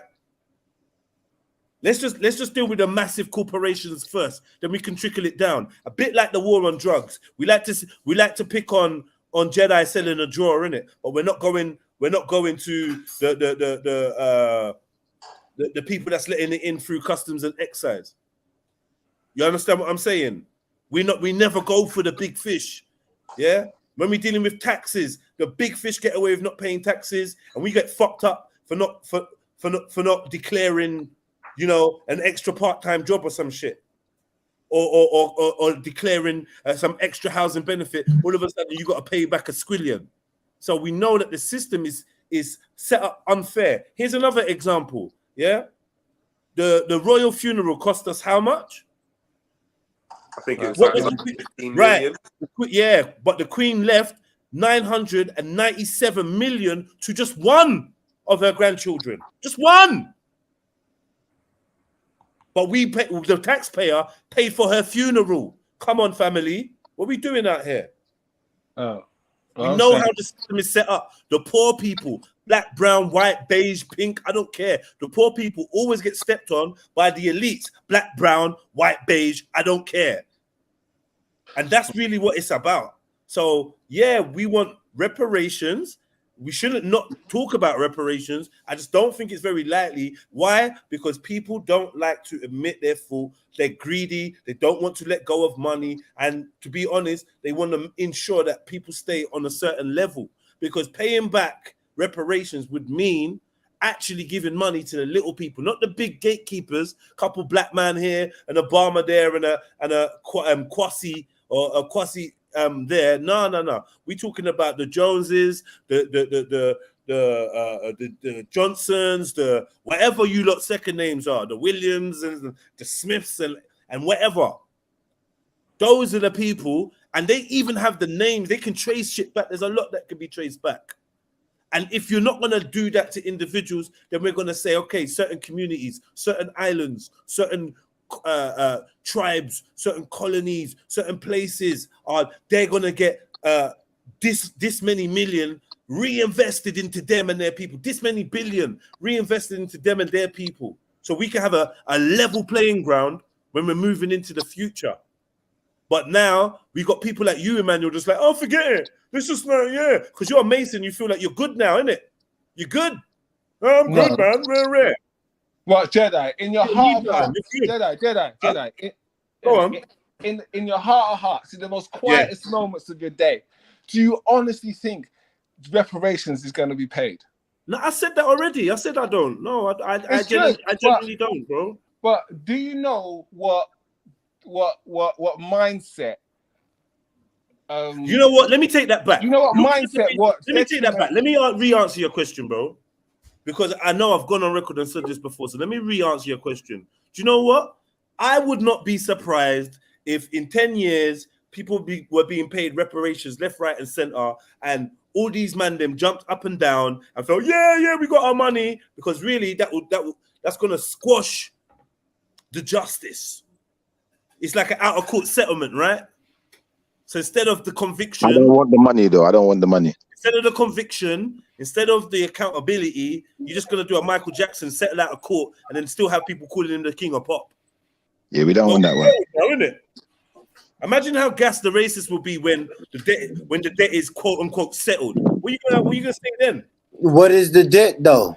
Now we have to talk about that though, Jessica, because we can't just say, "Hey, cash out and be done." Yeah, we don't want money, man. Because we don't want money. But listen though, it's something we should be organized enough to where if that cash, let's say a cash settlement or a cash payment is sent to us, we should be able to build our own, if not nation, our own community, bro. Yo, Born, can you hear me? Did you hear what I said earlier? Prison. We have to understand. I said I want them born rich. Listen, 1 second, brother. One second, listen.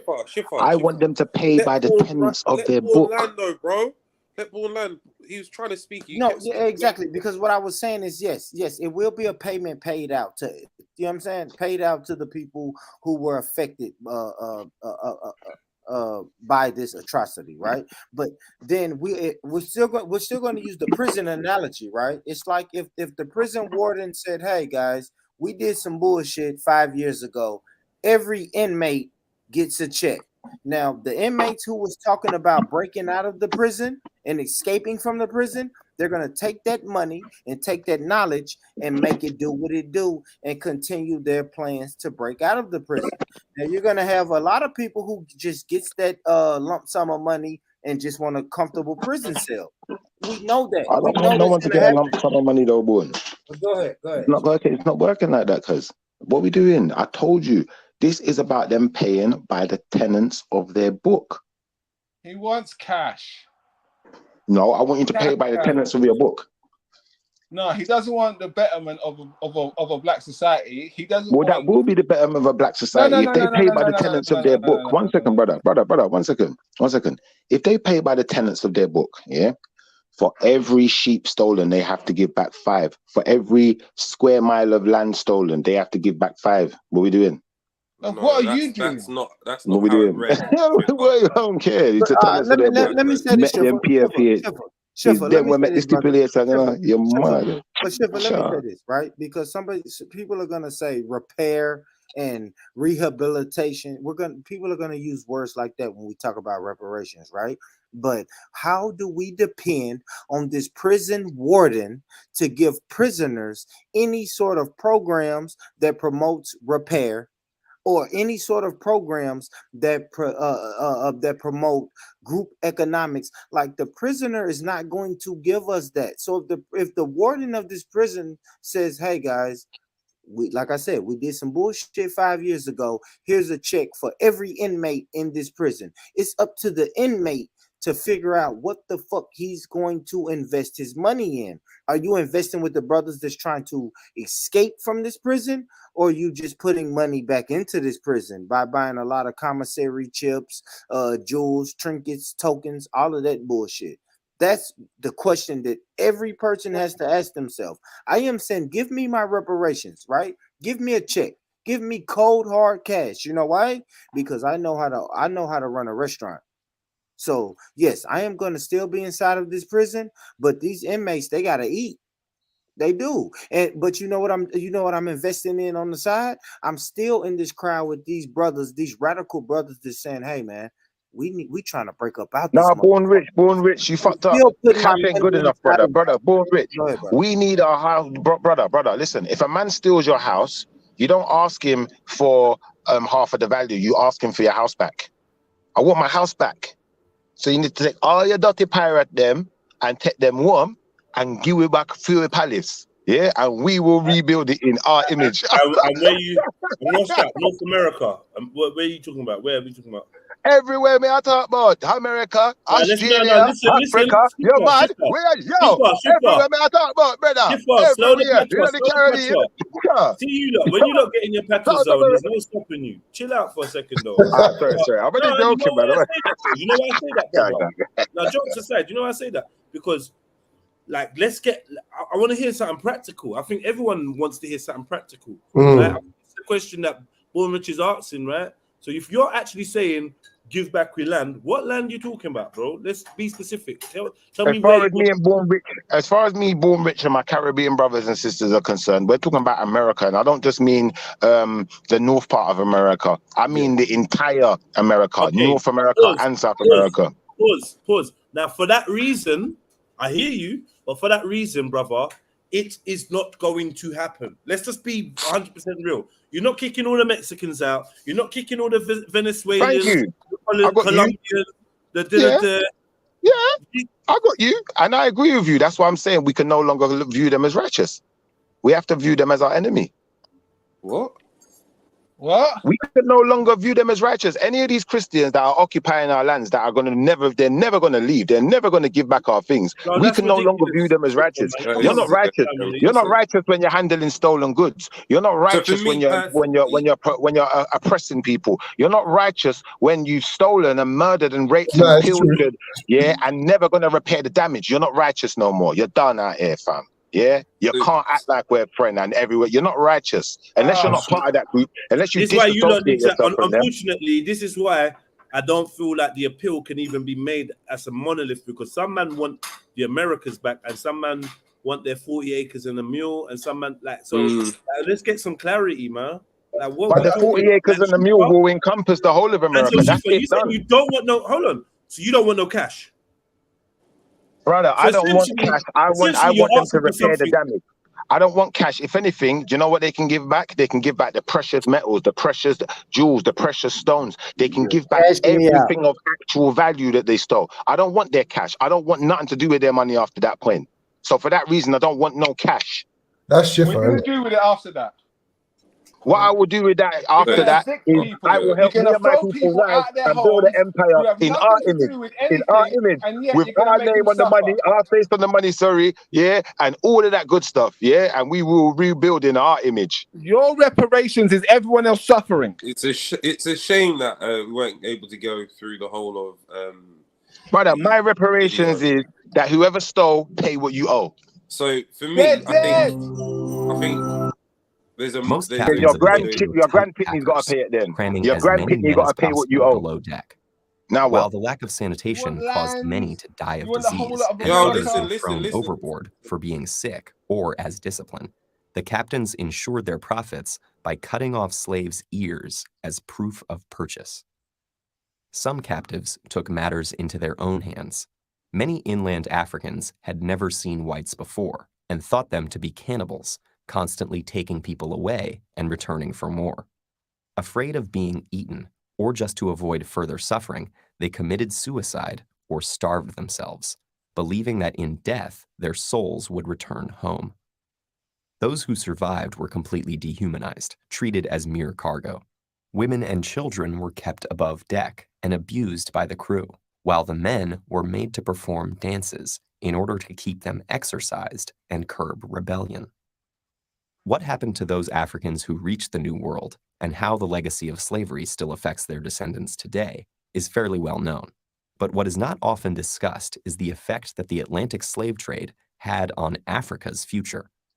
Not only did the continent lose tens of millions of its able-bodied population, but because most of the slaves taken were men, the long-term demographic effect was even greater.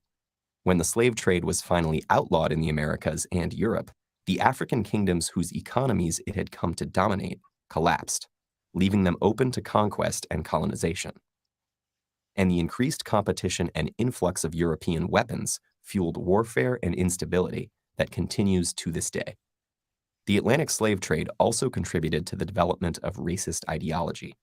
Most African slavery had no deeper reason than legal punishment or intertribal warfare, but the Europeans who preached a universal religion and who had long ago outlawed enslaving fellow Christians, needed justification for a practice so obviously at odds with their ideals of equality. Lord, pause it, so they claimed that Africans were biologically inferior. And so which Dr. Christian want to talk to me now? Yo, Jesus, where you there?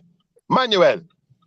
But do you see my original point all the way back when, over about 40 years, the whole of the slave trade ends up with the destruction of economy for Africa, and then enabling these colonizers to come in underneath the back of that. No, and but this happened to the same thing. It's not just the British who had it. The Dutch had it. Specify Christians or not, though? This happened, and that's why Africa is rich in natural resources. Yet economically, it is growing. It is not. Brother, didn't you hear what the brother just said? He just specified the Christians said that they couldn't do fuckeries to each other, so they decided to do fuckeries to black people. And we're going to miss that part to talk about what you want to talk about. I get it. But nah, brother, he's not escaping. This Emmanuel, brother, is not escaping today. You and your dirty Christian, dirty foot. You need to wash it. Yeah, you need to wash your hands them clean, brother. Yeah, and there's only one way you can do it. So talk to brother. What race were these people? We already know. Christians came. The first slave ship launched. Ask her for your reparations. Hold on, one second. Yeah, 1 second, Shifa. Let me just say this one thing quickly in response to Shifa. It doesn't make sense, bro, what you're saying. Because let me say this one thing in response, brother. Let me just say this one thing in response to Shifa. Hold on, my brother. I was trying to respond to Shifa, and you're interrupting him, Maku. Can't tell him. Hold on. So, we understand and we agree. Slavery was what Christianity was used as a massive point for slave trade. The Queen Elizabeth I held the Bible and launched the good ship Jesus, saying, "With this book we shall rule." We understand this, and this is 100% what they did. They taught the slaves in America, and they used the religious text to back up the ideology of yeah, they gave them a slave Bible, dehumanizing them. They actually made a slave. And gave them a slave version of the Bible. Yeah, exactly. With all the subduing, docile, encouraging texts kept in, the turn the other cheeks and the do not rise against your slave master. All of them things, pay Caesar, all of them ones there was in there. But you get me? Anything else about riding out? Anything that might put a bit of about fire the Exodus, about the Exodus from Egypt? Yeah, no, none of that was in there. It was not all that was taken out. This is why it goes back again a few hours to the conversation. Religion is used as a political tool to divide and control masses and train people's thoughts. And that's a prime example of how it was done. Yeah, but Raheem, this is why I keep trying to tell people, Raheem. You see me, right, Raheem? One second, let me answer Raheem quickly. Hold on. Go. Has got to jump back in as well. But just to clarify that the slave Bible was not for the slave master or for the white folks. It wasn't for the house. It was for the field. It was for the slaves. And get me. So they allowed certain slaves to become preachers. They indoctrinated them and then got them to indoctrinate their fellow slave. Yeah. Can I just add one thing to that? Yeah, this is why I say I am not a Christian. Yeah, I am an indigenous Israelite, and we are legion. We are not realigning to nothing. You're realigning to our things and trying to. Don't say we are legion. Don't say we are legion when legion is a demon's name. I got you. But legion is also a word with a meaning. Don't do that. Legion is also a word. One second. Legion is also a word with a meaning, and what they put in books. We are a legion. There's a legion of us. One second, brother. Let me finish. Legion, and that word comes from. I heard you. No, I heard you. I'm responding to you.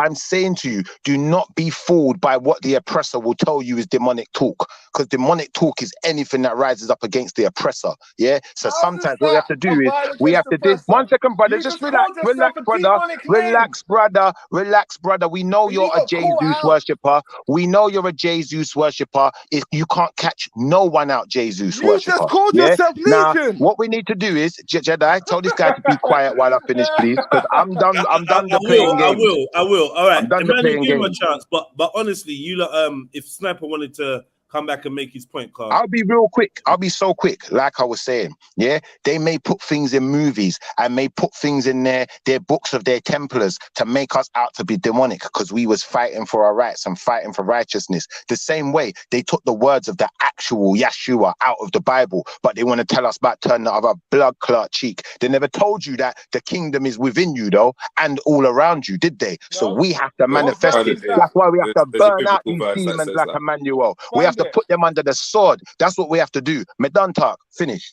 So you want to kill people? Is that your reparations? Yeah, brother. You for dead, brother. Is you for dead? You for dead. Yes. MI5's listening. You hear that? He wants his reparations to kill people. No, I just want to kill, brother. I just want you for dead. People like you for dead, brother. You for dead. Trust me. Under this sword, you figure. People like you, brother. Under this sword, you figure. Bro, you're a demon for real, man. Lada. Your mama is a blood clot demon. Your stinking pooper is a blood clot demonic pussy. Shifa, 1 second. So, Emmanuel, I hear you calling out Shifa for being a demon because he said that he wants people like you for dead, yeah? But your book says that people like that are supposed to be dead. What do we say to that? What are you talking about? Yes. In the Bible, it clearly said, where? What did Exactly. Raheem, can you wait a minute? What did Raheem read earlier? But they are. Oh yeah, like the punishments for certain crimes against those laws. And the punishment was hold on, Raheem, just to clarify. 1 second. What is wrong with you lot today, Raheem? It will end up in death. It will end up in death. Thank you. So the book says what, Emmanuel? Where are they? Your book wants people to death. What can we say there? Where are the slavers that done it? Where are they? Oh, come on. They're right Emmanuel. The sins of the father shall be bared upon the sons. So you are not. Did Jesus not say? Free. Did Jesus not say, "I will free from your father's sins"? He will repay all sins. It's canonically accepted that sin transfers from man to child. This is a fact. The seed is what carries the sin. So it doesn't matter if they committed, and what was the sin? Grandfather what committed was the original sin? Hold on. It doesn't matter if their great grandfather committed the sin or if it's them in present day. It will always affect the original their children. sin? What was That's the not original the argument. sin? Original sin is not the argument. Death. Remember, death. Original sin is not the argument, Emmanuel. Yes, it is, because that's Emmanuel, the you're thing they're talking deflating about. the That conversation passes for down real. father to son. So don't try and twist it. The point I'm trying to make is the point is stop begging. Get off your damn knees and start walking. That's all I hear. I want this, I want that. You just want. You don't want to earn shit. You don't want to rebuild the black community. You don't want to help out anyone. You just want money. But we leave that to you because you deal with charity, right? No. And Masons deal with charity. So you're there to clean up all the problems of the world by giving charity, right? Jesus is going to do that. Hold on, someone is begging from you, or no, they're not begging from you. You're just giving away your charity. So you shouldn't have no problem with people asking for their stuff back. I don't see why you're getting so passionate about it. No one has anything for him. He attributes reparations. We've already established. No, but why don't he pick on the actual? Why don't he listen? He goes Christians. He goes Muslims. What race were those Christians? Were they African Christians that done slave trade? Was it African Christians? Was it Indian Christians? Was it Bangladesh? It wouldn't have been, Emmanuel. It wouldn't have been. What type of Christians is it? Afterwards, didn't it? What type of Christians was it? What race were they? European Christians. Europeans that were coming in with Christians. So go ask European Christians. Hold on, my brother. Your wife, your baby mother. My brother. Go ask her. Where's my damn reparations? Wow, Emmanuel. Really? Where's my money? Really, Emmanuel? Where's my money, bitch? Where's my money at? You owe me. Your ancestors, your great ancestors, no owe me. No. This is about everyone. Emmanuel, yeah, take time, man. I don't know why you're acting like this. Yeah, no, because this guy wants to try and beg. As I said earlier, right? When I was trying to explain what I said, right? I said, who the cat fit? Yeah. So when it comes to this term of religion, and he didn't say the religion, he said Muslims. Yeah. Christians and Muslims. Yeah, and Christians, right? So are they not hold on, a religious name? Many European nations and Europeans and Middle Easterns come under that banner. And that's what we're trying to say. So everything adds up when we're putting our case together. Because when I was asking for rent the other day, religion wasn't exempt. If all your prophets are black, rent. Do you get what I'm saying? Like, this is not a game. Adam was black, rent.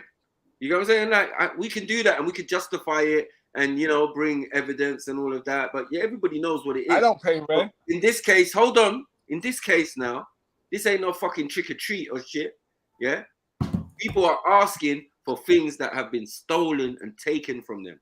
Yeah? And I'm saying the religious institutions, one second, under the guise of Europeans, are definitely responsible. I told you the Roman Catholic Church, aka the Knights of Malta, yeah, the Rosicrucians, all of them people, they're all responsible. The Knights Templars themselves, all no of one's that. saying they're not. No one's saying they're not. Well, then thank you. There in the Bible doesn't preach that they should do that. What they did was the Bible is not going to do that. Who wrote it? Who commissioned it? Who's got the publishing? Moses wrote half the Bible. I'm saying what the copies that you've got nowadays. Come on. Moses wrote the first part, and then the rest of the apostles wrote the other. Are you just going to be silly, bro? Are you just going to be silly? Or we're going to have a proper conversation? We're having a proper conversation. Right, I'm telling you, who wrote parts of it. Yeah. The ones who are giving you your Bible right now. Well, listen, at the end of the day, it's not the religion, it's the individuals who stole it. It's not. Come on, man. No individual really steal stuff. like, and colonized What the black people. Christian stole what made slaves? What My black brother, Christian? colonization. Oh, there was a mad slaver Listen, in that America who they colonization said was is an My idea. sword will drink the blood of an unbeliever. there Hold on, was a slaver in America. I hold can't on, remember his name. Raheem. He Did answered the Schiffer question. just He asked think the he wants question. I to was drink the backing you blood up, of an Mackie. unbeliever? I was What talking type of though, bro. satanic stuff is Sorry, that? My sword apologies, will drink the brother. blood of Go an through, go unbeliever. through. Look at this guy. Please, bro. Like, let's all talk one at a time, though. Yeah, it would help, and it's better for listening. You know what I mean?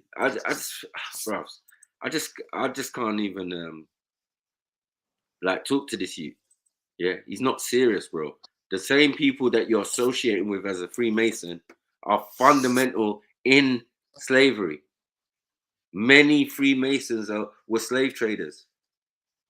Do you get what I'm saying? And fundamental in all of this, what we're talking about. So we're black people, and but that's okay. whataboutism. Mackie, don't Hold on. That's the whataboutism when we're trying to step away from, my brother. Why is it in every circumstance when someone highlights something that went on and let's not leave out all parties. Yeah, Come but on. the parties that you're associated to, so we understand why you have a vested interest. No, but the passion we can't understand. My interest, and the passion that you don't have for your own people. That's crazy. Is moving. No. Listen, yeah. No. I don't want to teach the next generation to keep on begging and knowing that you're never gonna get something, and you're just gonna look like, oh, look at those black people begging again. You don't deserve nothing. You get me? What have you done? Emmanuel, can we replace that word begging with demanding? Thank you very much. Yeah, like no one's begging for nothing, and then we're just asking the question. Someone asking the question is not begging, bro. Yeah, it's a topic of conversation. But my point before, isn't it? Like, and then I Matthew, I gave them an ultimatum. I said, if you listen, I just won't call them righteous no more, innit? I'm happy to do with that. My point before, where you were saying, Emmanuel, what happened with the black slavers and stuff in America. There's this story of, I can't remember his name, but he was one of the most prolific and worst slave traders, to where white people were like, fucking hell, this guy is like crazy. The things that he did, the punishments that he came up with were horrendous. No, this is in response to you. But by and large, these are Emmanuel's great grandfathers. He will receive. Wait, his sin. Shifa, I want to hear what Raheem's saying. Hold on.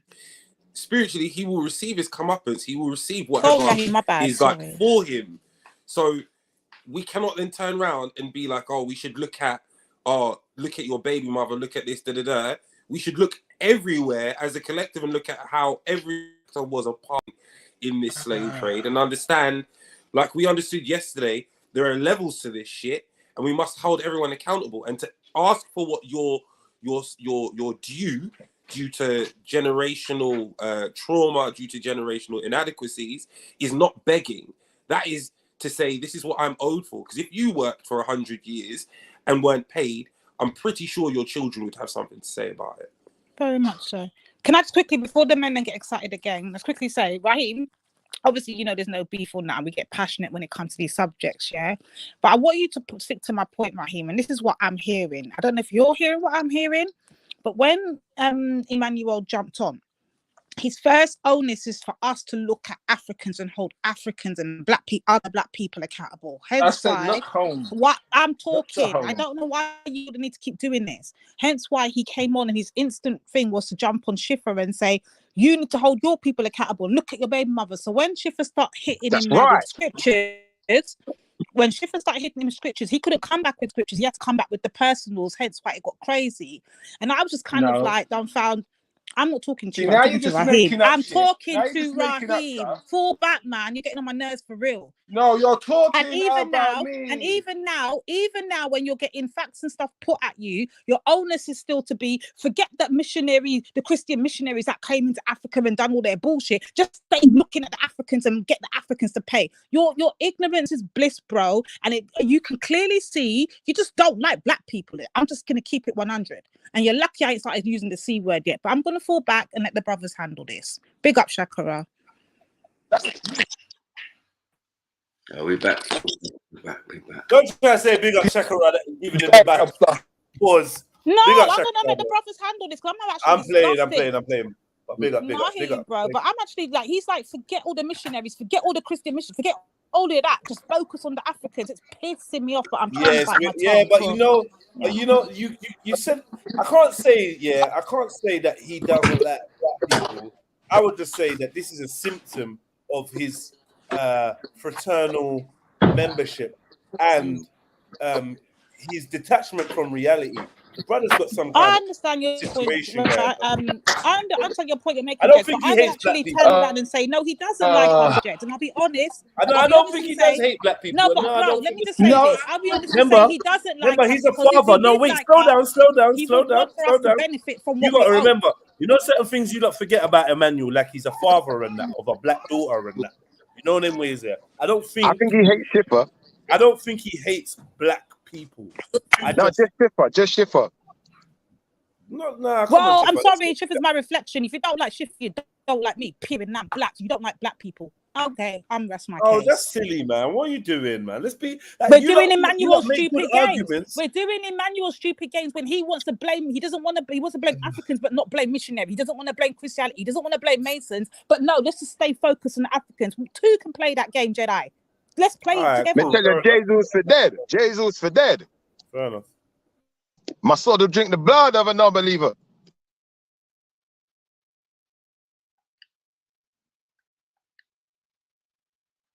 Mad. Yeah. I just, all the passion. For me, I had a little something to that, man. Oh, shit. Love. So, yeah, firstly, big. I'd like to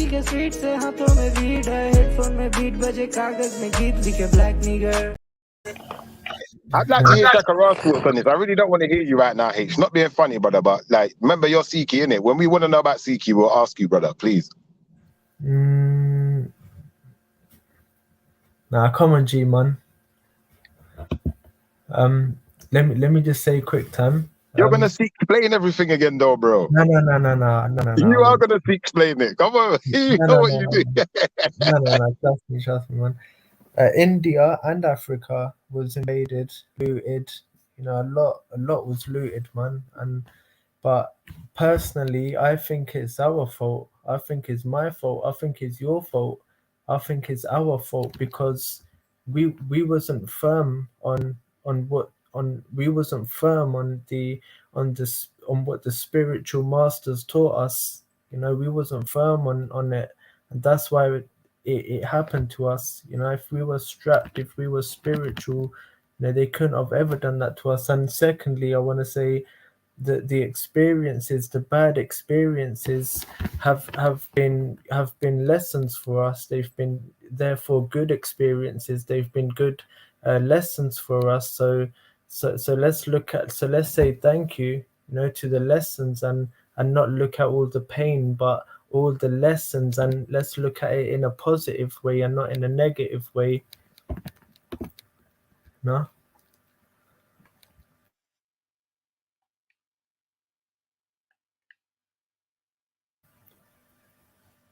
Yeah, what was that you were saying, H? Sorry, you lost me, boy. What was you saying? This is what H and his people are gonna do. Let him talk for his people. Tell us what you and your people are gonna do, H. Go. Yeah, well, me personally, and I think, because India was looted as well, and so was Africa.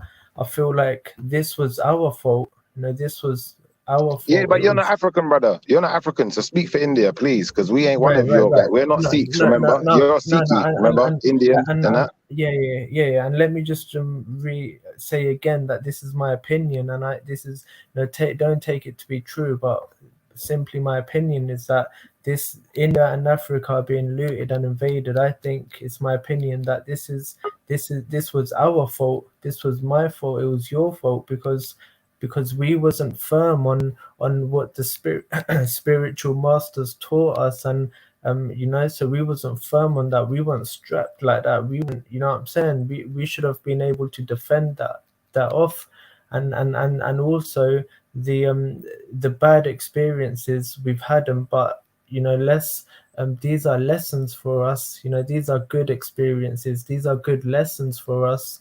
And so let's say thank you. Thank you, H. We've established that India is going to hold its beating and learn from the lessons, and they don't want no reparations. They don't want people to do anything. They just want to, just live with it, just take it. All right, got it. We've got you. So can we move on to Shakara now?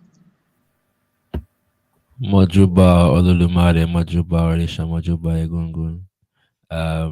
Yeah, fam, I don't even really know what the conversation is actually about right now.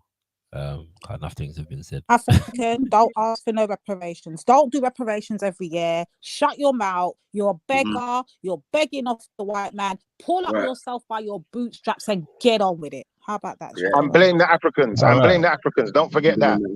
And blame the other Africans who sold us. Blame your ancestors for your downfall. Yeah. Oh, these are typical colonial talking points. At the same time, no, I think it's important to keep the reparations demand out there. I think many people are undereducated about what reparations is, and what reparations is due for, because many people are undereducated about exactly what enslavement and colonialism was or is, if that makes sense, and exactly the crimes that were committed, exactly the ways in which the enslavement and the colonial process contributed to the development of the Western world as an economic and political power. And so the reparations conversation at its very worst, its very worst or least beneficial point, is that it helps to educate us about those matters and those issues. And so I think that's these things are important to know. Yeah, these things are important to know, especially if we are actually about challenging the system as it is. Yeah, we would need to know the history of the system and how it has oppressed us and others, for that matter. Do you know what I'm saying? So I'm not sure what the logic is in not speaking on the issue of reparations. Yeah, I don't know why that is. I think it's important, for example, that the British stole many artifacts that remain in the British Museum, or from the African continent. I think that's an important fact to know. I think that it's but Emmanuel was going to call you a beggar for saying this, though. All right, cool. I think it's important to know, for example, that the remains of Umbuya Nehanda, the freedom fighter, in fact, conveniently, I can draw for an image of Umbuya Nehanda, the woman who's at the center of the image of my avatar right about now, who was fighting against colonialism in the 1800s. Her remains are currently, I believe it's the British Museum somewhere in the basement, but I can't. I could be incorrect about exactly where it is in the UK, but her remains are definitely in the UK. I found out a couple of years ago. I was enraged by that. But our people in the nation that is now called Zimbabwe, particularly the Shona people, deserve the return of her remains, as an act of reparations. Earlier this year, the teeth of Patrice Lumumba were supposed to have been returned from Belgium after they assassinated him and burned his body in acid, and the only thing remaining was his teeth. They took the teeth to Belgium, and they've had it ever since. And so there's been a campaign to get those teeth returned. So all of these things I think are important things to know in terms of reparations. And yeah, the Africans sold us business is a scapegoat business. Do you know what I'm saying? It's a scapegoat business. That whole argument is simply designed, as it would seem it was in this conversation, based on what's been said to me so far, to let the Europeans off the hook. And we've seen a lot of that taking place in the wake of the death of Liz. That whole narrative has come up again because people have been challenging the legacy of colonialism as it relates to the British Empire and the Royal. So, yeah. Come on. If I may clarify, please don't. We don't need no more clarification. I beg you. We really don't. Emmanuel, do you want to respond? I'd like to. If no, I don't want you to respond on behalf of Emmanuel. Emmanuel, would you like to respond?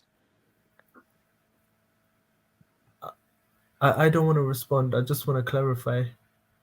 No one's talking to you, H, man. Shut the hell up, man. So I'll try to rephrase that for Emmanuel. Emmanuel, just in case you didn't catch none of that, it might have gone over your head. You know, that African base that. Anyway, Let me behave myself. So basically, Emmanuel, it's not just about begging for the crumbs. The return of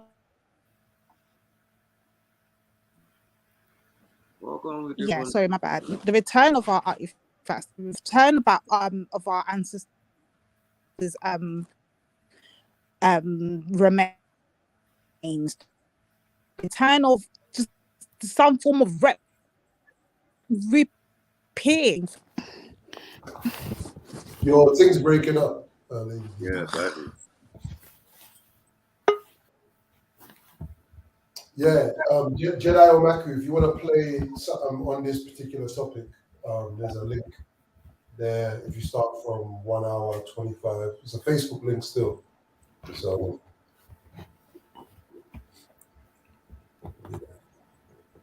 But yeah, well, we waiting for a response from Emmanuel. We need proof of life. he ain't gonna say shit, man. Go on, Emmanuel.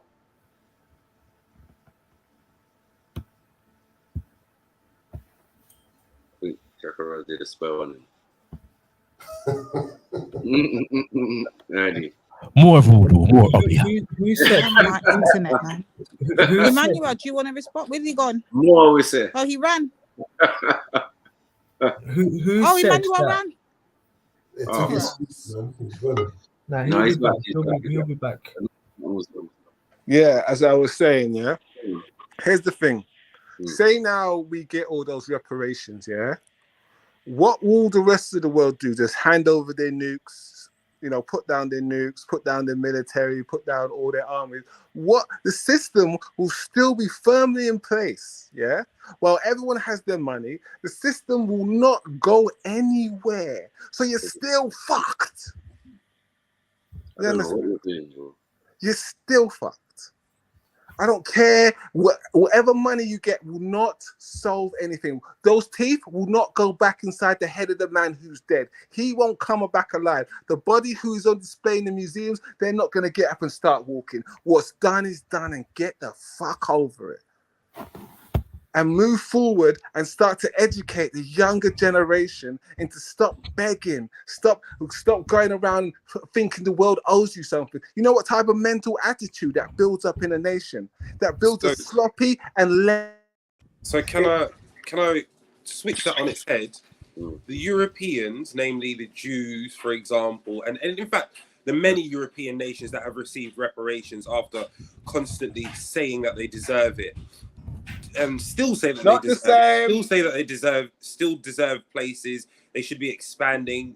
Again, the Jews saying that it's exactly the same. It's exactly the same. You've got generations. You've got generations of people. Hold on. I'll explain. You're being childish, Emmanuel. Can you let him finish? You can't explain what Adolf Hitler done to the whole black community. Hold on. It's not the same. And listen. You dumb fuck. You stupid dumb fuck. And listen. No. Listen. Emmanuel, can we at least let him finish his point? Can we at least let him finish his point? Whether it's the same or not, can we at least let him finish his point? The same way you finished your point, can he finish his? You guys are begging. What the hell's wrong with you? Like, for real? The Jews have claimed oppression. Stop begging the government. Jews have claimed oppression and the need for repatriation. Hold on. Stop, Emmanuel. Stop. You were speaking, I was on mute, man. Stop. The Jews have claimed oppression and need for reparations since the days of Egypt. They got it from the Holocaust. However, they have said that they have been in trials and tribulations since then, and they deserve their land, they deserve their payment, they deserve everything back from when they were in Egypt, not just what happened to them in the recent couple of centuries. That is the difference. But no one dares call them victims. No one dares call them lazy. It's not the same. Call them beggars. It is exactly the same. It's a different ball game, you idiot. They weren't indentured slaves. They were criminals. They were. Okay, so Emmanuel, is your argument? The Jews of all right, Egypt. So Emmanuel, hold on, Raheem. Let's establish this then. So Emmanuel, because they weren't slaves. Hold on, Raheem. Raheem, 1 second. So, Manuel, you're saying because they weren't slaves, it's not the same ball games, therefore the same repair can't be done. It was a war crime. People get paid for war crimes. Do you understand? They were slaves in So the Egypt. genocide of Africans is not a war. Hold on.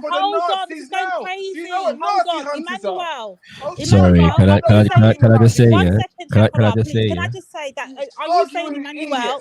Why Focus for a low second. IQ individuals? Fucking Emmanuel, idiots. can you focus for 1 second? Are you saying that the genocide of Africans is not a war crime? Is that what you're establishing? Fucking crossbreed fucking nonsense. What the fuck? Emmanuel, can you focus on my question, please? My question is, the genocide of Africans, are we saying that is not a war crime? That is what a slave trade is. It's not a war. There wasn't a war. There wasn't equal parties fighting. No, it was a slave trade, not a war. So when the white people went to America, they weren't warring with the natives, no? There was no that's war. What we call Are a you massacre. fucking retarded, brother? That's what Shut we call up. a Shut massacre, up. bruv. Shut A up. massacre. Shut up. A massacre is what your granddaddy did to your grandmother. That's why you came out so stupid. Let's not go personal. Bruv, that's what we call a massacre. That wasn't a war, bruv. That's what we call a massacre. You're retarded, brother. It was an act of war, though. Emmanuel. You're broke. My daughter drink the blood of an unbeliever. You broke. Yo, you broke. 1 second. Brother, I I'll just say, stab you in your face. I'll stab you in your face. What? I'll stab you. Order. Come through. Order. Thank you. Go pay your tithe. Go pay your. Emmanuel, stop, man. Stop. Why are you shouting, Emmanuel, man? Relax. Stop, man. So, if we go back to the video, they said that the Europeans came to the continent and justified chattel slavery because they viewed blacks as what? Prisoners of war and criminals. So they weren't warring. They were prisoners of war. They wasn't part of the war. Emmanuel, by your logic, they wasn't part of war. If they wasn't part of war. What war was going on? Or was it trading? They viewed it as that. If they viewed it as that, by your logic, they are in need of reparation. Because they were sold. No. No, they were sold. They were bought fair and square. It was legal fucking eagle, mate. Emmanuel, I beg you, Emmanuel, have some consideration, because I am the people that you're referring to as property that was sold, brother. So is he, though, bro. I beg you, right? I am the descendant. Emmanuel, I am the descendant. Emmanuel, brother. Fucking grandfather. Brother Emmanuel. I'm not part of that. Brother Emmanuel. This happened to me too, you know, but I'm not sitting around begging. I'm making a future for myself. I'm making my daughter proud of me. I'm making like full black daughter proud of me. As you should do. I ain't gonna rinse out her DNA with whatever you lot did. So I'm not in the same category. I promote black excellence to the highest level. You are just watered down fucking Negroes. Shut up. When masonry goes wrong. This is mental slavery. It's not. It's watered down. Come on, Sakura. How mixed are you? Shut up. The thing is, here's the thing. Don't sit in England bitching about shit. Everyone can go back to Africa and claim what they lost, but no, you want to sit in England and complain and bitch, because when you go back to Africa, you can't complain and bitch. That's why you put yourself in your one-bedroom flats, and that's why you're living off the government, and your money is the Queen's, and it's £2. Emmanuel, stop a minute, please. You ain't got no Nigerian lira. None of you ain't got no Nigerian lira. You got the pound sterling. Yeah, this has a point. Yeah, this has a point. You men are confused. Give me 1 second. You men are confused. How can you live in a country that suppressed you, bro? Emmanuel, stop now, please. Emmanuel, stop. Emmanuel, in their own mind. What happened when you worship Satan? Stop. You lot, stop, man. Emmanuel, man, shush. Emmanuel, shush. Shush, man. Shush. I'm not confused. Stop, man. Otherwise, you get kicked out by someone, man. Stop now. They don't have no points. Stop. Hey, Jedi or Matthew, boot this guy if he's not going to listen. Yeah, Emmanuel, come on, brother, man. Let's have some discourse, man. You know, you had your outburst. We listen, but rein it in a little bit, brother, please. Please, man. So yeah, I just wanted to say that a massacre is considered a war crime. You know what I'm saying? That's possible too, as is any form of genocide. And yeah, so I just want to make that point. A massacre is not a war. And secondly, when it comes to interestingly, there was an article released, was it yesterday or the day before that? Day before yesterday, on the website for the National African American Reparations Commission. But it's actually, the article's written by a man by the name of David Comisong, who's from Barbados. Yes, reparations activist in Barbados, among other things. And it's entitled "Exploding the Myth of African Responsibility for Slavery." I'm not going to read the whole thing, but say part one, but I'm not going to read the whole thing, but just to point out a couple of things here that in the article. The first one is, let's look briefly at the cases of Portugal, first European nation to establish a transatlantic slave trade, and Britain, the European nation that developed the largest slave trade. Portugal commenced the transatlantic slave trade in 1444. Yeah, 1444, with a raid on the western coast of the African territory that is today known as Mauritania. This is how Gomez Enes de Zurara, a courier of the Portuguese royal family, described the event in his Chronicle of the Discovery of Guinea. That's a book, by the way. So anybody who wants to do further research, you can get Chronicle of the Discovery of Guinea. Quote, and we told him about Guinea, what Guinea was earlier. Okay, cool. No, you didn't. Quote, most of the captives had been taken in a village where they, the Portuguese, shouting St. James, St. George, and Portugal, at once attacked them, killing and taking all they could. Then might you see mothers forsaking their children and husbands. Wait. Hold up. One second. Where are the proof of the ships? Then I said there were no ships of this. This never happened. What are you talking about? You can't say 1 minute it happened. Sorry. Please don't. Emmanuel, allow it, man. And if you're going to be shouting and interrupting Shakara while he's reading something that we all want to hear, at least interrupt with facts, because nobody said there was no slave ships. So don't talk shit. I thought he was saying Emmanuel, please, Emmanuel, did I say that? Let him finish. No, sorry, just quickly, Emmanuel, can you confirm or deny? Did I say there was no slave ships? Yeah. No, you're wrong, Emmanuel. He said that he does not believe that the amount of slaves that were crammed into the slaves. Cool.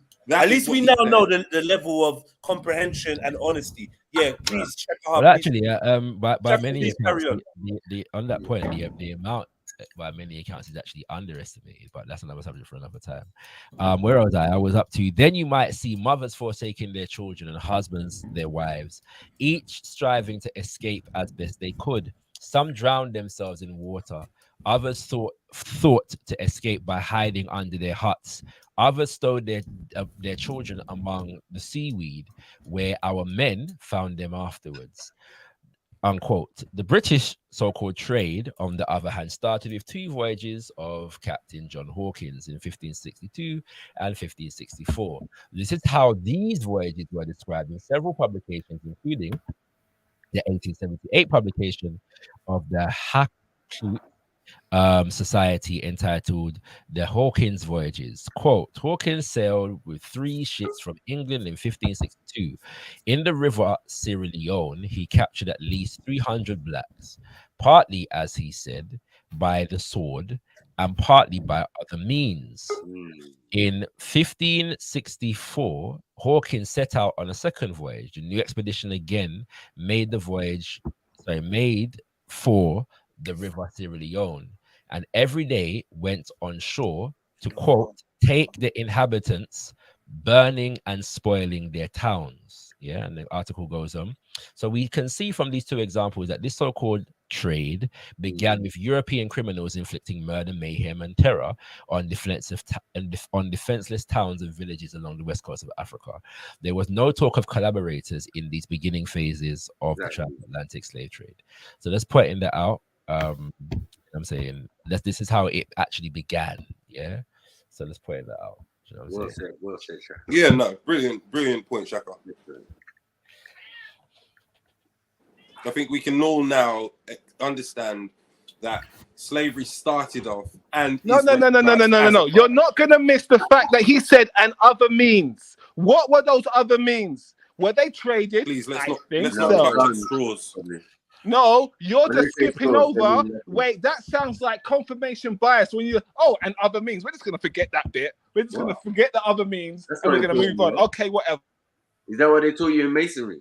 Yeah, it says partly by the sword and by other means. Yeah, so Other means. That means other Other weapons. means equal and in proportion to what was mentioned before. Yeah. So No, it if doesn't. If Other it does, means other means means different. does mean that. A sword, If you're writing an article or you're writing a book or anything like that, especially in the academic field, it will have to be equal. No. Sorry, to what was meant.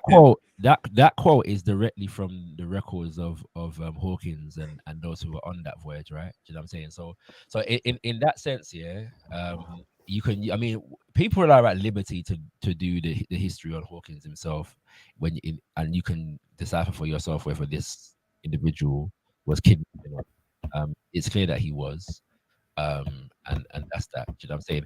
At the same time, we can if Emmanuel's point is that there were others who collaborated at different points during the process, this happened. You know what I'm saying? There are no exactly. There are no forms of but there are no forms of oppression that have happened to any group of people that didn't feature people among the oppressed group that were complicit or collaborated. Yeah, Exactly. That's universal in practically every form of oppression. Just as much as that there were Africans were complicit on the continent. They were complicit on the slave ships. They were complicit in the Americas. Yeah, there was complicity. But by the same token, Africans fought back on the continent. Africans fought back on the slave ships. Africans fought back on the continent. Africans fought back on the slave ships. Africans fought back in the Americas. Yeah. Let me ask you this. But if we're talking about averages, like in proportionality, more Africans fought back against the slave enslavement system than collaborated with it. Definitely, there's levels to it, as I said. I agree, Shaka. But if you could, for the people, give us one example of one of the people that fought back on a slave ship. I've heard that narrative, but I've never been able to put like a name. Like, do we have a name that we can put on that? Yeah, there's a few. The one that comes to mind initially. Oh my god. The film. You see the film Amistad? Yeah. It's based that particular case. Yeah, it's a real story, right? They revolted on this. And I'm forgetting the name of the actual ship and the case. Obviously the film is nonsense. Like let's put that right. But what it's based upon is real. I will remember in this. But yes, I mean, there's a book by the name of Fighting the Slave Trade, the West African Strategy, and it breaks down the fact that revolts on slave ships are quite a common practice. In fact, even during the kidnapping and the rounding up of Africans on the coast, the Europeans went to great lengths to protect themselves because they knew that it was dangerous. Yeah, Africans weren't just waiting to be picked up off the coast of Africa. Like they were attacking ships from the coast before they even got on the ship. People were attacking the ships from the coast and all kinds of different things. So yeah, you know what I'm saying. So the one-sided narrative doesn't make any sense. Same time. Okay. If you look into 1 second before you go, Emmanuel. If you look into the Meerman slave ship, the Dutch slave Hold on, ship, Raheem. I didn't hear you, brother. Raheem. I didn't hear the first thing you said, brother. I'm sorry. Start over. I'm listening, brother. The only one that I know of is a Dutch slave ship called Meermin, MEERMIN, and that had in their last voyage from Africa to the Americas, had a slave revolt on board, and I believe that they burned the ship down while it was in the middle of the ocean or something like that, to that effect. But that's one of the in transit revolutions that revolts that happened. If you look into that. Yeah, Go on, pretty common. Now, Shakara. Now, see when we talk about reparations. Now, you confirmed that there were black people who participated and benefited from them. So, how do we get reparations from those black people? I'm not suggesting that we should any more than the Jews get reparations from those among them collaborating with the Nazis. It would be ridiculous. It doesn't make any sense to do that. Yeah. At the same time, so especially those generations, those blacks.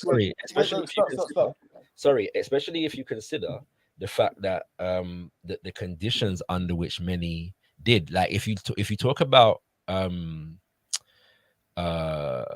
what's it called, those who collaborated, then it would make sense to talk about the conditions under which they collaborated, right?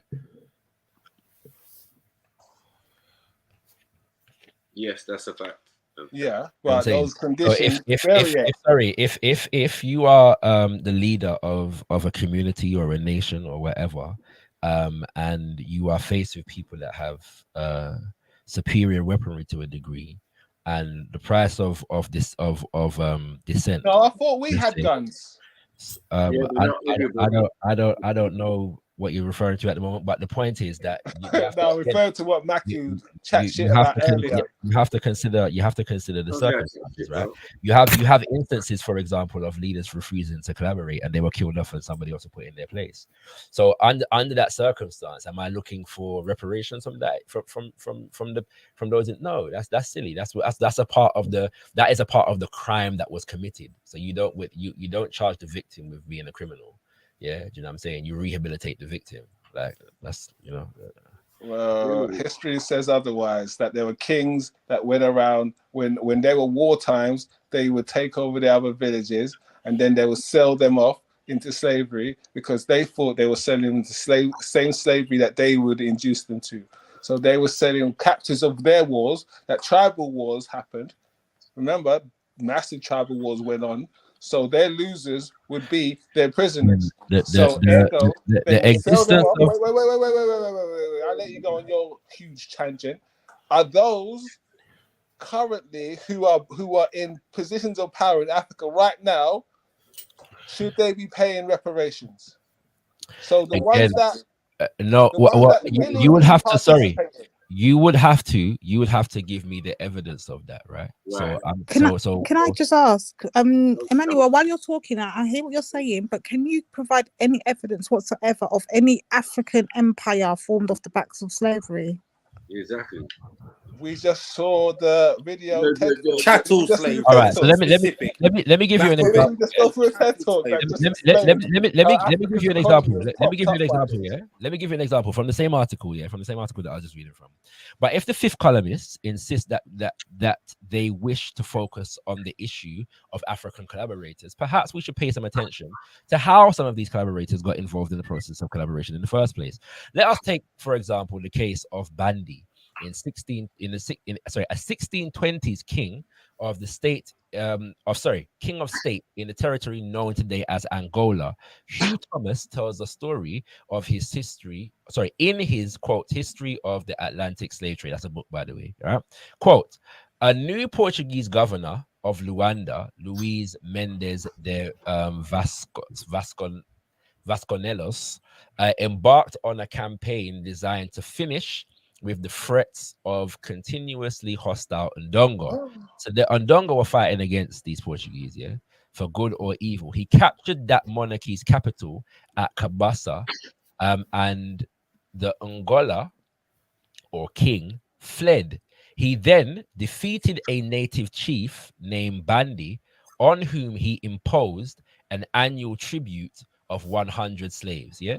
So the people of Ndongo lost the war, basically. They were fighting against the Portuguese, and they lost the battle. And as a result of losing the battle, a tribute was imposed upon them.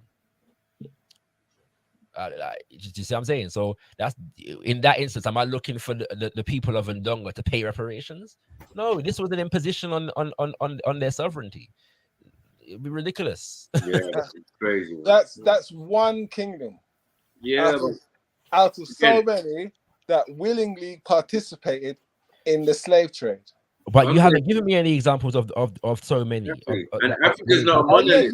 You weren't here earlier when we showed the video that talks about how it propped up the trade, how it propped up the GDP in Africa. You weren't there, were you? You're coming in late to this party. So yeah, but even that is speculative. So we've already proven, fact without a doubt, that there were willing participants who benefited massively. I'm willing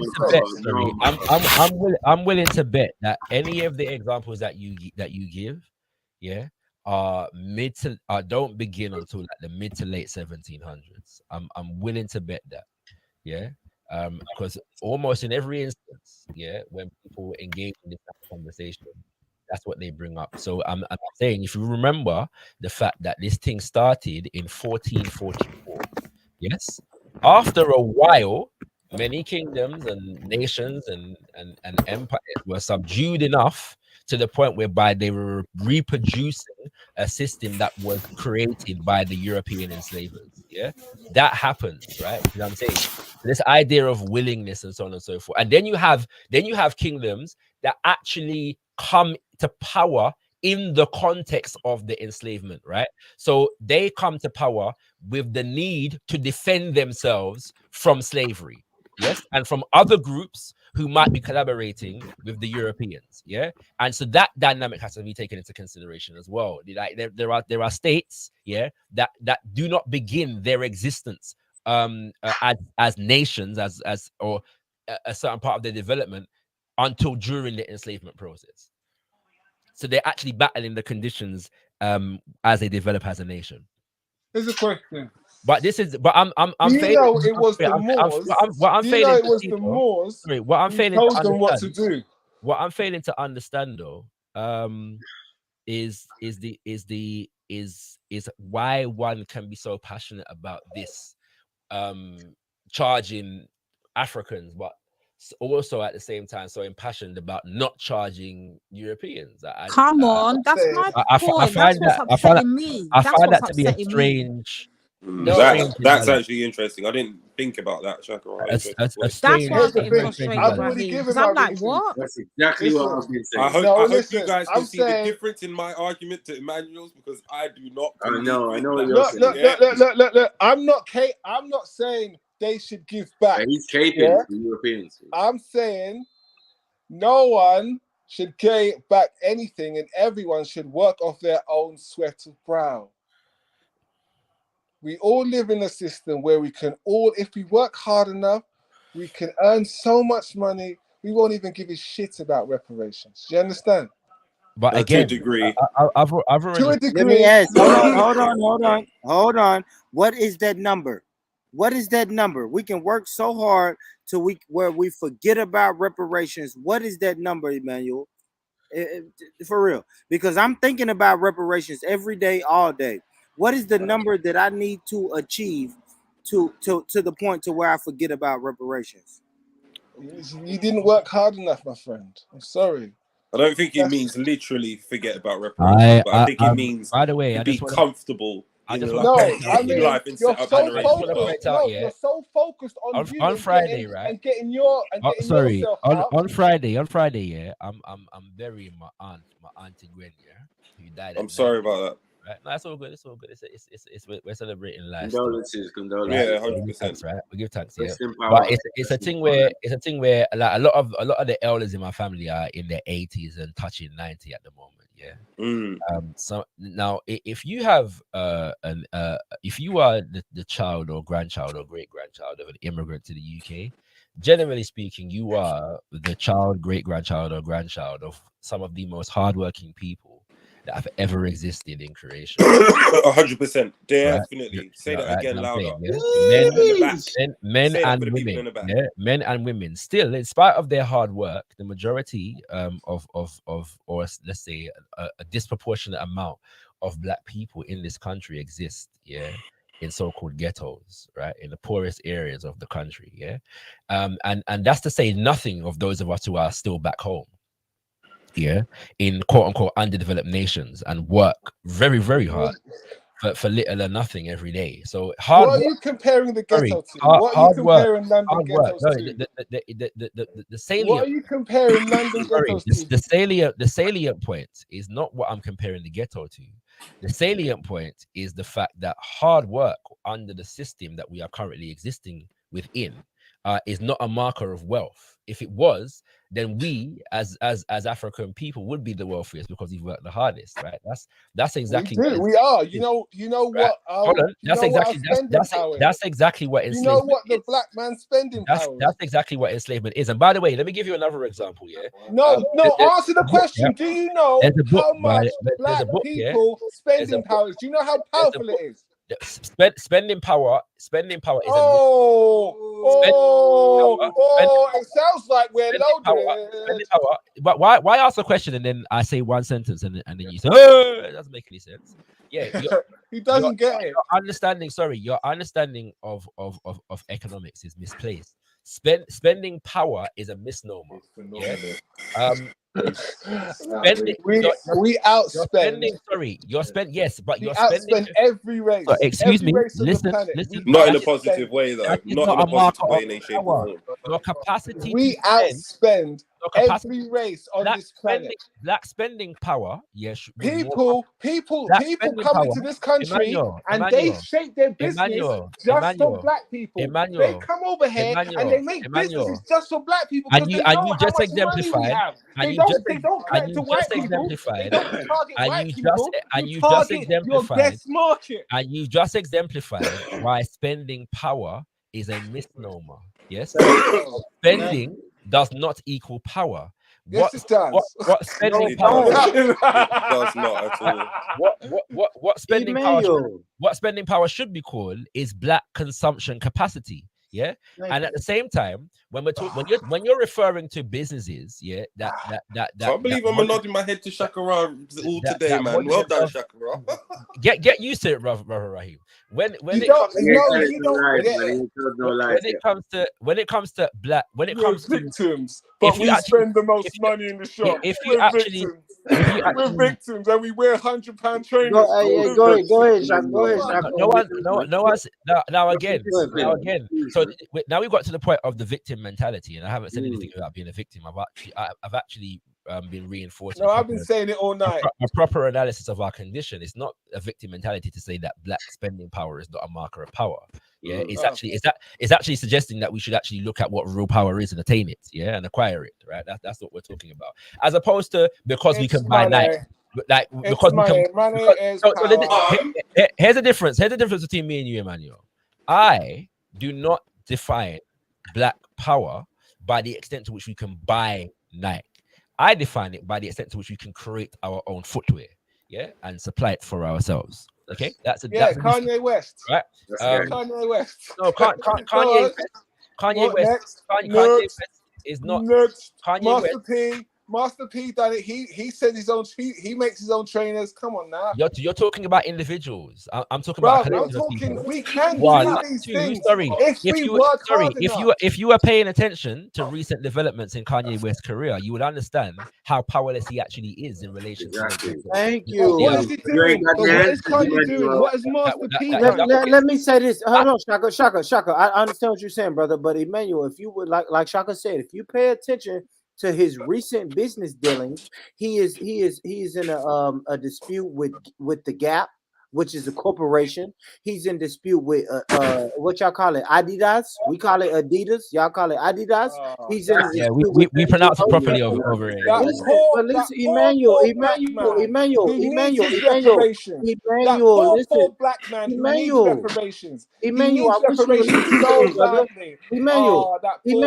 because I wish you would listen to me. I wish you would listen to me because we're talking about one black guy, Kanye West, who worked hard, and then he got shitted on by the corporations, which is Adidas and the Gap Corporation, brother. And Nike. What are you talking about? Because you know why? What are you talking about, Emmanuel? Sway had the answer. Sway had the answer. Sway He did said have the Sway answer. didn't Sway have did the have the answer, answer. but I now agree Sway with has Sway. the answer. By the way, yeah. By the way, I feel like Emmanuel trying to go to another point. I just want to close on this particular Go point. ahead, brother. Another example, yeah. Not the Kanye West thing, but there's a book by Emmanuel. Where are you from, by the way? Where your people them come from? Where you come from? Not the UK. I know they didn't come from the UK. Where you come from? He's Jamaican. Jamaica, Jamaican. Barbados, and All Ireland. right. He's Okay. a Caribbean. Well, He's a I have in brethren. my hand a book, yeah, called Britain's Black Debt, yeah, by a Bayesian scholar called Hilary Beckles, yeah, and on page 38 of this book, It's all about forgiveness, baby. he says the English the quote English being greenhorns as slavers, as P.E.H. here and Robin Law remarked, meant that Hawkins had little choice but to first quote attempt to obtain slaves by raiding unquote African villages. Give me 2 seconds. Give me 2 seconds. Yeah, raiding, not trading. Raiding, exactly, man. That was one example of it's common, brother. Listen, I'm not saying it didn't happen. I'm saying there's other parties that were involved as well, yeah? I'm saying there's black faces who are involved, yeah? We know this is a fact, yeah? And all I'm saying is, why do we keep on going on about this? We should just move forward and build businesses and empires so Kanye West doesn't need the issue though. Doesn't need those companies. How do we do that? The issue with your statement though. Is how do we do that? Yeah, but Shaka, I know, Shaka. I'm sorry, brother Shaka, but go ahead, Emmanuel. How do we build these businesses? Talk to me. Like break it down to me step by step. I got $30,000 in the bank right now, and I'm trying to build what you said. I'm trying to do exactly what you said. Go ahead, guide me through it, brother.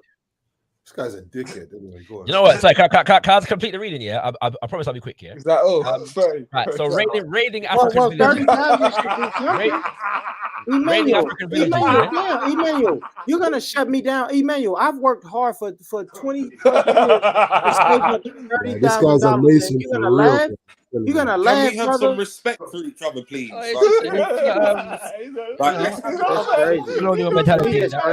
That's crazy, bro. So good. Why that's crazy, Emmanuel? Because I can tell a let me tell you why that's crazy. I promise it's informative. Yeah. I got you, Shaka. Shaka. But let me say this, Emmanuel. I'm gonna tell you. Only reason I think that's crazy, brother, is because I can tell a brother what to do with $30,000 to at least point him in the right direction. Listen, I'm not saying make him a millionaire. I'm not saying make him a millionaire with his $30,000, but I can point him into the right direction to set up him, his wife, his children to where they will have some generational wealth. And it's crazy that you would laugh at me instead of give me some pointers. To me, that's crazy. I already generational wealth is the motive, 100%. Yeah, it's crazy to me that he would laugh at me instead of giving me some advice. For that. That's I already have what we struggle for. So and that's the same thing. It's the same thing what you're trying to do, Emmanuel, for your daughter. You're trying to make sure she's good. No, she's already good. She's already good. Generational wealth is one thing, but you know, like the best context in which to do that is in the context of nation building. But my grandfather was very good with money. At the same time, yeah. This reading continues. Yeah, so I got up to obtaining slaves by raiding African villages.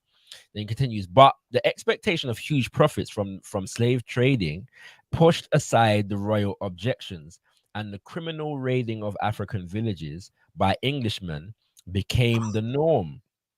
Records suggest that following Englishmen. Wait a minute.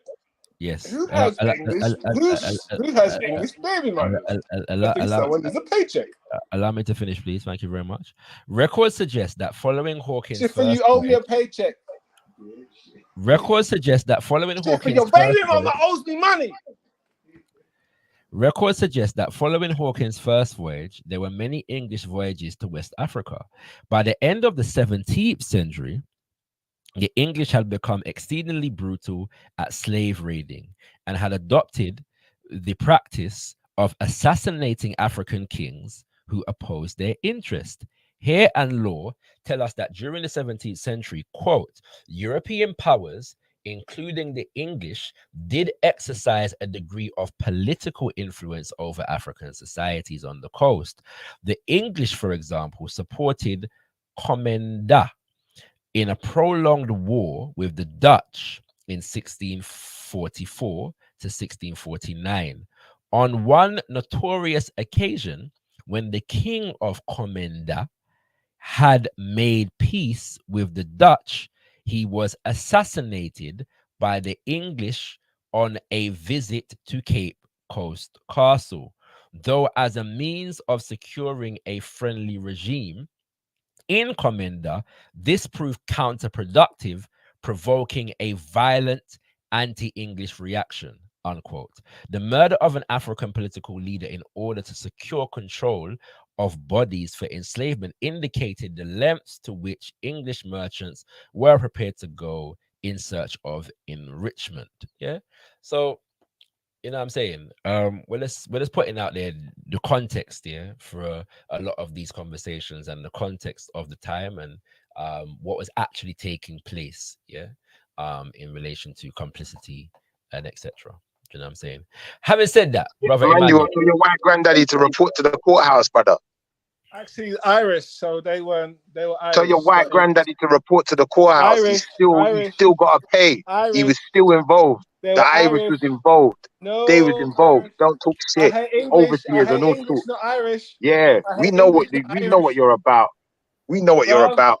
This is the thing, guys. Yeah, this is the thing now. Yeah, I tell you why Emmanuel's so upset. Because you see, if someone builds it, you see, if somebody builds a house on the foundation of consciousness, and then I challenge said consciousness and show that that person is unconscious, then what happens is the whole house falls apart. The foundation splits and falls apart. So if a man builds his house on righteousness, when said righteousness is challenged, yeah, what happens is the foundation of the house begins to crack. Yeah, and the house starts to fall apart, and they start to fall down like a house of cards. Yeah, that's what happens. So they have to come out of the woodworks and try and defend their thing the best way they can. And the best way they can is to try and attack Schiffer personally. But unfortunately, listen, these are the same people. These are the same people that will tell you if you stab him in the cheek, he's got to turn the other one. Yeah, box him in his mouth, he has to turn the other cheek. No, I'm that telling doesn't you. mean that. These type of man. Nigga, slap nigga. Come in with this wickedness. Now this cheek turning. What in the cheek turning is going on there, man? Loud up, man. You nothing, son. You nothing. Don't talk about stabbing, man. You could never do that. Never do that. Never do that. But we getting silly though. This is silly. Remember, this guy's a pro-black, and he said, I don't like black people. What have you done, bruv, towards black people? How have you helped people? What have you done, bruv? You don't even sleep with black women. What's going on there, bruv, huh? What's wrong with the sisters, huh? Give some sisters some loving. Well, you got to speak with black women to like black people. Huh? You heard me. Did I? I'm talking to Schiffer, yeah? I know, but you're on the panel. We all involved. And I'm just asking. No. All right. Cool. I'm just saying. I mean, why can't you give the sister some love, yo? I hear you, Jez. Well, let's let Schiffer answer that question, though. Right? Yeah, no, fair enough. Yeah, Schiffer do got to answer that question, though. It's a real question. It is. Go back on mute, H. I heard ghost. I heard ghost. I don't know why he was on mute. You're cold for that, Raheem. You didn't even say that. I heard ghost. I don't hear no response. I hear, why don't you love black women? And I hear, yo, Schiffer. I hear that. I hear that right here. I can't. But nobody can ask me that question. I'll be serious. Say it again, boy. Yo, Jedi, not being funny, yeah. This guy don't realize he's assassinating his own character. He's supposed to be righteous, isn't it? This is supposed to be a Christian. Brother, suck your skinking granny and go push your head up in her body, old bitch. Now, what I'm gonna say is this: I ain't answering no pussy old question. Yeah, suck your granny. Yeah. Secondly, this is what I expect from you: righteousness. Show me your righteous card. Yeah. So, Until then, answer go the suck your question. stinking So he granny. doesn't want to All answer right, the listen. question. Let me state this now. Let me state this now while it's still relatively early in the evening, right? Relatively. Yeah, please, my brothers. You know, we do a lot of sucking grannies and sucking mother talk and all of that, but please. Man, you talk, Bridget. Man, you talk. I know. Maybe we could just keep it away from that tonight. You know what I mean? Like, I don't think there's no need for that. I'm just going straight to the point. Man, listen, man, I don't care. Just be adults, man. Imagine, act like your daughters are listening. Listen, I'm acting like my daughter's listening, and this guy's insulted me enough times for me to have said, do you know what, enough is enough. Now, I do hear you, but just be a bigger person a little bit, man. Let's not get down to the... I'm being a bigger person. We're never going to get nowhere because he is going to continue to play insults and not answer for his crimes. My crimes... Your crimes, you're the one, brother. You're the one who started attacking me personally because I said that the Christians. Why do you not sleep with black women? Huh? Do you know what? Yeah, quick one before you do that, just to reiterate what Jedi said, and then Trill Times put a fucking great comment in the chat.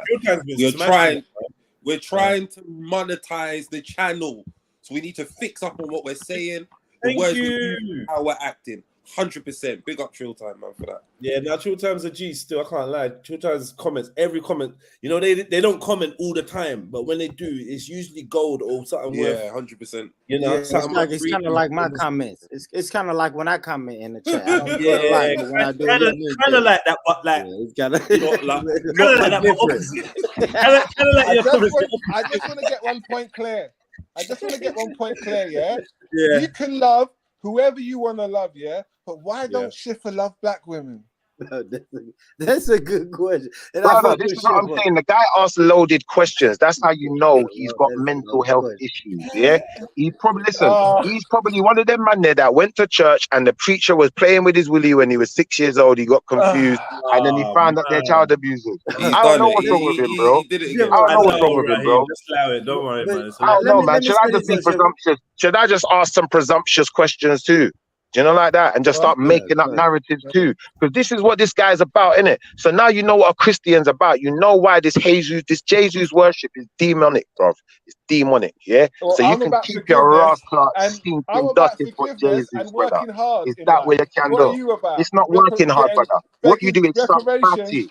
That's what you do. You suck fatty, brother. To gain reparations, you suck dick. That's what you do. You're a cocksucker.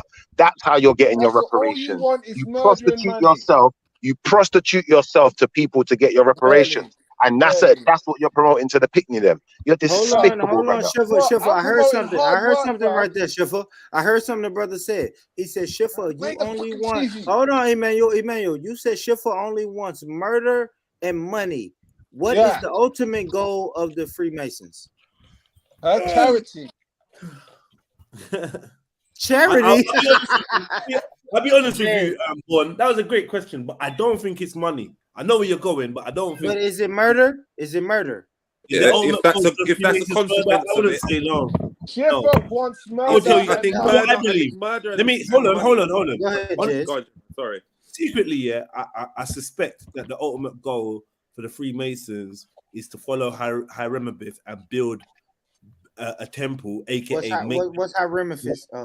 We'll get into that, but build a temple, yeah, aka a suitable place of worship for their god. You know where that. You know what I believe their god is. And what I believe break that down. Lucifer. I believe. So they want a temple of Lucifer, or some form of consciousness that holds man at a low regard, and the sanctity of freedom and liberty at a low regard. Ultimately, yeah. So we're gonna usher in an era of a golden era of enlightenment and false love and security, peace and security. They say in the Bible, they will call out. Finally, we have peace and security, and then the end will come. I believe that this is their end goal. They're like gardeners, pruning and mowing and keeping the land. Yeah. Right. You know? Yep. They're terraforming. Molding and forming. 100%. Virgin, I told you it's demonic what the brothers dealing with, brother. I told you it's Jedi? we don't deal with Jesus around here. EMA. Yeah, no. Yo, let me bring it back. I don't know. I'll find it for you. Find it. I got share screen. Hey, Raheem, share screen when you find it, Raheem. Share screen, bro. I'll put a link if I find it. Let's get into this because I never heard that word. Me neither. I want to. Who's echoing like that? This isn't for you. This isn't for you. This this ain't a conversation with you, eh? You got your time when my guy jumps on after 10 o'clock. That's your time. This ain't the conversation right now, H. We talking about slavery and black people and Africans, brother. H, if you could just fall back, please, just for a second. Appreciate it. That's ignorant. Born rich. We'll be ignorant. It's all good. Sorry. Born rich. You see the retarded thing about this brother, yeah? Like, not being funny, brother. I got a black daughter. I got black sisters. I got a black mom. Do you understand? Yeah. But this brother says, "Why don't I love black women?" Is he sick in his head? This is what I mean about these sick, twisted Jesus worshippers, brother. Yeah, they come up with the sickest Do you thing. date black women? Listen, brother, I've got a black daughter, you dumb, retarded prick. I've got a black daughter, you dumb, retarded prick. So how many are you on fucking bro? Are you on crack? Are you smoking crack? Do you know what that means? You asked, do I date black women? I told you I've got a black daughter. Well, does that not answer your question, crackhead? Does that answer your question, crackhead? So you got how many baby mothers you got? Brother, does that answer your fucking question, you crack baby? Bro, yeah? What you need to do, brother, is take your Jesus. Bro, whatever, man. You gotta get a better signal. He definitely got to get a better signal. You gotta. That's what you gotta do. Ask Jesus why it's okay. Hey, we need to know. To 5G, man, ain't even. Brother, you can't shout over me. Your microphone's too small. Shut up. You need to ask Jesus why it's okay for you to deal with your fuckery. That's what you need to do. We were having a good conversation before, you know. Shaka Ra, I do have a question. You need to ask him, brother. Shaka Ra, hold on. So I don't know how you're aiming your energy at me. Hold on, real quick, Shiffer. Shaka Ra, if you're there, brother, I do want to, because Emmanuel is speaking about something. I don't know. Is it a stereotype when you, I guess, preach black, or you're demanding reparations as a black man, but you go home every night and sleep with a white woman? Talk to me, Shaka.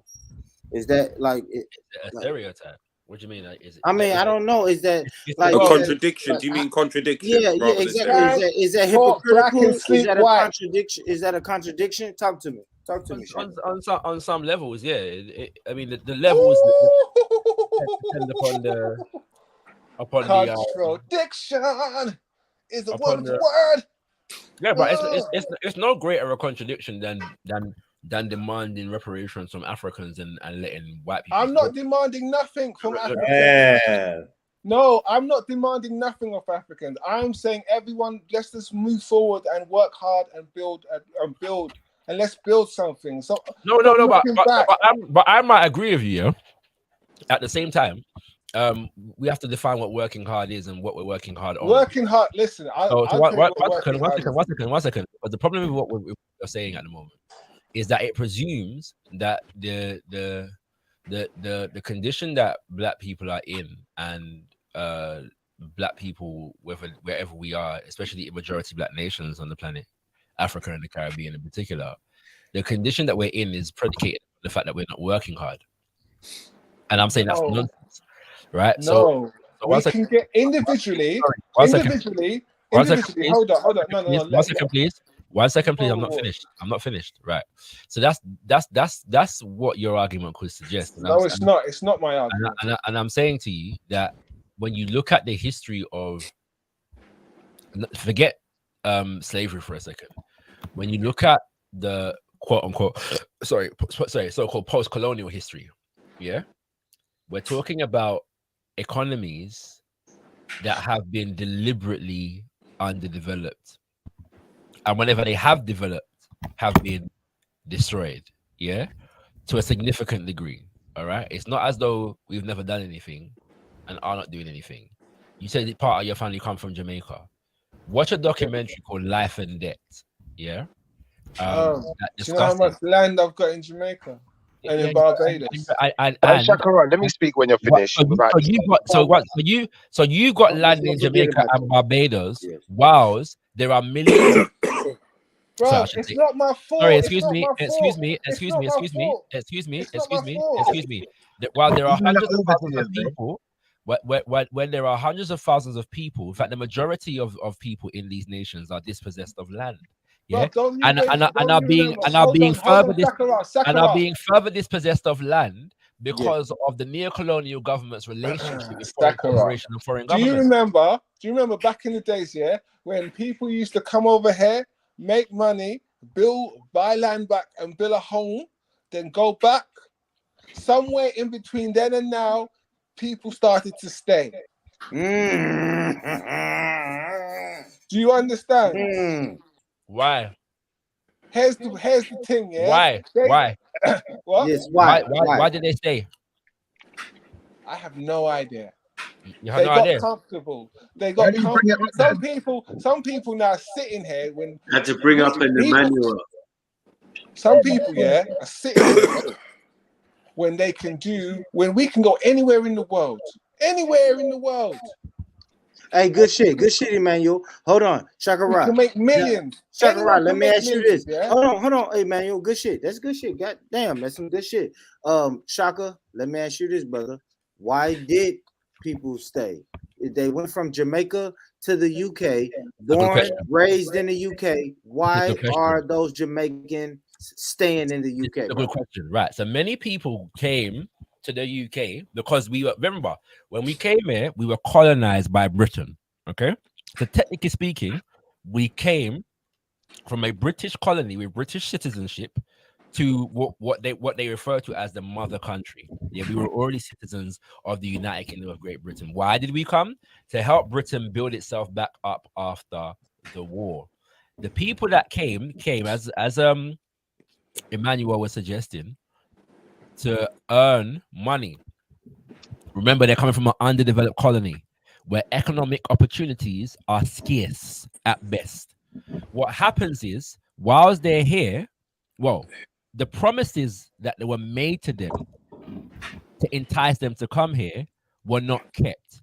The amount of money that they thought they was going to make didn't quite go so. The education that they thought they were going to get for their children never quite got so. The streets were not paved with gold. 100%. Right?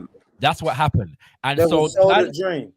Exactly. And some of us got our money. Plans had to be altered. Plans had to be altered in that context. And then what happened is that many of the nations from which we came were granted this thing called independence. Yes. And much of the independence came at the expense of killing off the more revolutionary movements in our back home nations and installing neo-colonial governments. So you're talking about nations trying to develop themselves after centuries of underdevelopment, trying to do so whilst their economies are being attacked systematically by institutions such as the IMF, the World Bank, the World Trade Organization, and nations such as Britain and America, who control these individuals. I'm talking about individuals. People have made, there's been plenty of success stories, like millions of success stories of what people have made their money, gone back home, stacked up, passed it on to their grandkids, made enough generational wealth, and that because there's the poor lazy Negroes who don't want to do anything. They're like, oh, I want money, I want this and that. They're the ones that are bitching and complaining today. Hold on. And this is the point, right? One second. The point is that what he has just said is manifestly false.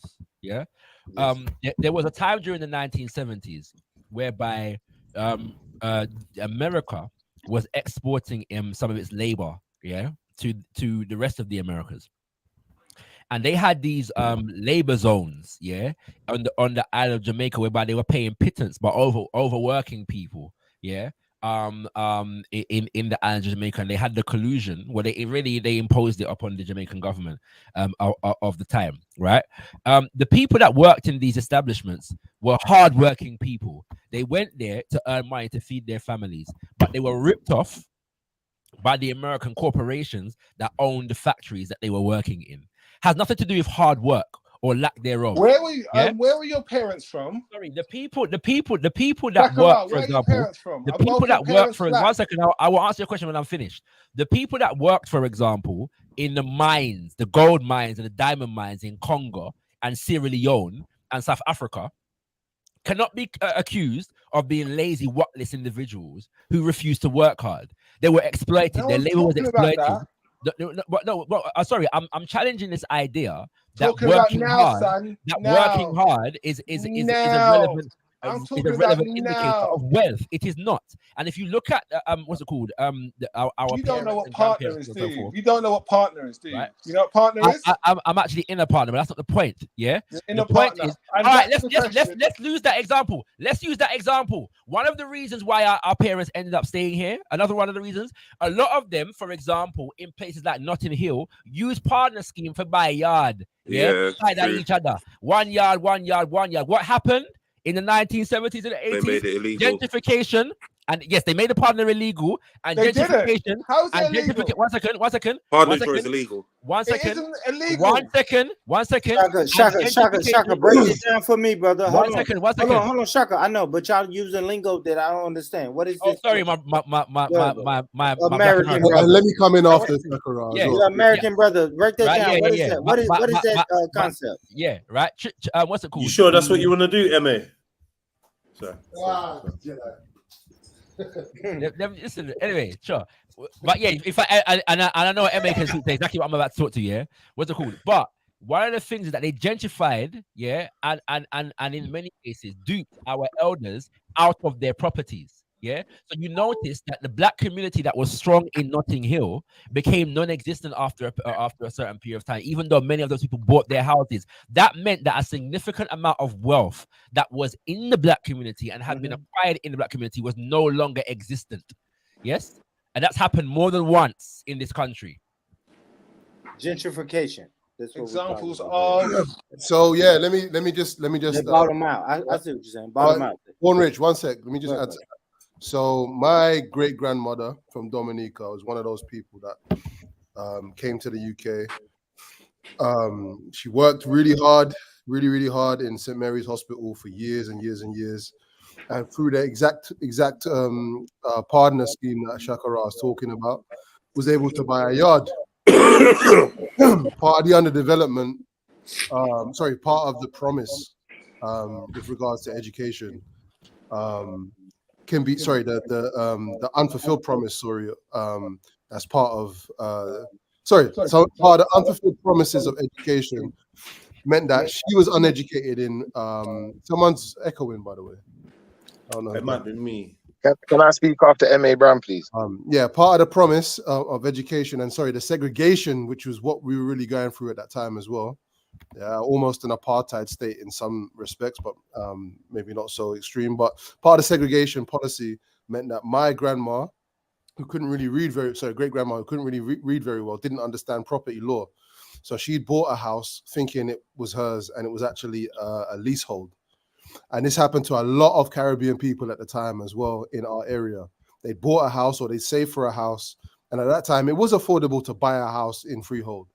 But unfortunately, they didn't understand the legalities of it, and we had loads of kind of demonic landlords and people selling houses and tricking people and all that kind of stuff. So it's the hostile environment that we ended up in, and the same hostile environment they tried to replicate with the Windrush as well. It's just a joke, man. Like I don't know how no one can argue against the fuckery that's been going on.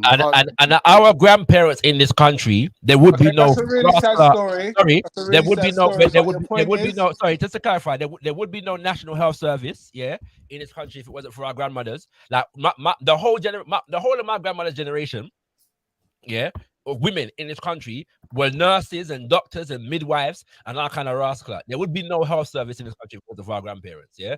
The same goes for the trains. Yeah, and the buses and stuff. These are hard-working rascal people, Yeah. It is the height of disrespect. Yeah. To characterize them in this way, with this caricature of lazy and worthless, and like it's lazy and worthless. Can I speak now, please? My mum, because I've given everyone a chance to speak. Stop. I have to have rebuttals now. Time for some rebuttals. Yeah. First of all, it's not my problem. Your grandparents didn't read the fine print. Yeah, mine did. Okay. And the point of the matter is, yeah, it's not they built. My mum and my dad. My dad worked on the London Underground, and my mum worked for the NHS. Yeah, and at the end of the day, we're still reaping for those benefits to this day. And my nan and my great nan, they bought their properties in Jamaica and Barbados, so that all the grandkids can have somewhere to go when they grow up. I'm sorry that the small print you forgot to read it, and and I'm sorry that they didn't invest them. The other people who did work for the NHS and did work for the London Underground didn't choose to invest their money well. I don't know what they did with it, but I know what my mum did with her money, and we invested heavily in partner, and we built up properties, and we have pretty comfortable generational wealth. So my daughter's fine. So, all right, thank you, bro. Thank you for that insight, bro, into your life. We're really interested. Cool story. So if you don't mind passing the mic now, I'd like to say, first and foremost, to the point that, was made in the question that was asked to Shakara, I think that this is a point of contention where, like, I'm going to have to address Shakara in a way where, not like I'm trying to make an argument with you, but, just because a brother's got a black wife don't mean he's about blackness, brother. Yeah, first and foremost, that's the first point that I want to make. Secondly, yeah, just because I may date someone who's not black don't mean I don't think that all of those people who go under the guise of righteousness do not have to uphold their righteousness and uphold the tenets of their book and pay what they owe. There's a big difference between me and these type of brothers that we're listening to here now. And because his congregation relies upon it, he's going to fight tooth and nail with us, innit? So I don't expect any less from him, innit? But at the end of the day, we have to start seeing these brothers for who they are and realize who our actual community is and who's no longer a part of it. Who's gone to the other side, and that's why I asked the question earlier, because I wanted to draw them out. That's what I wanted to do, and you will slowly see them coming out of the woodwork. I'm telling you, they're gonna rise. You ain't I'm telling they're you under threat. Soon as people there's a saying, yeah, you can't talk black and sleep white, yeah. You know why they say that, yeah? Because Dr. Umar said a very valid point, yeah. Once you're dead, all your money goes to them. Dr. Umar is a reparations advocate.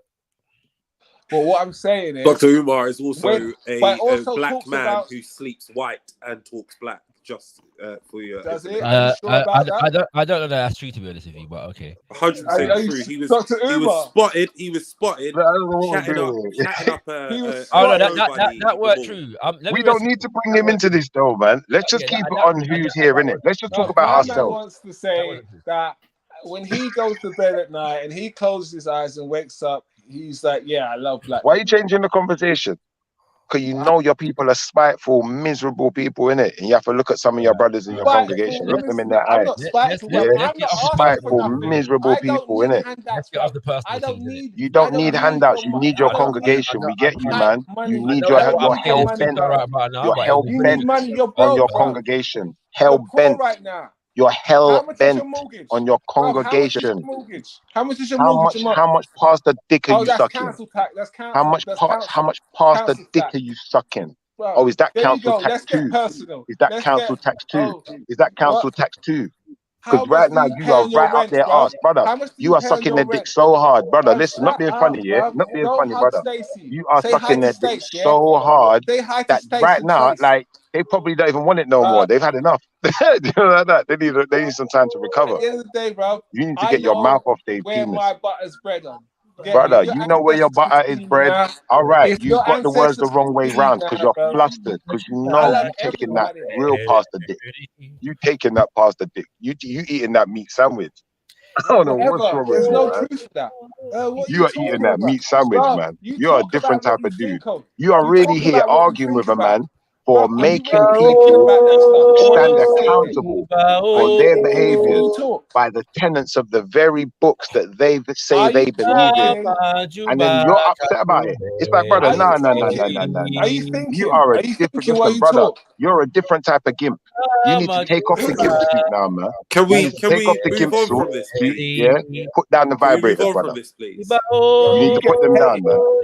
Let it go. Just let it go. Yeah, just like your love. Let it go, man. Let it go, brother. They're not helping you, man. They're abusing you, brother. I'm telling They you. can't wipe us out. Put They'll down the bring gimp us suit, out. man. Welcome Put down the to gimp that. suit, man. Welcome to the project. I don't want to be with you, man. Don't welcome me nowhere. You just stay on your side. I'll stay on my side, all right? What's going We're on? good. We're good over What's here. going on? We're good. Wish I could start singing this. I don't live on the council estate either, brother. Well, how many generations till they forget that they had a black granddad? Listen, I've got my something better grandparents than that. own their house too, brother. I don't know what that My is you're singing, grandparents but I've got own their something house better. too, brother. Matching your varnish, baby, your body banging like a shotgun.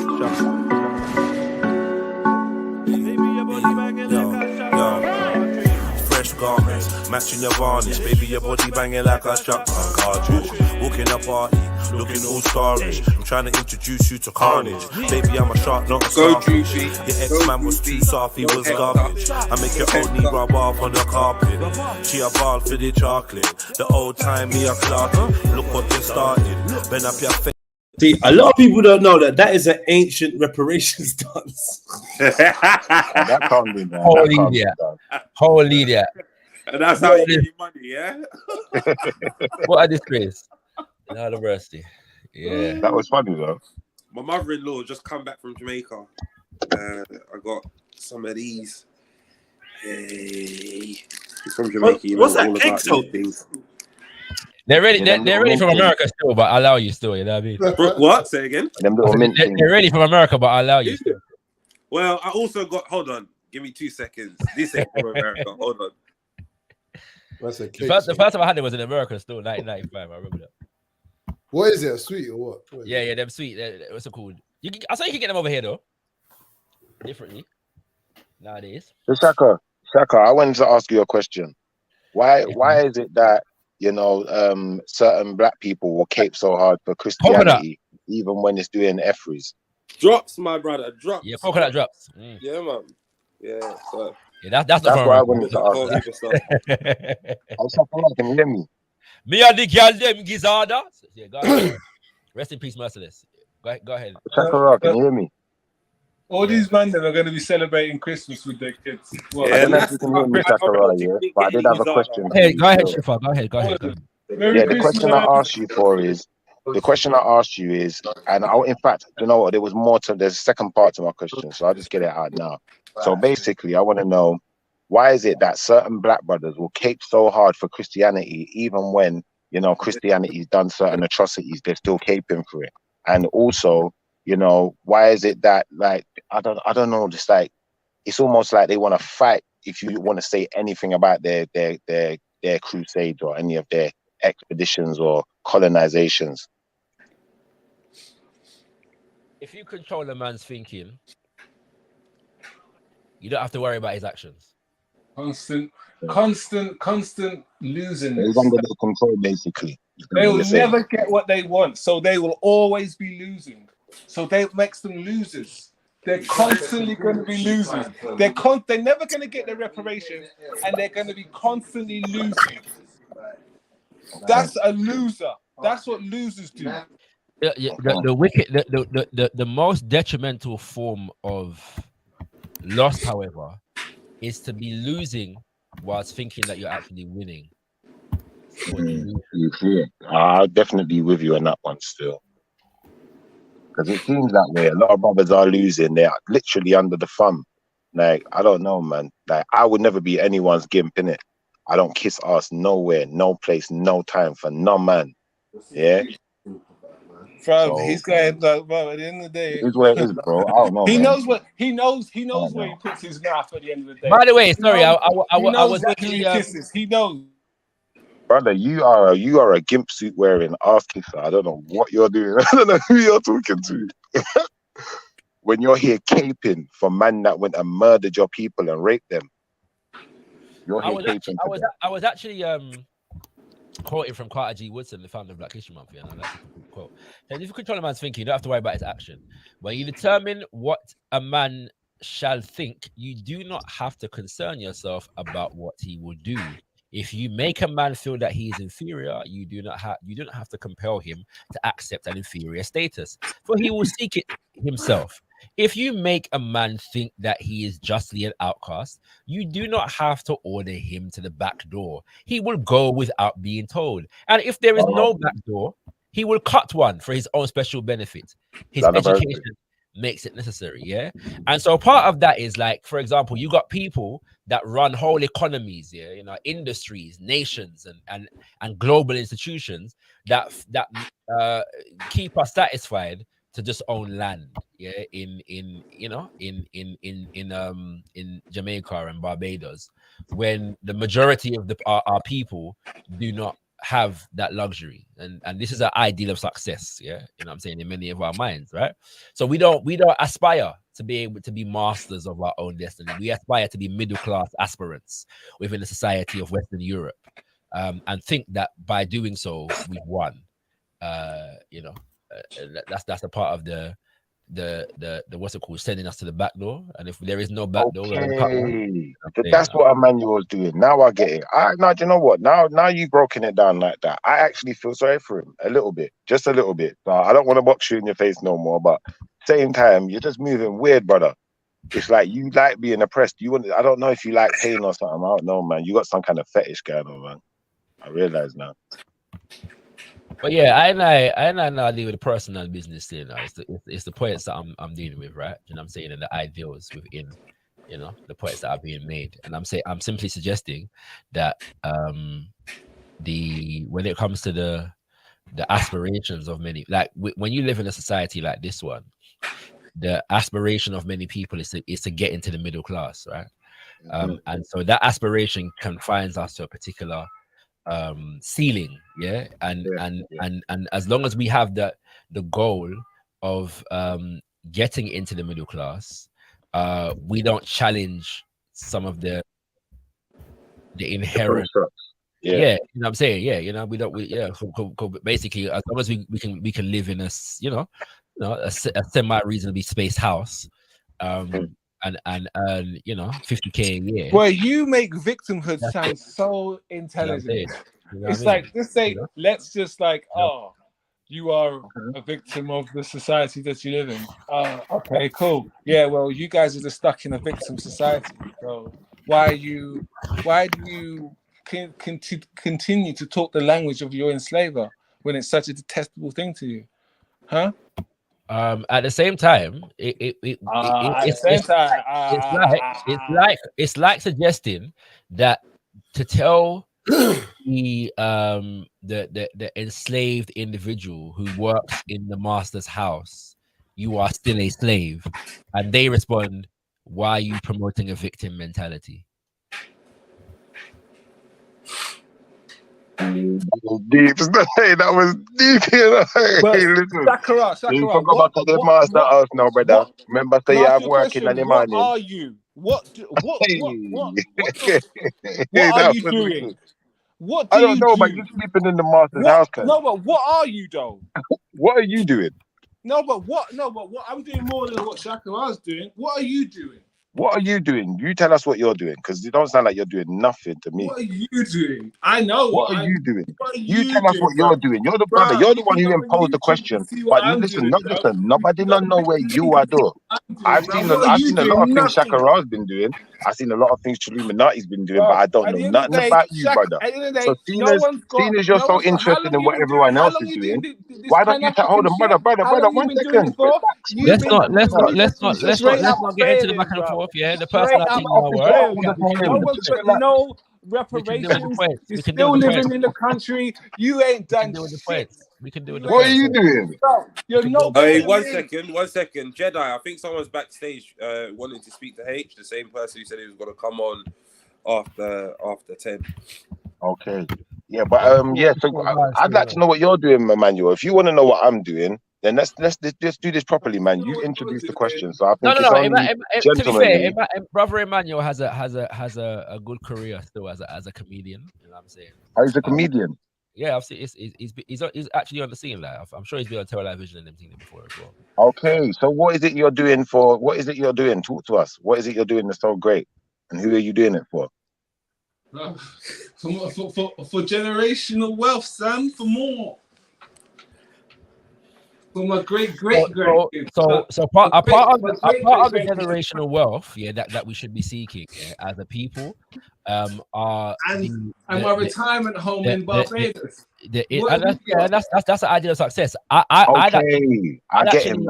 actually think the goal, for example, of food sovereignty. Yeah? No, I ain't no retire. You know, we're not retire. We're not retire around here. You know what I mean? We're not doing retirement. You're not going to retire in Leicester, yeah? We're not on a retirement plan. You know? I just realized.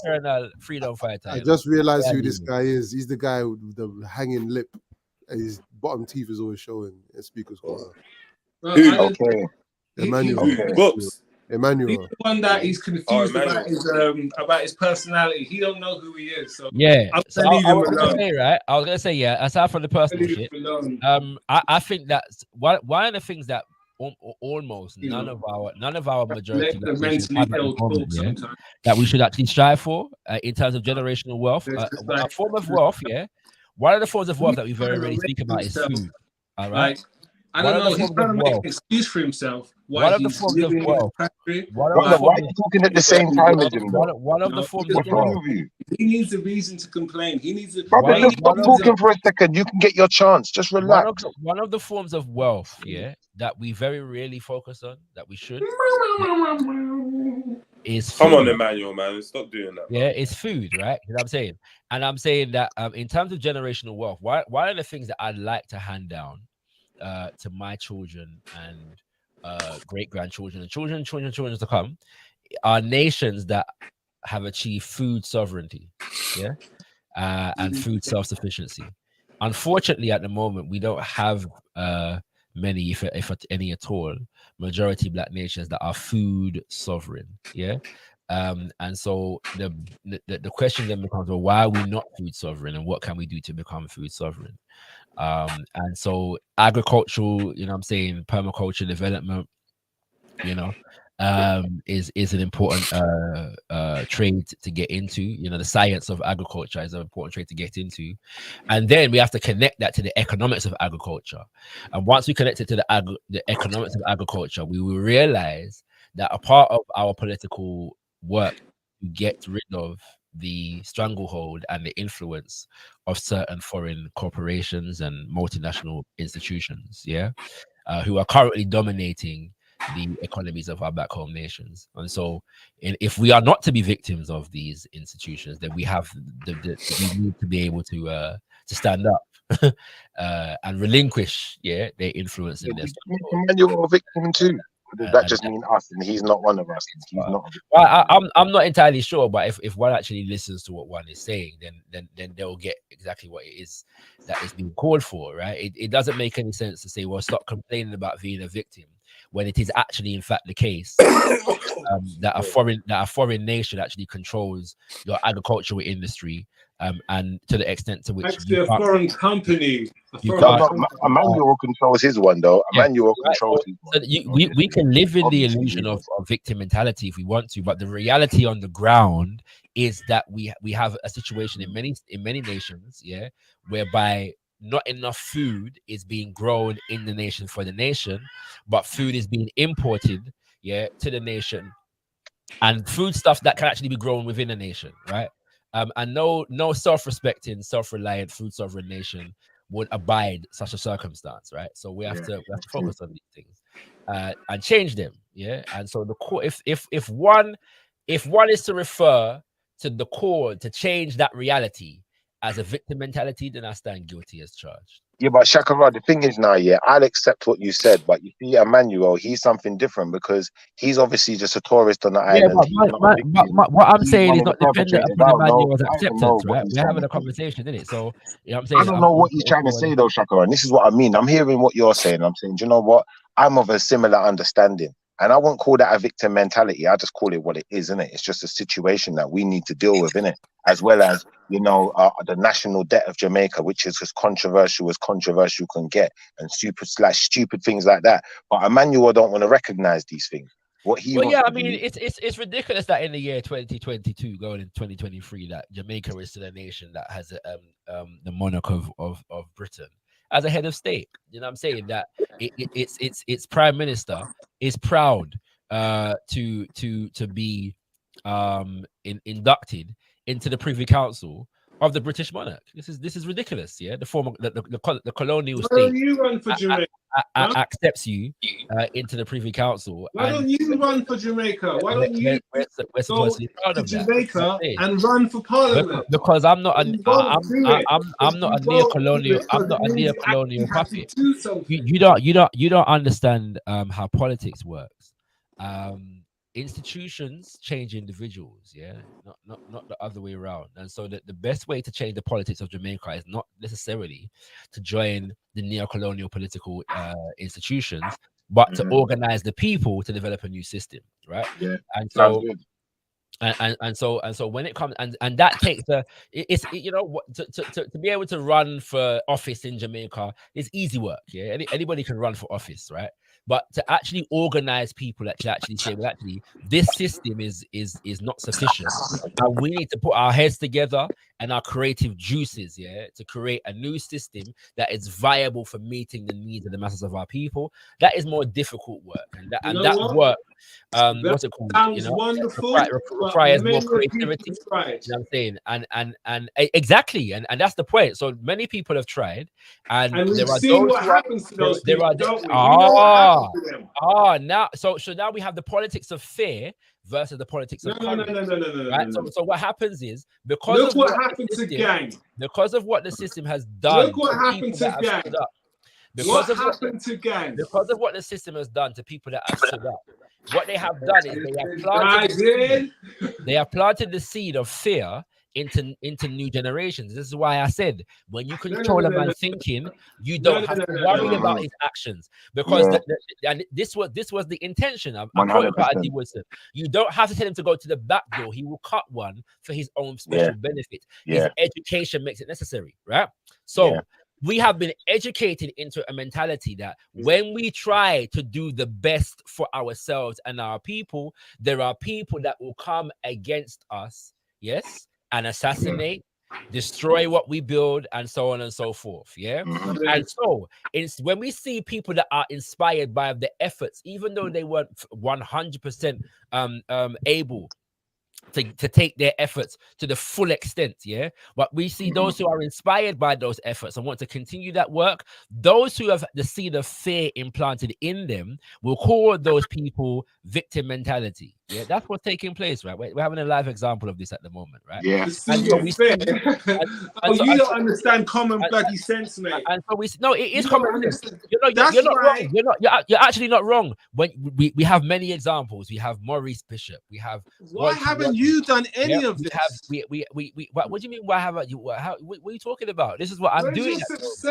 Where's your successful black building nation of Negroes that work in the UK? It's exactly what I'm doing at the moment. I currently teach, in an international online school for black people. Zoom doesn't count, mate. It's very successful, my brother. Yeah, it's a successful educational institution. I have been teaching in sorry, excuse me. Allow me to finish. Thank you very much. I have been teaching in successful independent black educational institutions for the entirety of my adult life. Yeah, you know what success is, right? At the moment, I'm contributing to a food sovereignty program. Are you making a backdoor for yourself? Excuse me. Allow me to finish. Allow me to finish. At the moment, I am contributing to food sovereignty programs in Sierra Leone, in Ghana, and in the United States of America among black people. Yeah. So you know what I'm saying? Ghana really needs your help. The list can go on. Ghana really needs your help. The list can go on. Yeah, recently I was involved in a campaign. You know what their GDP is? To establish.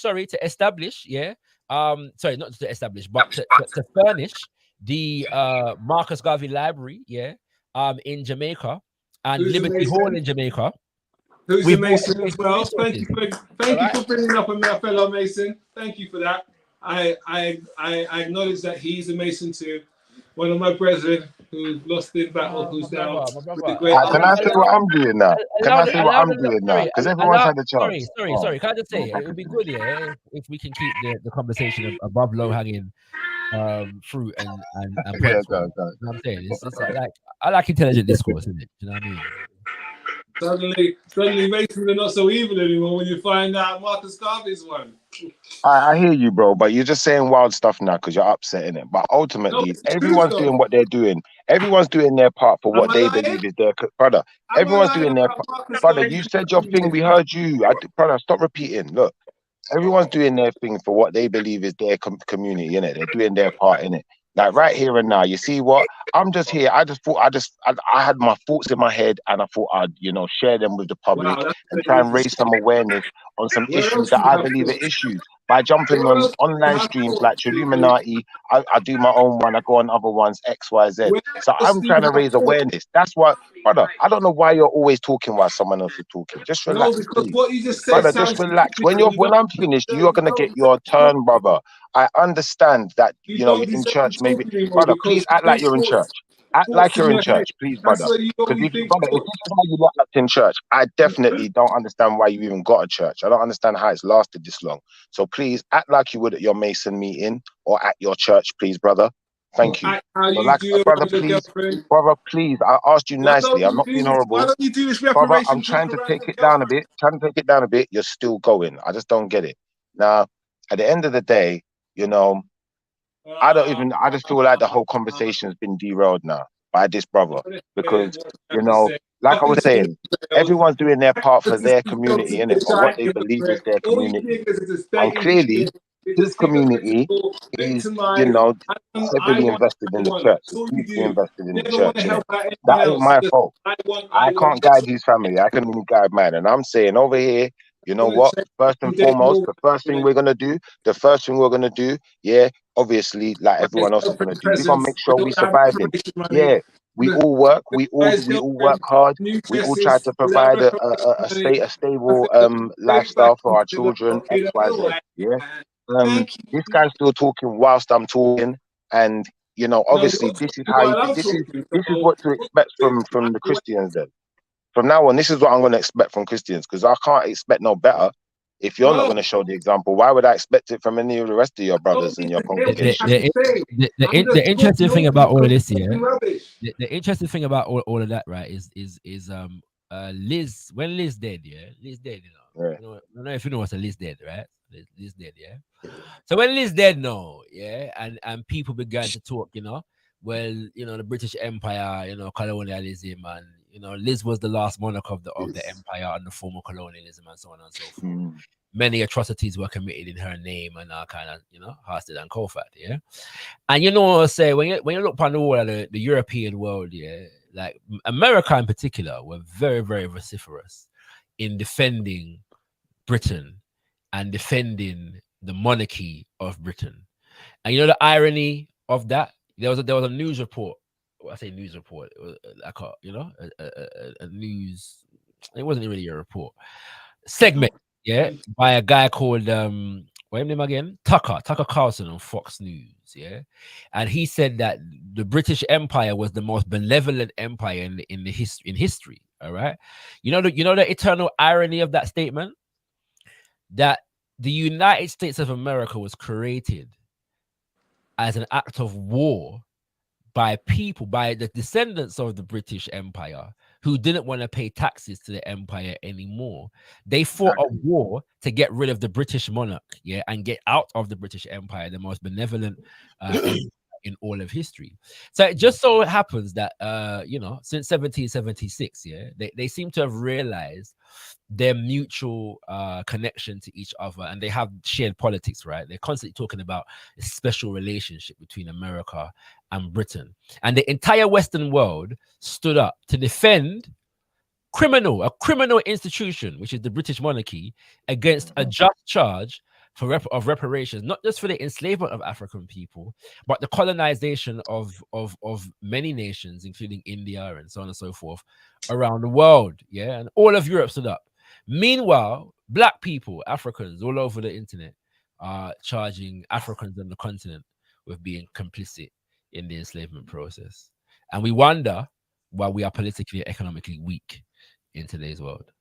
Well, it's brothers like this, Shakara, and this is what I said to you. Not every brother that you see with a black face and a black wife is really about blackness and really about where we're coming from and, you know, our experience and what we deserve. You know, because that's what I'm about. I'm about, when I say reparations, brother, let me finish, because I'm not going to interrupt you. I'm not going to interrupt you, innit? Brother, I'm not going to interrupt you, innit? If you're just going to keep interrupting me, then, you know, maybe we're at war, innit? Like, I don't know, man. But long story short, you know, as far as I'm concerned, you know, I just think that our communities, you know, are, you know, they're not what they should be. You know, we don't know a lot of our history, a lot of our land and a lot of our actual wealth has been stripped from us. And there ain't no actual wealth in just having money. Do you see where I'm coming from? Only a select few can ever really benefit that way. So I think it's important that we extract back some of our actual wealth and then give back our actual heritage, tell us who we are, who was taken from where, all of these type of things. Like every piece of damage that's been done, we need to look into them repairing it. And when I say them, you know who I'm talking about. If you know what I'm trying to say, because a lot of them go under the guise of Christians and Muslims. Look to them to repair it. Let's just go back to relying on them again. That's what you want. I'm not relying upon them. I'm telling they got to repair the damage. I just want them to do this. I just want them to do that. Brother. Do for self. Not stop begging. I'm still doing for self though. I'm doing that too. I'm doing both. Reparations, baby. I'm doing both. I'm doing both, man. I'm doing both, brother. But I tell you what I'm not going to do, brother. I'm not going to go to their church, to their congregation and sit there and look them in their eye and call them brothers and sisters when they know what they did. Hold on, brother. You keep doing this. Every time I get to the crux of a sentence, you interrupt me on purpose. You just want to derail my conversation because you know you're finished. Your congregation's done out here. You're finished. Listen, you're finished. Listen, I'm telling you, that place that you go to worship is going to be empty soon, brother. I'm telling you, you're done out here. Your Jesus business, you see your Jesus and your Christmas, they're finished, brother. They're done out here. And that's why you're mad. It's not my fault, though. I'm not what mad. What am I supposed to do? You're mad. You're spitting with rage today, brother. You live a lie. Spitting with Your rage. whole life You are so angry. Brother, you are life's spitting a with lie. rage. Bro, your whole life's a lie. You live in the most hypocritical. No, you are so hypocritical. You hate this country, yet you live in it. You suck on the teeth of the government because your girl has to get child benefit. You get child maintenance. You get free NHS. You suck on the teeth of the thing you hate the most. What sort of person is that? Do you want me to answer that question? Okay, the sort of person that was born in this economic system. It's that simple. It's not my fault. I didn't birth myself, did I? You can move. So I don't want to. Exactly, because you want the. No, it's not because I don't, brother. It's not just because I don't want to move. It's because, brother. Listen. Hold on, one second. Let me answer him.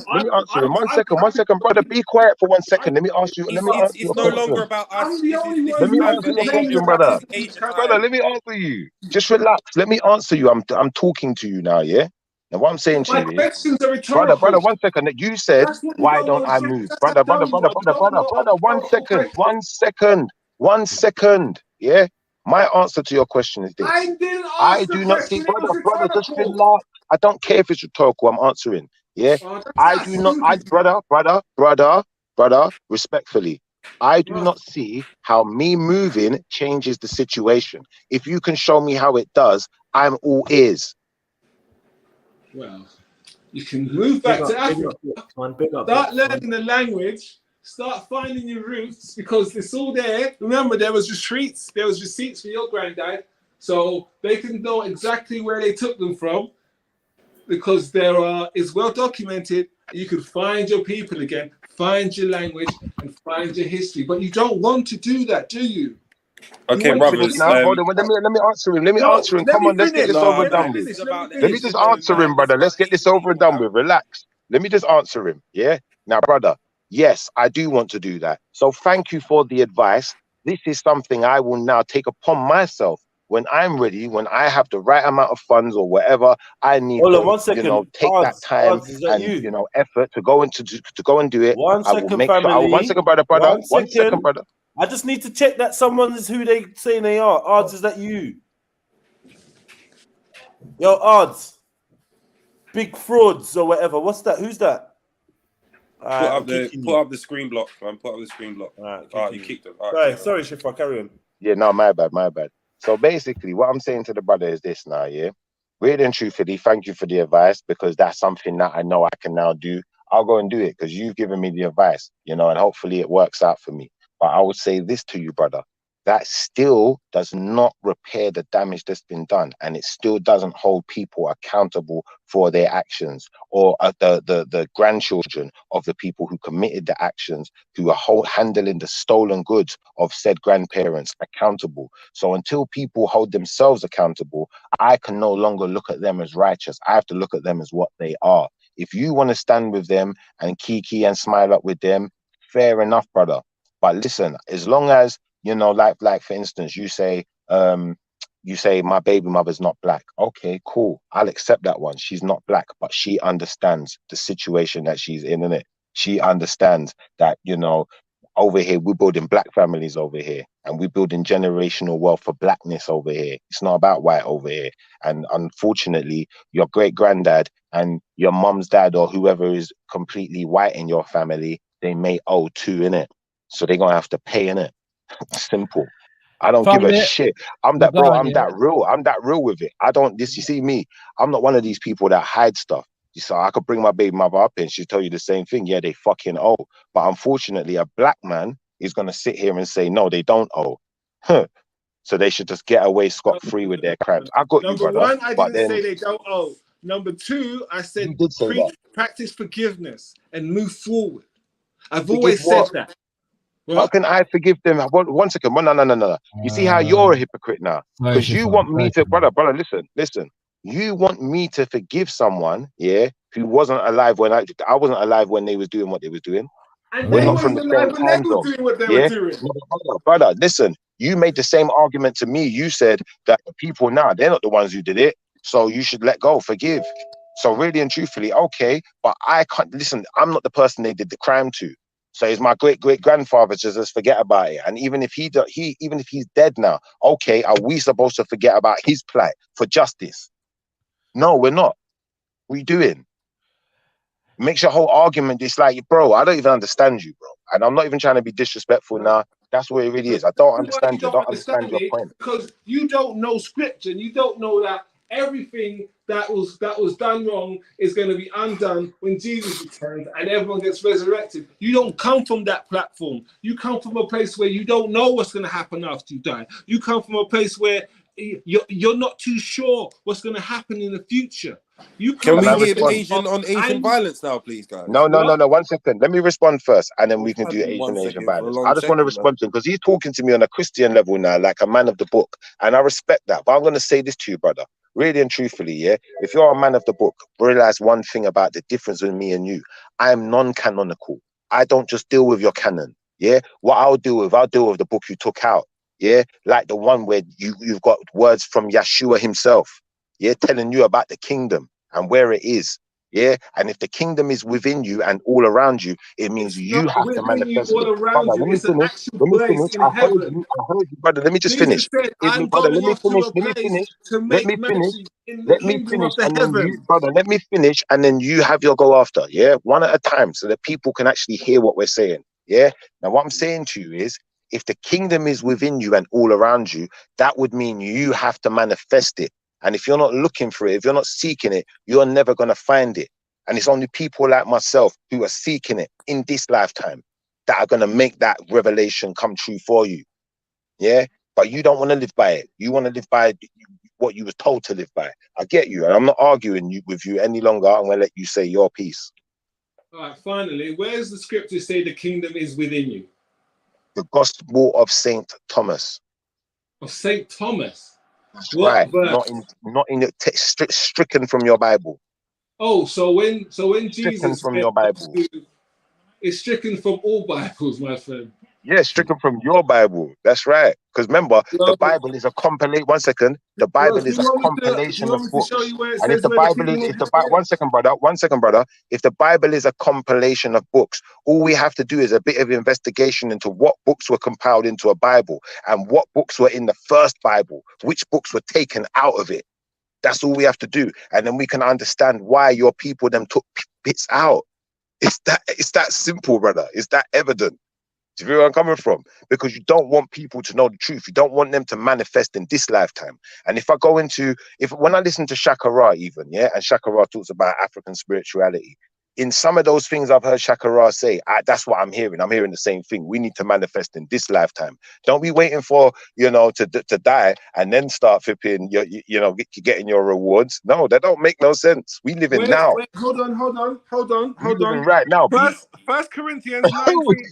First Corinthians chapter 15, verse 50, it says, brother, I tell you this, brother, that flesh and blood cannot inherit God's kingdom, nor does corrupt inherit incorruption. So, well, if the kingdom of God is inside you, what is that all about then? Brother, listen, like I said to you, you took out they took certain passages out of your Bible, the one you read, for a question reason. that. Go into your Bible and find that verse. And go ask yourself again, is the kingdom of God inside me? Go and ask yourself that. Brother, listen. I want you to go and find this verse in your Bible, yeah? The one where Yeshua says, we are all sons of the Most High. We are all sons of God. And with that, yeah. Before I go, yeah. I don't want you to think about what you just said. Let me just share a verse, yeah, from the Oduifa, yeah, in the book of Ogmelfu. Yeah, you know what I'm saying? In the book of Ogmelfu. Listen, my brother. You can't interrupt Ogmelfu. No, you have to listen to Ogmelfu. Read and stop being a waste, man. No. You have to listen to Ogmelfu. Relax, man. You had your turn. Stop it now. I don't want to hear his bullshit books. No, leave it out. No one cares what you want to hear. We don't listen, brother. Listen, he might not have wanted to hear your book, but let's let him have his say now. I don't want to hear it. I don't want to hear it. What? Shut up. I don't want to hear it. Because you're trying to address me with it, so I don't want to hear it. I'm not addressing you. Leave it. I'm not tell about you. Ogmelfu. Yeah, this is Ogmelfu. All right. He says, I made a small sacrifice, and it yielded a small result. This was the teaching of Ifa for Iya Ajija when she was crying and complaining that she could not achieve any good. They said she should sacrifice. She heard. She made the sacrifice. What is that bullshit all about? Ashe. What is that? That sounds like some chanting bullshit. You get me? Allow it, bruv. Allow it. It sounds like, brother. It sounds like you put your soul in it. That's what it sounds like to me. It sounds like you re-put your soul in this lifetime, innit? And I think you're reaping what you've been sowing in this lifetime. Because all you're about, like you said, you're about your wealth, innit? And you think that that's black betterment and that's all you're about. We get you, brother. But you're going to reap what you sow in this lifetime. Just like your book told you, it's easier for a camel to go through the eye of a needle than it is for a rich man to enter into the kingdom. Because you have to manifest the kingdom, but you're not interested in it. You're only interested in wealth. You're interested in what you think is called black betterment. I'm sorry for you, man. I'm sorry for you. I feel sorry for you. You're the one who wants money, so shut up. Brother, I actually feel sorry for you, man. I'm going to pray for you. I'm actually going to pray for you tonight, Emmanuel. I'm going to pray for you. Don't pray. Listen. Make sure I'm going to pray for you. So Emmanuel, I'm going to pray for you. Concentrate. I'm gonna pray for you, brother. Brother, you ain't got a choice now. I'm praying for your soul. Bro, allow me. Brother, I have to pray for you. Listen, it's easier for a camel to go through the eye of a needle than it is for a rich man to go into the kingdom. I have to pray for you, brother. Because all you're obsessed with is riches and gold. You're not obsessed with King Solomon righteousness. didn't go into the eye of the You are kingdom, not, yeah? you have no concern for righteousness, right? You stayed so clear from the path of righteousness that you're now in the realm of, King Solomon? What's the guy's name that asked Lazarus to H, you got swap permission to places speak, with man. him? H, just start speaking, H, man. Yeah, big up. Yeah, man. You be debating and arguing from your limited perspectives, but neither one knows the whole truth, man. Big up Bhupinder Singh. Brother, no one here is arguing from a limited perspective. We arguing from a perspective that you're limited to Asian brothers who are gonna understanding argue. because Let them two have it, man. it's not something that you're privy to. Big up Bhupinder Singh, man. Big up Bhupinder Singh, man. Listen, what I'm trying to say is, look, we need as people to understand we're never going to get reparations, yeah? We're never going to get it, yeah? Okay, we agree. Let's move on. Come on, yeah, we agree. Fuck it. We agree, man. We move on. All right, fuck it. Yeah, Bhupinder and H, go on. Entertain us. Why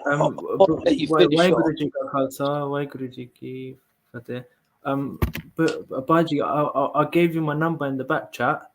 And if you can call me, because these individuals, man, some of them make dismissive comments about my opinions, and they make statements that make me feel like they're trying to shut me down, and they say it's not my business to talk in their matters, but I think it is my business when they bring up and mock and discriminate against the dharmic faiths and the deities and the people. They mock our deities, not knowing that that the African spiritual traditions they talk of originated from us, and secondly, these individuals.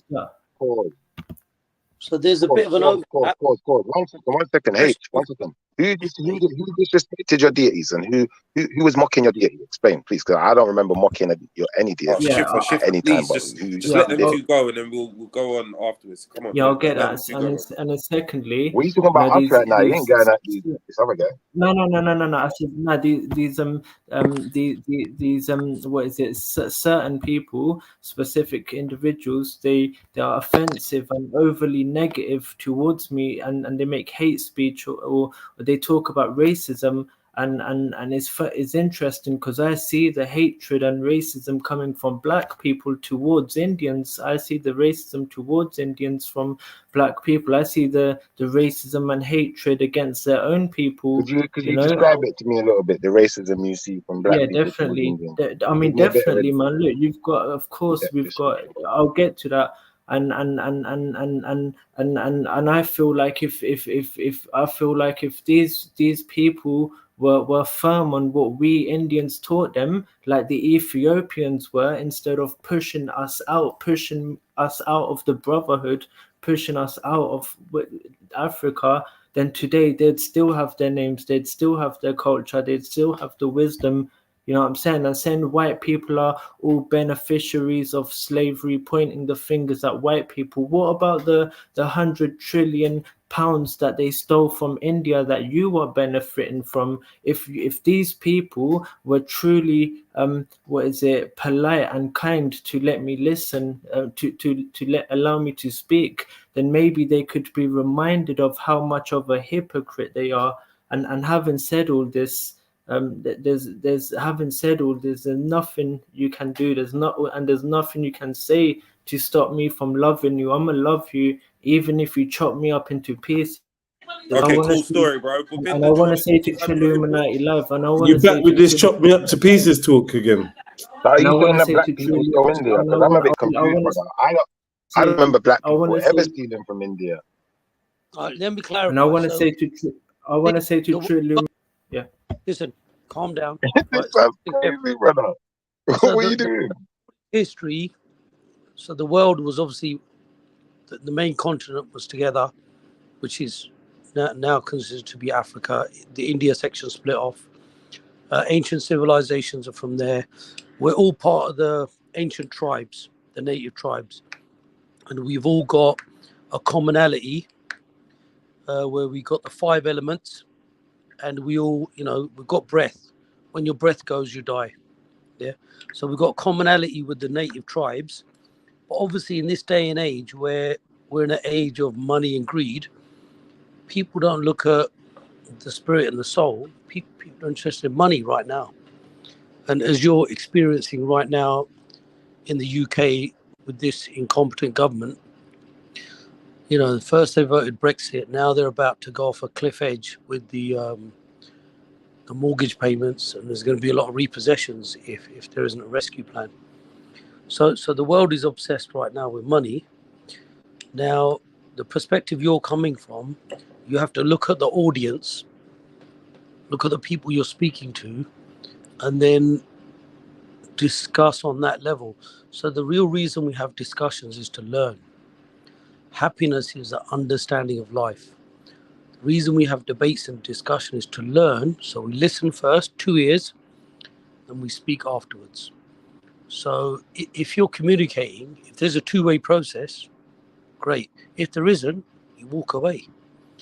No point wasting your time with people that you can't communicate with. You have to establish a line of communication. And communication is backwards and forwards. Listening, learning, engaging. So... Yeah, no, brother, you know what? I respect what you're saying, yeah, but you see where the problem comes in is when people now have to be held accountable for their words. So if a person says, do you know what, for instance, one says that one is trustworthy, yeah, now you have to live up to that trustworthiness. This is where the problem lies. Also, I've got to say, H is chatting shit because no one's been like, oh, being racist towards H. H has outright said on the platform that he's been racist to black people because he used to hang around with white people. He's also tried to draw people out to come to his house. So stop playing the victim, H. That's what it is. Anyway, Boops, man, hey, I want to say if you're going to be big boy and go on big boy forums, then you have to have the knowledge and the ability to be a big boy. Does that make sense? Definitely, man. You have to have the capability and ability in the first place.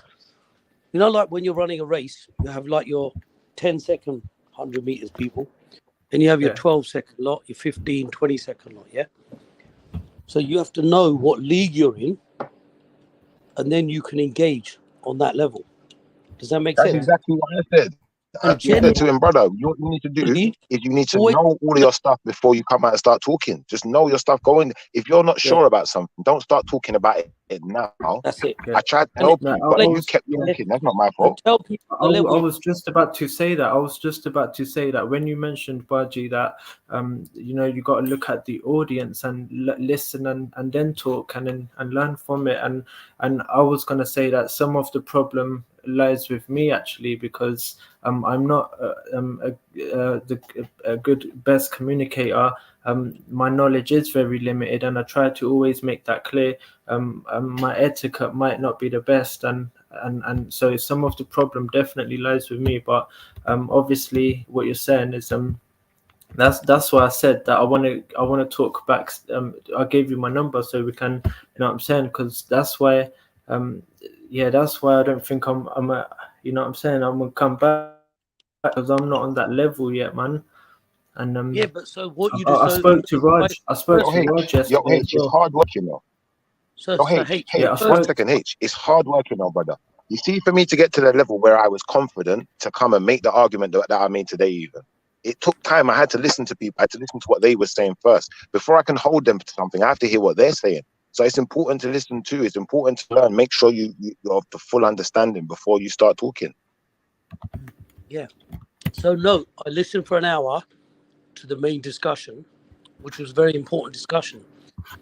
The big discussion in this world is who has been abused, who has been taken advantage of, and why in this day and age are we not addressing the real issues? Yeah, why are we still not taught real history of the world is a big issue. Yeah, why are we not?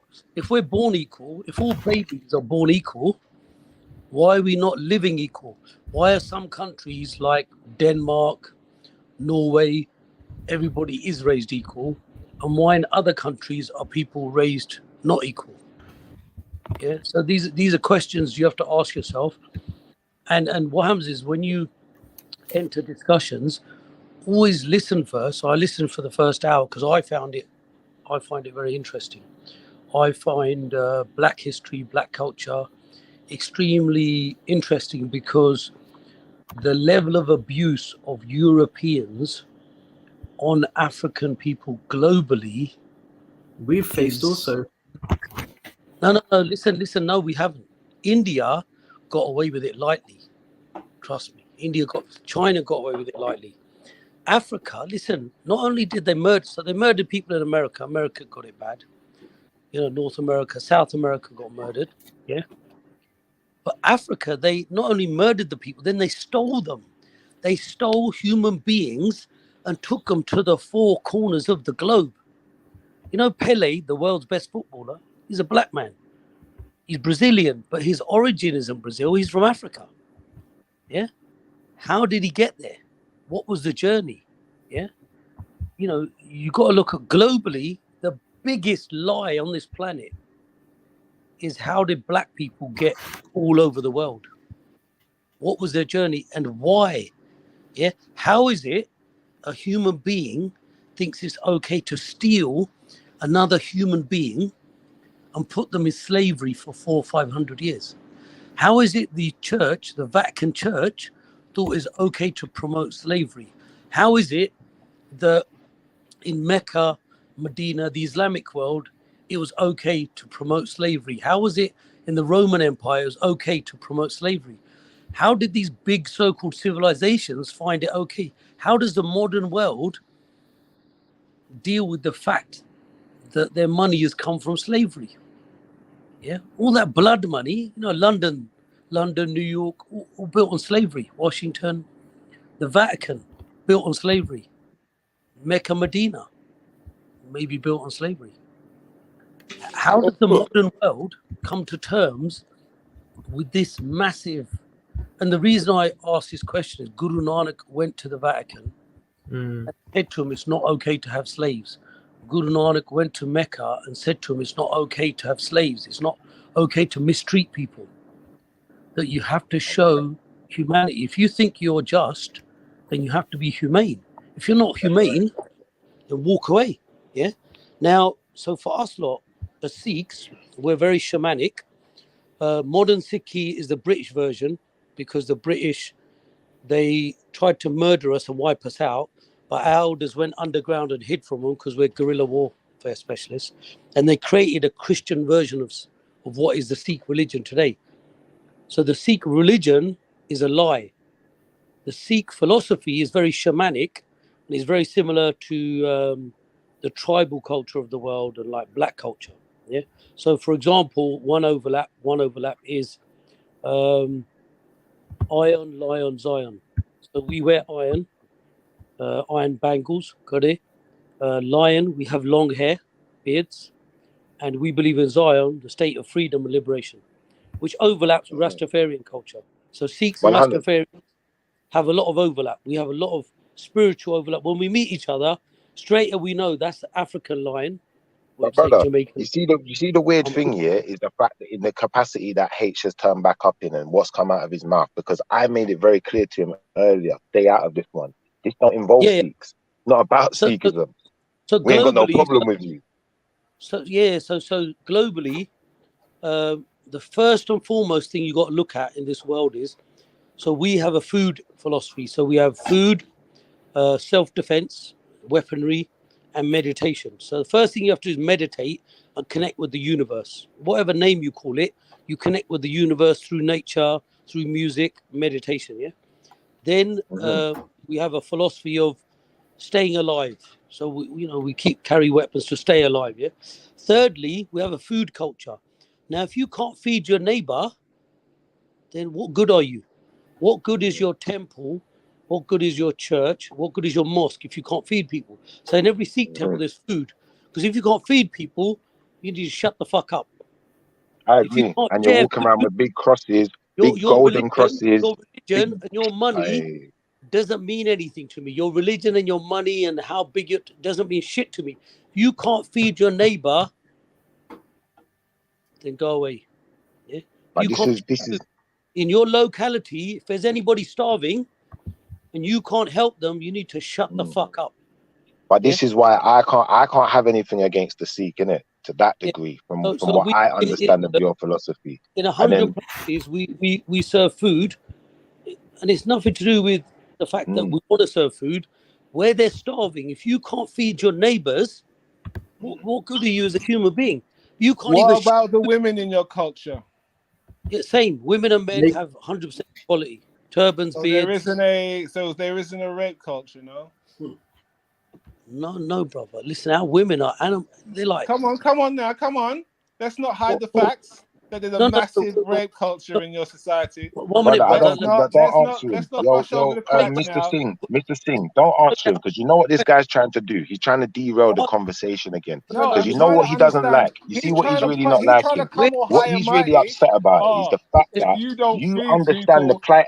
You understand the plight that I was trying to put across better than he did, and he's supposed to be black. So right now he is flaming on again because you know the dopamines, he can't control them. They're out of control. You have to look at you have to sort out home before you look. Ask your question quickly, and in 30 seconds ask your question, then I'll answer it. Ask your question. Go ahead, Mr. What's going on in your culture to deal with the rape culture, the gang rape culture, which is even worse? You got gang up and do it. But how is Sikhism dealing with that? If it's feeding the homeless, but it's not helping the women. Listen, you got the wrong people. We're not grooming gangs. That's not us. That's not us. It's Muslim grooming gang. And add to that. Let me add to that. Emmanuel. What school did you go to? Like, where did you study? Right?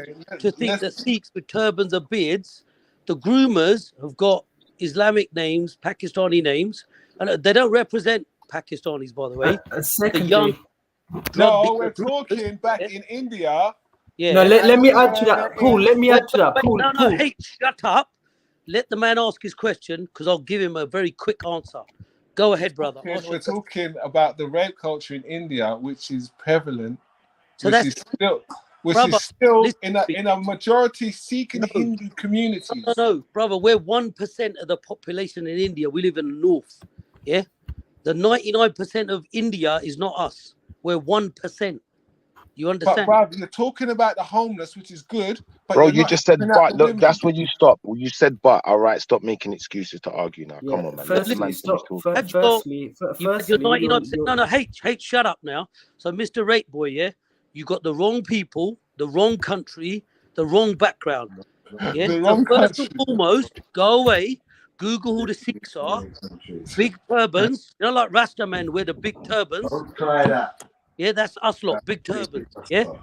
We believe in herbs, Mother Nature, you know, plants, whether you call it cannabis, plant medicine, whether you call it ginger. You know, your curry goat, ginger, black pepper, lemon, what's the other ones? All your West Indian, African herbs and spices, that's us as well. We've got this whole Ayurvedic culture of nature food, living in nature, being one with the universe. Yeah. You understand? We overlap with tribal. We're part of the tribes. Yeah. We're part of the tribes of this world. And whether you call that the African tribes, or whether you call that the West Indian tribes, or the American, you know, North American tribes, or the South American tribes, the shamans, we're the shaman people. Yeah. People look at us and they get scared from our vibration. They see the big beard, the big turban. See, Sikh women are, some of them are 6 foot tall. They're big girls. Sikh men, some of them are 7 foot tall. Yeah, they're big people. So don't be thinking there's all this like rape shit going on. Some will beat you. They'll beat you. You know, like black women will beat you. Sikh women will beat you. So don't be thinking any of this little weak, girly stuff. Our women have 100% equality, same everything rights as men. We're none of this cover them up and hide them away stuff. Yeah. Our women have full 100% equality from the beginning of when we started. Women have had full equality. So you got the wrong people, the wrong time, the wrong country. Now back to the discussion we were having about the tribes of this world and how the tribes of this world have been persecuted for the last 2,000 years, how they've been hunted down and murdered all over the globe, and how some of the tribes have been stolen and put into other countries by force. And nobody's talking about the history. Nobody is talking about the real history of the world. And they tell you in your school about Jethro Tull and the Sea Drill and the Tudors and the Mary Rose. But no one talks about how they robbed and pillaged Africa and the kingdoms of Africa, Mansa Musa, and the gold and the South African mines and the diamonds and the blood diamond mines, and India, how they stole trillions from India, how they flooded China with They want heroin. us to forget, and they're using the manual to help them make us forget, basically. Brother, if you're going to have a big boy discussion with me, you best know your history and your times and dates about the whole planet. You come on a discussion forum with me, you better be grade A. If you're grade B or C, I'm going to hold you. Okay, Yeah? here's some information, yeah. So don't, no kiddies. Rape is one of the foremost crimes against women in India. Yeah, India. According to 2001, you live in London, let's discuss Europe. The National Crime Rate Bureau, yeah, brother, there was over 31,000 rape cases registered across the country. What's that got to do with the conversation, brother? There's 2 billion people. Mr. Rape Boy. That's got nothing to do with the conversation, though. I live in England. I'm born in England. Yeah? Why don't you deal with the problems? I'm having a discussion in Why don't you English. stick to the conversation, brother? Stop trying to divert. Deal with the mess you created. I'm born in England, raised in England, yeah, grew up with racism, smashed up racist all my life. From Welling BMP to the National Front, you name it, I'm on it, bro. I was at Grenfell Tower for a year, serving food every day to the local community, with the local community. Grenfell, 1 year, every single day. Every single day. Yeah? I'm not your like kiddie stuff.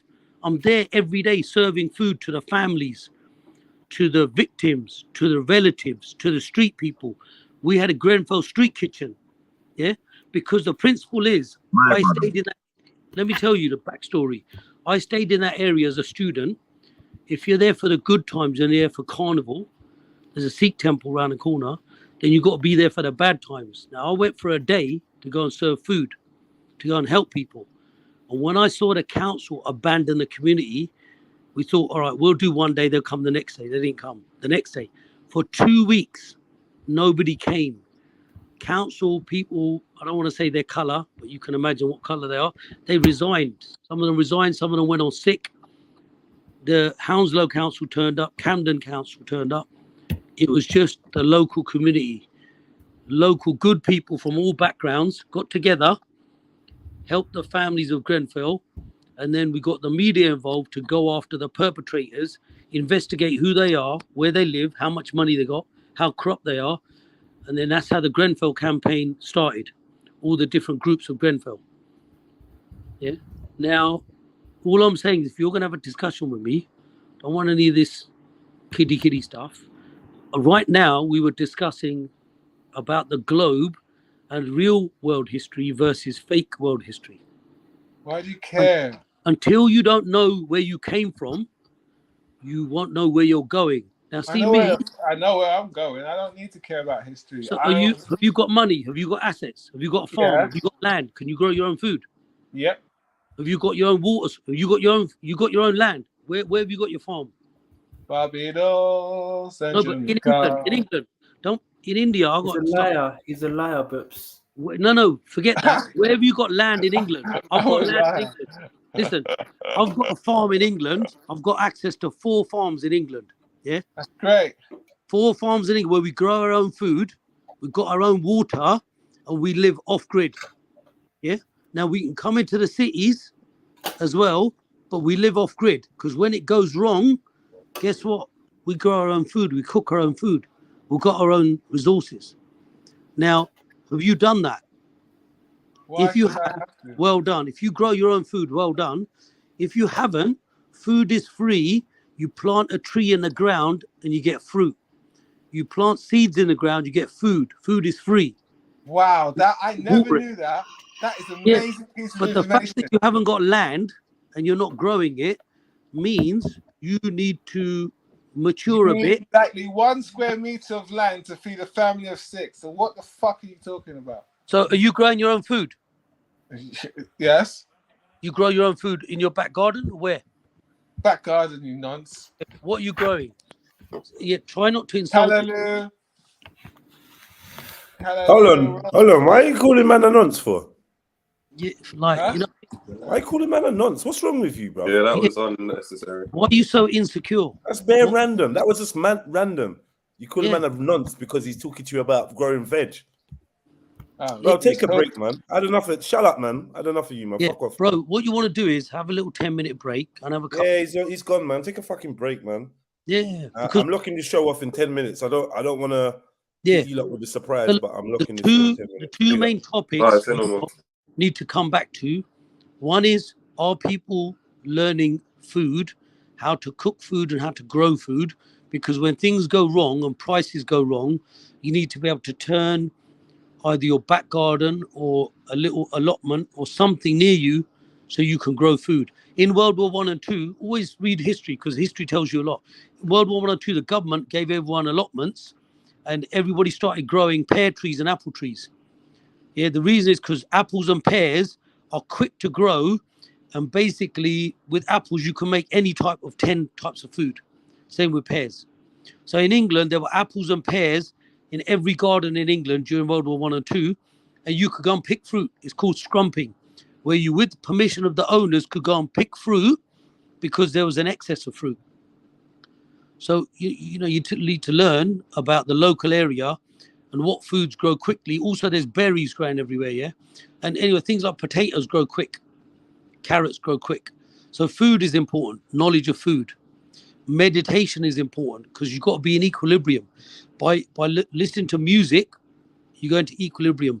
You know, the 5 elements that you need to connect with every day is, so first breathing, learn to breathe slowly so you're nice and calm. Then, walking on grass, walking around on Mother Earth. Hydrotherapy, having a shower. Then fire, do fire once a day or once a week. And then looking at the sun and stars. The reason it's important to look up the sky, you've got a lunar clock and a solar clock. The lunar clock gives you lunar energy and it heals you, and the stars heal you, and the solar clock, the sun, gives you solar energy. This is part of native culture, the culture of Africa, America, the pagans, the druids, Indians, the whole planet used to have solar and lunar energy and knowledge of it.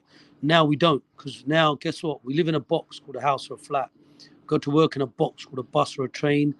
We spend the whole day in an office box, have lunch in our box, talk to our mates in a box, computer screen box, come home to our box, TV box, laptop box, what's this, iPhone, box. Die in a box. Yeah, we are slaves right now. All of us living in the West are soft slaves. No, you're right. So I'm not even eating the box, for goodness sake. So unless you got land, like some intelligent people who live off grid on land, and they've got access to 4 or 5 farms, and they've got solar panels to create electricity, which then generates money for free because they're intelligent. Everyone needs to catch up, mate. Solar farms on your land, creating electricity, getting paid $1,000 a week by the sun. Yeah, all this earning money, you don't need to work. So the way you earn money is you think clever. You don't work hard, work clever. Think clever. Work smart, not hard. Yeah, I appreciate everything, Boops, man. I've learned a lot from you, man, and I've got my pen and paper. I take notes every time you jump on. The only reason I'm not an MP, I should be an MP. Hopefully, I'll be the Asian version of Bernie Grant. Bernie Grant, Tottenham MP, legend of legends, or Dennis Skinner. These people used to shake. They used to shake the House of Parliament, shake the country. In the future, I will be an MP, but at the moment, I'm focusing on growing food, learning to be off grid. I've got a little camper van. So if I need to, I'm mobile. I can move around. England, Wales, Scotland, can pop over to Europe. Mate's got a farm in 3 farms in France, 2 farms in Spain, and we've got 4 farms in England with 2 on the way, 6 farms. The reason is you can go to your land and just sit on your land. Yeah, we've got yurts, we've got camper vans, we've got caravans. Yeah, now you have to learn something from the traveler community as well, how to live off grid, how to live without money. You don't need money, you need brains. And how to generate money if you do want money. All right, if I could, because I'm seeing a lot of comments asking if you could address H, because I think they wanted to hear you have a conversation with H. If that's possible. I can. I mean, the first thing I noticed about H, my man's a bit simple, and he really needs to listen more. Cuz ain't you simple? Ain't you a fucking midget? Though. Huh? Like, literally from your voice, like, man could tell you're a little midget, you know. Little mug, I look at you, you know. Acting like you're some bad boy representative of Sikh faith. You can call Watch me, your mouth, man. You can call me, man. You ain't no warrior, you know. Should we try not to Oh, what's wrong with you, man? Just relax. Listen, the first thing you have to learn in life. Oh, you must finally fucking heard what I was saying. Okay, go.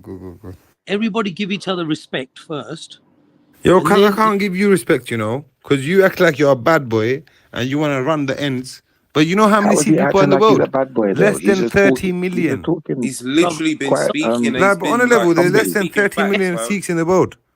Like, what are you going to run? 2 cities in the world? To wisdom, no You matter could run where like 2 big cities in the world, no problem. But is that it? You can find wisdom no matter where it is, man. Listen, this is the ego. This is the ego of the most righteous people. Yeah, is this the ego? The bad boys who are giving it some comments. I'm not running anything. I'm staying alive. I feed myself. First job as a human being is to stay alive. Don't worry about. Hey, bro, shut your mouth, man. You're a little midget, man. Shut up, man. All right, so who's sorry? What's his stats got to do with the conversation? You wish you well, What has it got to do with Bro, what I he's want saying? to put it on this guy, bro, because he's acting like he's some bad boy Right, representative of no, Sikh faith. you You're not. Can I just Cuz, establish how can why you be a everyone on the representative of the panel Sikh right faith? now Yeah? is hating on the brother speaking? Can I establish that? Like, what is wrong? Like, I heard Emmanuel make a disrespectful comment towards him, and now I'm hearing people threatening him. What's going on? It's not. They People are don't want to threatening hear him. the It's truth. just It hard. shakes their whole It's hard. foundation. I told you. Look, if so, Bupinder's been speaking nothing but facts, you know. On this forum, if you want to have an adult, mature discussion, fine. If you don't, try and listen. If you listen first, then you share your views. That's called wisdom. Now, all we're discussing, really, I want to discuss the earlier discussion about the tribes of the world and how they've been treated. Yeah. But then there was arguments going on. So I thought, let me Boops, you're not allowed because you're not black. Well, he's allowed, man. Listen, he's got permission. He's got permission. Yeah. So look, really, I would like to discuss history and how native tribes have been abused for 2,000 years. And native tribes have got all this magic and culture and food and knowledge, why they've been made into secondary individuals called names and barbarians, and I don't know what the English words are, that were used historically. Were they the ones who came up with Indian, weren't they? What did didn't Indian originally mean savage or something like that? Yeah. So all these different terms for, these savages need to be modernized or whatever. So let me tell you, a Christian missionary last year went to the Andaman Islands, and everybody's been told, don't go to the Andaman Islands. They're in the Indian Ocean. There's native tribes live there that are like original old school native tribes, and the West hasn't gone there because they're islands. So this missionary guy went there. He was told he's not supposed to go there, but he said, I'm going, Christian missionary. And guess what? He got to the edge of the island. He introduced himself and that, spent a day there, and they killed him. Because they told him, don't go there. Because they don't want strangers coming to their island. These people live the old ways as an old community. There's still a lot of old native communities in the world, in the Brazilian rainforest, Amazonian forests. In certain islands, there's still tribes that live the old way, where they live as a community, they share food, they grow food, they share resources. So there is no money, there is no greed. everybody shares and coexists the original way. And this is the subculture of the African people, of the South American people, of the Asian people. Our subculture is to share. Sharing is caring. 100%. Can I ask you, Bhupinder, do you believe that that the Indians taught the Africans their spiritual systems, or do you think that it's different? Listen, everybody's got natural connection with the universe from the 5 elements. Nobody can claim that their 5 elements are better than somebody else's 5 elements. Can you tell your brother H that, please? My is stronger. You know, the air in Africa is stronger than the air in India. Yeah, there's an overlap of cross cultures, and you could say there's a shared culture. Yeah, that would happen through history. Yeah, the other, because look, according to science, yeah, there was one continent, excuse me, and then it broke away, and one part of it is Asia and one part of it is Africa, yeah, and other bits and pieces. You know, I don't want to go into the detail because we have no.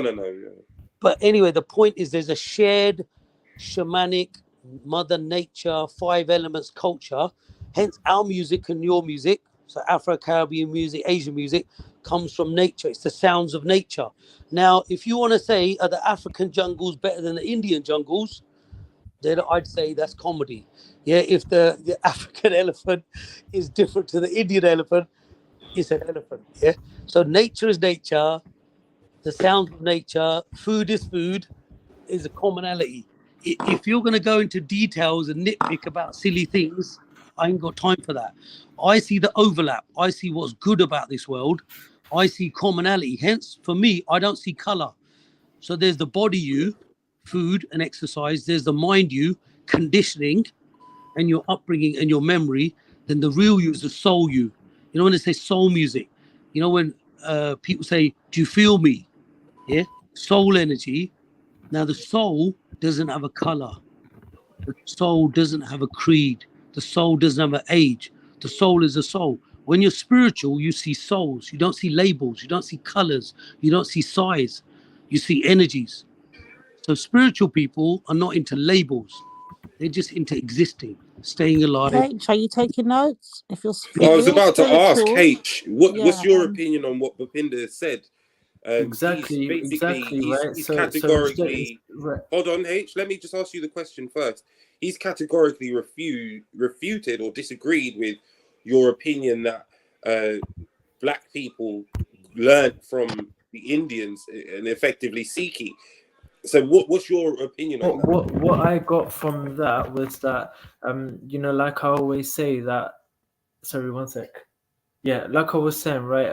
We don't see color. We see the life, the essence of the universe inside of you and inside of me and everywhere equally. We see that we are all connected. We see the connection between us. We see that the true one is in all existence, right? But that's why instead of pushing me away, you know, and hating on Indians so much and mocking our deities, yeah, you know what I'm saying? Like maybe, you know what I'm saying, you could not push a brother out so much, man. And that's what. But that's not why I asked you. Can I respond to that, please, Raheem? One second. Can I respond to that? So H, earlier on, I remember you blatantly saying that if African people had stuck to the teachings of their Indian, what is it called, forefathers or whatever it was, we would not be in the predicament we're in today. Do you see color again, H, when you're talking to black people and you're telling us that us black people are lost because we didn't follow your teachings? Yeah, Do you remember that part? This I tell you why he's No, upset. no, Shifa, please, Shifa. Please, Shifa. H? No, but that's exactly what I'm saying. That so many times I'm trying to say something, I get shut down because I'm not black, I'm not African, and you know what I'm saying. And what I'm trying to say is that look, we're all connected. Yeah, the essence of the universe is inside of you and inside of me, and all around us. And it's not different. It's practice what you preach. You have to respect everybody. Yeah, I have to. Yeah, and respect until they disrespect you, then you have to look at why they disrespect you. Like the guy earlier on was saying, oh, you know, rape, whatever. He's talking about India. Now I'm living in England. Yeah, you can't be asked. You got to have a Yeah, brother. I know why he's upset.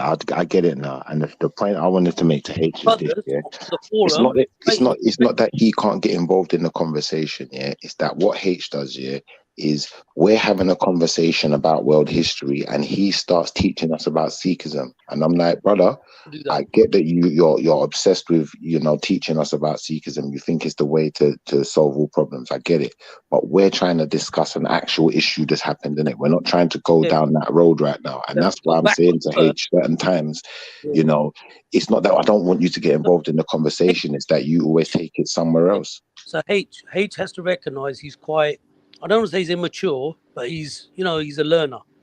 He's learning. I mean, all of us are learners, but H is obviously on the, in the early zone, yeah, where he's still learning and absorbing. I've obviously had a bit more experience growing up with different cultures, and I've learned from other cultures what overlaps my culture to see what the commonality is. So me, I recognize the commonality. So that's Nah, important, you're right, man. And to, like I said, the fault lies with me as well, man. H, The fault lies with me as well, man. H, hold on, chill. Because I'm literally about to readdress you. So, again, do you still believe that India taught Africa its spiritual systems? Because your associate disagrees with that. And I don't want to hear about what you've learned and all this type of stuff. I want you to just be honest and say, right, yeah, I still do believe that. Or, nah, do you know what? Maybe I was wrong or whatever. But actually answer the question this time, please. Anybody who thinks that not you are a Sid. Anybody who thinks that Sikhism has taught anybody any language, they are stupid. Man. Don't come on here. It's not about Indians. It's not about that. It's not about Muslims. Sorry, at this moment in time, we are speaking about Sikhi, and I want to understand his opinion. Please, just cut it out, man. H, go through, man. Yeah, H, answer his question in a nice way. Hello, H, you there? Yeah. I don't know, man. I don't know. I'll be honest. I don't know, man. What? I respect that. Maybe I'd like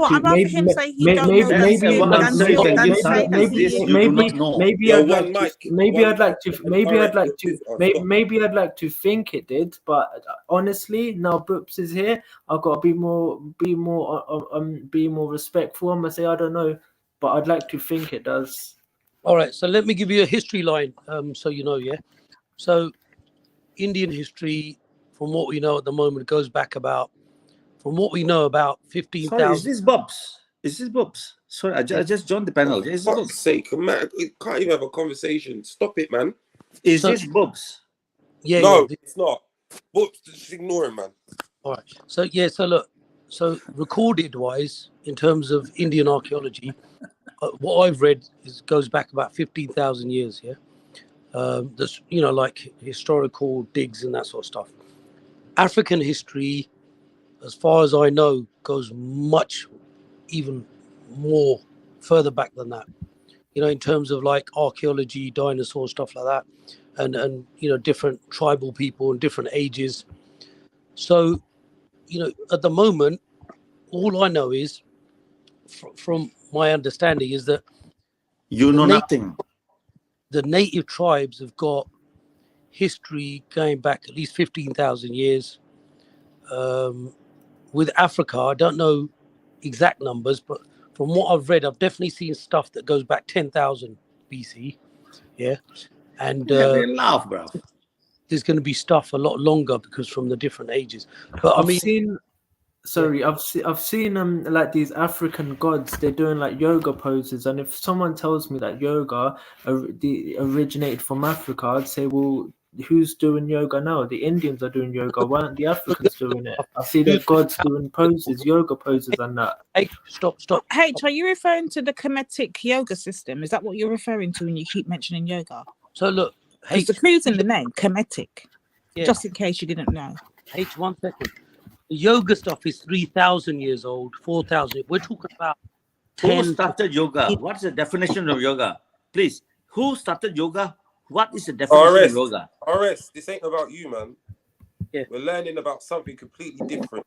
Yeah, you should have a religious conversation, but just to enlighten you, as you know, yoga means to yoke yourself to Brahma. Who started yoga? Shiva. Shiva brought yoga. Brahma, Shiva, and Vishnu brought this. Okay.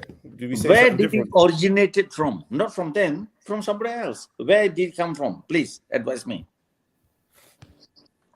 I don't know. The first documentation. To be honest, I'd be yoga, very happy. First documentation about yoga that I've seen is in the Bhagavad Gita, where I think Shiva describes bringing yoga and the purpose of yoga and stuff like that. So I don't know about yoga before Brahma, Vishnu, Hinduism Maheshwara or never brought yoga anywhere in their life. Who brought yoga then? Hurry up, man. Don't tell me hurry up. Bro. Who brought yoga, man? We're not playing This is about to get juicy. Some idiots. And this is why I said listen, if you want to ask me the question, let me finish my question, man. All right, who brought yoga, boss? Yeah, yoga was brought by some yo-yo from China. Cool. And Thanks. this have started before. man. Listen, Yeah. let me finish my statement. Well, please This have Tai Chi and all that. This is all. It all started from China. Yo, Singh. Nothing to do with Sikhism. Singh, Nothing to do with Hinduism. Bhupinder, Can I finish my statement, please, bro? Bhupinder, are you able to join the live tomorrow in the daytime? I can join. What day is it tomorrow? Thursday. I would like to speak to Bhupi for Bhupi, bhai. If you don't mind, quiet, can I have man. a chat with you, mate? All right, all right. Let's just finish what we're doing. So, what's tomorrow's live? What time is it? I'll start probably about 10:30. In the morning. Yeah, man. Every day I start. Look at the timer in the corner. We're 11 hours 24 minutes into this live stream. Come on, man. Like up the show. Hit a little PayPal, Cash App, show some love. Yeah. So All kushti, bruv. All kushti. Come on. Can I around just ask tomorrow? RS Sid, like, what No, is it you wanted wait, to say? Lady D, please. Oh, sorry. Are you around tomorrow, Bhupinder? Yeah, I can be around 5 onwards. Yeah. All right, 5. Yeah, that's perfect, man.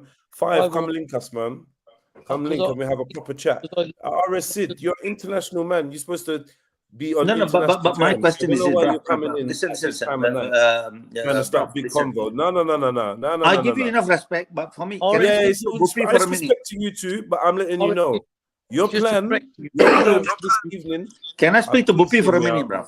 All right, you're gonna think I'm rude when I do what I do next. I'm trying No, to no, let no, you no, know. bruv, you can be My rude as you want to. RS, we'll talk. You got my number. You could just call me.